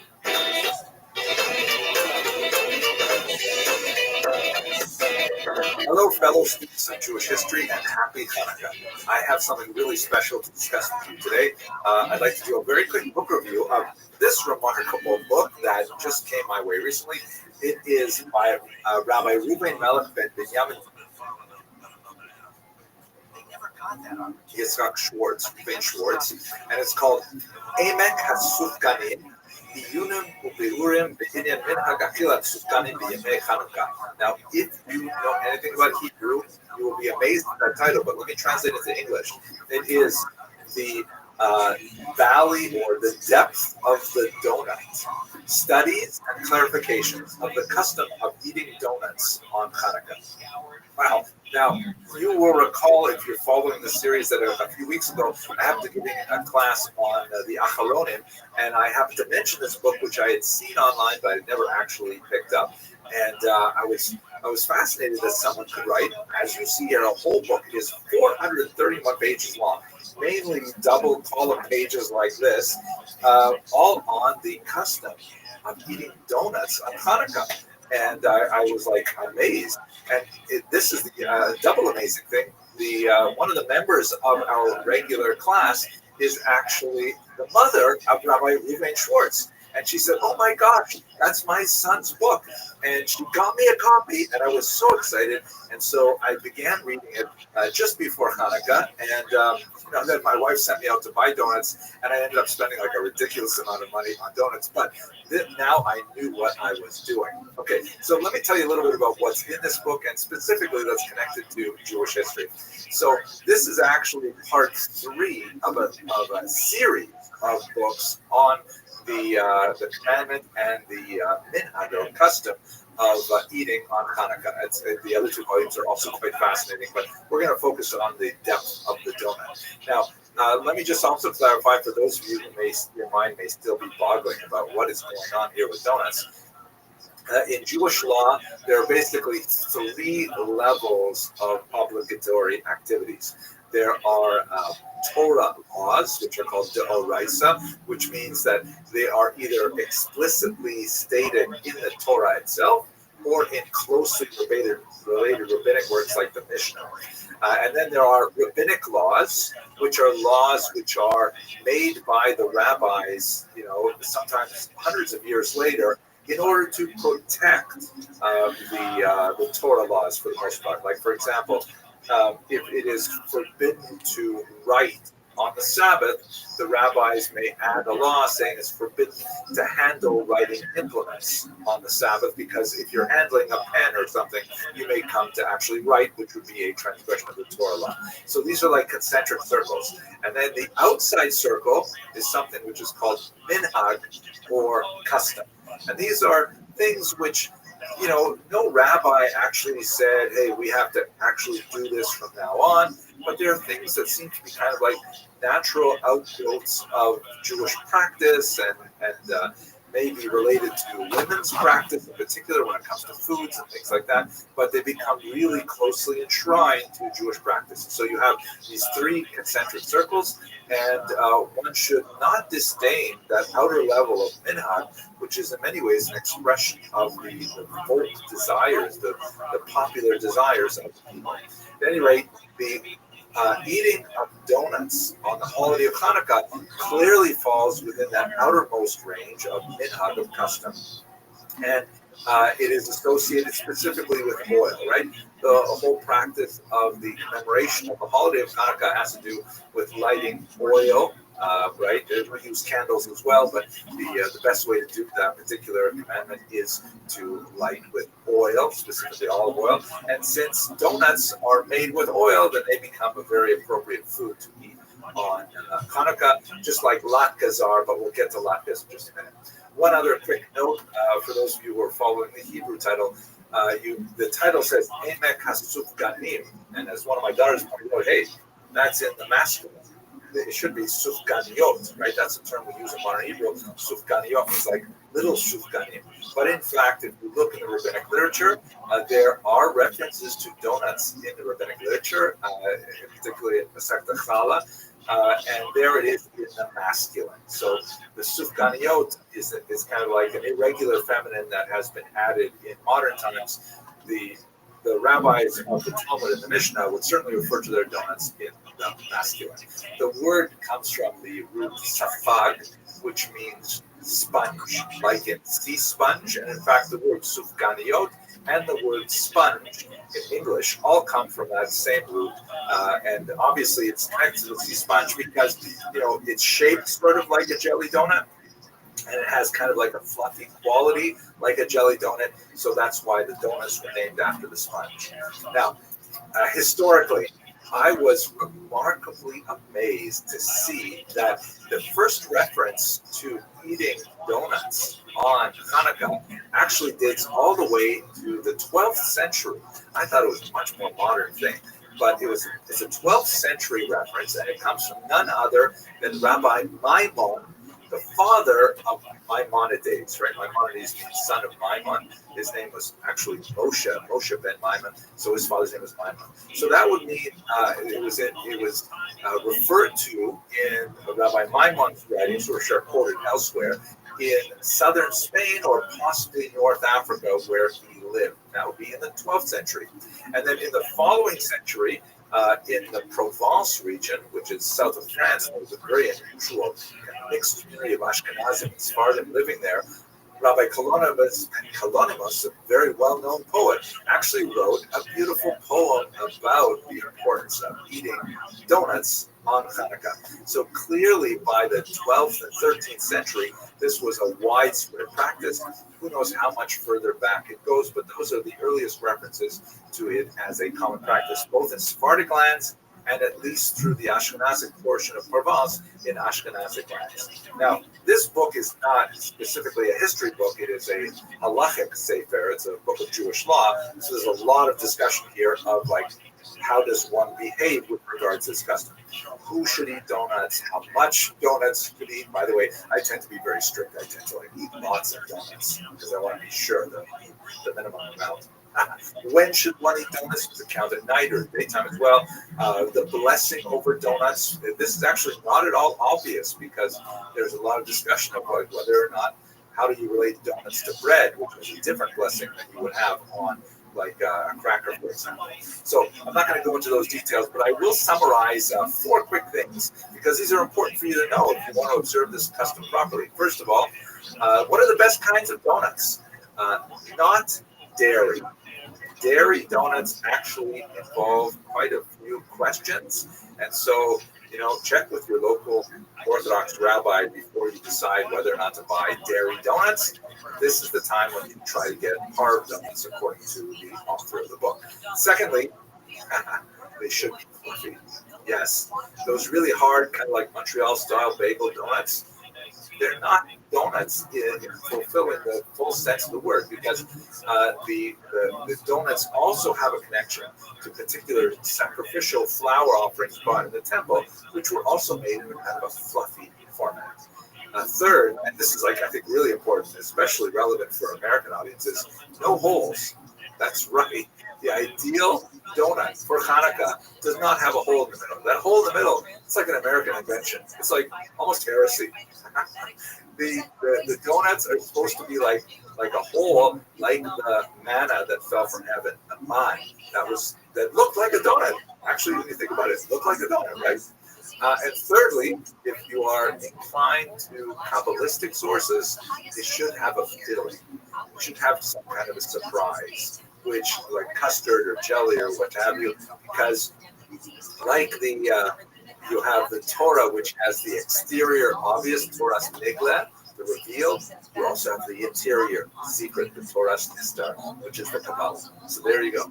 One last thing. Another commonly eaten food on Hanukkah is, of course, latkes, which were also made with oil. But in this book, the author, Rabbi Schwartz, clearly demonstrates that eating donuts is vastly preferable and much more significant on a halakhic and philosophical level, and much more likely to fill the custom than eating latkes, which are an inferior choice overall. I hope you enjoyed this review as much as I enjoyed reading this book, and I wish you a freilichen and lichtigen Hanukkah, a happy and illuminating Hanukkah. Thanks very much for watching.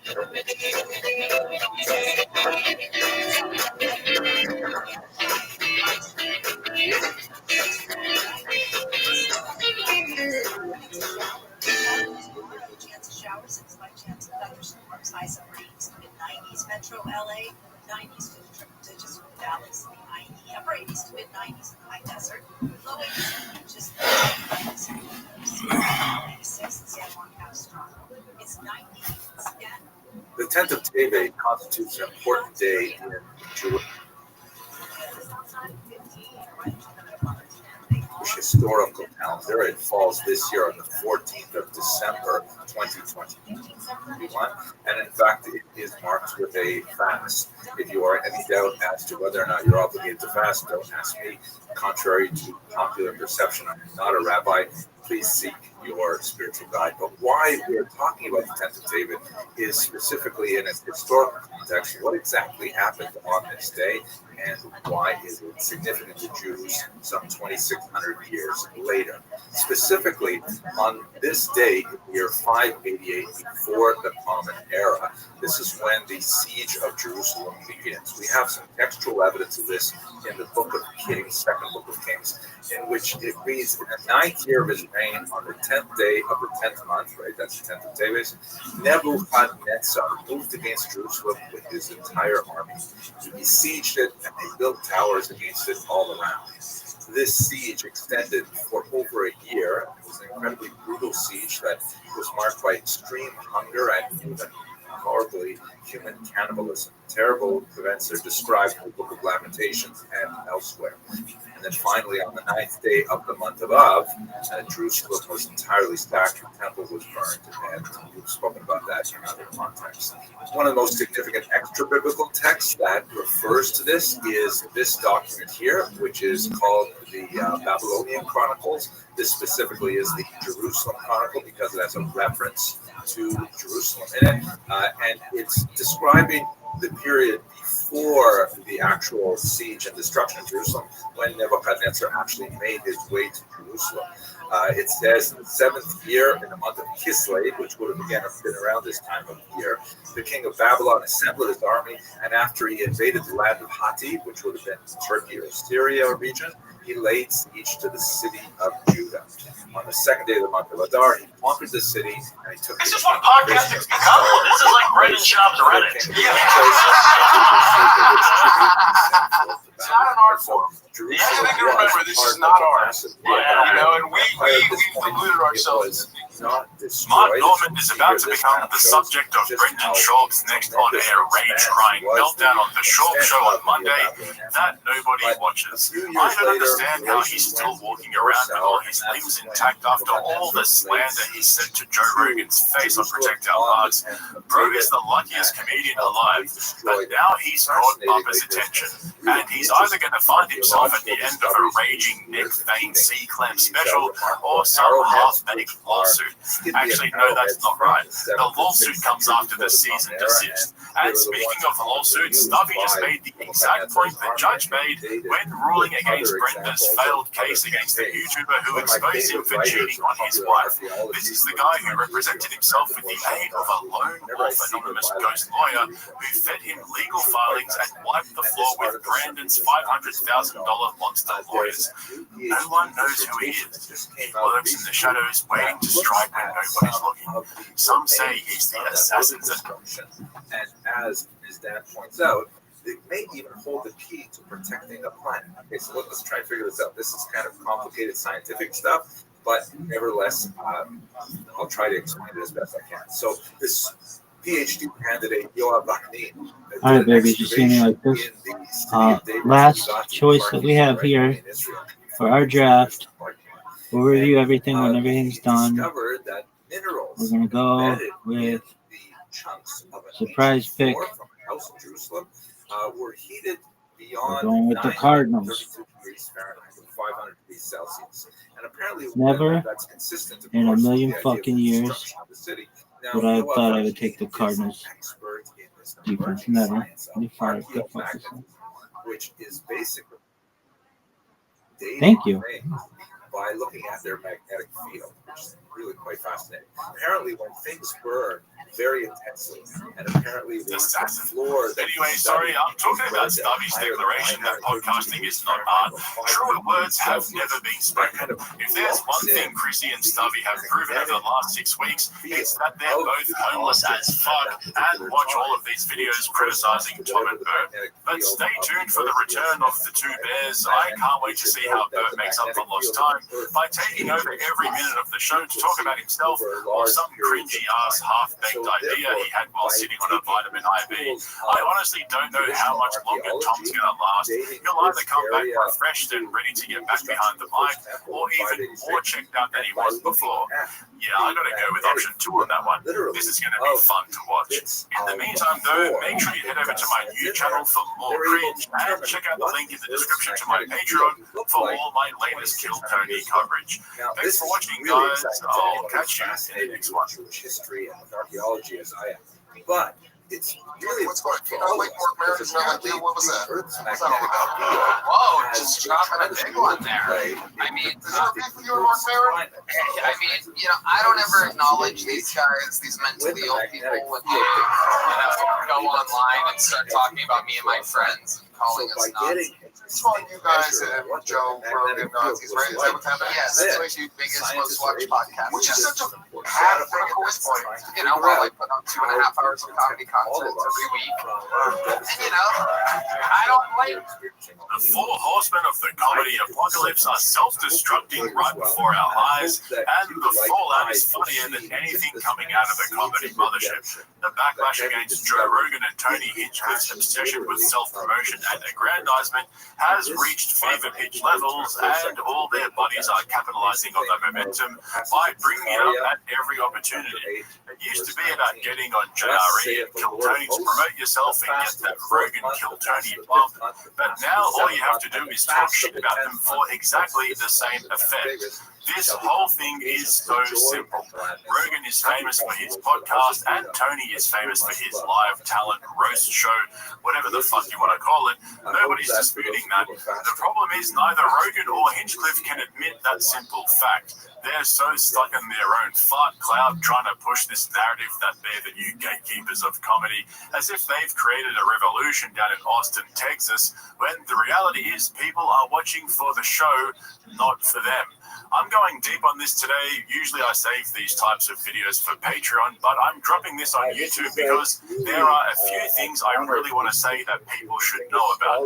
By the way, if you want to see exclusive footage from the Kill Tony London show that Tony and Redman have been trying to hide from everyone, hit the link in the description to my Patreon because that video is dropping very soon. As for the current situation with Tony Hinchcliffe going on Legion of Skanks and hitting back at Mark Maron and Anthony Jeselnik, the copium is real in this one. Tony's sitting there with reflective sunglasses on, puffing on a British cigarette, acting like Liberace's long-lost love child while getting his feelings over the growing backlash against the Austin comedy scene is peak comedy. What's going on? You know, like Mark Merritt is not like you. What was that? What's that all about? Whoa, just dropping a big one there. I mean, is there a beef with you and Mark Merritt? I mean, you know, I don't ever acknowledge these guys, these mentally ill people, when they, go online and start talking about me and my friends and calling us Nazis. So is Mark Merritt saying we're Nazis? I don't think it's us. I don't think Mark knows we're friends with Tony. Sure. What's this beef with you? I mean, look, man, the couple guys out of LA that now, are at the Comedy Store that have talked to them, they have, their once every 3 or 4 years special that they do when they come out like a groundhog and do something that people might see. Aaron, Jeselnik, they all are on multiple episodes of Kill Tony. They've always smiled right to my face. They all fancy enough, coincidentally, never leave a Bills when they know I'm going to LA. They're never around. Wait, are they? Jeselnik also came and Kill Tony? Yeah, Jeselnik. We have both done multiple appearances on Kill Tony, all pre-pandemic when we were in LA. And when they want to push things, they but I'm asking more like, did he recently say something about Kill Tony? Yeah, I think Jeselnik's taking a bunch of shots, right? When he had a special to promote, now he's going to be gone for a few years. And, while I put out 2.5 hours of comedy content every week, and, I don't blame him. If the shoe's on the other foot, if I was them, I would probably, I'd be mentally ill. Here we go again with the mentally ill narrative that Joe Rogan trained his comedy assassins on. And before I go on, I don't necessarily disagree with everything Tony just said. I'll explain in a moment, but using the mentally ill card as a coping mechanism for even the slightest criticism of the Austin comedy scene is so played out and fucking lazy at this point. Rogan has literally called people who comment on YouTube videos mentally ill because they have nothing going on in their lives and probably work at 7-Eleven. Yeah, he actually said that. Of course, though, when the comments are positive, which they rarely are these days for these guys, then it's all good because they're just fans showing them some love. So they're not the mentally ill ones. I don't know why this analogy just popped into my head, but it reminds me of all those viral videos of cops beating the shit out of innocent civilians at traffic stops for absolutely no reason, and then claiming they were resisting arrest. Joe and Tony definitely have that energy. Stop resisting and kiss the ring. When we tell you to laugh, you better fucking laugh. Also, no heckling allowed. Just sit down and laugh like the sign says. And speaking of kissing the ring, Tony's sitting there acting like a mob boss whose nephews betrayed him. Mark Maron and Anthony Jeselnik have both been on Kill Tony multiple times pre-pandemic, so over 5 years ago, and now look how they broke my heart. I gave them everything, and look how they repay me by speaking their minds in public and taking ownership of their own opinions. If Do You Know Who I Am was a person, it'd be Tony Hinchcliffe. But this was the part that broke my heart. Jeselnik had a special to promote, so he'll be gone for a few years. Meanwhile, I'm pushing out 2.5 hours of comedy content per week. Now look, Tony's absolutely right about Mark and Jeselnik coming out from under their rock to promote their specials and taking shots at Rogan and Tony to go viral. I mean, Cat Williams did exactly the same thing, and I know he's already a big name, but the formula is exactly the same. But for Tony to back up that statement by saying he's pushing out 2.5 hours of comedy per week is absolutely fucking wild. This is the big lie that Tony and Rogan keep saying out loud. They don't do comedy, they host it. Tony is an open mic comedy show host, and he's a great roast comedian.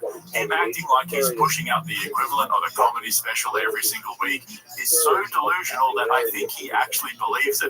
Blurting that out in the moment just goes to show you what he really thinks. What he really should have said was, Jeselnik had a special to promote, so he'll be gone for a few years. Meanwhile, I've never released a real comedy special in my entire career as a comedian. There, I fixed it. These guys really need to stop and listen to the actual criticism rather than creating their own narratives in their heads to help them sleep well at night. I think with Joe,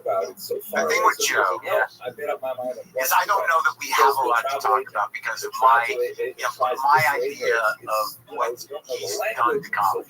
Sure. And I don't think it's great. I think that it's tribalized, and I think that he's created a sort of army of people that think they know comedy, but they only know a specific thing, and what they think is good is not necessarily good. It may be what they're like, or what they like. But on the outside of that, most of the sort of sensitive weirdos that we all grew up with in comedy have been sort of pushed aside in the space for them to become. There's some good comics in there, and there's a lot of middle section. There's a lot. I believe that we all exist in the same world. And it doesn't matter as much. I get why you. It's not all on him. No, the culture has changed, right? And and I don't necessarily think for the better.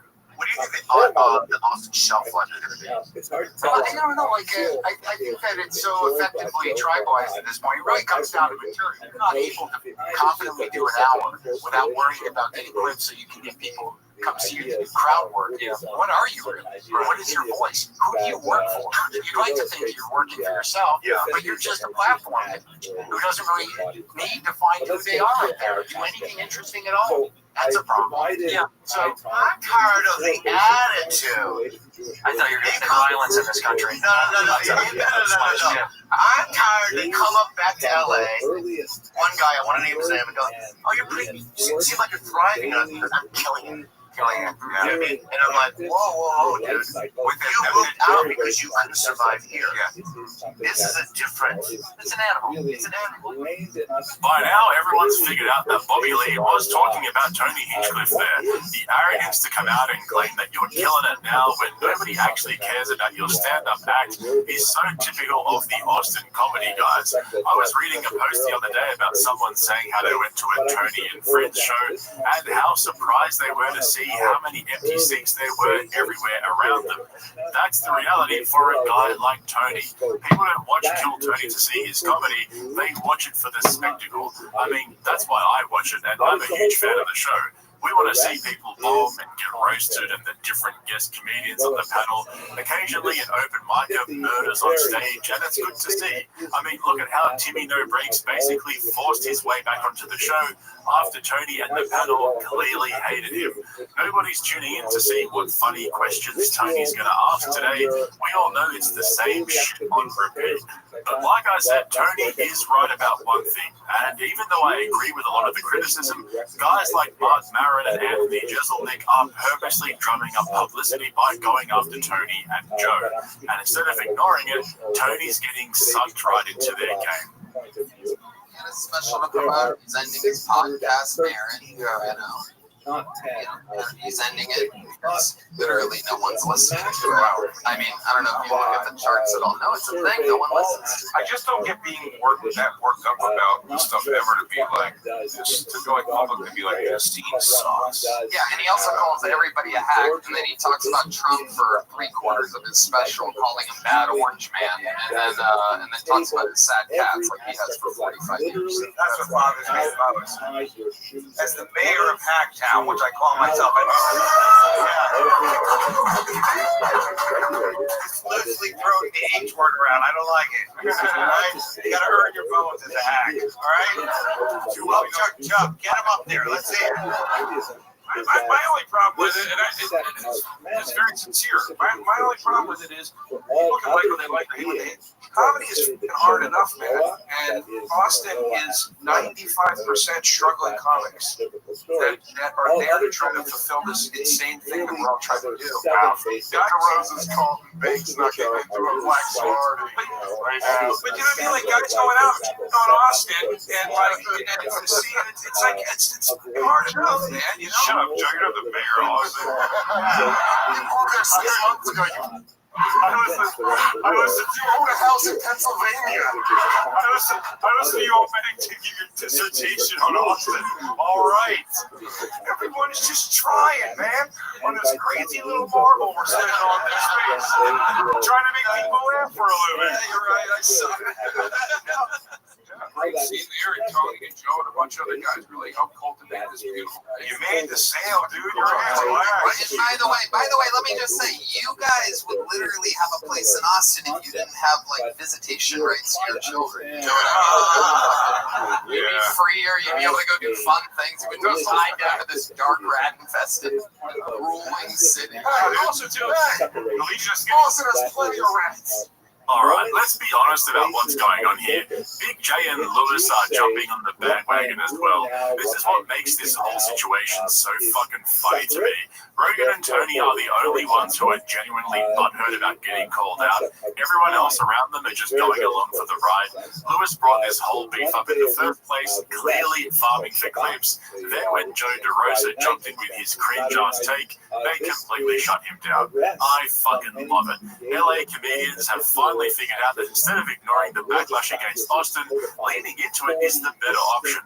I really think that guys like Lewis and Big J think the Austin comedy circle joke is cringe, and they're happy to sit on the outside and troll them. We always say, like, how much Dave Smith came on, like, talks with you after that, individually.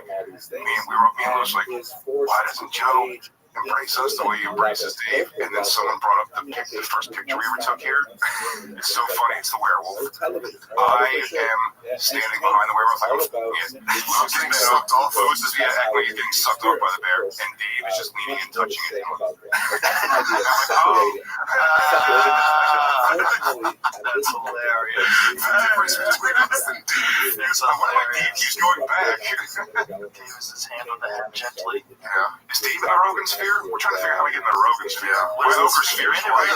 First of all, Shane doesn't need the Rogan sphere anymore. Let's just move Shane out, move Big J out of that position. Or he's moving in Thailand or something. He's gone. There's plenty of room for you guys. You're in the sphere right now. You're on the show. Every time the Rogan sphere gets talked about, we never get something. When Cat Williams said 6 unfunny comics, I knew it wasn't us. I would have been happy to be one of the 6 unfunny comics. Listen, Cat probably disappointed. But I was trying. He thought I wouldn't have him on. I'm like, bro, I love Slow Joe strikes again, not realizing he's being trolled by real comedians. And we're starting to see more and more kinks in Rogan's armor. A couple of years ago, I think he genuinely ignored the haters and all the comedy fans who think his comedy sucks. But the backlash has gotten so big now that I think it's impossible for him to ignore. You've probably heard that after a photo of the wall in the Comedy Mothership came out, showing how Rogan had put his comedy special next to all the great comedy specials of all time, he's now had it taken down. There's no way he would have just randomly done that without knowing that he was being widely ridiculed for thinking he was in the same league as the other guys up there. There is no way he's hiding from the dozens and dozens of videos getting hundreds of thousands and millions of views dedicated to shitting on his brand of comedy and how much he's ruined the whole comedy scene. You guys have all seen the top comments on any post related to comedy on his Instagram or on YouTube, all trolling him for being a tall and funny comedian. So it's starting to make more sense to me now that behind closed doors, little Joe's getting frustrated. Rogan said something interesting. He was talking about last night we were together. He was talking about some people that tend to get a little bit. They blame other people for their failings, or they get critical. They get you're where you are because of you. You did this. Don't blame. Don't then turn and look at successful people and go, "Oh, those guys are assholes." Like, what are you doing, man? No. I didn't have anything to do with your not being a superstar. You did. So why are you turning to people that have been a little more successful and criticizing them? That's exactly right. It's like, when was the last time you took responsibility for where you're at, man? You're talking about some old salty comic. Yeah, sure, maybe. Exactly. Maybe. Yeah, definitely, maybe. Sorry, real quick, just remind me who the mentally ill ones are again. Was it us or them? I'm falsely confused now. According to Joe and Tony, there's no such thing as valid criticism anymore. You're either a fan or a salty, jealous hater. There's nothing in between. And the narratives they come up with to cope with the backlash are totally overblown and exaggerated. And you guys and Joe Rogan, right? Is that what's happening? Yes, it's your biggest most watched podcast. Which is such a hack thing at this point. It's crazy. I mean, like the whole Nazi thing, like, I just kind of feel like that's such a 2016 thing to be calling comics. And then another comic doing it like 2008 with that. I agree that it's played out, but characterizing the criticism as just them calling us Nazis is straight up code. There's actually a lot more nuance to what Mark and Jeselnik have been saying, even if they're just fishing for a reaction out of them. As you saw in those clips I played earlier from Bad Friends, the main issue is the tribal, cult-like nature of the Austin comedy scene and how they've appointed themselves as the arbiters of comedy around the world. We've heard Rogan say multiple times on his podcast that the Comedy Mothership is the center of the comedy universe, and that Kill Tony is the benchmark for comedy around the world. It honestly makes me wonder, has Rogan ever actually sat down and watched a full episode of Kill Tony lately? I mean, whenever he's a guest on the panel, he's either high as a kite or wired out of his brain on nicotine pouches. So I doubt he understands how ridiculous he sounds when he makes outlandish claims like that. As for Tony himself, we're all waiting for his first real comedy special to drop. I wonder which played out jokes he's going to rehash and have to explain later on a podcast after there's a massive backlash against his jokes that nobody understands because there's no apparent punchline. In the meantime, though, if you want to see my breakdowns of all the worst comedy specials and Kill Tony shows, check out the link in the description to my Patreon and become a member so you don't miss out on my longer form uncensored content.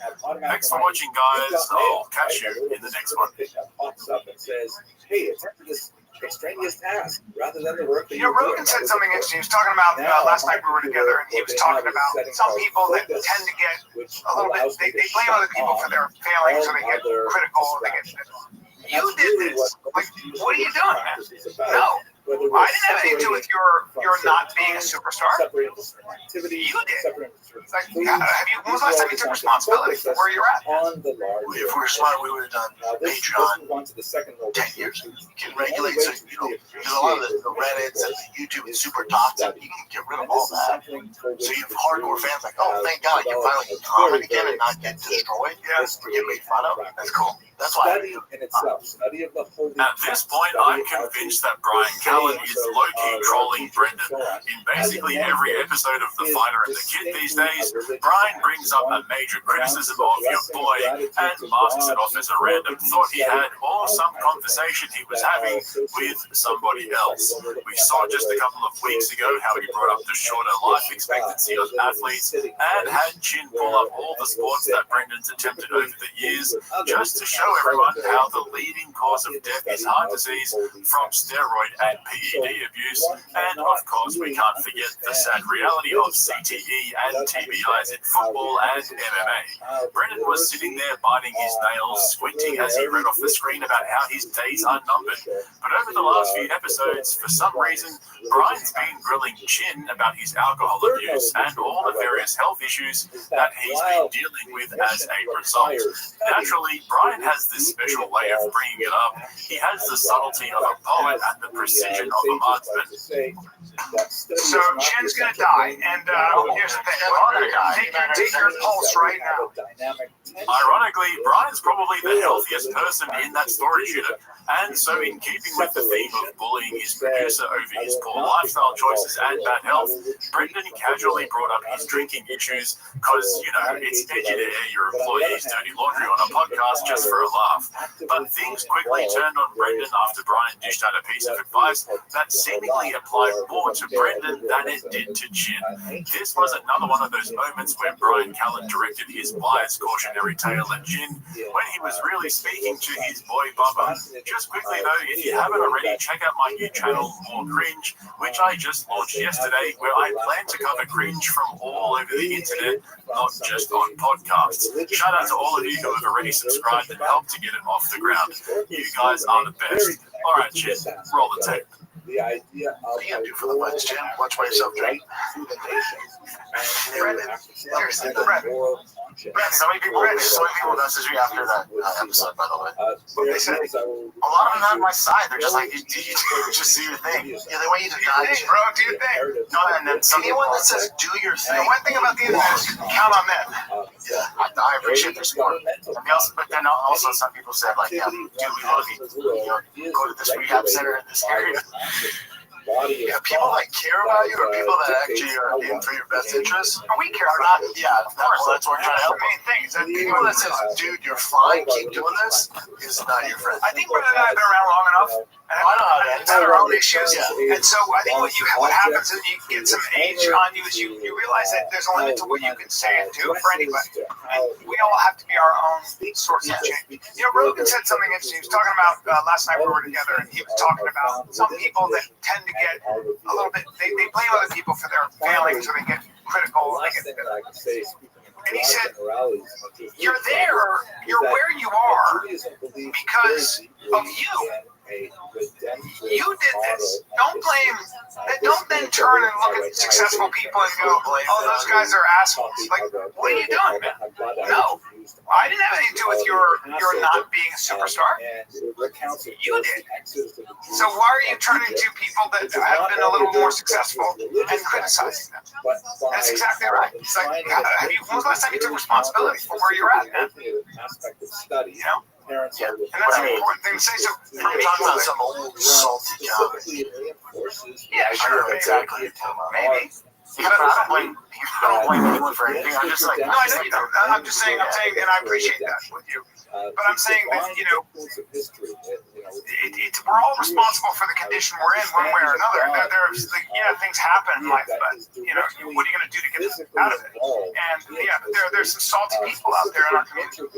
And they spend a lot of time kind of like criticizing people that have been more successful. And it's like, hey, bro. That's all they are. Yeah. Or maybe that attitude is the reason you are where you are. Or you're not happy with it. in their practices day in and day out, especially. I seriously could not watch that clip with a straight face. I was literally cringing the whole time as Brian spelled out Brendan's entire career right in front of him. Nobody is saltier and more bitter than Brendan Shaw.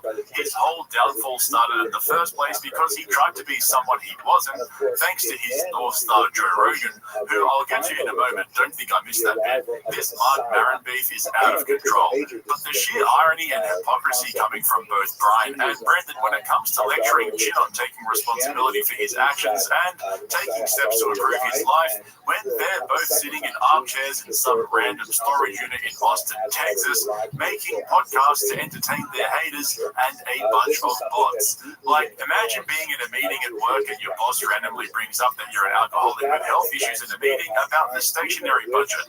Brendan has to be one of the biggest hypocrites I've ever seen in my life. Stick around because in a moment I'll pull up a clip of Brendan choking up with tears while blaming everyone else for Brian's problems. He does almost exactly what Joe Rogan was describing through Brian right there in that clip. But like I said, let's quickly switch gears for a minute because when Brian was recalling that conversation he had with Rogan the night before, Brendan blurted out that he was talking about an old salty comedian. And we all know he's talking about Mark Maron. The Rogan beef with Mark is crazy because it all started with Rogan being a little gossip queen and completely making up his own narrative. I know, right? That's completely out of character for a tall and funny comedian like Joe Rogan. When has he ever done that before? Rogan texted me the other day. Some guy was talking about me on a podcast, and Rogan texted to me. He goes, "Yo, he's not your boy." And I was like, he pays attention to that stuff.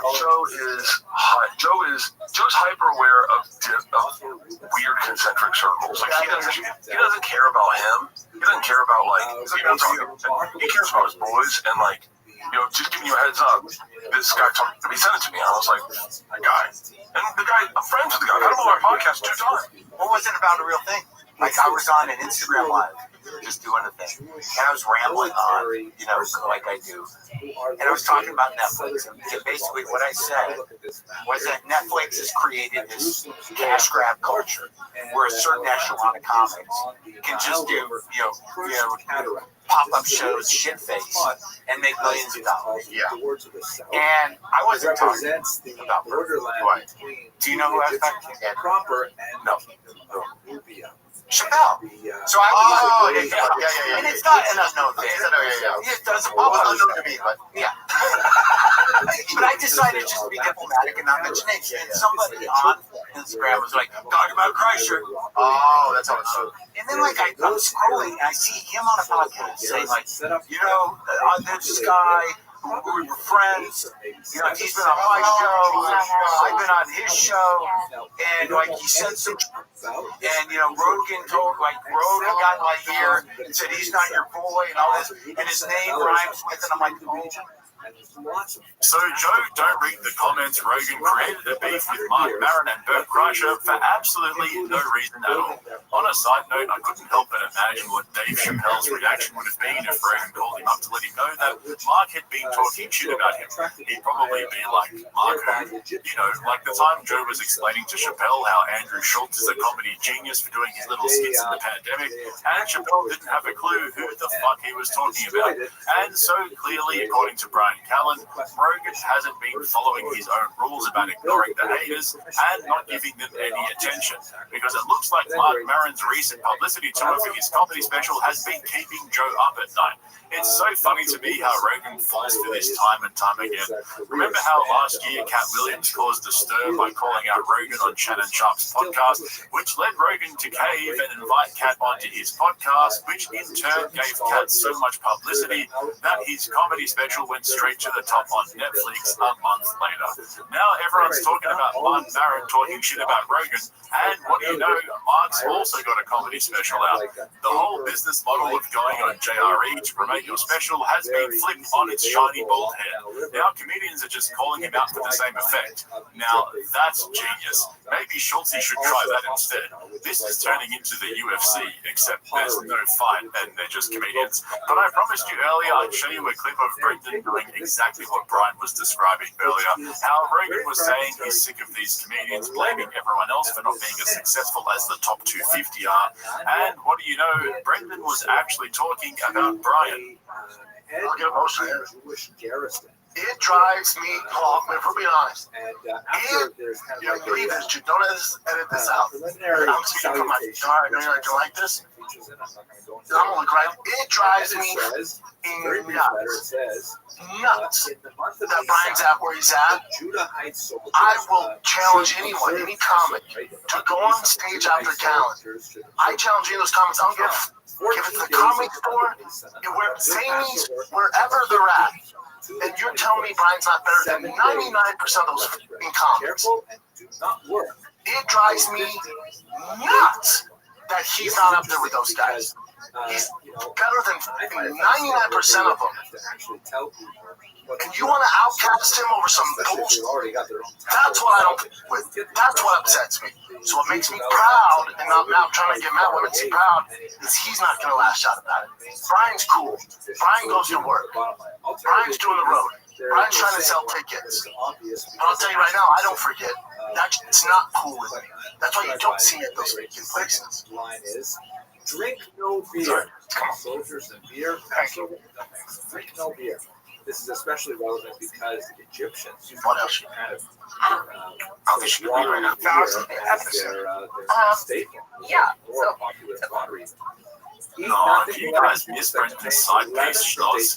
Yeah, me either. I actually have some solid advice for your boy Bubba, though. You see, the thing is, B, you can't keep blaming everyone else for Brian's actions. At some point, he's got to take responsibility for where he is. You know, sitting next to a washed-up UFC power bottom with shit for brains. That's on him, bro. You can't keep blaming everyone else for the allegations that brought his comedy career crashing down. By the way, I thought the reason why you don't go to those comedy clubs anymore was because you retired to be with your family. Yeah, back in studio, had a health scare with a baby girl. You guys saw my social media. She went in for emergency surgery. She has trouble breathing, and she's been in and out of the hospital, like I explained on my Instagram post. Yeah, I had to cancel Austin and Nashville. Usually I hate doing that stuff. It happens. But, yeah, I think this time I just don't care. That's where I'm at. I gotta be home more. I'm gonna pull back from touring so much, and I just gotta be home, man. I can't miss Tigers games. Can't miss my Boston growing up. Baby girl. I can't do it anymore. I'm tired, man. I'm tired. I've been hustling for over 12 years now. Not that I'm gonna stop doing the pods, but as far as the playing life and stuff like that, I gotta chill out. Play new spots in LA, new local, SoCal, NorCal, but going international, going across the United States ain't happening right now. So I'm gonna take a break from that and just focus on family and do my thing, man. Do my thing. So yeah, let's get into it. Enough of that. You need to get your story straight, B. You're going round in circles. First it was family, then it was too many soy boy comedians talking shit about you, then it was because Rogan left LA and you couldn't get any stage time. What are we doing here, B? But the haters have well and truly broken Brendan Schaub, and at this point it's more pathetic than it is sad. The amount of absolute dog shit this man has spoken into a microphone, and then changed his story to make it worse, and then lashed out at people for things that he was entirely responsible for, is out of control. And instead of following Rogan's advice to take responsibility for his own actions and improve himself, his solution is to start a Patreon to get away from all the haters. You seriously cannot make this stuff up anymore. Dude, I can't wait for the day when we don't have any reads and we can just podcast. I don't know if that day's ever coming, but if it did, that would be awesome. We're going to just do podcasts. We don't have to worry about reads. If we were smart, we would have done Patreon 10 years ago. Yeah. And so then eventually, if that gets built up enough, we're making the same money you are off ads. And it's just all free for the actual fans. We're going to do it. We're fucking with the idea of doing Patreon, aren't we? I'd be down for it. We've never really done it. I'd be down for it just for the. we've been around so long. Are we as big as we were 10 years ago? No. But the one thing we have is hardcore fans. Yeah. So it would be for them. Yes. That's the reason I would do it. Yeah.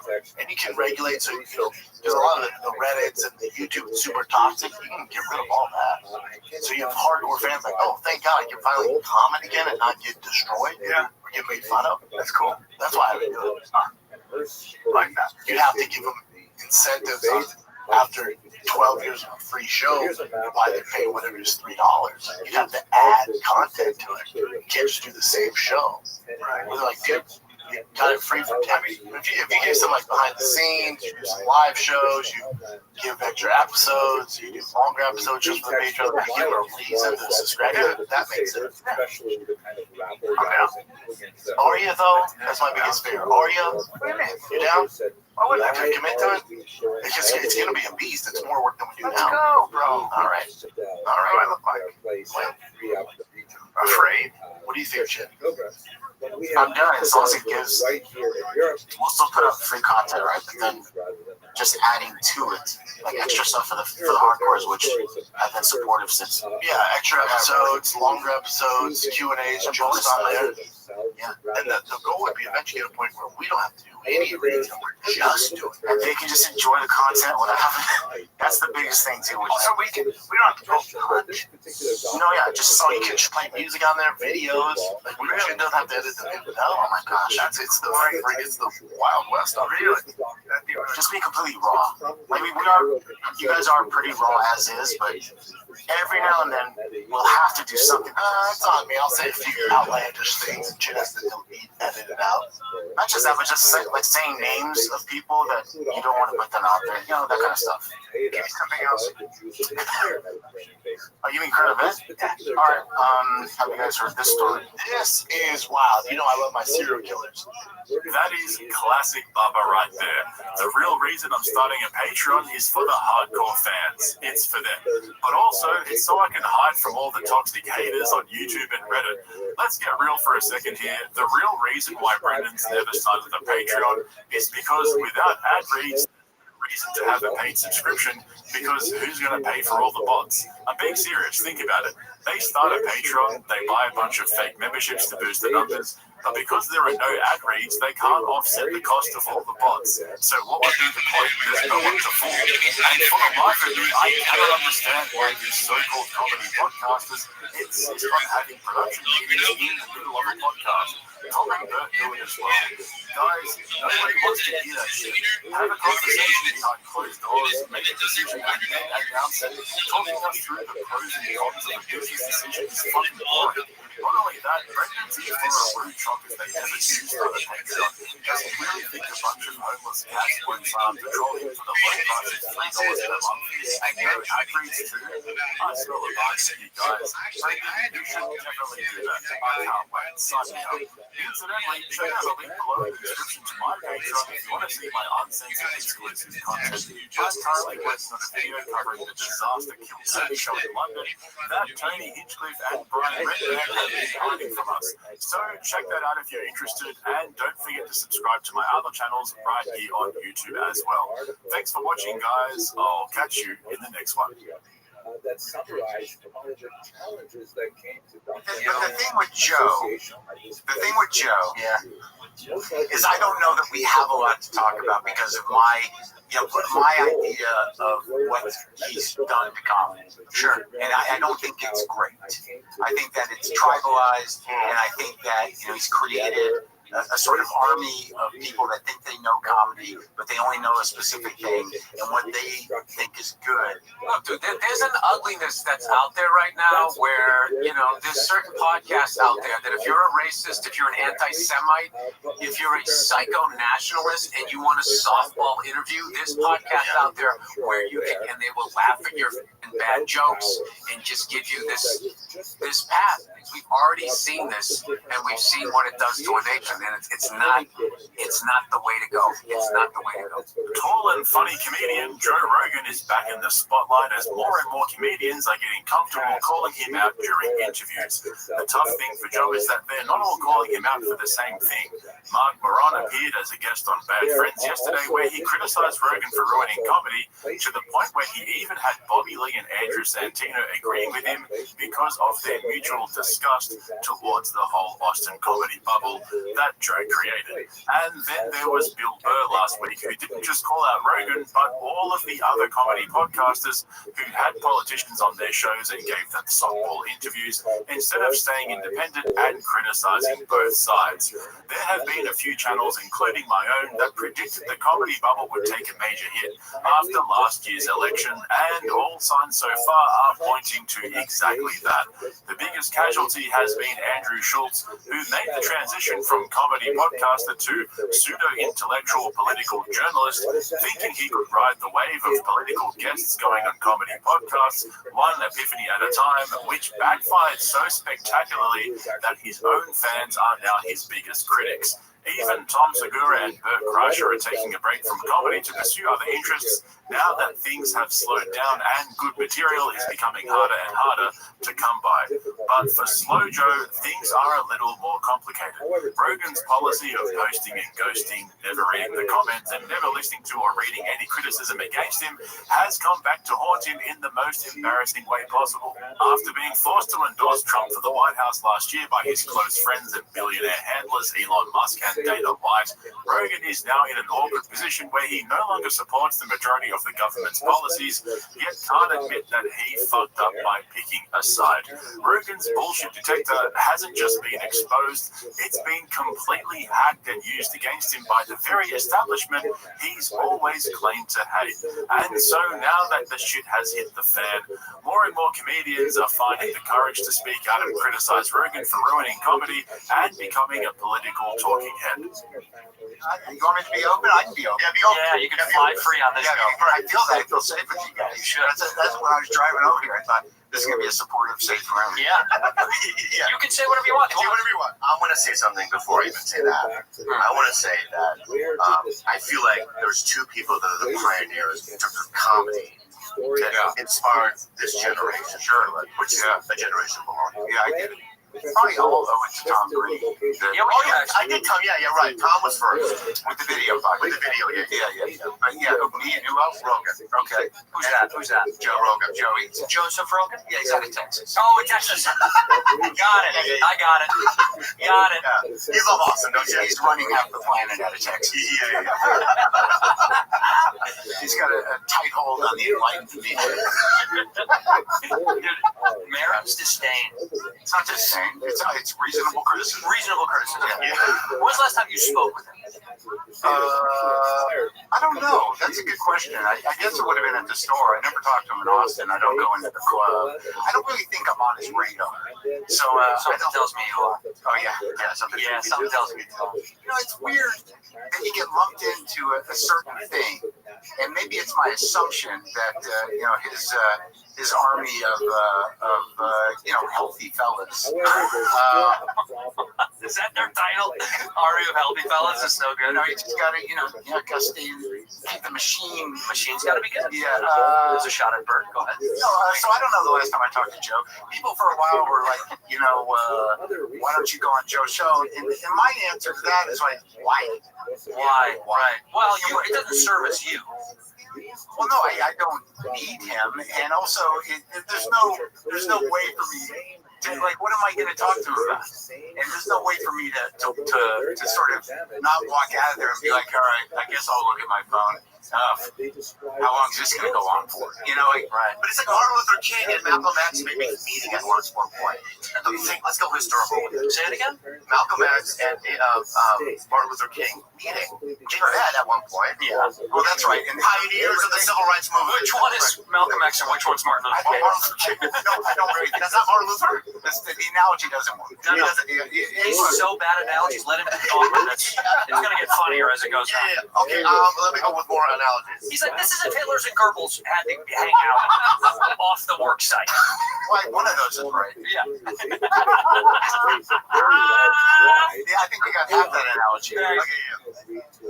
So this has always been a problem for Rogan, and it's part of the reason why he looks so fucking goofy on stage. You've probably heard him explain why he wears oversized shirts during stand-up, because he wants to hide his supermarket turkey body so it doesn't distract his audience from his middle school facial expressions. I mean, how else would they know when to laugh? This is the clash between testosterone-fueled vitamin IV infused kettlebell swinging HGH Gut AG1 sponsored morning routine comedians and the weirdo offcuts who smell funny and survive off peanuts, chicken wings, and free beer. Man, I could go a bucket of chicken wings right now. You know, the ones in the sticky barbecue sauce, maybe a side of fries and some coleslaw, chuck in a few beers, turn on the footy, and you pretty much hit peak living.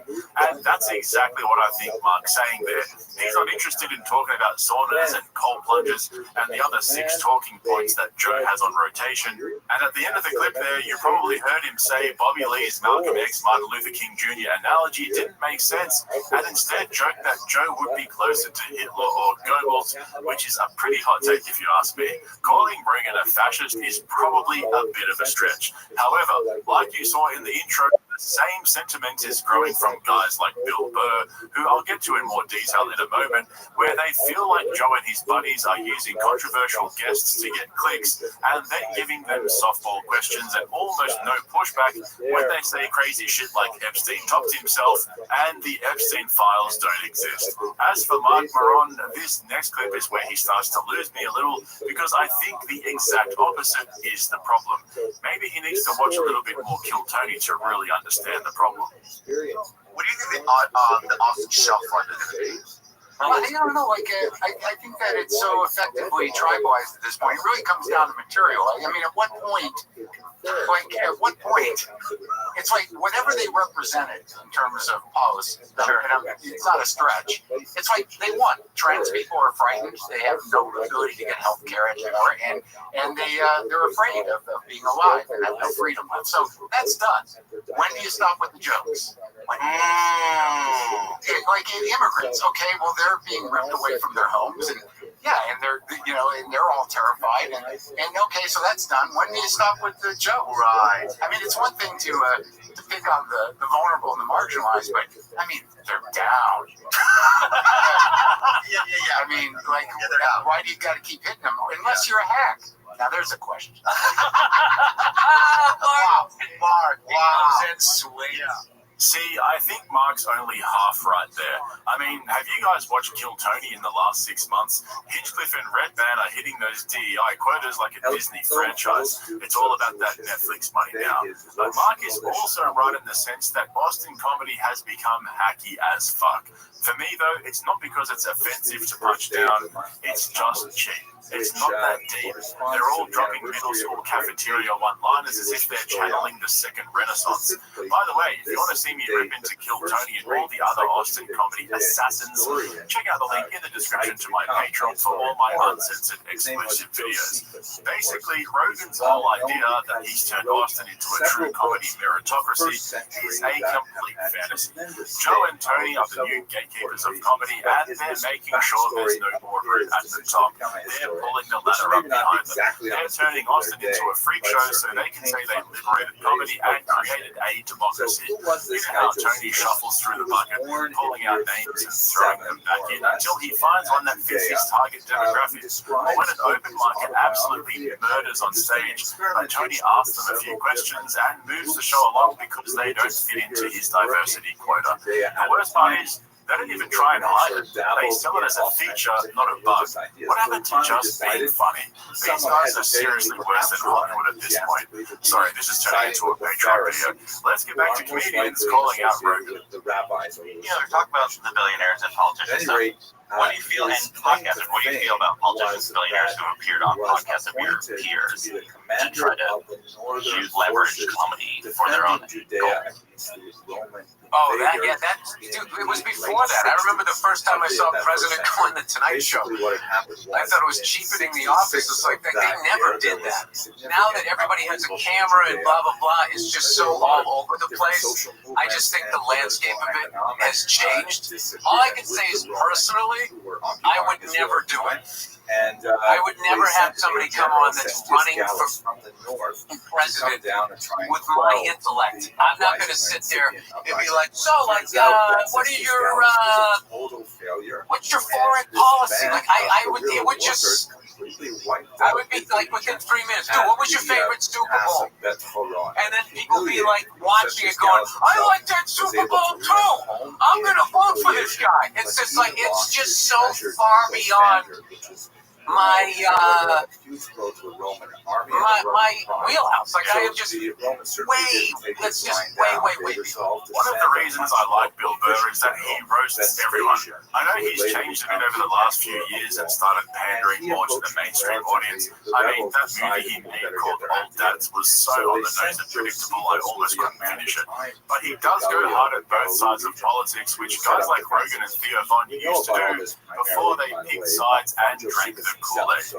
In that clip, though, he was referring to what I like to call the Dunning-Kruger experience. This is the phenomenon where Rogan will bring on guests who are clearly biased, compromised, or have an agenda, and pretend to have a balanced conversation with them, and then when it eventually comes out that he was duped, he'll just throw his hands up in the air and say, don't listen to me, I'm just a 4'8" meathead comedian with shit for brains asking questions. Unfortunately, Joe will probably never get to see this next clip because he's completely detached from any criticism at all. And even though Bill Burr doesn't mention Joe by name, you know he's definitely talking about Rogan here. Josephus was There's there a difference with his between rebels for the people that read lasted about 50 days. and the people that are the subject of what you're reading. You know what I mean? There's people that like discover things like, for example, and figure out, and then there's the people that read it. Like the other people that can explain the theory of relativity. There's probably not a lot of people. Now they can do it, but there's this ego thing that because now I can explain it like I'm somehow Einstein adjacent. It's like, no, you're not. You just read some smart shit. Somebody said to me one time ago, Bill, you know, you're a really smart guy. And I go, yeah, in a sports car. You put me in a sports car, you want me to talk about 70s and 80s sports. I am wildly scored very high. Yeah. All right, you put me in like that form to have to interview somebody that is going to run for president, and then as the sports bar guy, you're going to see like, yeah, this guy did go to summer school a lot. So. Fairly scarce amount of or whatever. It's like you're a smart guy.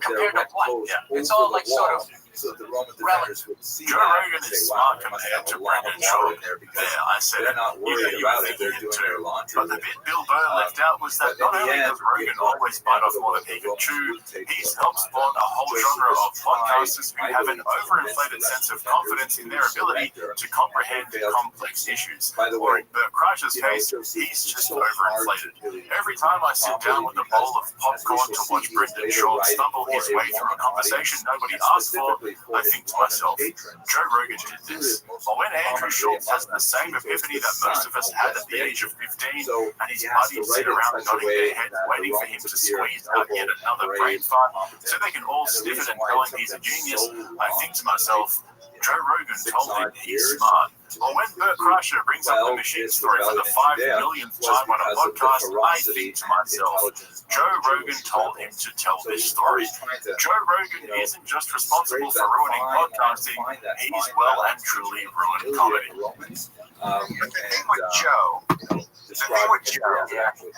At any rate, I don't know that we have a lot to talk about because my idea of what he's done to comedy. Sure. And I don't think it's great. I think that it's tribalized, and I think that it's created a sort of army of people that think they know comedy, but they only know a specific thing, and what they think is good is not necessarily good, maybe what they're like, what they like. But on the outside of that, most of the sort of sensitive weirdos that we all grew up with in comedy have been sort of pushed aside, and the space for them has become limited. And it's a little. It was a time though that all comedy was not all comedy. I'm not even talking about the all. I'm talking about just like interesting stand-ups. Right. weird. Is there a world where both these things exist and it doesn't matter? So this is what I would say. Like, I get that you don't like that world. That's part of why I love you, because you're like, that feels on it. And that's what's great about There's some good comments in there, and there's a lot of middle section. There's a lot. I believe that we all exist in the same world. And it doesn't matter, is my point. I get why you. It's not all on him. No, the culture has changed. Right. And I don't necessarily think for the better, but it's changed in a lot of ways. And look, there are comics that only drive clips, and that, we do crowd work, and they don't care if they do other people's jokes because the traction is with the clip. And what they don't realize, I think, and what a lot of people don't realize, is that you're the internet, you're the platform. So in the sense that if you're not able to confidently do an hour without worrying about getting clips so you can get people to come see you do crowd work, what are you really? What is your voice? Who do you work for? You'd like to think you're working for yourself, but you're just a platform who doesn't really need to find who they are up there, do anything interesting at all. That's a problem. Yeah. So, and the bigger problem about what you're saying is, I think we all still do exist, but the nature of the comedy business is fragmented and some of it's tribalized. But there used to be a lot more weirdos around who were kind of exciting and interesting and took it a different place. I would argue with just talky talk comedy, there's not that many people bringing it to a different place, dude. Right. Well, there is some good ones that, like, I think that kid Casey Rocket's really entertaining and fun and different and unique. I think they're there, right? I think the problem is there's so much sludge. There's way more noise than we've ever seen. So it's hard to appreciate or even care because all that's really being shown is kind of the constant, like, give it to him, give it to him, give it to him, give it to him. That's all I get. I'm tired of the attitude. I thought you were going to say violence in this country. No. I'm tired. They come up back to LA. One guy, I wanted to give his name, you seem like you're thriving. Because I'm killing it. And I'm like, whoa, dude. You moved out because you couldn't survive here. This is a different. It's an animal. It's an animal. I will never forget when Brandon Shaw hung up the mic and retired from stand-up comedy and said ever since Rogan left LA for Austin, the comedy scene hasn't been the same. Apparently, as soon as Joe left LA, the comedy clubs weren't as kind to Brendan as they once were. The funniest part of that story is that Brendan actually said it out loud for everyone to hear.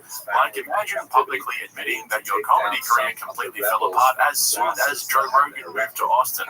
Mark Maron hit the nail on the head there. It's so refreshing to hear a comic who simply does not give a fuck what Rogan thinks about him, telling it like it is. Even Santino tried to push back by saying, it's all good, we can all coexist and it doesn't matter, because he doesn't want to burn that Boston connection.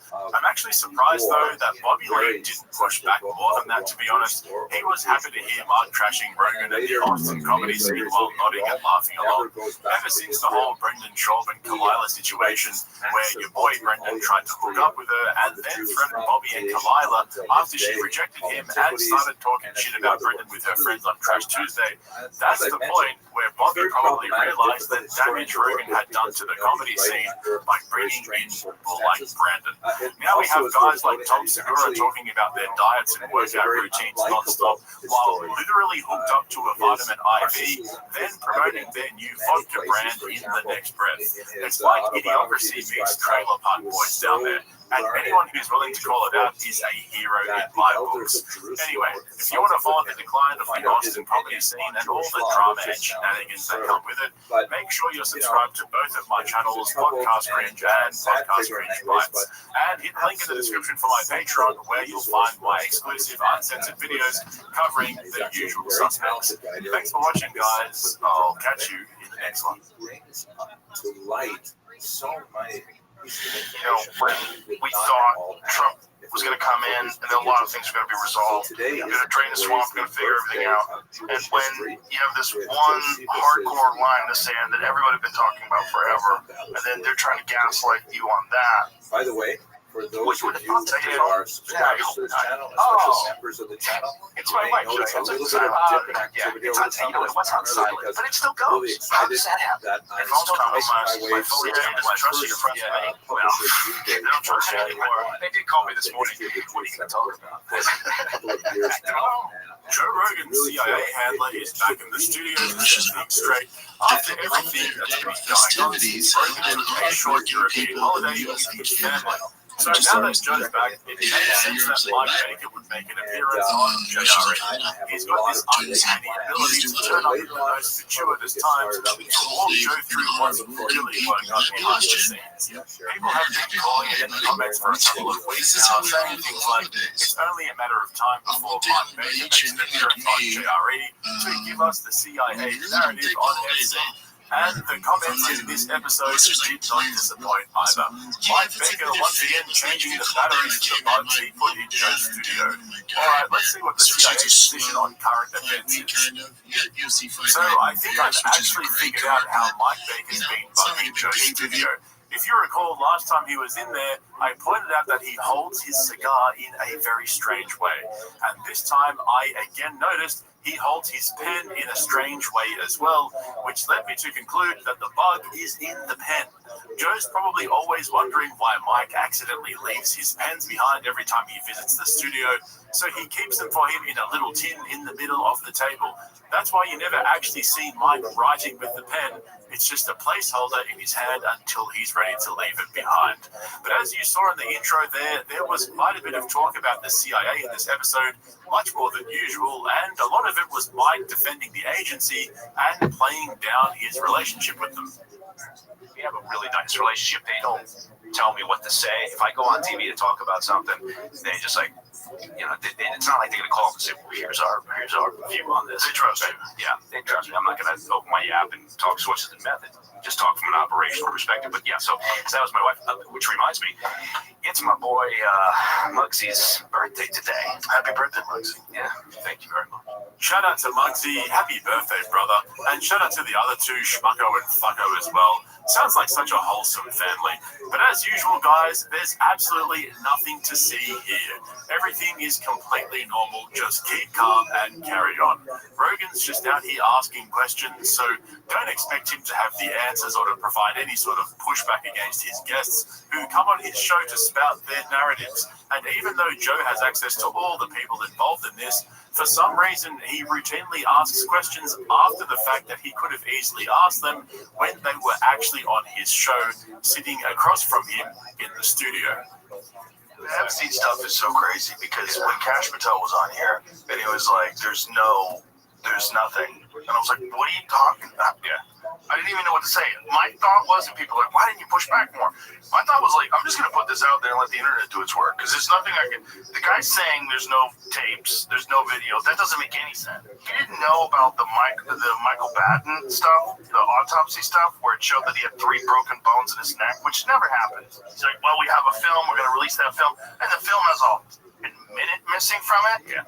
Like, do you think we're babies? Like, what is this? Also, you got people, including Dan Bongino, right, making bank for a couple of years talking about how awful it is, and you got to get this huge conspiracy, and then you release a 2-page memo that says, it's nothing to see here. Yeah, because you're walking by your bedroom window and you see a little laser, red laser moving across your chest. But how does Pam Bondi say we have thousands of hours? And then Cash Patel says we don't have anything. And then Tim Dillon said he has lunch with J.D. Vance, and J.D. Vance says that 10,000 hours is commercial pornography. Right. Yeah. You think this freak show of Epstein wasn't like, it didn't have hidden cameras, it wasn't taped? No, 100%. 100%. It's so obvious that Rogan hasn't figured out exactly what's going on here. It's so plain and simple for everyone to see, but himself. Every single one of Rogan's guests has an agenda, whether it's a comedian, an author, filmmaker, or a scientist. But when it comes to politicians, they're all compromised in different ways. That's what he doesn't seem to understand. Getting the FBI director, Cash Patel, on the show when Elon Musk was dropping bombs on Twitter, accusing Trump of being on the Epstein list, and seeing him squirm and weasel his way out of discussing it should have been the clearest sign yet that his guests are all compromised. There's so much to unpack here, so I'm going to go through it step by step. I'm even going to give you a hot take on what I think's really going on with Trump and the Epstein list, which I don't usually do, but you know what? Fuck it. I'm already balls deep in this shit as it is. And so when it comes to compromised guests, it's never been more obvious that Mike Baker is still a company man. People joke that he's Rogan's CIA handler, but after watching this episode, it's never been clearer to me that he really is. Just listen to the way he fumbles his way through this answer to Joe's question and reveals the real reason he turned up to Joe's studio that day. What do you think, from your perspective, what do you think that was all about? Who do you think was involved in that? Do you think it was the Mossad? Do you think it was some rogue intelligence agency in America? Was it a coordinated effort? You know what? I know this. There's a lot of talk about. Did he have some sort of intel connection? Right. Right. From my perspective, it's complete speculation. But I will say, like from an operational perspective, you see a guy like this who's super connected and all the way back to 2008 was like his first trial, right? So he's had a long history of these problems from Chinese intel, right? And I just read the goddamn entertainment news, and there's these rumors and allegations of high-level people flying off to his island. I'm going to think that's interesting. If I get somebody right inside that operation, whether it's Ghislaine Maxwell, whether it's Epstein himself, whether it's somebody who's just on the outskirts of it, maybe I'll start picking up some pretty interesting leverageable information on people that maybe I want to influence. If that doesn't convince you this guy still reports to Langley, then I've got a bridge to sell you. You see the way he gave the most basic answer possible, but slipped China into the fray. He gave the most high-level basic explanation of what everybody already knows, but make sure to use China as an example and not the CIA or Mossad. This next bit, though, was kind of disturbing. I didn't get why nobody's put job aside and explain to him that when he says things like this, it's really not a good look. And makes it real hard to defend. It's so funny to me that it always comes down to like carnal. Get to like this Bill Gates level and Bill Clinton level. You can't just go pick up gals at the bar. So if you're a super famous super freak, and you like chasing skirts, but you can't do it. Like what do you do? Well, you do what he did, right? Which is something to procure for you, which apparently was primarily Maxwell's job. He was clearly operating as a pimp, or with a female version of this. Curator. Yes, curator. No. The word isn't curator. The word you guys are looking for is trafficker. You know how Ghislaine Maxwell is currently serving 20 years for trafficking? She's not in prison for curating. That's what fucking museums do. And Rogan said all of this stuff before about how a lot of these guys were super high profile. They couldn't just go in public, so they needed someone to traffic teenage girls for them. Bro, what are you even saying? We're not talking about blind dates here or a double date with a friend. We're talking about serious crimes. These guys really need to quit downplaying the severity of the Epstein situation. As usual, though, things only get worse. Look, I can't speak to the rumors about him working for one intel agency or another, but I will say, if I'm working for an intel agency and I see something like that, I might find that of interest, right? And I would definitely go after somebody to see what's going on. It's the easiest connect the dots puzzle of all time. Yeah. You got rich, powerful people and hot chicks and probably drugs. Yeah. And cameras. Yeah. No. Joe, buddy, we're not talking about hot chicks here, mate. We're talking about children. Jesus Christ with this fucking guy. Bro, you've got 2 young daughters as well.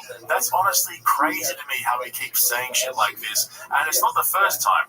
Almost every single time he's discussing Epstein on the podcast, he says something along those lines, and it just comes off as some sick fantasy.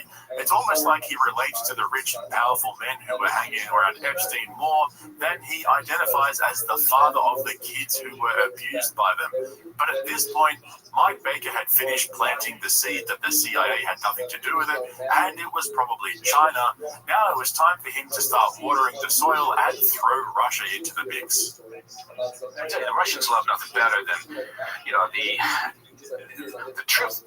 the reality is, in terms of recruiting an asset by using blackmail is tough. Right? You gotta that window starts closing immediately. Blackmailing somebody for their cooperation, at some point that's going to go south on you. But having said that, look, the Russians in particular love that, right? And Chinese they'll do whatever works for their perspective. The agency, I guess that's bullshit. The agency tried, blackmail is never on the table as an option because it always leads to a problem. And the asset will turn on you. Right? Next thing you know, you've got an agent working now, a double agent working for the other side, right? Because they're so over by the fact that they've been blackmailed, and at some point they decide to roll for the other side. Like, are you constantly bothering them and looking at their phone? There's always someone there. There's always someone there. So that's the operational reason for trying to avoid blackmail. Has it ever been done? Well, sure. It hasn't been done, of course, but some services go to it much quicker than others. Which service? And I will the Russians primary users of something like that. Because I think Israelis are going to know the honeypot operations that they'll do. But the Russians throw a lot of shit at the wall. Okay, hold on. So now, according to Mike Baker, the CIA running the Epstein op would have been too unethical for them to have ever been involved. Let's just unpack that for a minute. The organization who brought you Project MK Ultra, one of the biggest domestic wiretapping controversies in history, all of the known human rights abuses, the Iran-Contra affair, drug trafficking to fund operations, hiding covert operations from Congress, and the most infamous of all, allegedly orchestrating the JFK assassination. After all of that, blackmailing rich dudes is supposedly too unethical for them to pull off.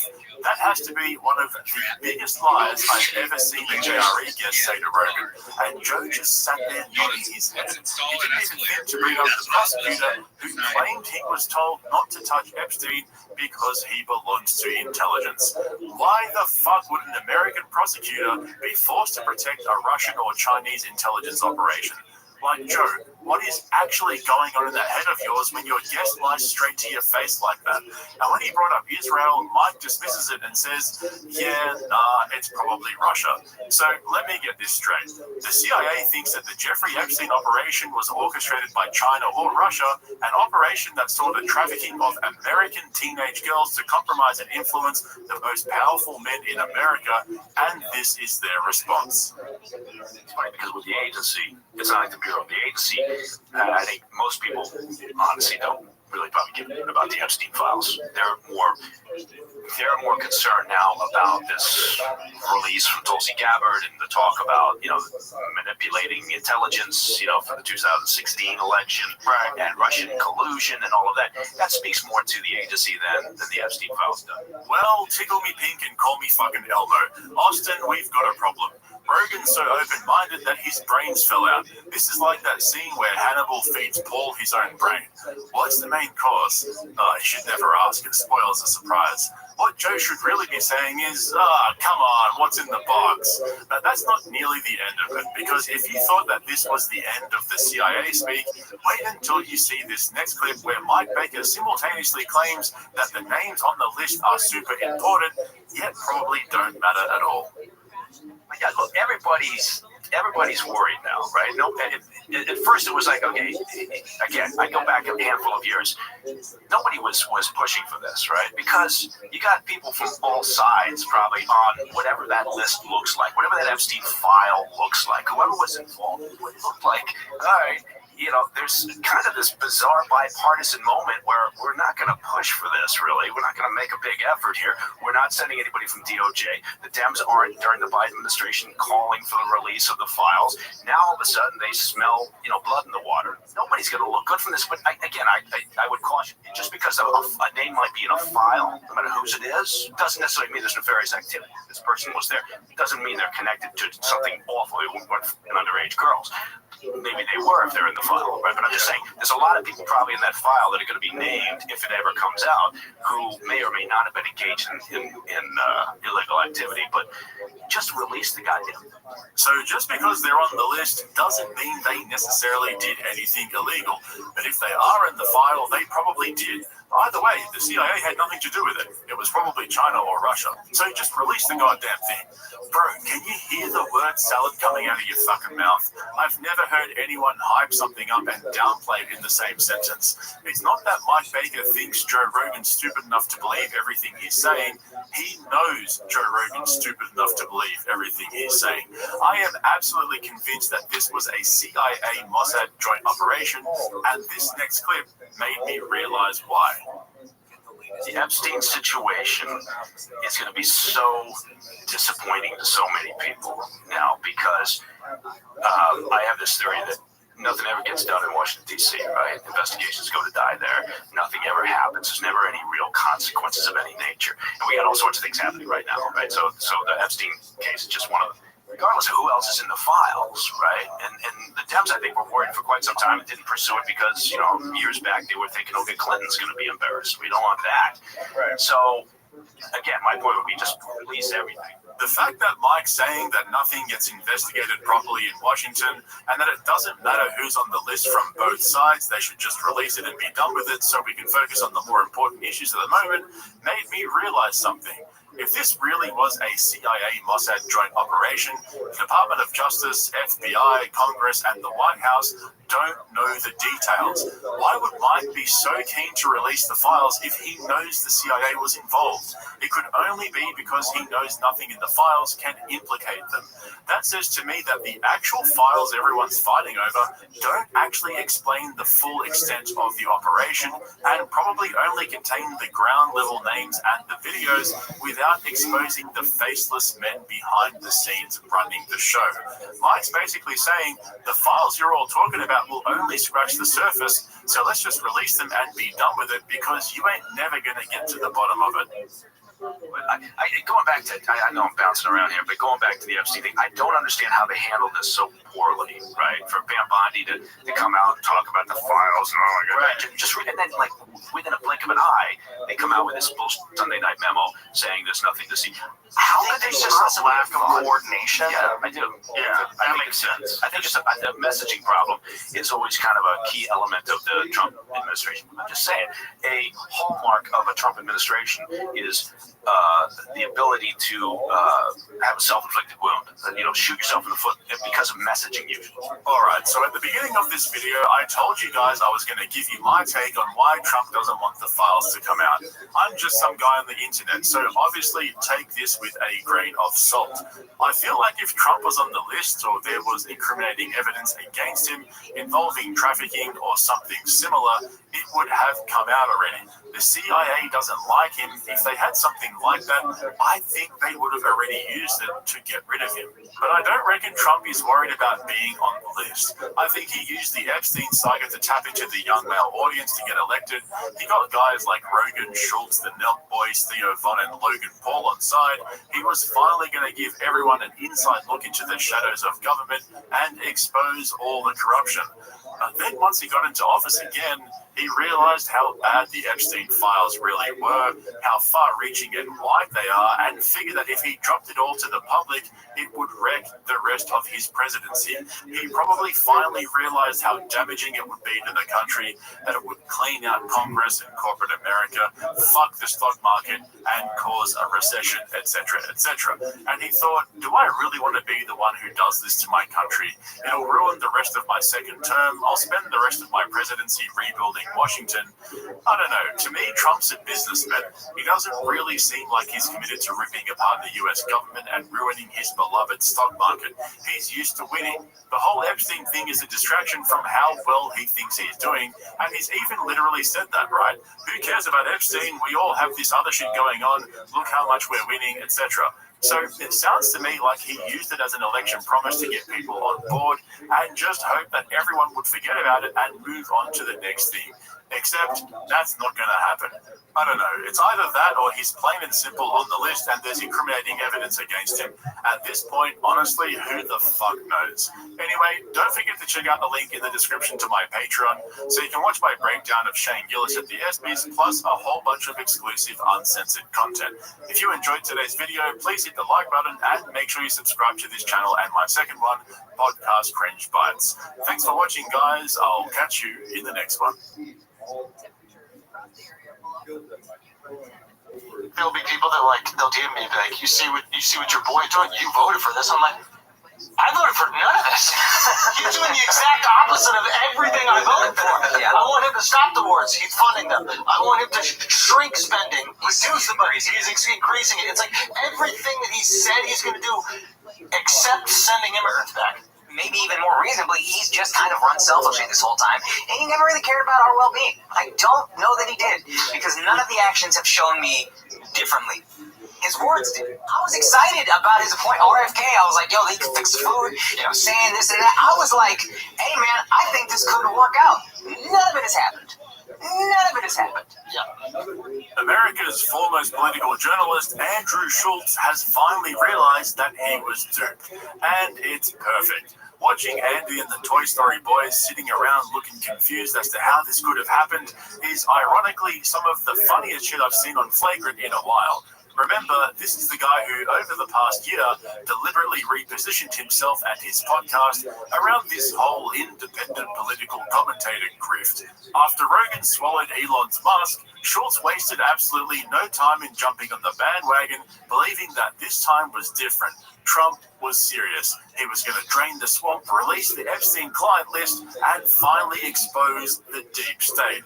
Schultz even had him on the podcast where he had his people change up the set a little, make it all nice and cozy, and then proceeded to ask a total of 0 questions about Epstein or the list, and why he didn't release the files in his first administration.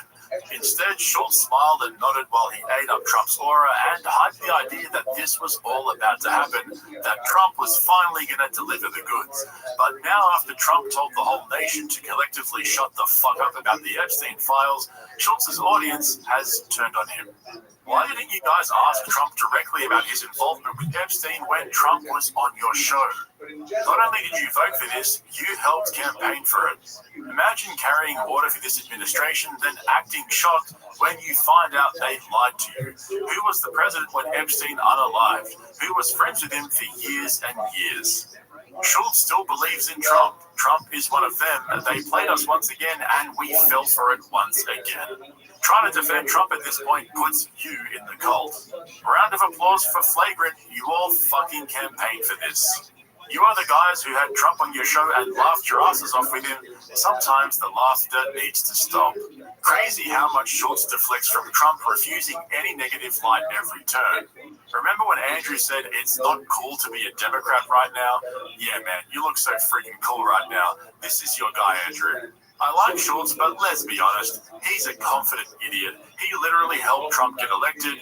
You voted for this and helped make it happen, Andrew. And that's exactly the point here. Schultz didn't just fall for Trump privately, he helped market the idea that Trump would finally pull back the curtain and reveal the Epstein files. The worst part is, though, that Schultz still can't admit that he fucked up. Because as you've probably already seen, Trump isn't just failing to deliver, he's openly mocking these guys now. Trump even just doubled down on Truth Social, dismissing the whole Epstein discourse as a waste of time, ridiculing his so-called friends for even asking about it, and said Epstein was somebody that nobody cares about anymore. Hey, Schultzy, he's talking about you, bro. And so even when confronted with that reality, Schultz, well, let's just say he still doesn't quite understand that he's been duped. Instead, what we get from him and his crew is pure cope, a masterclass in influencer mental gymnastics as they try to justify, explain, and rationalize why their guy, the guy who helped rebrand their entire show around, is now treating them like fools. You're still talking about Jeffrey Epstein. This guy's been talked about for years. You're asking, we have Texas, we have this, we have all of the things. And are people still talking about this guy, this creepy? That is Unbelievable. Do you want to waste the time? I mean, do you feel like answering? I don't mind answering. I mean, I can't believe you're asking a question on Epstein at a time like this where we're having some of the greatest success and also tragedy with what happened in Texas. It just seems like a desecration, but you go ahead. Sure. First to knock up on that. So we're stupid. Yeah. We're the idiots, guys. Just to let you know, we're wasting time. Yeah. I mean, that's a good point. That is, like, in all seriousness, that is, I think, what is enraging people right now is it's insulting our intelligence. Like, obviously, the intelligence community is trying to cover it up. Obviously, the Trump administration is trying to cover up. Something changed because they ran on this idea of exposing it all. All these guys had great ideas. Cockeye Cash, Dan Montano. He had bars. He was ready to tear it all down. He was ready to tear down the entire FBI office. Shut down the Hoover building day one. That bitch still standing. And then he goes on Joe Rogan and he's like, listen, do you think if I had it, I wouldn't share it with you? I do. Yeah, I do. I do believe that 100%. Especially when you're staring at me like this, telling me that. So after that moment, after Trump publicly dismisses Epstein as irrelevant and Schultz and the flagrant crew half realize that they're the fucking idiots, Schultz does exactly what you'd expect. He pivots. He doesn't confront the fact that he helped to build this narrative. He doesn't acknowledge that he himself spent the better part of a year hyping Trump as the man who was finally going to release the Epstein files and deliver the transparency that all these legacy media outlets supposedly couldn't. Instead, Schultz immediately reframes the whole thing as a matter of tone, as if what's really bothering people is simply how dismissive Trump sounded at that press conference. But this is where it gets beautiful, because Schultz can't even see that it isn't just Trump insulting their intelligence. It's so much worse for him than that, because Schultz is implicated in this shit show now too. The reason his audience is now turning on him isn't because they're suddenly shocked that Trump didn't follow through. It's because Schultz spent the last year positioning himself as the guy who knew better, as the independent thinker who had outgrown comedy and become something more serious, something smarter. I mean, how many times have we had to sit through epiphany after epiphany about the simplest shit most of us had figured out? School. How you living, pimp? Finally got Trump across the table. He didn't ask about What's good, son? Retro Raid. Did you fucking mortgage the house and your kid's college education yet? Oh, I'm sure you did. That's what I took you as. How you living, pimp?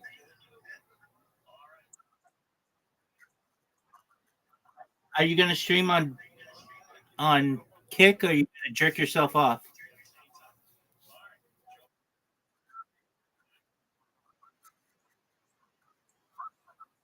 Dog, why don't you play Grand Theft Auto and do some cool shit in that?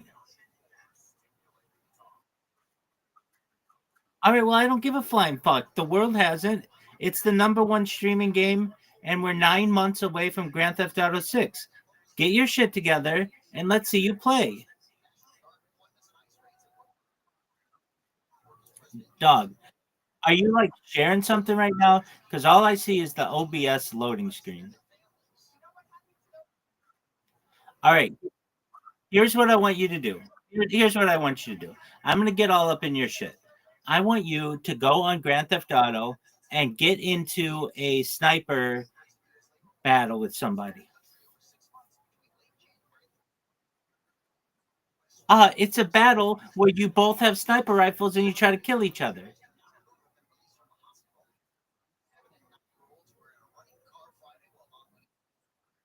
You did this before, but you wore shitty clothing. You need to wear like either all black or camo. I want you to be serious about this.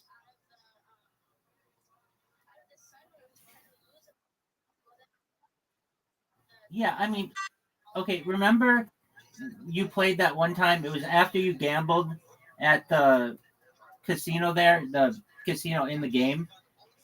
And you did sniper matches against like, well, it wasn't just snipers, but you had a sniper rifle and you were fighting against another guy.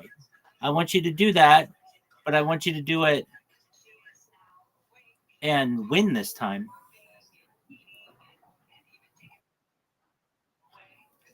Dude, it may not have been actually. I think you're right. Okay, well, I did see you go in the casino. I remember that, and you got drunk. That was you, right? There's that beautiful face. How you living, man? All right. So this time, well, okay. So I want you to put on camo or something black, and then I want you to go around the tops of buildings and snipe dudes. On Grand Theft Auto 5, absolutely.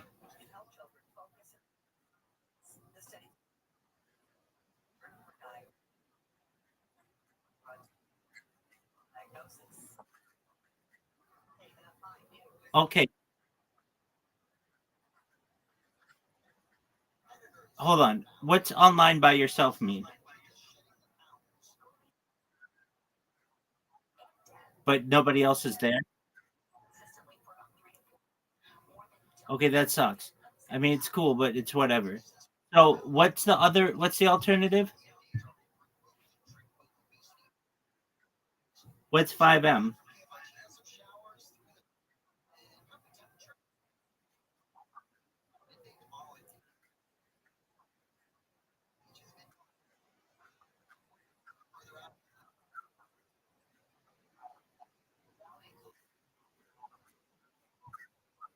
Oh yeah, I saw you race cars, didn't I? No. No, okay. Okay, so are you going to install 5M?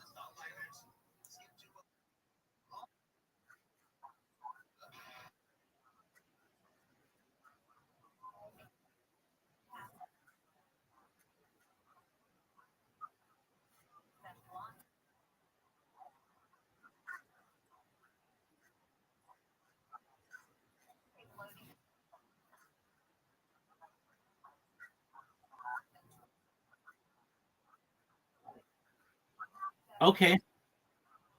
I got you. All right, I have a question for you. Are you ready for the answer? Can you play multiplayer Grand Theft Auto 4?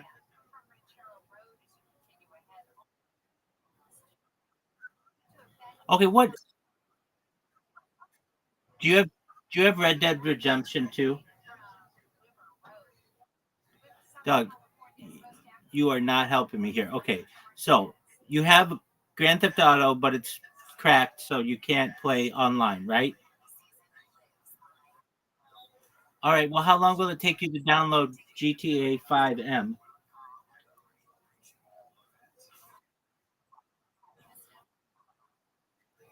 Okay. Well, why don't you get your shit together and download that?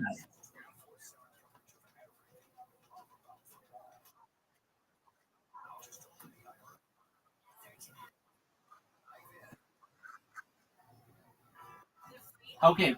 How about just play regular Grand Theft Auto? I saw this thing that I want you to do. It's hilarious. Okay. So you take a bus onto the freeway and you have it angle let me just show you what. Let's see if you can do this. If I can find it, I'm gonna tell you how to get to it. Okay, it was in GTA, I think. I just saw it earlier today, and it was pretty. Oh yeah, I found it, dude. Dog. Okay, here's what I want you to do. This is sick. I want you to emulate this. If you're such a good gamer and so sick, which you are, you could do this. All right, are you ready for me to send you a link? All right.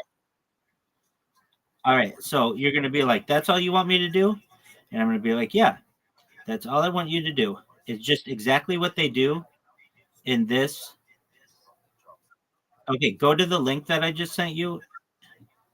It's it's on Reddit. I just want to see you do this.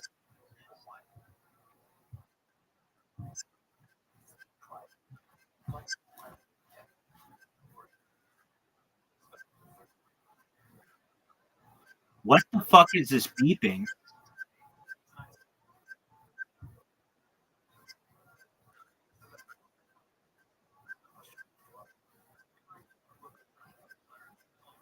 Bump, bump, bump, bump. bump, bump, bump, bump, bump, bump, bump, beep, beep, beep, beep, beep, beep.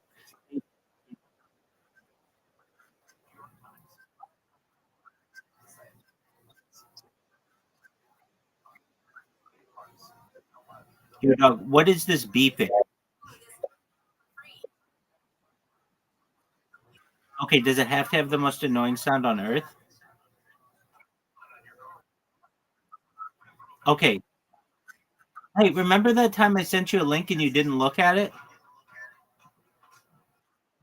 How about you check your Discord messages when you do what's in this link? It looks tight as fuck.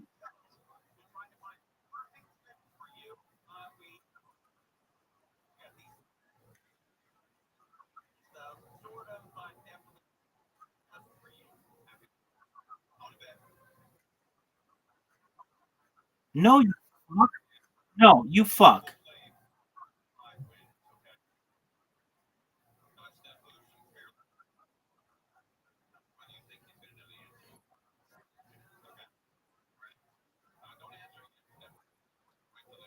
Do you see it? It's a bus.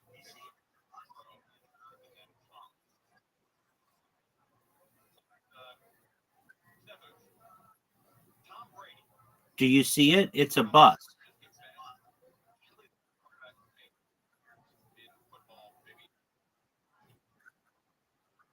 Okay, what are you talking about? Yeah, that's what I want you to do. Excellent. Do you know where that is? I don't either. That's the thing.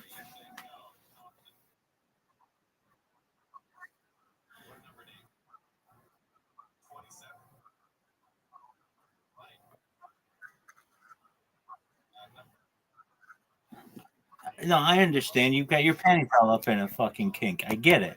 I just want to see you do it. Your panties are in a kink. Dog, my panties have been in a kink for 3.5 years.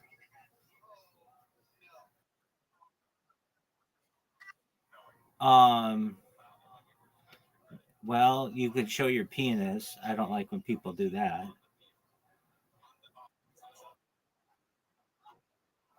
No, I do allow chicks to masturbate if they want to, and I have had chicks do that, so that's cool. Oh yeah, I've let them. Not only that, but I shout. Oh fuck yeah, man! It's like a private show. It's amazing.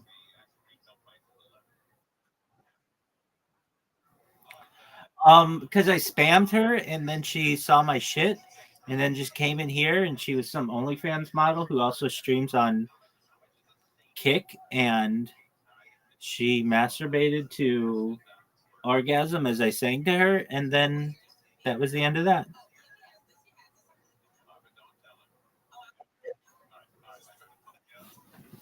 It, fuck no.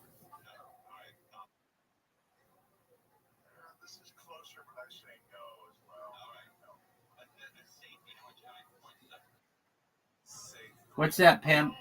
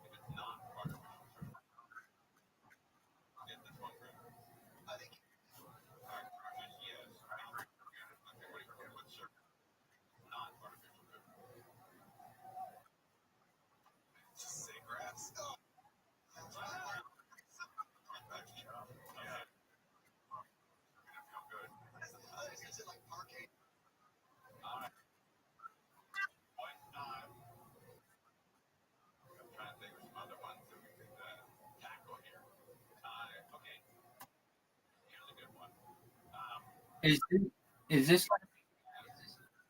Are you gonna play Grand Theft Auto, or are you just gonna troubleshoot the computer?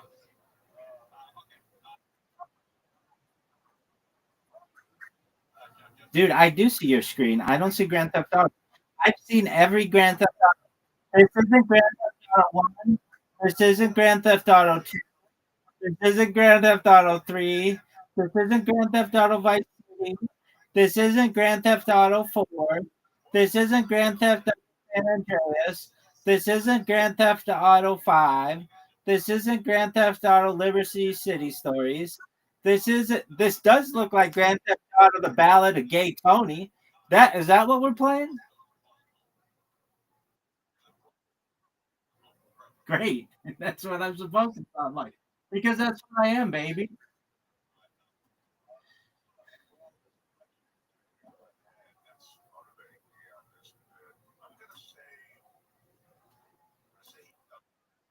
What's your favorite N64 game to play?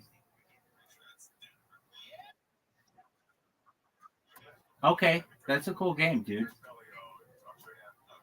Have you ever gone for what do they call it? Time when you do it as quickly as possible, speed runs?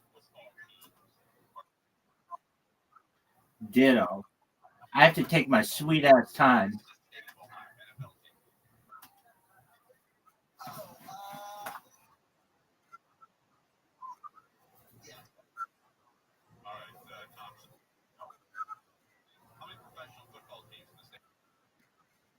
When's the last time you gambled?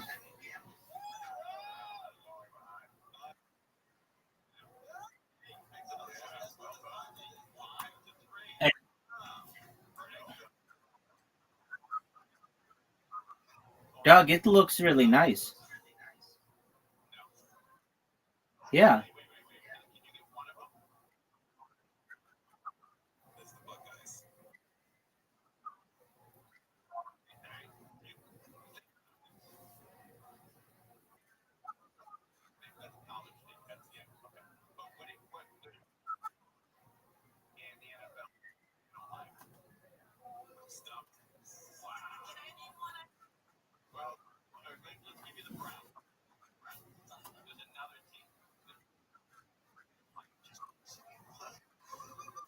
Did you know Kill Tony is tonight?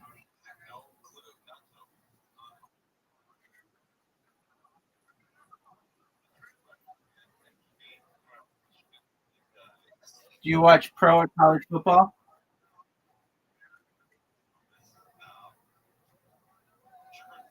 What the fuck? You just disconnected. Why did you just disconnect? Yeah. Okay.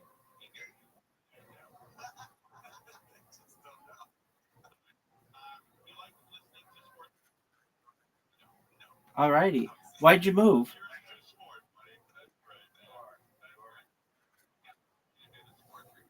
Yeah. No. Very nice. Absolutely.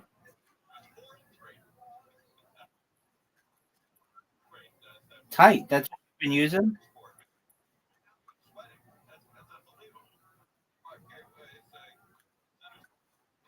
Oh, very big.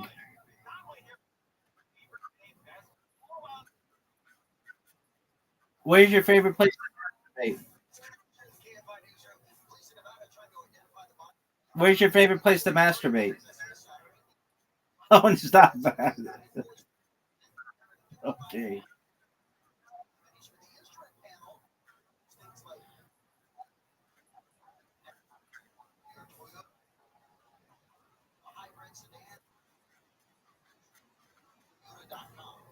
Dude, it looks really nice.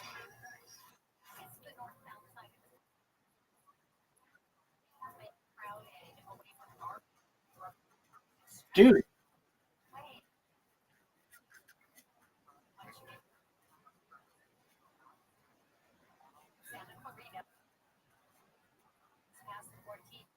All right.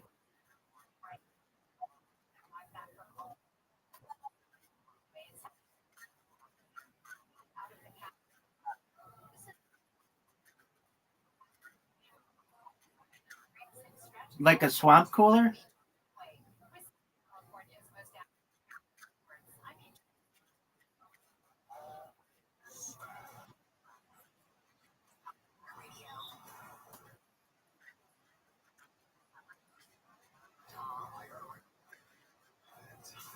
Very nice. Definitely big.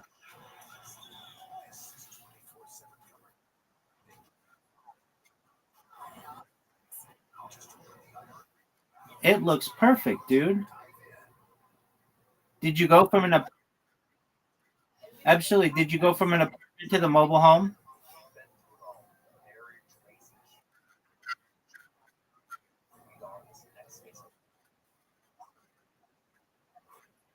Oh yeah,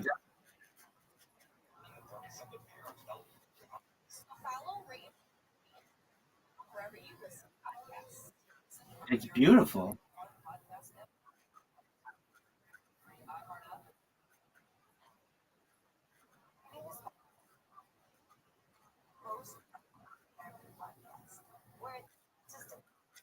Dude, have you, dude, that's amazing. It's yours. There, you should be very proud. It's very nice, dude. You're doing better than 90% of.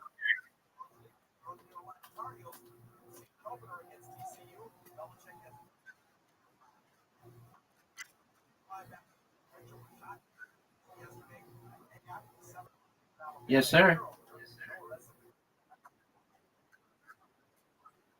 Right.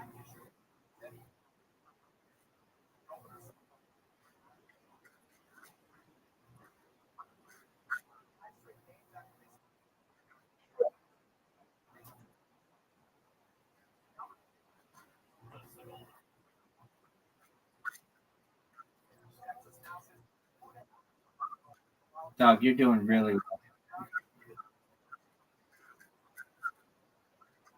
Don't do that.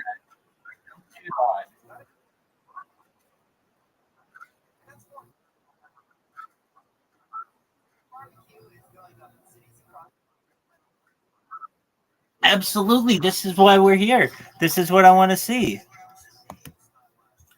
Here, can I tell you, if I had to look in my crystal ball, which I don't do, but here's what's gonna happen. You're not gonna be able to do it, and you're gonna make up all kinds of excuses why you can't.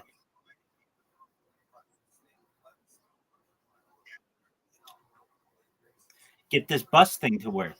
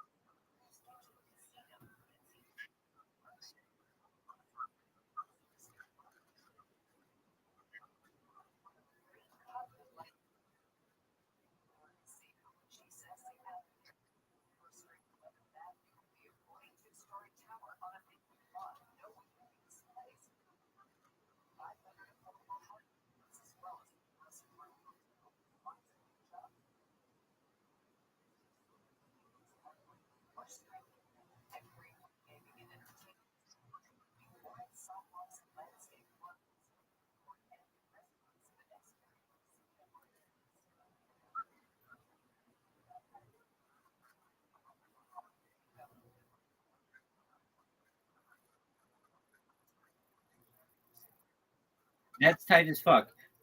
Don't you need a bus first? Oh, tight.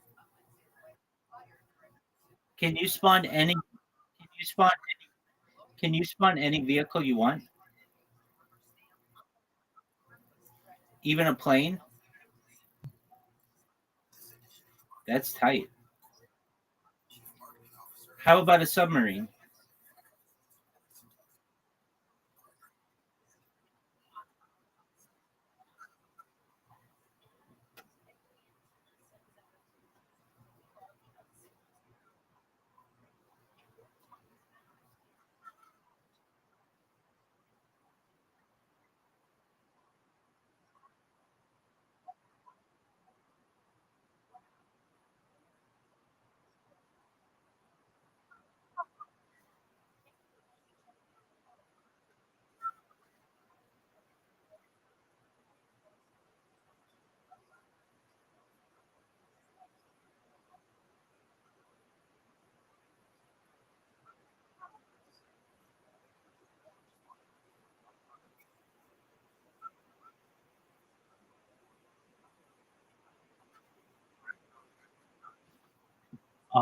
Let's see. I mean, that's why we do this.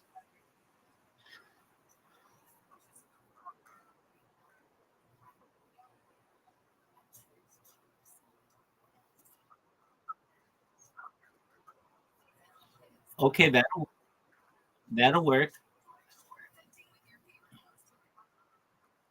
Dude, just it needs to be the right angle and everything.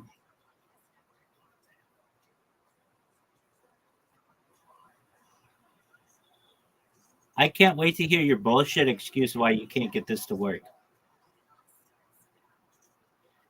You see, I make fun of you in order to motivate you to be able to get this thing to work.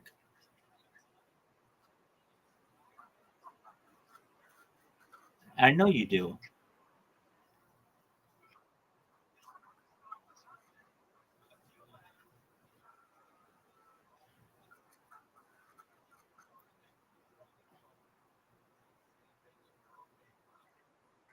In all honesty, as the kids say, real talk, you should be very proud of where you. Good for you, big dog. Absolutely.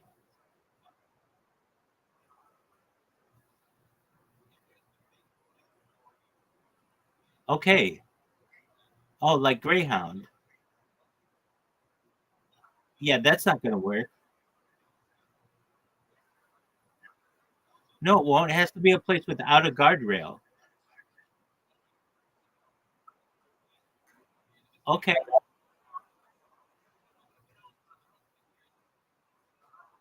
Yo, what's up? How are you? What's up? What's up, P model? Hey, P model, how'd you find out about me? How'd you find out about me?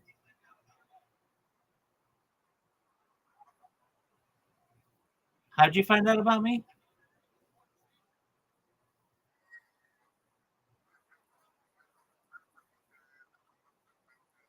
Dude, you're the man. Absolutely. Do you mind if I tell you about myself, big dog? Excellent. I'm Rabbi Rothschild. I stream my life 24 hours a day, 7 days a week, 365 days a year for world peace. I've been doing so for more than 3.5 years. My streams go back to the pandemic. We've seen the death of a queen, the birth of AI, the coronation of a king, and everything in between. Have you ever seen the movie The Truman Show or the television show Big Brother, P model? Excellent. Well, that's essentially what my life is. I have more content archived than any person in global history.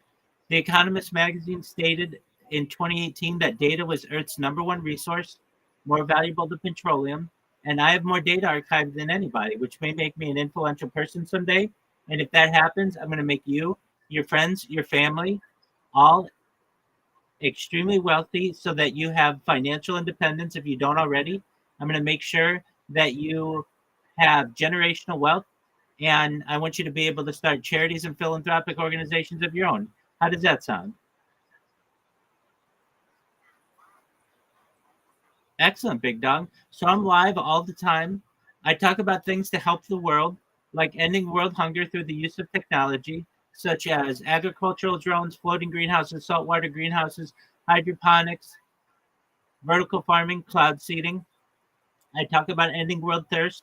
I'm sponsored by a cryptocurrency that's worth about $100 million. And one of the things that we do is we build wells in developing nations like Nigeria to help the less fortunate. I am someone who's an advocate for the Lifestraw program, but most importantly, desalination technology, where we pump Earth's seawater onto land to make it drinkable. How do those things sound to you, P model? Excellent. I talk about other things to help the world, things like futurology. All right. What did I tell you? What did I tell you? Retrograde. Next time you come back. Yeah, and I want to see you actually succeed at this because all I did was see you take big L. Take care, man. Peace. I talk about futurology topics, things like anti-gravity, antimatter, faster than light travel, faster than light communication, invisibility cloaks. I talk about Santa Claus machines.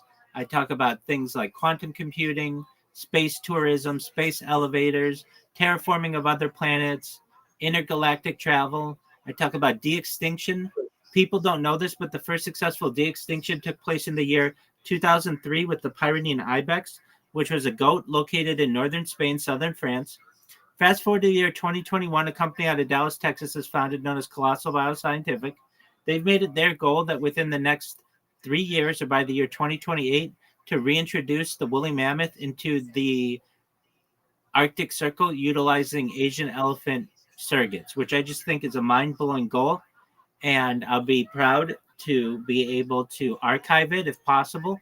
I am someone who thinks it's amazing what they've done with their advancements with the direwolf. If you didn't know, they've created 3 direwolves. Joe Rogan has met these direwolves. Following the reintroduction of the woolly mammoth, they want to reintroduce the Tasmanian tiger, followed by the dodo bird, which I think will just be really exciting to witness. I talk about other things, P model, to help you, specifically help your friends and family. This is all with your consent, but things like life extension technology. When you were born, P model, the average life expectancy for you or someone like you is probably about age 80 years old.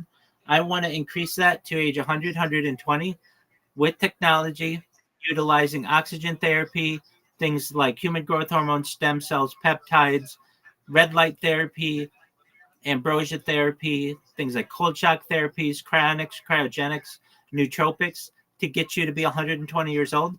But you may get to be 120 years old. You may say, Rabbi, this has been really great. Everything that you said came true. It's been wonderful, but my body's starting to break down. What's the next plan? If you want, you may be able to utilize the next type of technology, which is mind uploading technology, where, with your consent, we scan your brain into a computer like a CAT scan or an MRI, knowing where every atom is in your central nervous system and your peripheral nervous system, for later download as an android, an avatar, a cyborg, a cybernetic being, a clone of yourself, a robot, an ethereal being, whatever you want to be. But essentially what I'm saying to you, P model, is that you may be able to utilize this type of technology to experience digital immortality. What are your thoughts?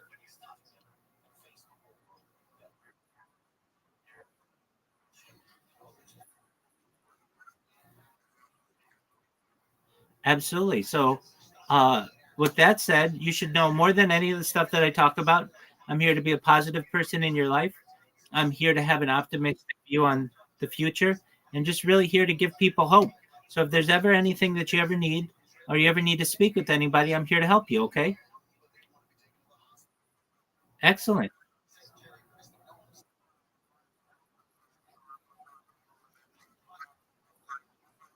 Absolutely. Yeah. So where were you reading about it?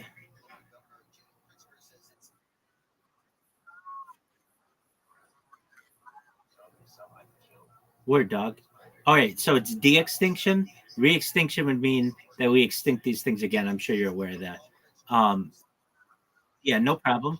But yeah, de-extinction is going to be really exciting, and it's already been done. People talk about this being like Jurassic Park and that we're never going to be able to achieve it. It's already been done. It was done 22 years ago. So scientists have already done it. It's just a matter of time until they do it again.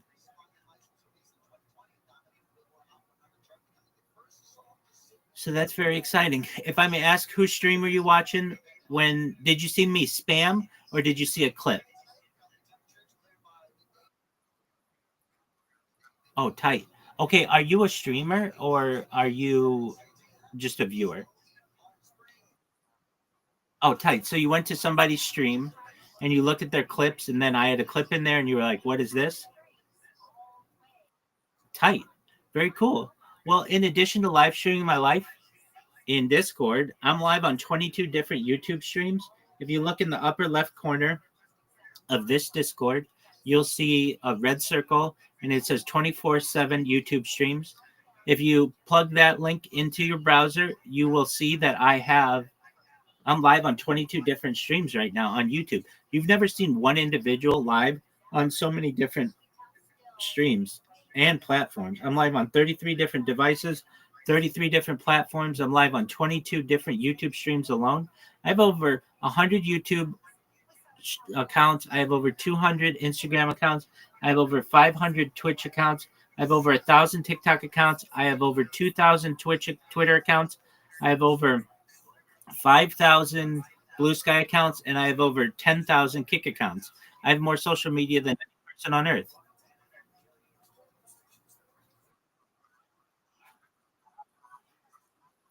Absolutely. Look how many are live. Word, dog. But it's not just a lot of accounts. Look how many are live simultaneously. No other creator does what I do.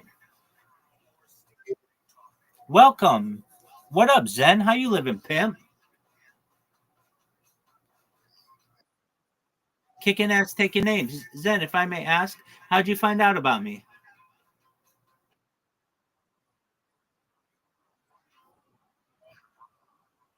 Excellent.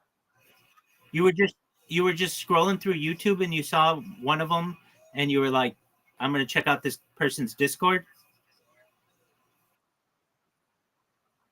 Oh, type. Amazing. Do you mind if I tell you about myself, Zen? Excellent. P model, I'll keep it as short as possible. Apologies. Zen, I'm Rabbi Rothschild. I stream my life 24 hours a day, 7 days a week, 365 days a year for world peace. I've been doing so for more than 3.5 years. My streams go back to the pandemic. We've seen the death of a queen, the birth of AI, the coronation of a king, and everything in between. Zen, have you ever seen the movie The Truman Show or the television show Big Brother? All right, that's all right. Essentially, you should know that I'm live 24 hours a day. I have been since the pandemic. The Truman Show and Big Brother, they're basically like shows or movies about people whose entire lives are on camera. I do so because I'm amazing. That's frankly why. All right, that's cool. That's all right. I was doing shit. Big shit. She said, I'm going to go myself. Tamara talks about how she eventually passed away. Stuff that she wasn't used to. Or she ate the dates of every stuff. Tamara tells us the story about her stuff that started. I was so worried about it. Years. I'm not really happy about that. 40 years is pretty impressive. You guys get pretty 40 years over the phone. And you got so sick that you have face and you just suck out the juices and then the rest of it would just go to the garbage. You go right there, right on the right. Imagine right into the driveway. First car I see.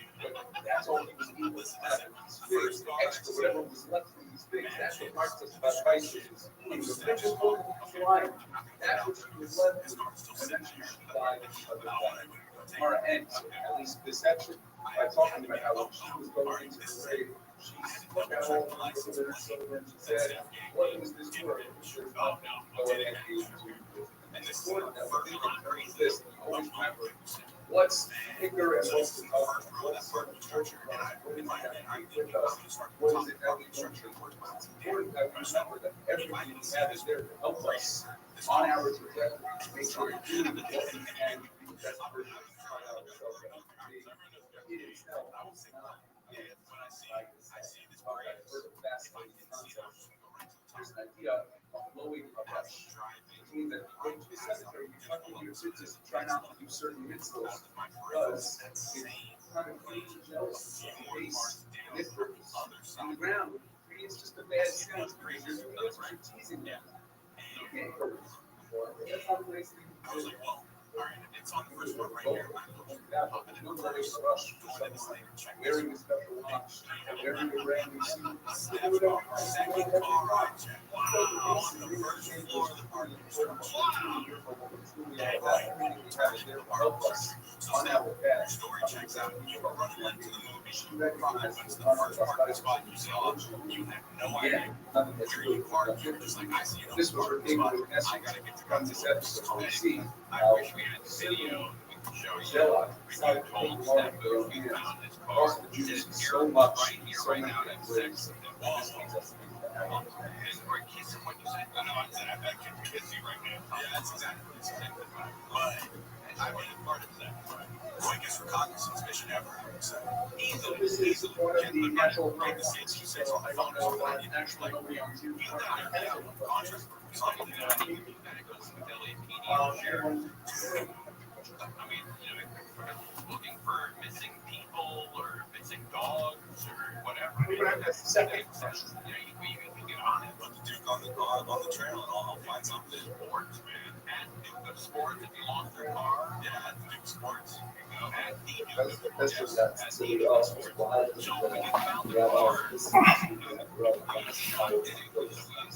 Any of the contradictions, he smiled, nodded, licked it all up, and asked for more like a good boy.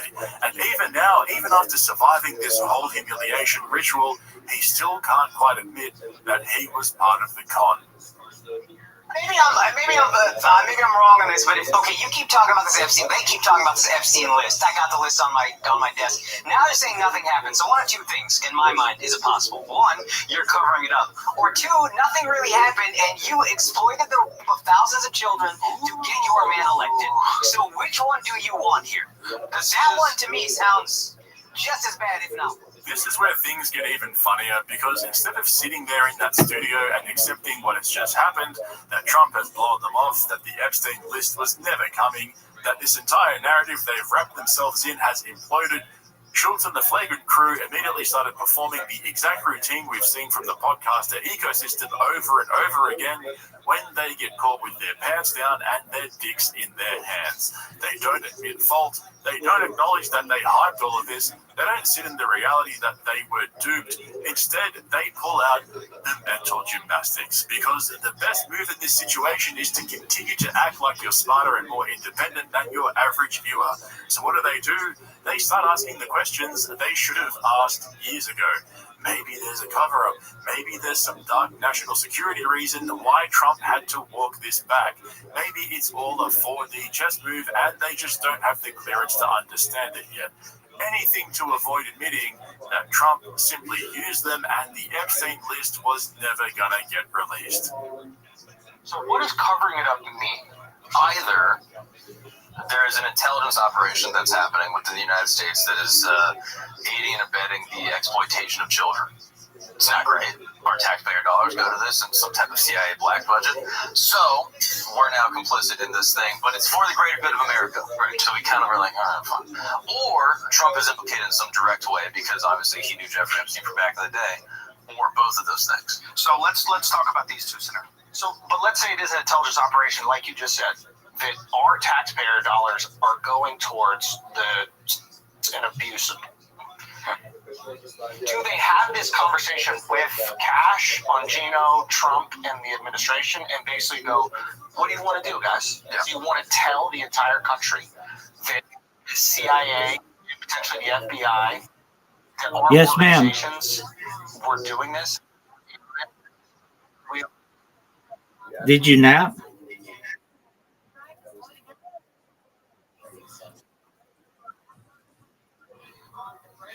Do you feel well?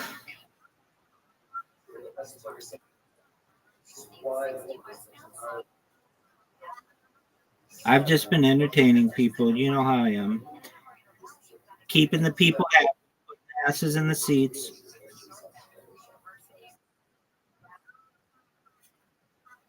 I do my best to.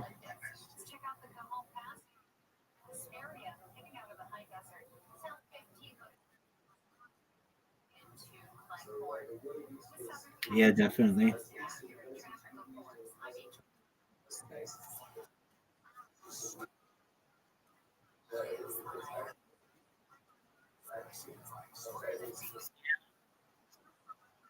Yes, ma'am.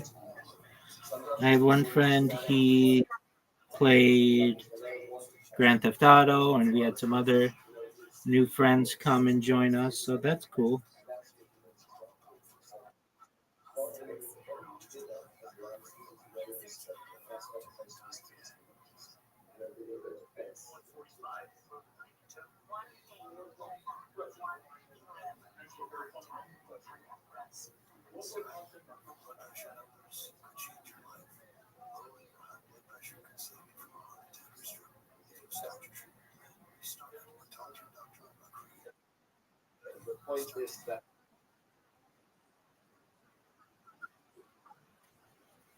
Yes, ma'am. And then later tonight, you're on mine with. Yes, ma'am.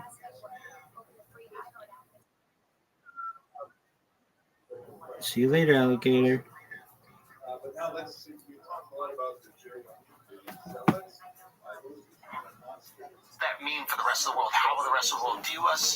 What are we capable of? We're supposed to be the good guys. We're supposed to be heroes. What is the collateral damage of sharing this with the world? Do you think they share that information with Trump? You would imagine that in order to keep the files from coming out, it's got to go all the way to the top, is my assumption. Unless there's some type of like hidden agreement where it's like, hey, we're going to protect him from information so that he doesn't sound crazy. And he can just kind of run with whatever the mainstream narrative is. But the fact that his tune is even switched up leads me to believe that he knows something.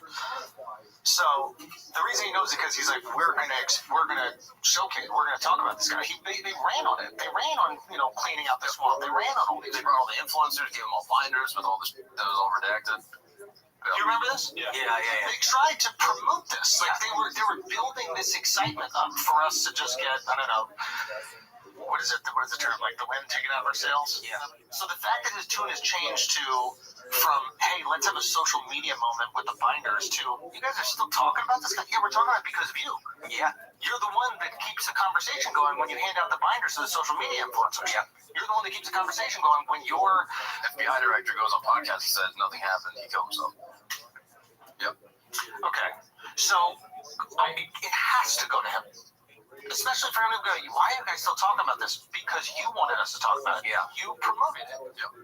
That has to be the biggest slap in the face to his audience I've ever seen. Schultz has a history of this, though. It's right up there with screwing over all his fans who paid for his special, only for him to release it on YouTube for free a few weeks later. A move so typically Andrew Schultz that he even bragged about it on his podcast after it all went down. He literally dropped a podcast where he bragged about how much money he made from his comedy special, and his fans ate it up and asked for more. Sort of makes you think, maybe they kind of deserved it, And here he is again, caught in real time, realizing that Trump's promises around Epstein were exactly the same kind of transaction. And Schultz helped sell that fantasy. He positions himself and Flagrant as the place where this narrative would get broken down with nuance and insight, where you'd get real talk about Epstein, not just noise from the mainstream media. Meanwhile, Trump was playing them all along, dangling the Epstein list as bait and then discarding it as soon as shit started to get real, and everyone kept asking the same questions. And instead of calling that out for what it is, Schultz retreats into even more speculation, spinning up increasingly convoluted explanations for why Trump has now abandoned them. Seriously, the mental gymnastics in this episode was next level. I honestly can't wait to see if Rogan outdoes them this week. Alex Acosta said on record, we have this on record. Alex Acosta was, I think, at the time, the district attorney in Palm Beach. Yeah, Miami, Palm Beach. Yeah, but he said, he was the guy who gave the sweetheart deal to Epstein. He said, I did it because I was told he was intelligence. I was told to back off. Because he was intelligence. That is said. That you cannot wipe that clean from the record. That has been said by I don't want to say trusted source, but a source that is reliable and knows the weight of their words. To me, I think that's where we can have some confidence that he does have connections to the intelligence community. Yes. Right? So bare minimum, there's connections. Maximum, this is this like massive blackmail ring. It's not only blackmail.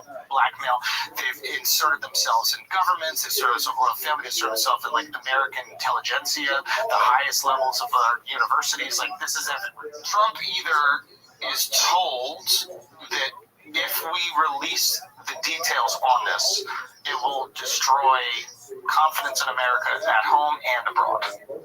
Yeah, because what country runs a child blackmail ring on its own people? Yeah, like what would the collateral damage of that be? How would we react to that? What if we found out our alphabet agencies were doing that? Like, what would be the ideal thing I don't get is that what new information happened because Trump's first 4 years, this is when he got locked up. This is when he would have been told. That's also true, yeah. That, hey, he's intelligence, this can compromise us, don't release it. So then why would you run on it? Why run on this? That's a good point.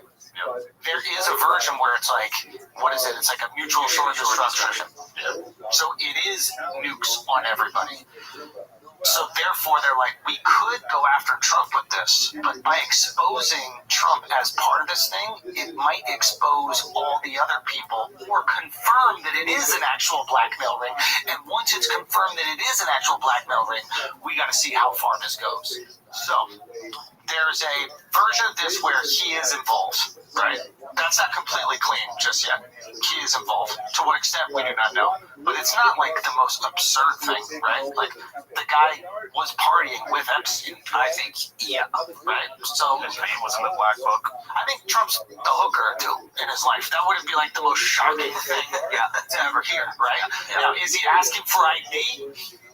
Every single time, I don't know, and that's probably the name of the game, right? So you get the girls that are 16 or whatever to go, and then the guys aren't asking questions, and now you got it all. Schultz is saying this now. He's finally realizing that Trump's probably on the list, that the reason Trump won't release the Epstein files might just be because Trump himself is implicated. Honestly, for America's foremost political journalist, Andrew Schultz fucking sucks. This is like having a child explain to you that Santa Claus isn't real, or that Jake Paul's fights might actually be rigged in his favor. This is Andrew Schultz's big investigative breakthrough after spending a year rebranding his podcast around becoming a political journalist. Wait a minute, guys. Maybe he's just not releasing the list because he's on it. Incredible work, Schultzy. That's a Pulitzer Prize worth epiphany right there. It's the dawning realization that everyone else figured out from day one, while Schultz sat there in front of Trump, smiling, nodding, hyping up the same tight influencer rhetoric about draining the swamp, and never asking a single substantive question along the way. And what makes this even funnier is that you can feel Schultz is trying to pretend that there's some nuanced revelation here. He presents it as if it's this edgy, uncomfortable truth, like he's the brave one for finally suggesting it out loud, even though people had been saying this from the beginning and he just laughed it off and called them haters. But here's the best part. Even as Schultz starts to say the quiet part out loud, he can't let it end there, because admitting that Trump conned them would mean admitting that Flagrant's entire rebrand was built on nothing, that this entire act as the edgy comedian turned serious commentator was a grift, that his audience was right all along when they continually trolled him in the comment section. So instead of sitting with that realization, what does Schultz do? He leans right back into speculation mode, gearing up for one last desperate pivot to protect the Flagrant brand from total collapse. This is the moment where Schultz and his den of dick riders slide seamlessly from admitting that maybe Trump's on the list back into their conspiracy code, where they argue that maybe Trump isn't at fault after all, because maybe the CIA actually runs the entire country. Of course, because it can't just be that Trump lied, right? Trump is compromised. So Trump's compromised. Let's go through. There's another scenario. Let's assume Trump isn't compromised. But the intelligence communities come to him and they basically say, this is us, this is what we do. There are a lot of people here that are going to go down if you out this. And the reality is you're not going to out this. And I would like to take this a little further. There's a version where the intelligence community comes in, they go, you don't really run the country. You get to make a lot of decisions, and that's fine. But you look the other way at the things we do. And we look the other way at the things you do. And then once the things you do cross paths with things that we do, we remind you that you don't really run the country. The idea that, like, we have a new person running the country every 4 years or 8 years and they plot the course of America for the next 300 is kind of absurd, right? Like, there has to be some version of permanent government. Obviously, it's not established and they're not, like, speaking about it, they're not shining a light on it. But, like, there must be some version of this permanent government that, like, maintains the course and does to maintain the course, just like every other country that's run as a dictatorship does to maintain the course. So it wouldn't be shocking to me that happened. Maybe he's involved, maybe he's not involved, but he could have had a conversation. They could have come up to him and be like, you know, we missed on purpose, right? Like, they could have sat down in a room and be like, you know, we missed on purpose, right? He goes, what? He goes, the guy who had the perfect shot on you from 100 meters away or whatever, like, we missed on purpose. You didn't look at a fucking sign. Looking at the sign got you closer. But we missed on purpose. And we won't the next time, unless you tell people to look the other way about this episode. To me, I would not be surprised at all if the CIA and the FBI actually are running the country. Hang on. Wasn't that the entire point of draining the swamp? Wasn't that exactly what Trump ran on? The whole premise was that he was the outsider, the guy who wasn't controlled by the deep state, the guy who wasn't afraid to go after the elites, the guy who wasn't compromised, and now we're watching Schultz and his crew try to rationalize Trump's failure by saying, well, maybe the intelligence agencies really run everything and Trump can't do anything about it. That's fucking wild. Because if that's your explanation now, that Trump is powerless, that presidents don't really run the country, that the CIA and FBI are the real government, then what exactly were you selling your audience for the last year? What was all that posturing for? What was all the hype about? Rogan positioned himself the same way. The independent thinker, the guy who couldn't be bought, the guy who gave Trump his platform precisely because Trump was supposed to be outside that system. But now that Trump has turned around and not only failed to deliver, but doubled down and mocked them for ever believing he would. What do? They double down as well. They twist themselves into knots explaining why it's all part of some bigger plan, why Trump isn't really to blame, why he's just a victim of forces too powerful for any president to overcome. And the best part, Trump himself is the one dismissing them now.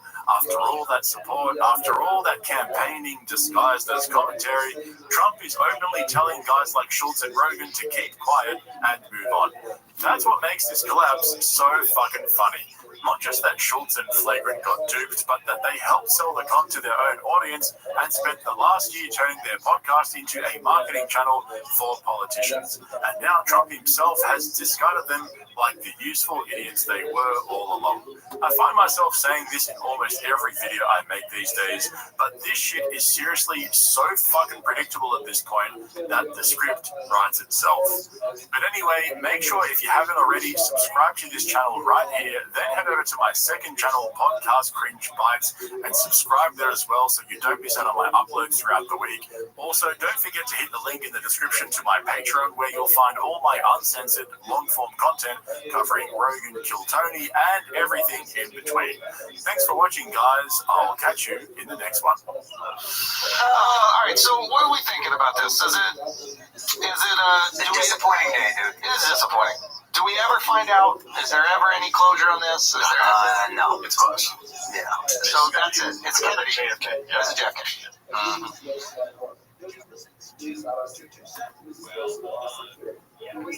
So walk me through this idea again. Oh, dude, you're gonna love this. So you know how the CBD industry is like the Wild West. You never know what you're gonna get.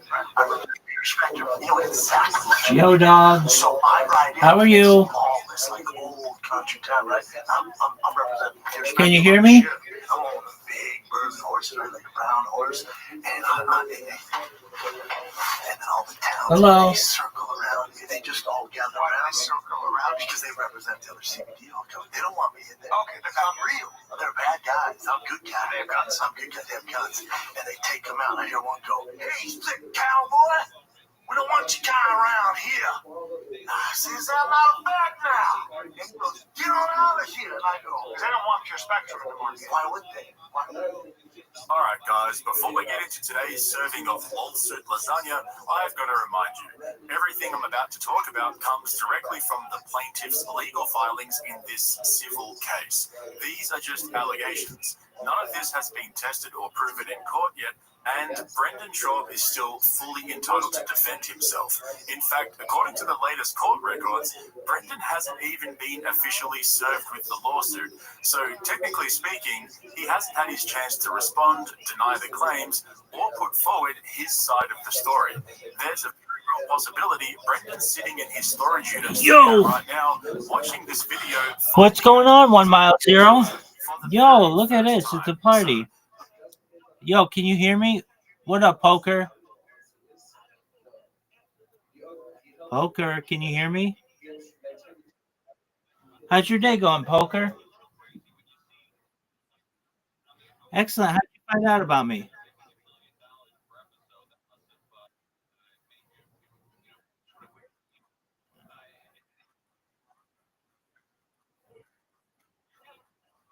Excellent. Were you on Twitch? Were you on Twitter? Were you on Kick? Were you on YouTube? No way. And you saw one of my clips?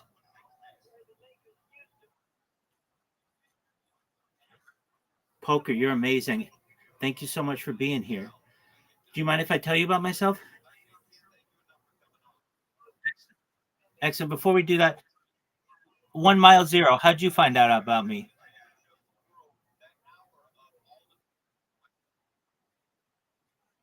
Amazing. Okay, great. And how about you, Larry? How'd you find out about me?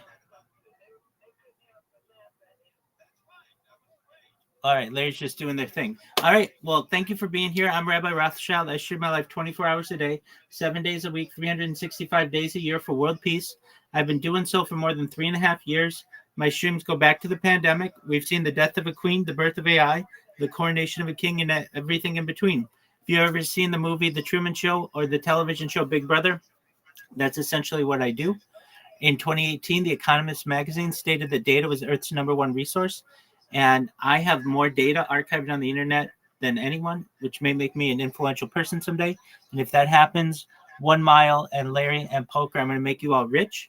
I'm going to make sure that you have enough money to have generational wealth if you don't already.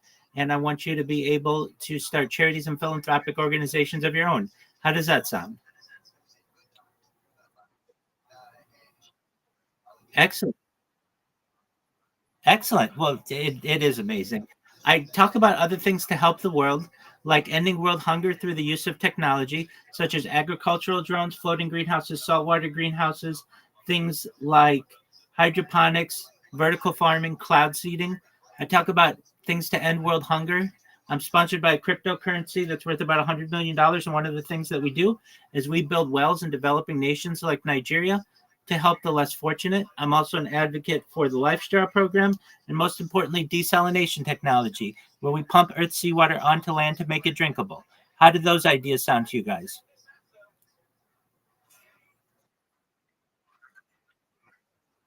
Excellent. Yeah, absolutely. It's called Harry Potter Obama Sonic 10 Inu. That's its logo. I talk about other things to help the world. Futurology topics. I'm really fascinated by the future.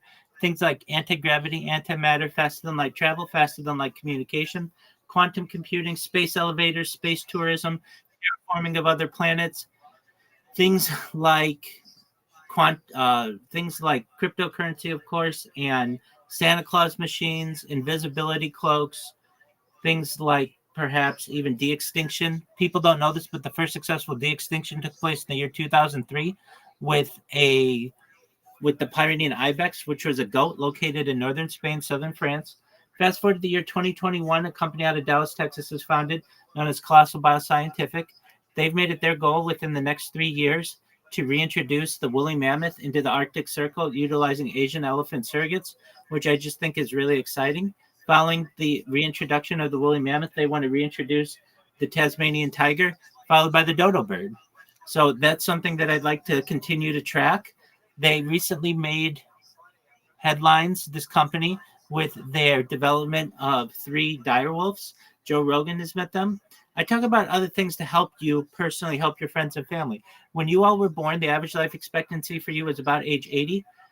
I want to help that with life extension technology if you want. This is all with your consent, but I want to help you be able to resource things like peptides, human growth hormone, stem cells, oxygen therapy, red light therapy, things like human growth hormone, cryonics, cryogenics, cold shock therapies, things like perhaps ambrosia therapy, nootropics. But eventually you may be able to get to age 100, 120, and you may say, Rabbi, it's been a really great run, but my body's starting to break down. What's the next plan? And again, this is with your consent. If you don't want this, you don't have to have it. I just want you to have the best in life if you want it. And that would be the opportunity at something known as mind uploading technology, not just for you, but for your family.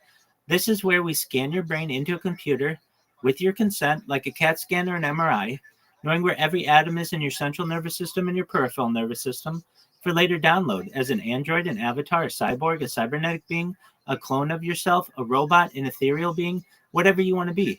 But essentially what I'm saying to you guys is that you may have an opportunity at digital immortality. What are your thoughts?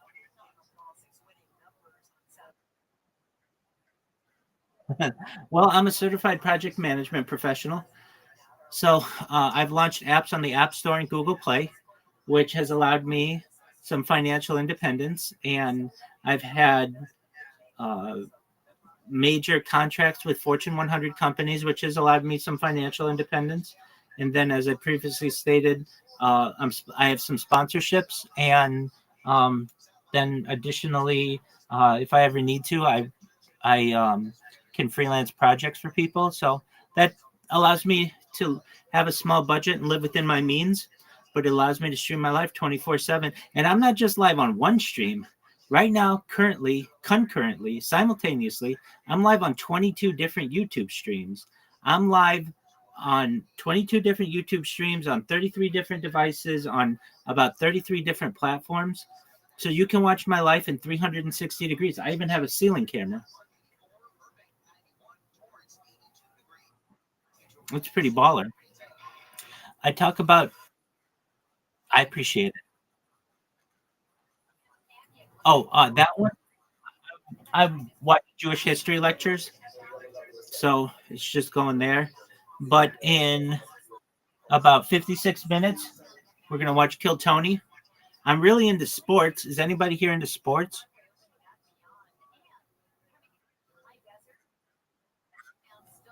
You okay? I heard one person that said they like basketball, and another person likes tennis. Is that correct? Okay, excellent. Are you watching the U.S. Open?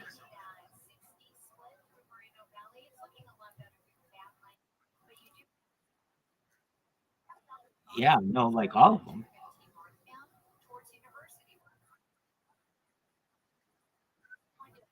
Yeah, well, the U.S. Tennis tournament is taking place in New York, technically Flushing, Queens, and it's I believe the finals are this weekend. But I'm really into golf tournaments as well. I love the Masters, of course. Uh, Big fan of the PGA Champion.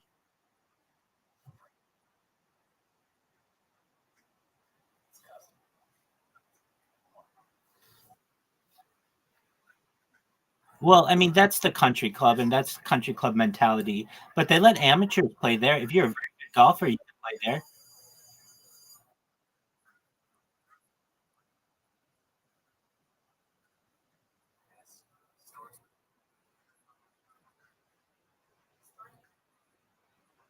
Yeah, most certainly CEOs of organizations. I can tell you that for the majority of my life, it's been male only, but they opened that up within the last decade or so, so that people like Condoleezza Rice have been able to be members there. So perhaps one day they may have.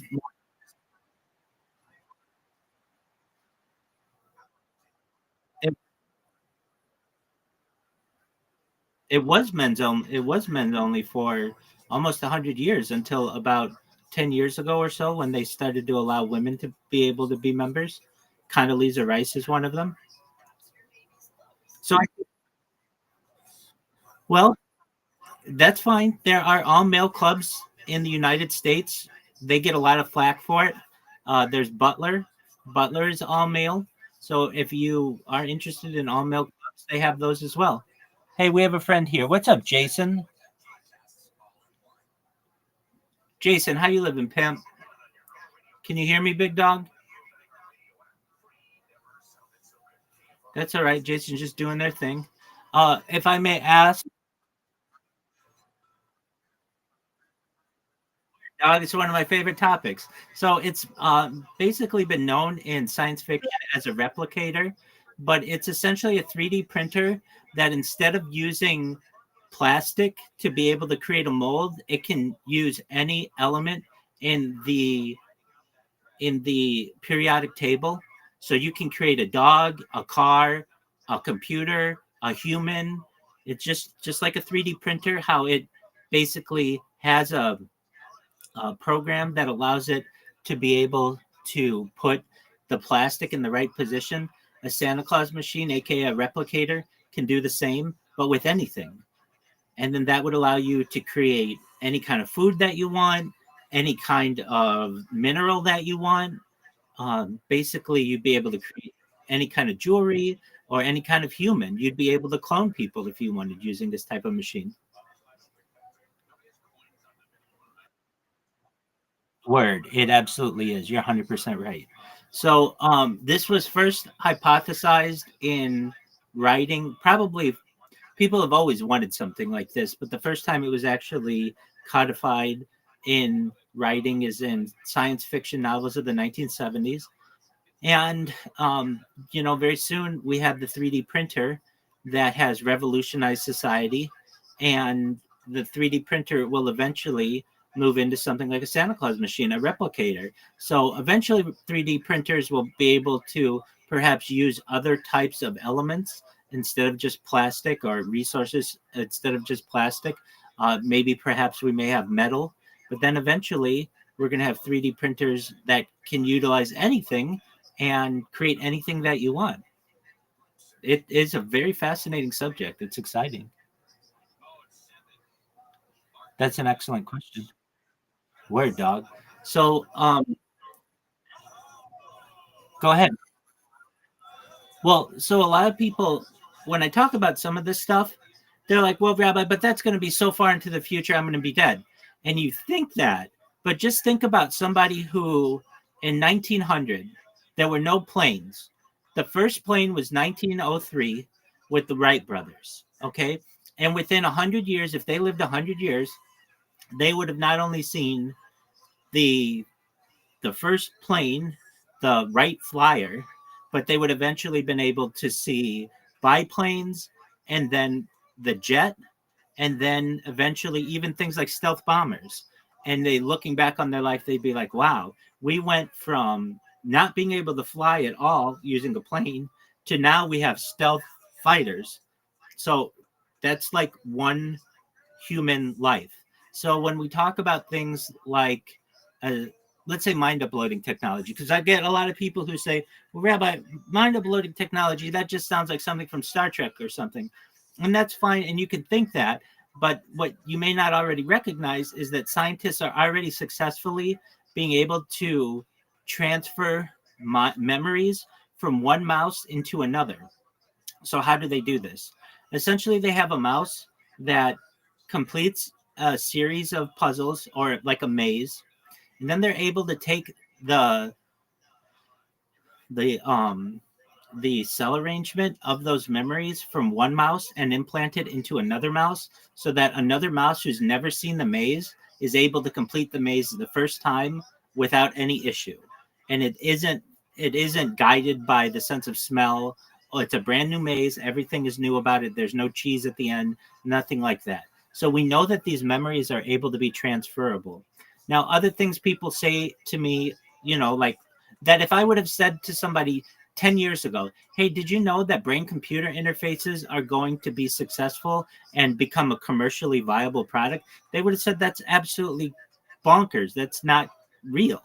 But here we have Nolan Aspero, the first successful brain-computer interface patient, someone who has Neuralink implanted in them. They're a quadriplegic man. They lost their ability to use their arms and legs in a diving accident, and they were basically living an unfulfilled life until they volunteered to be the first Neuralink patient. This is where they have a brain-computer interface implanted into their skull to the point where they are able to move a mouse with their eyes, or I shouldn't say their eyes, with their brain, faster than you or I could do with our eyes and hands.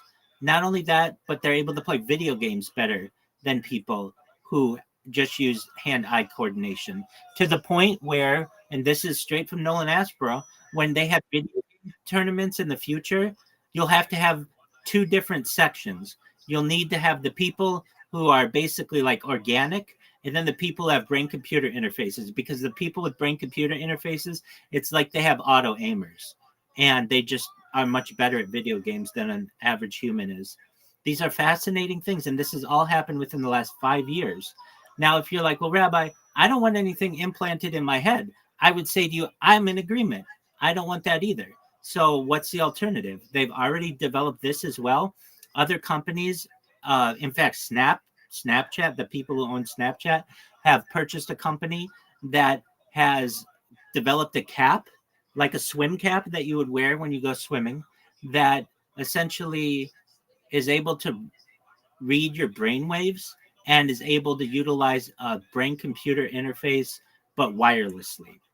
It's called an ECI, and it's the exact abbreviation. In fact, we're going to find out what it is because I don't want to spread pseudoscience here. So just one moment. Whenever I have any kind of question, I go to ChatGPT. I've been using ChatGPT since the day it launched, November 30th, 2022. In fact, I was an early adopter of ChatGPT. I've seen ChatGPT 1, 2, 3, 3.5, 4, now 5. I've been able to record them all, so we've been able to see their development. Here we go. Yo, what ECI stand for like a brain computer interface cap? It's a long word.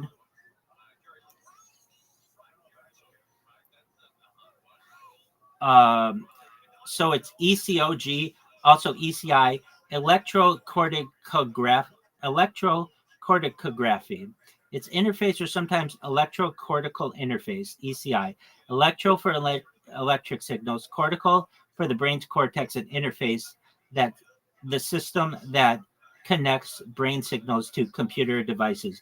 Basically, an ECI cap, if non-invasive, is a brain-computer interface device that reads cortical electrical activity, often through EEG, which is electroencephalography, sensors in the scalp. Yo, go ahead.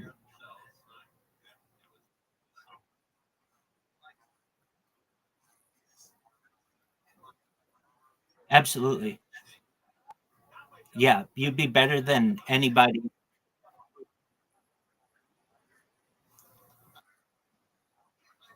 2,400 what? I can't see what that is.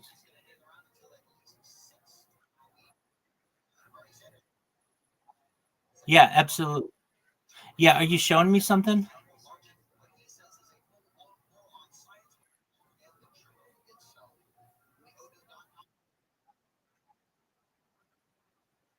Yes, you can. You're good. That's all right.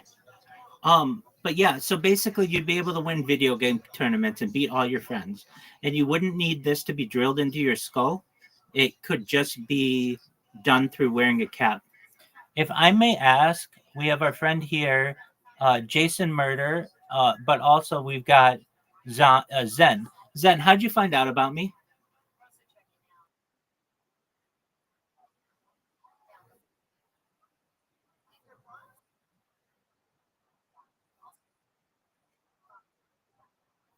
Okay, well, just change your name to whatever you want to be called. XQC, how'd you find out about me?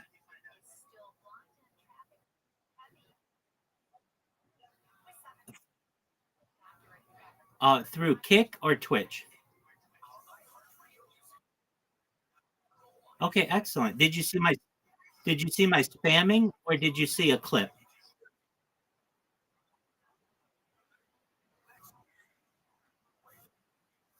Okay, excellent. So you were in John's stream and I started spamming in there, or did you see a clip of mine of John?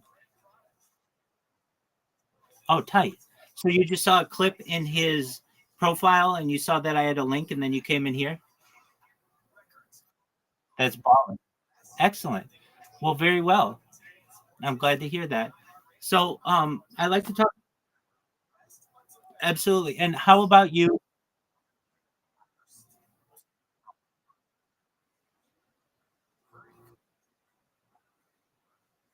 Word. Absolutely, Jason Murder. Yeah, dog. So I've created robots that basically promote myself. So like right here in front of me, I have 1, 2, 3, 4, 5, 6, 7. I have 7 devices right here that are all automated. Well, yeah, that's 7 right here. And then I've got another 8, 9, 10, 11, 12, 13, 14, 15, 16, 17, 18, 19, 20, 20. Just like another 14 over here, 15, oh no, 16, 17. We got like another 17 right here, and then the one behind me 18, and then I've got like ceiling cameras. Like overall, it turns out to be about 33 different devices, and a lot of them I build. So solar power, the sun.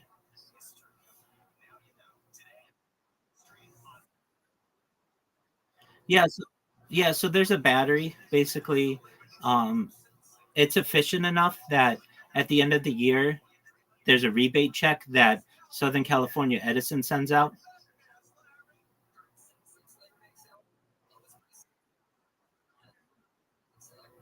Absolutely.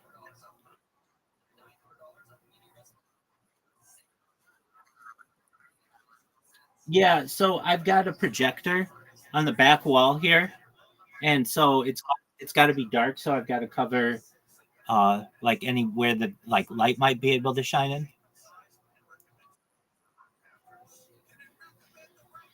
So I love future technology. Anybody else have questions about future technology or any other future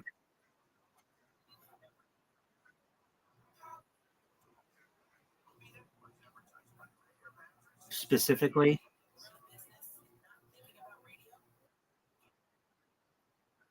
Yeah, I think it was really sad.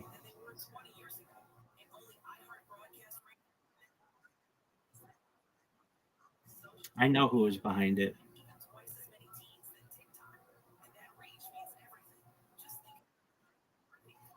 Well, I prefer to keep those opinions to myself, but let me just say I don't always in any type of news event accept the if I don't accept the mainstream story for just about anything. I always think that there may be ulterior motives. So with that, yeah. But yeah, I'm an expert on that subject. I know about Building 7. I know about the insurance policies. I know about all that stuff. Great question. It's an awful situation.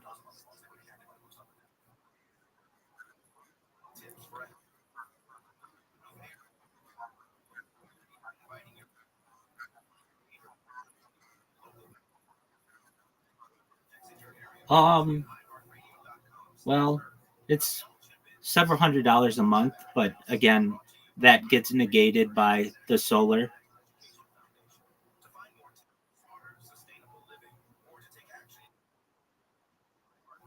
I'm a certified Sure. I'm a certified project management professional. I've launched apps on the App Store and Google Play. I have I have income that I have from that. I have had major contracts with Fortune 100 companies launching international projects for them. So there's the savings that I have from that. I'm sponsored by a cryptocurrency, so that allows me to have some benefit. And then additionally, if I ever need to, I freelance projects for people, particularly in the world of cryptocurrency, that I can make more money at if I need.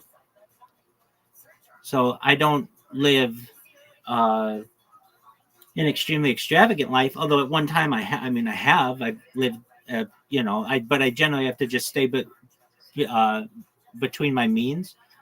If I stay within my means, I should say, and stick to a budget, I find that I'm able to do this comfortably.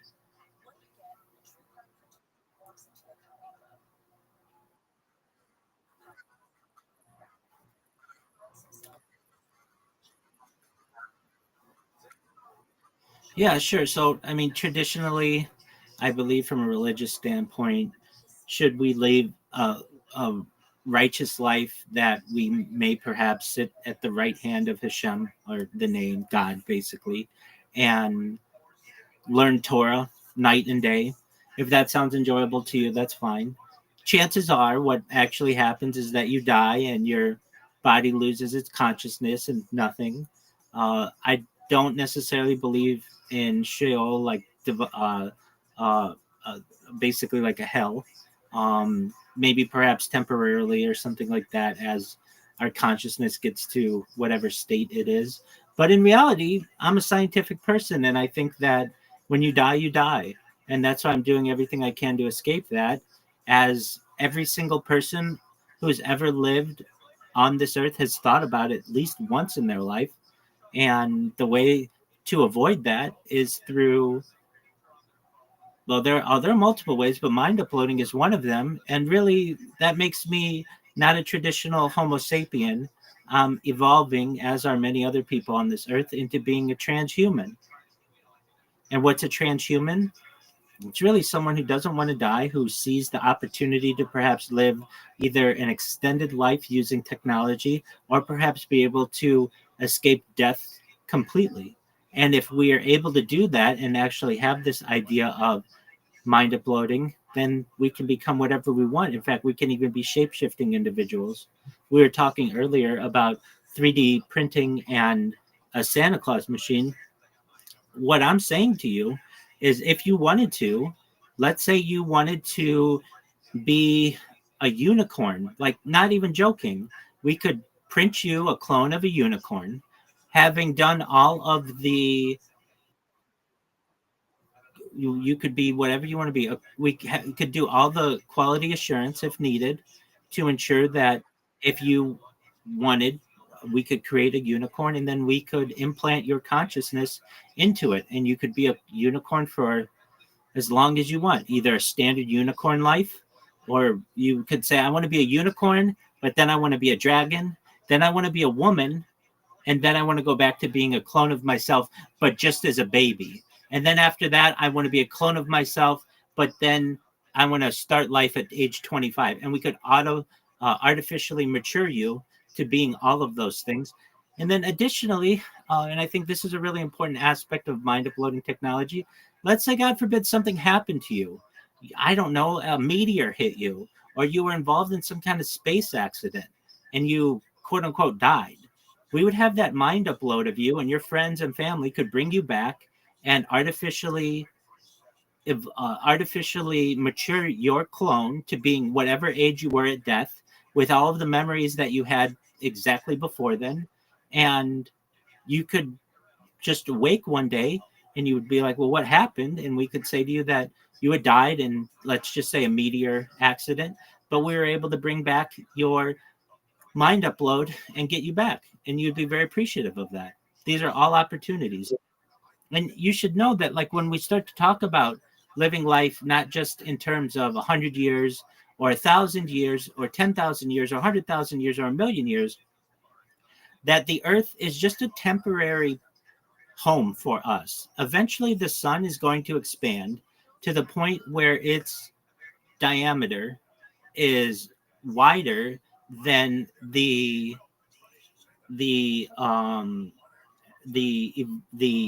radius of our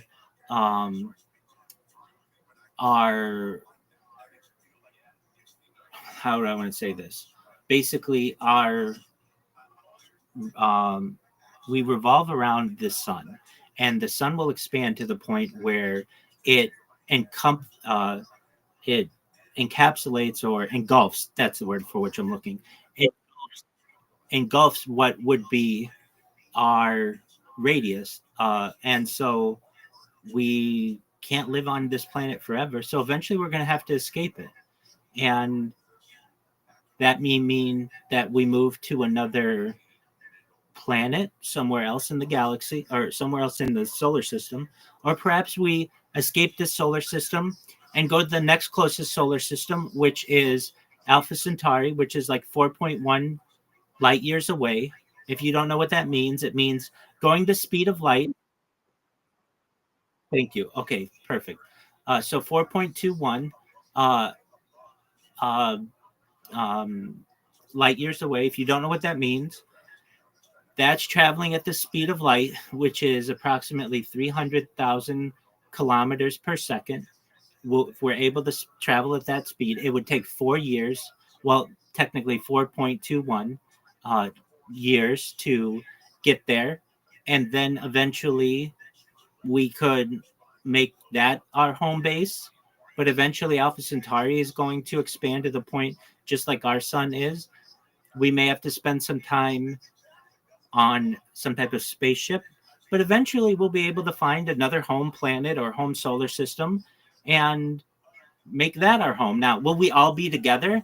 No. At that point, perhaps we say to Poker, you're 10 million years old, and if you want, you can just go take over your own solar system somewhere in the very far edge of the galaxy, and you get to, if you want, start your own human race there, or whatever you want it to be. Maybe it's a race of chimpanzees or dogs or whatever you want. And then essentially you're like, it's like a world builder. You get to play God essentially. And many people think that's exactly. And many people think that's what Earth is. When we talk about the Anunnaki, or we talk about Earth being seeded here, there's a lot of evidence towards that. That, I mean, there's the religious thought that we could have all started, and the Earth could have been, we're 5,785 years old, or the Earth is actually, or the universe is actually 13.2 billion years old, and there's an opportunity that within 13.2 billion years that there was an extraterrestrial race that eventually was able to escape its planet or its solar system, and planet then solar system, and be able to explore the cosmos. And they saw our solar system that didn't have anything, and they seeded life here. Now, that's not just a theory. If anybody here knows who Bob Lazar is, he's a whistleblower from Area S4, which is part of Area 51, essentially. And he has said in the government documentation on which he's been briefed, that's what he read.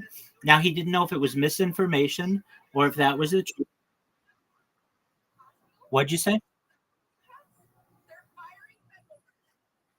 Oh, you're good.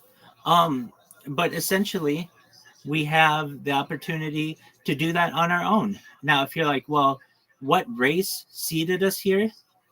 Some people say it's the Zetas, which are from Zeta Reticuli, which is like 38 light years away.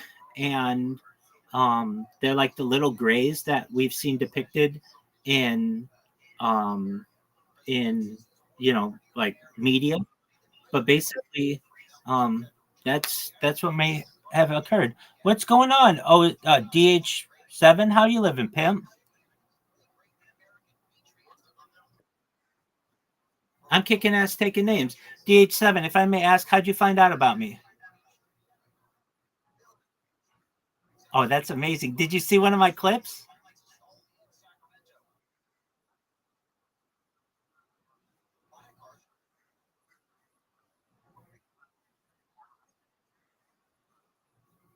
Yeah, absolutely. Well, okay, so you have. Go ahead.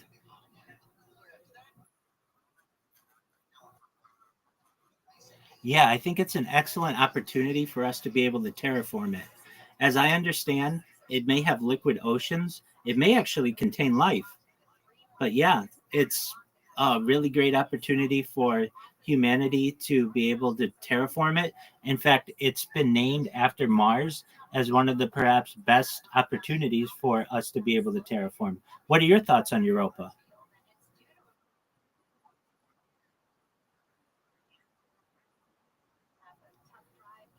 Hold on. Too many people at once.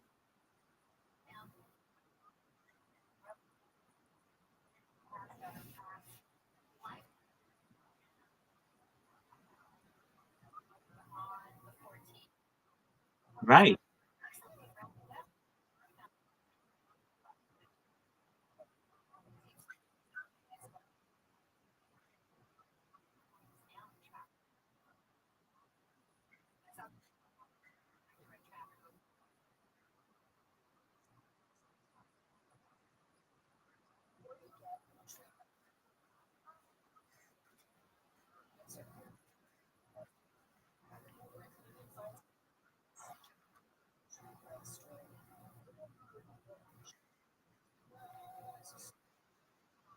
Okay, that's cool.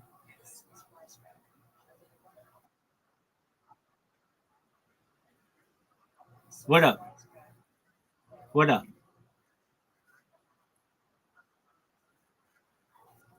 Enlighten me. Talk to me about it.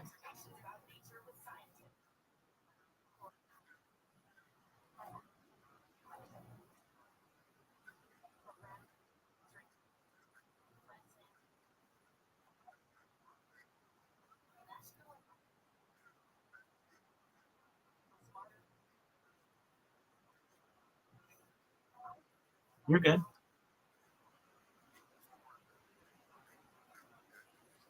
Well, as the other person was saying, the chances of life being there is probably pretty slim. That does seem to be somewhat science fiction, but it doesn't mean that it's impossible.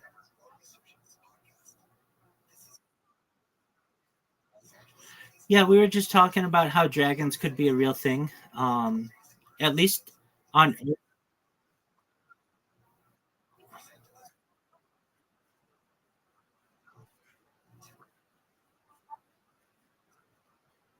Yeah, we were just talking about.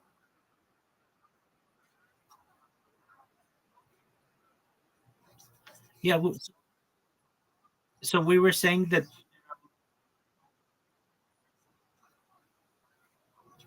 there are there are multiple ways. There are multiple ways that we could have dragons. Probably the easiest way would be to create them in a lab and then allow them to organically mature. But there are other ways that. Just one moment. Caesar, just one moment. Yeah, so right before you came in, we were talking about how we could do that with a Santa Claus machine. A Santa Claus machine is essentially you can look at. You're good. It's got its own Wikipedia page. It's essentially a replicator, like something you would see in Star Trek, but basically it's a 3D printer that instead of sure, instead of creating something with plastic, it can create it with any element in the periodic table. Yeah, absolutely. So you'd be able to create dinosaurs.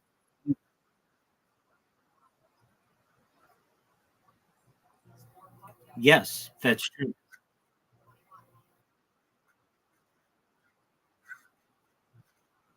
100%. Yeah. I mean, you could have them have. You could have them have. Yeah. So hold on. Let's talk about that.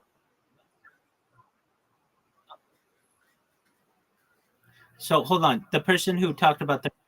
Just hold on. Just hold on. Just hold on. Just hold on. Decorum. Calm down, everybody. So, in terms of bringing back people who have previously passed, that's known as revivification technology, and that's something that is a true thing. So, how is it done? There are multiple ways to be able to do it, but the easiest way to do it is to, if you have any access to your mother's DNA, how would you be able to have access to it? Just anything that she owned would have it. But even if you don't, we could use. That's fine. If, do you have anything that she had, like a scarf or a book that she had? If you have anything that even has an opportunity to have her DNA, we could scan that to be able to get her actual DNA. But even if we don't have that, we can reverse engineer your DNA to be able to create her DNA. So then what we do is we create a clone of her. We create a clone of her. We artificially age. My name is Rabbi. Go ahead. Okay, go ahead.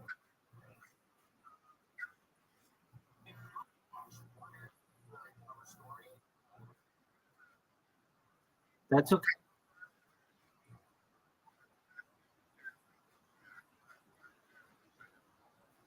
Sure. I want world peace. Yeah, I want world peace. I don't.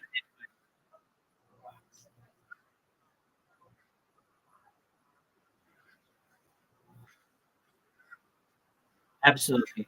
We sit both sides down at a table. We live.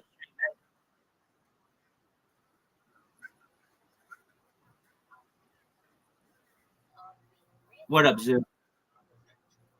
We sit them down at a table, we live stream it, we give them a crayon, and we have them draw any borders that they want.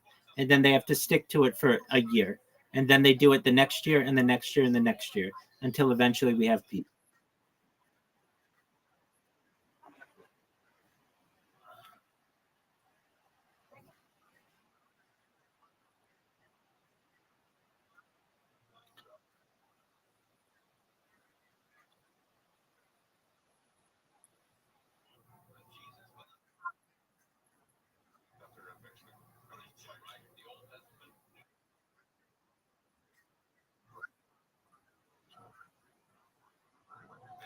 Yeah, so are we talking about like the Eastern Rite, or is that what you mean? Like Greek? Yeah. Yeah, so it's really arguably the older of the two main versions of well, I shouldn't even say of what is considered at one time Catholicism or Christendom. So you have Protestantism, which doesn't include this, but then you have Eastern Orthodoxy, Russian Orthodoxy, and then you have the Roman Catholic Church. And generally, the Roman Catholic Church, as we understand it, with the papacy, broke off in the approximately the 11th century. And prior to that, it was arguably the strongest organization known to human history. All right. All right. Did you report it?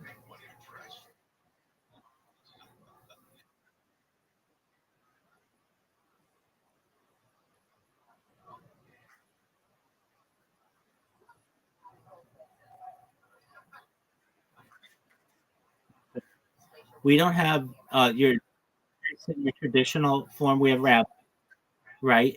Now we do have kohanim, which are priests as well, but that's more a historical.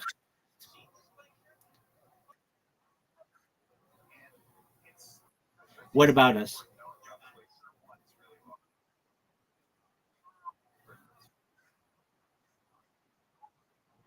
We don't. We don't believe the. We don't believe the Christian stuff. We don't believe the Christian stuff.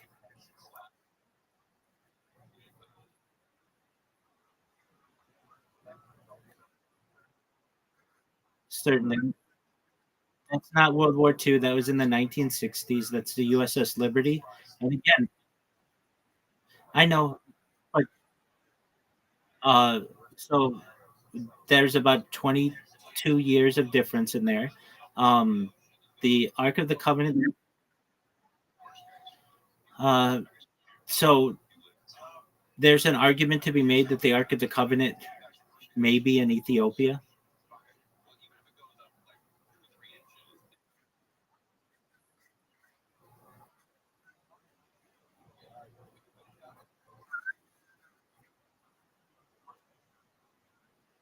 Yes, sir.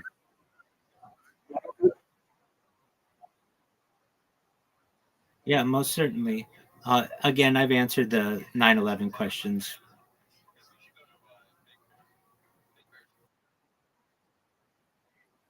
Yeah, no, I understand. I know all about it.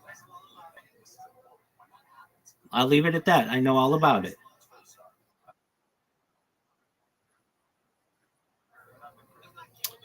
I know all about it. Okay, very fun, guys. You should know more than anything of all the future topics I discuss or the religious topics that I discuss. I'm here to be a positive person. I am here to maintain an optimistic view on society, and I'm here to give people hope. So if there's anything you ever need from me, I'm here. To the best of my ability, I will be. But for now, I have to use the restroom. So in the meantime, I'm gonna turn on these uh, Jewish history lectures, and then we're gonna watch Kill Tony in about 17 minutes. So if you want to stay for that,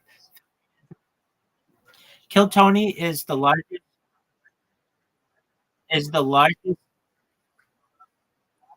Okay, enjoy it. Come back whenever you'd like. Thank you for being here, guys.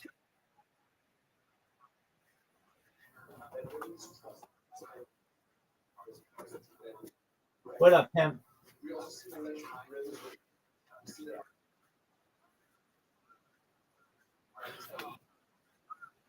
Yeah, you don't. Okay. All right. The first thing is forcing your pronouns on people. Nobody cares about that. They care about you. Okay? So, if you want to get girls, do you know what the seduction community is? All right. Go on Reddit. It's a subreddit. It's r/seduction, and it'll teach you all about male improvement, how to take care of yourself, red pilling. It'll teach you. It'll teach you. Yeah, you don't get bit.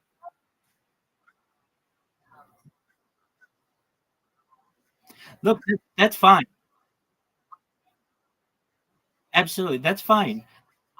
I'm not saying that it's wrong to have pronouns, but before you even give an introduction to yourself, you're giving your pronouns, and that makes you not that. It makes it look like you're trying to be someone you're not. We want to know about you. We want you to say, "Hey, I'm DH17. I want you all to know that I appreciate being here. If you were interested, my pronouns are Zazer. I understand if you make a mistake, but that's what I would like to be called, and take it from there." You don't say, "I'm Zazer." Like, if you do that, you're basically.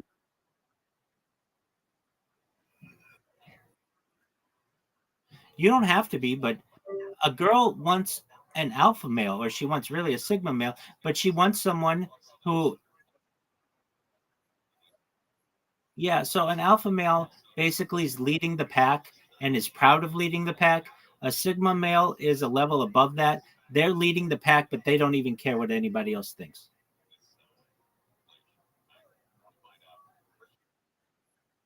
Yeah.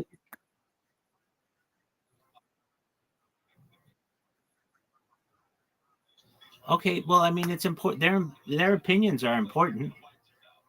Do you know what pickup artistry is?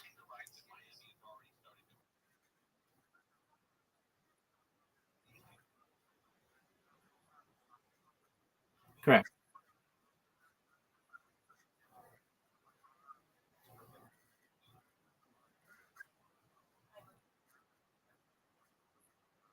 That's a, that's a good job.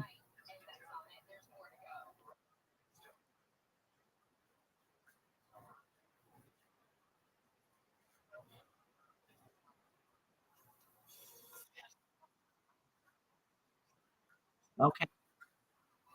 Did they breathalyze you? All right. Well, in the meantime, if you want the first step of pickup artistry, read the book The Game by Neil Strauss. The Game by Neil Strauss.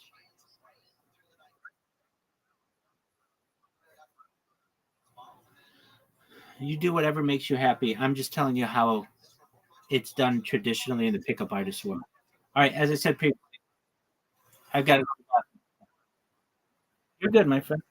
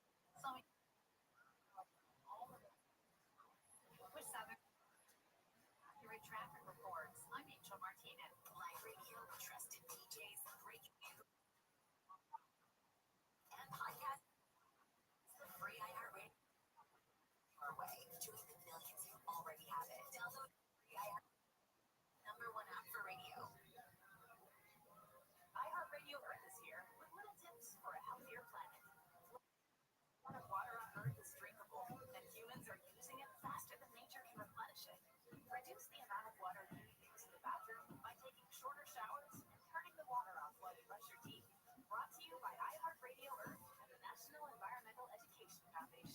find more tips for smarter, sustainable living, or to take action in your own community, go to iHeartRadio.com/earn. iHeart is America's #1 podcast network. Open the free iHeart app and explore podcasts like this. Have you ever wondered if your pet is lying to you? Why is my cat not here? I go in, she's eating my lunch. Or hypnotism is real? Will you use a suggestion in order to enhance your puppy? What's inside a black hole? Black hole. Consequence of the way for you in the new original podcast. Or HM, some technical questions you've always wanted to know the answer to about animals, space, our brains, and our bodies. Listen to Science. Listen on America's iHeart. Open your free iHeart app and listen now. We're Caitlin and Tyler Volterra. Kate and Ty. Best of all, marriage, lazy kids, working through trauma. We are this next phase of life. Marriage isn't always easy, but it's worth it when you put in the work. And then there's just figuring out how to survive being 30-something parents without losing your mind. So follow, rate, and review Kate and Ty Break It Down wherever you listen to podcasts. Listen on America's #1 podcast network, iHeart. Open your free iHeart app and listen now. Welcome. My name is Paola Pedrosa, a medium and the host of the Ghost Therapy Podcast, where it's not just about connecting with deceased loved ones. It's about learning through them and their new perspective. Listen to the Ghost Therapy Podcast on the iHeartRadio app. The cost of a Labor Day barbecue is going up in cities across the U.S. Michael Kessler. The Bureau of Labor Statistics says grocery prices are up over 2% this time last year on average. The cost of a barbecue will vary depending on where you live. A recent analysis of barbecue ingredients shows New York City, Spokane, Washington, and Atlanta, Georgia had the highest increase in costs. The cost of living index shows that cities where the total barbecue cost fell from a year ago. The price of steak, lettuce, and cooking still shown notable increase. Inflation rose slightly in July, about 0.2%, which was in line with expectations. Economists still expect the Fed to raise interest rates at next month's policy meeting. A Manhattan developer is proposing a casino that seems to be getting more reception. Lisa Silverstein of Silverstein Properties is vying with 8 bidders to win one of 3 covered licenses. Downstate New York casino. She says the Avenue at 41st Street and 11th Avenue would be a 42-story tower on a vacant lot. 500 affordable housing units as well as a 1,000-room hotel. Lots of new jobs created. At a hearing on Wednesday, Silverstein, who's partnering with Restream Gaming and Greenwood Gaming and Entertainment, says there'd be wide sidewalks, landscape plazas, a food court, and new restaurants. The next hearing is Kessler. Protesters gathered outside the CDC headquarters last week amid a big shakeup in the Federal Health Agency. According to an administration official, the White House cabinet new acting CDC Director Jim O'Neill, a Democrat, one-time vaccine skeptic, and Services Secretary Robert Rothschild. As the White House fired Director Susan Ramirez less than a month after she was sworn in as her lawyer.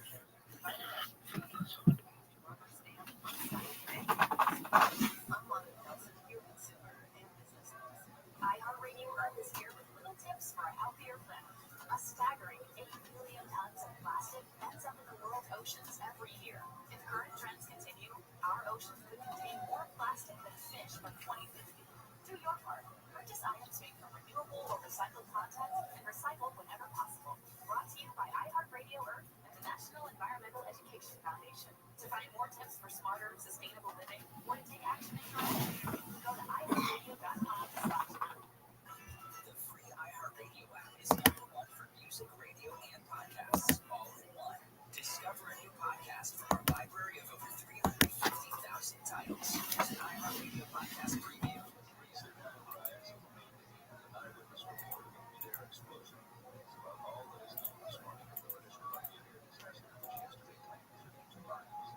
I really want to know what happened, and it makes me extraordinarily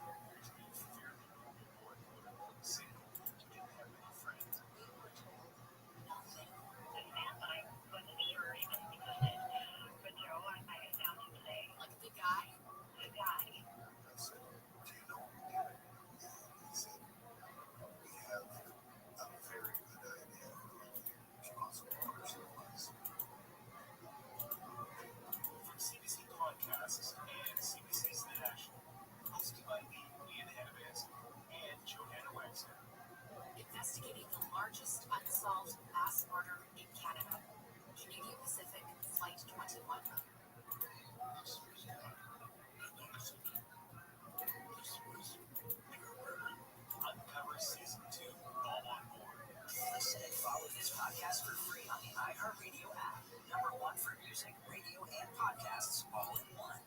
KFI AM 640, more stimulating talk.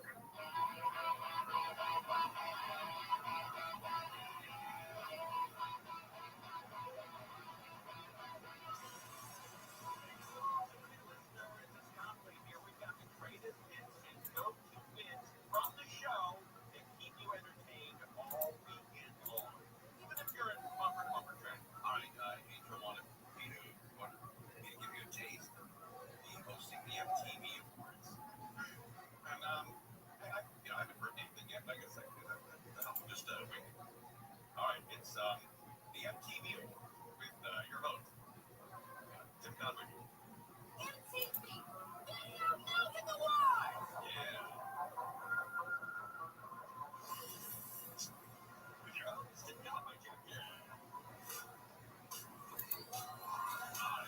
Thank you very much. Thank you. Thank you very much. Thank you. Right, take a seat. Thank you very much. Hi. Got it log in, so thank you. The paper airplane rolling around New York. Thank you very much. All right, thank you very much. The MTV. Oh. I was talking about climate memories the other day, and I said, hey, what's your favorite movie? They said, Man and Gas Cars. Man and Gas Cars.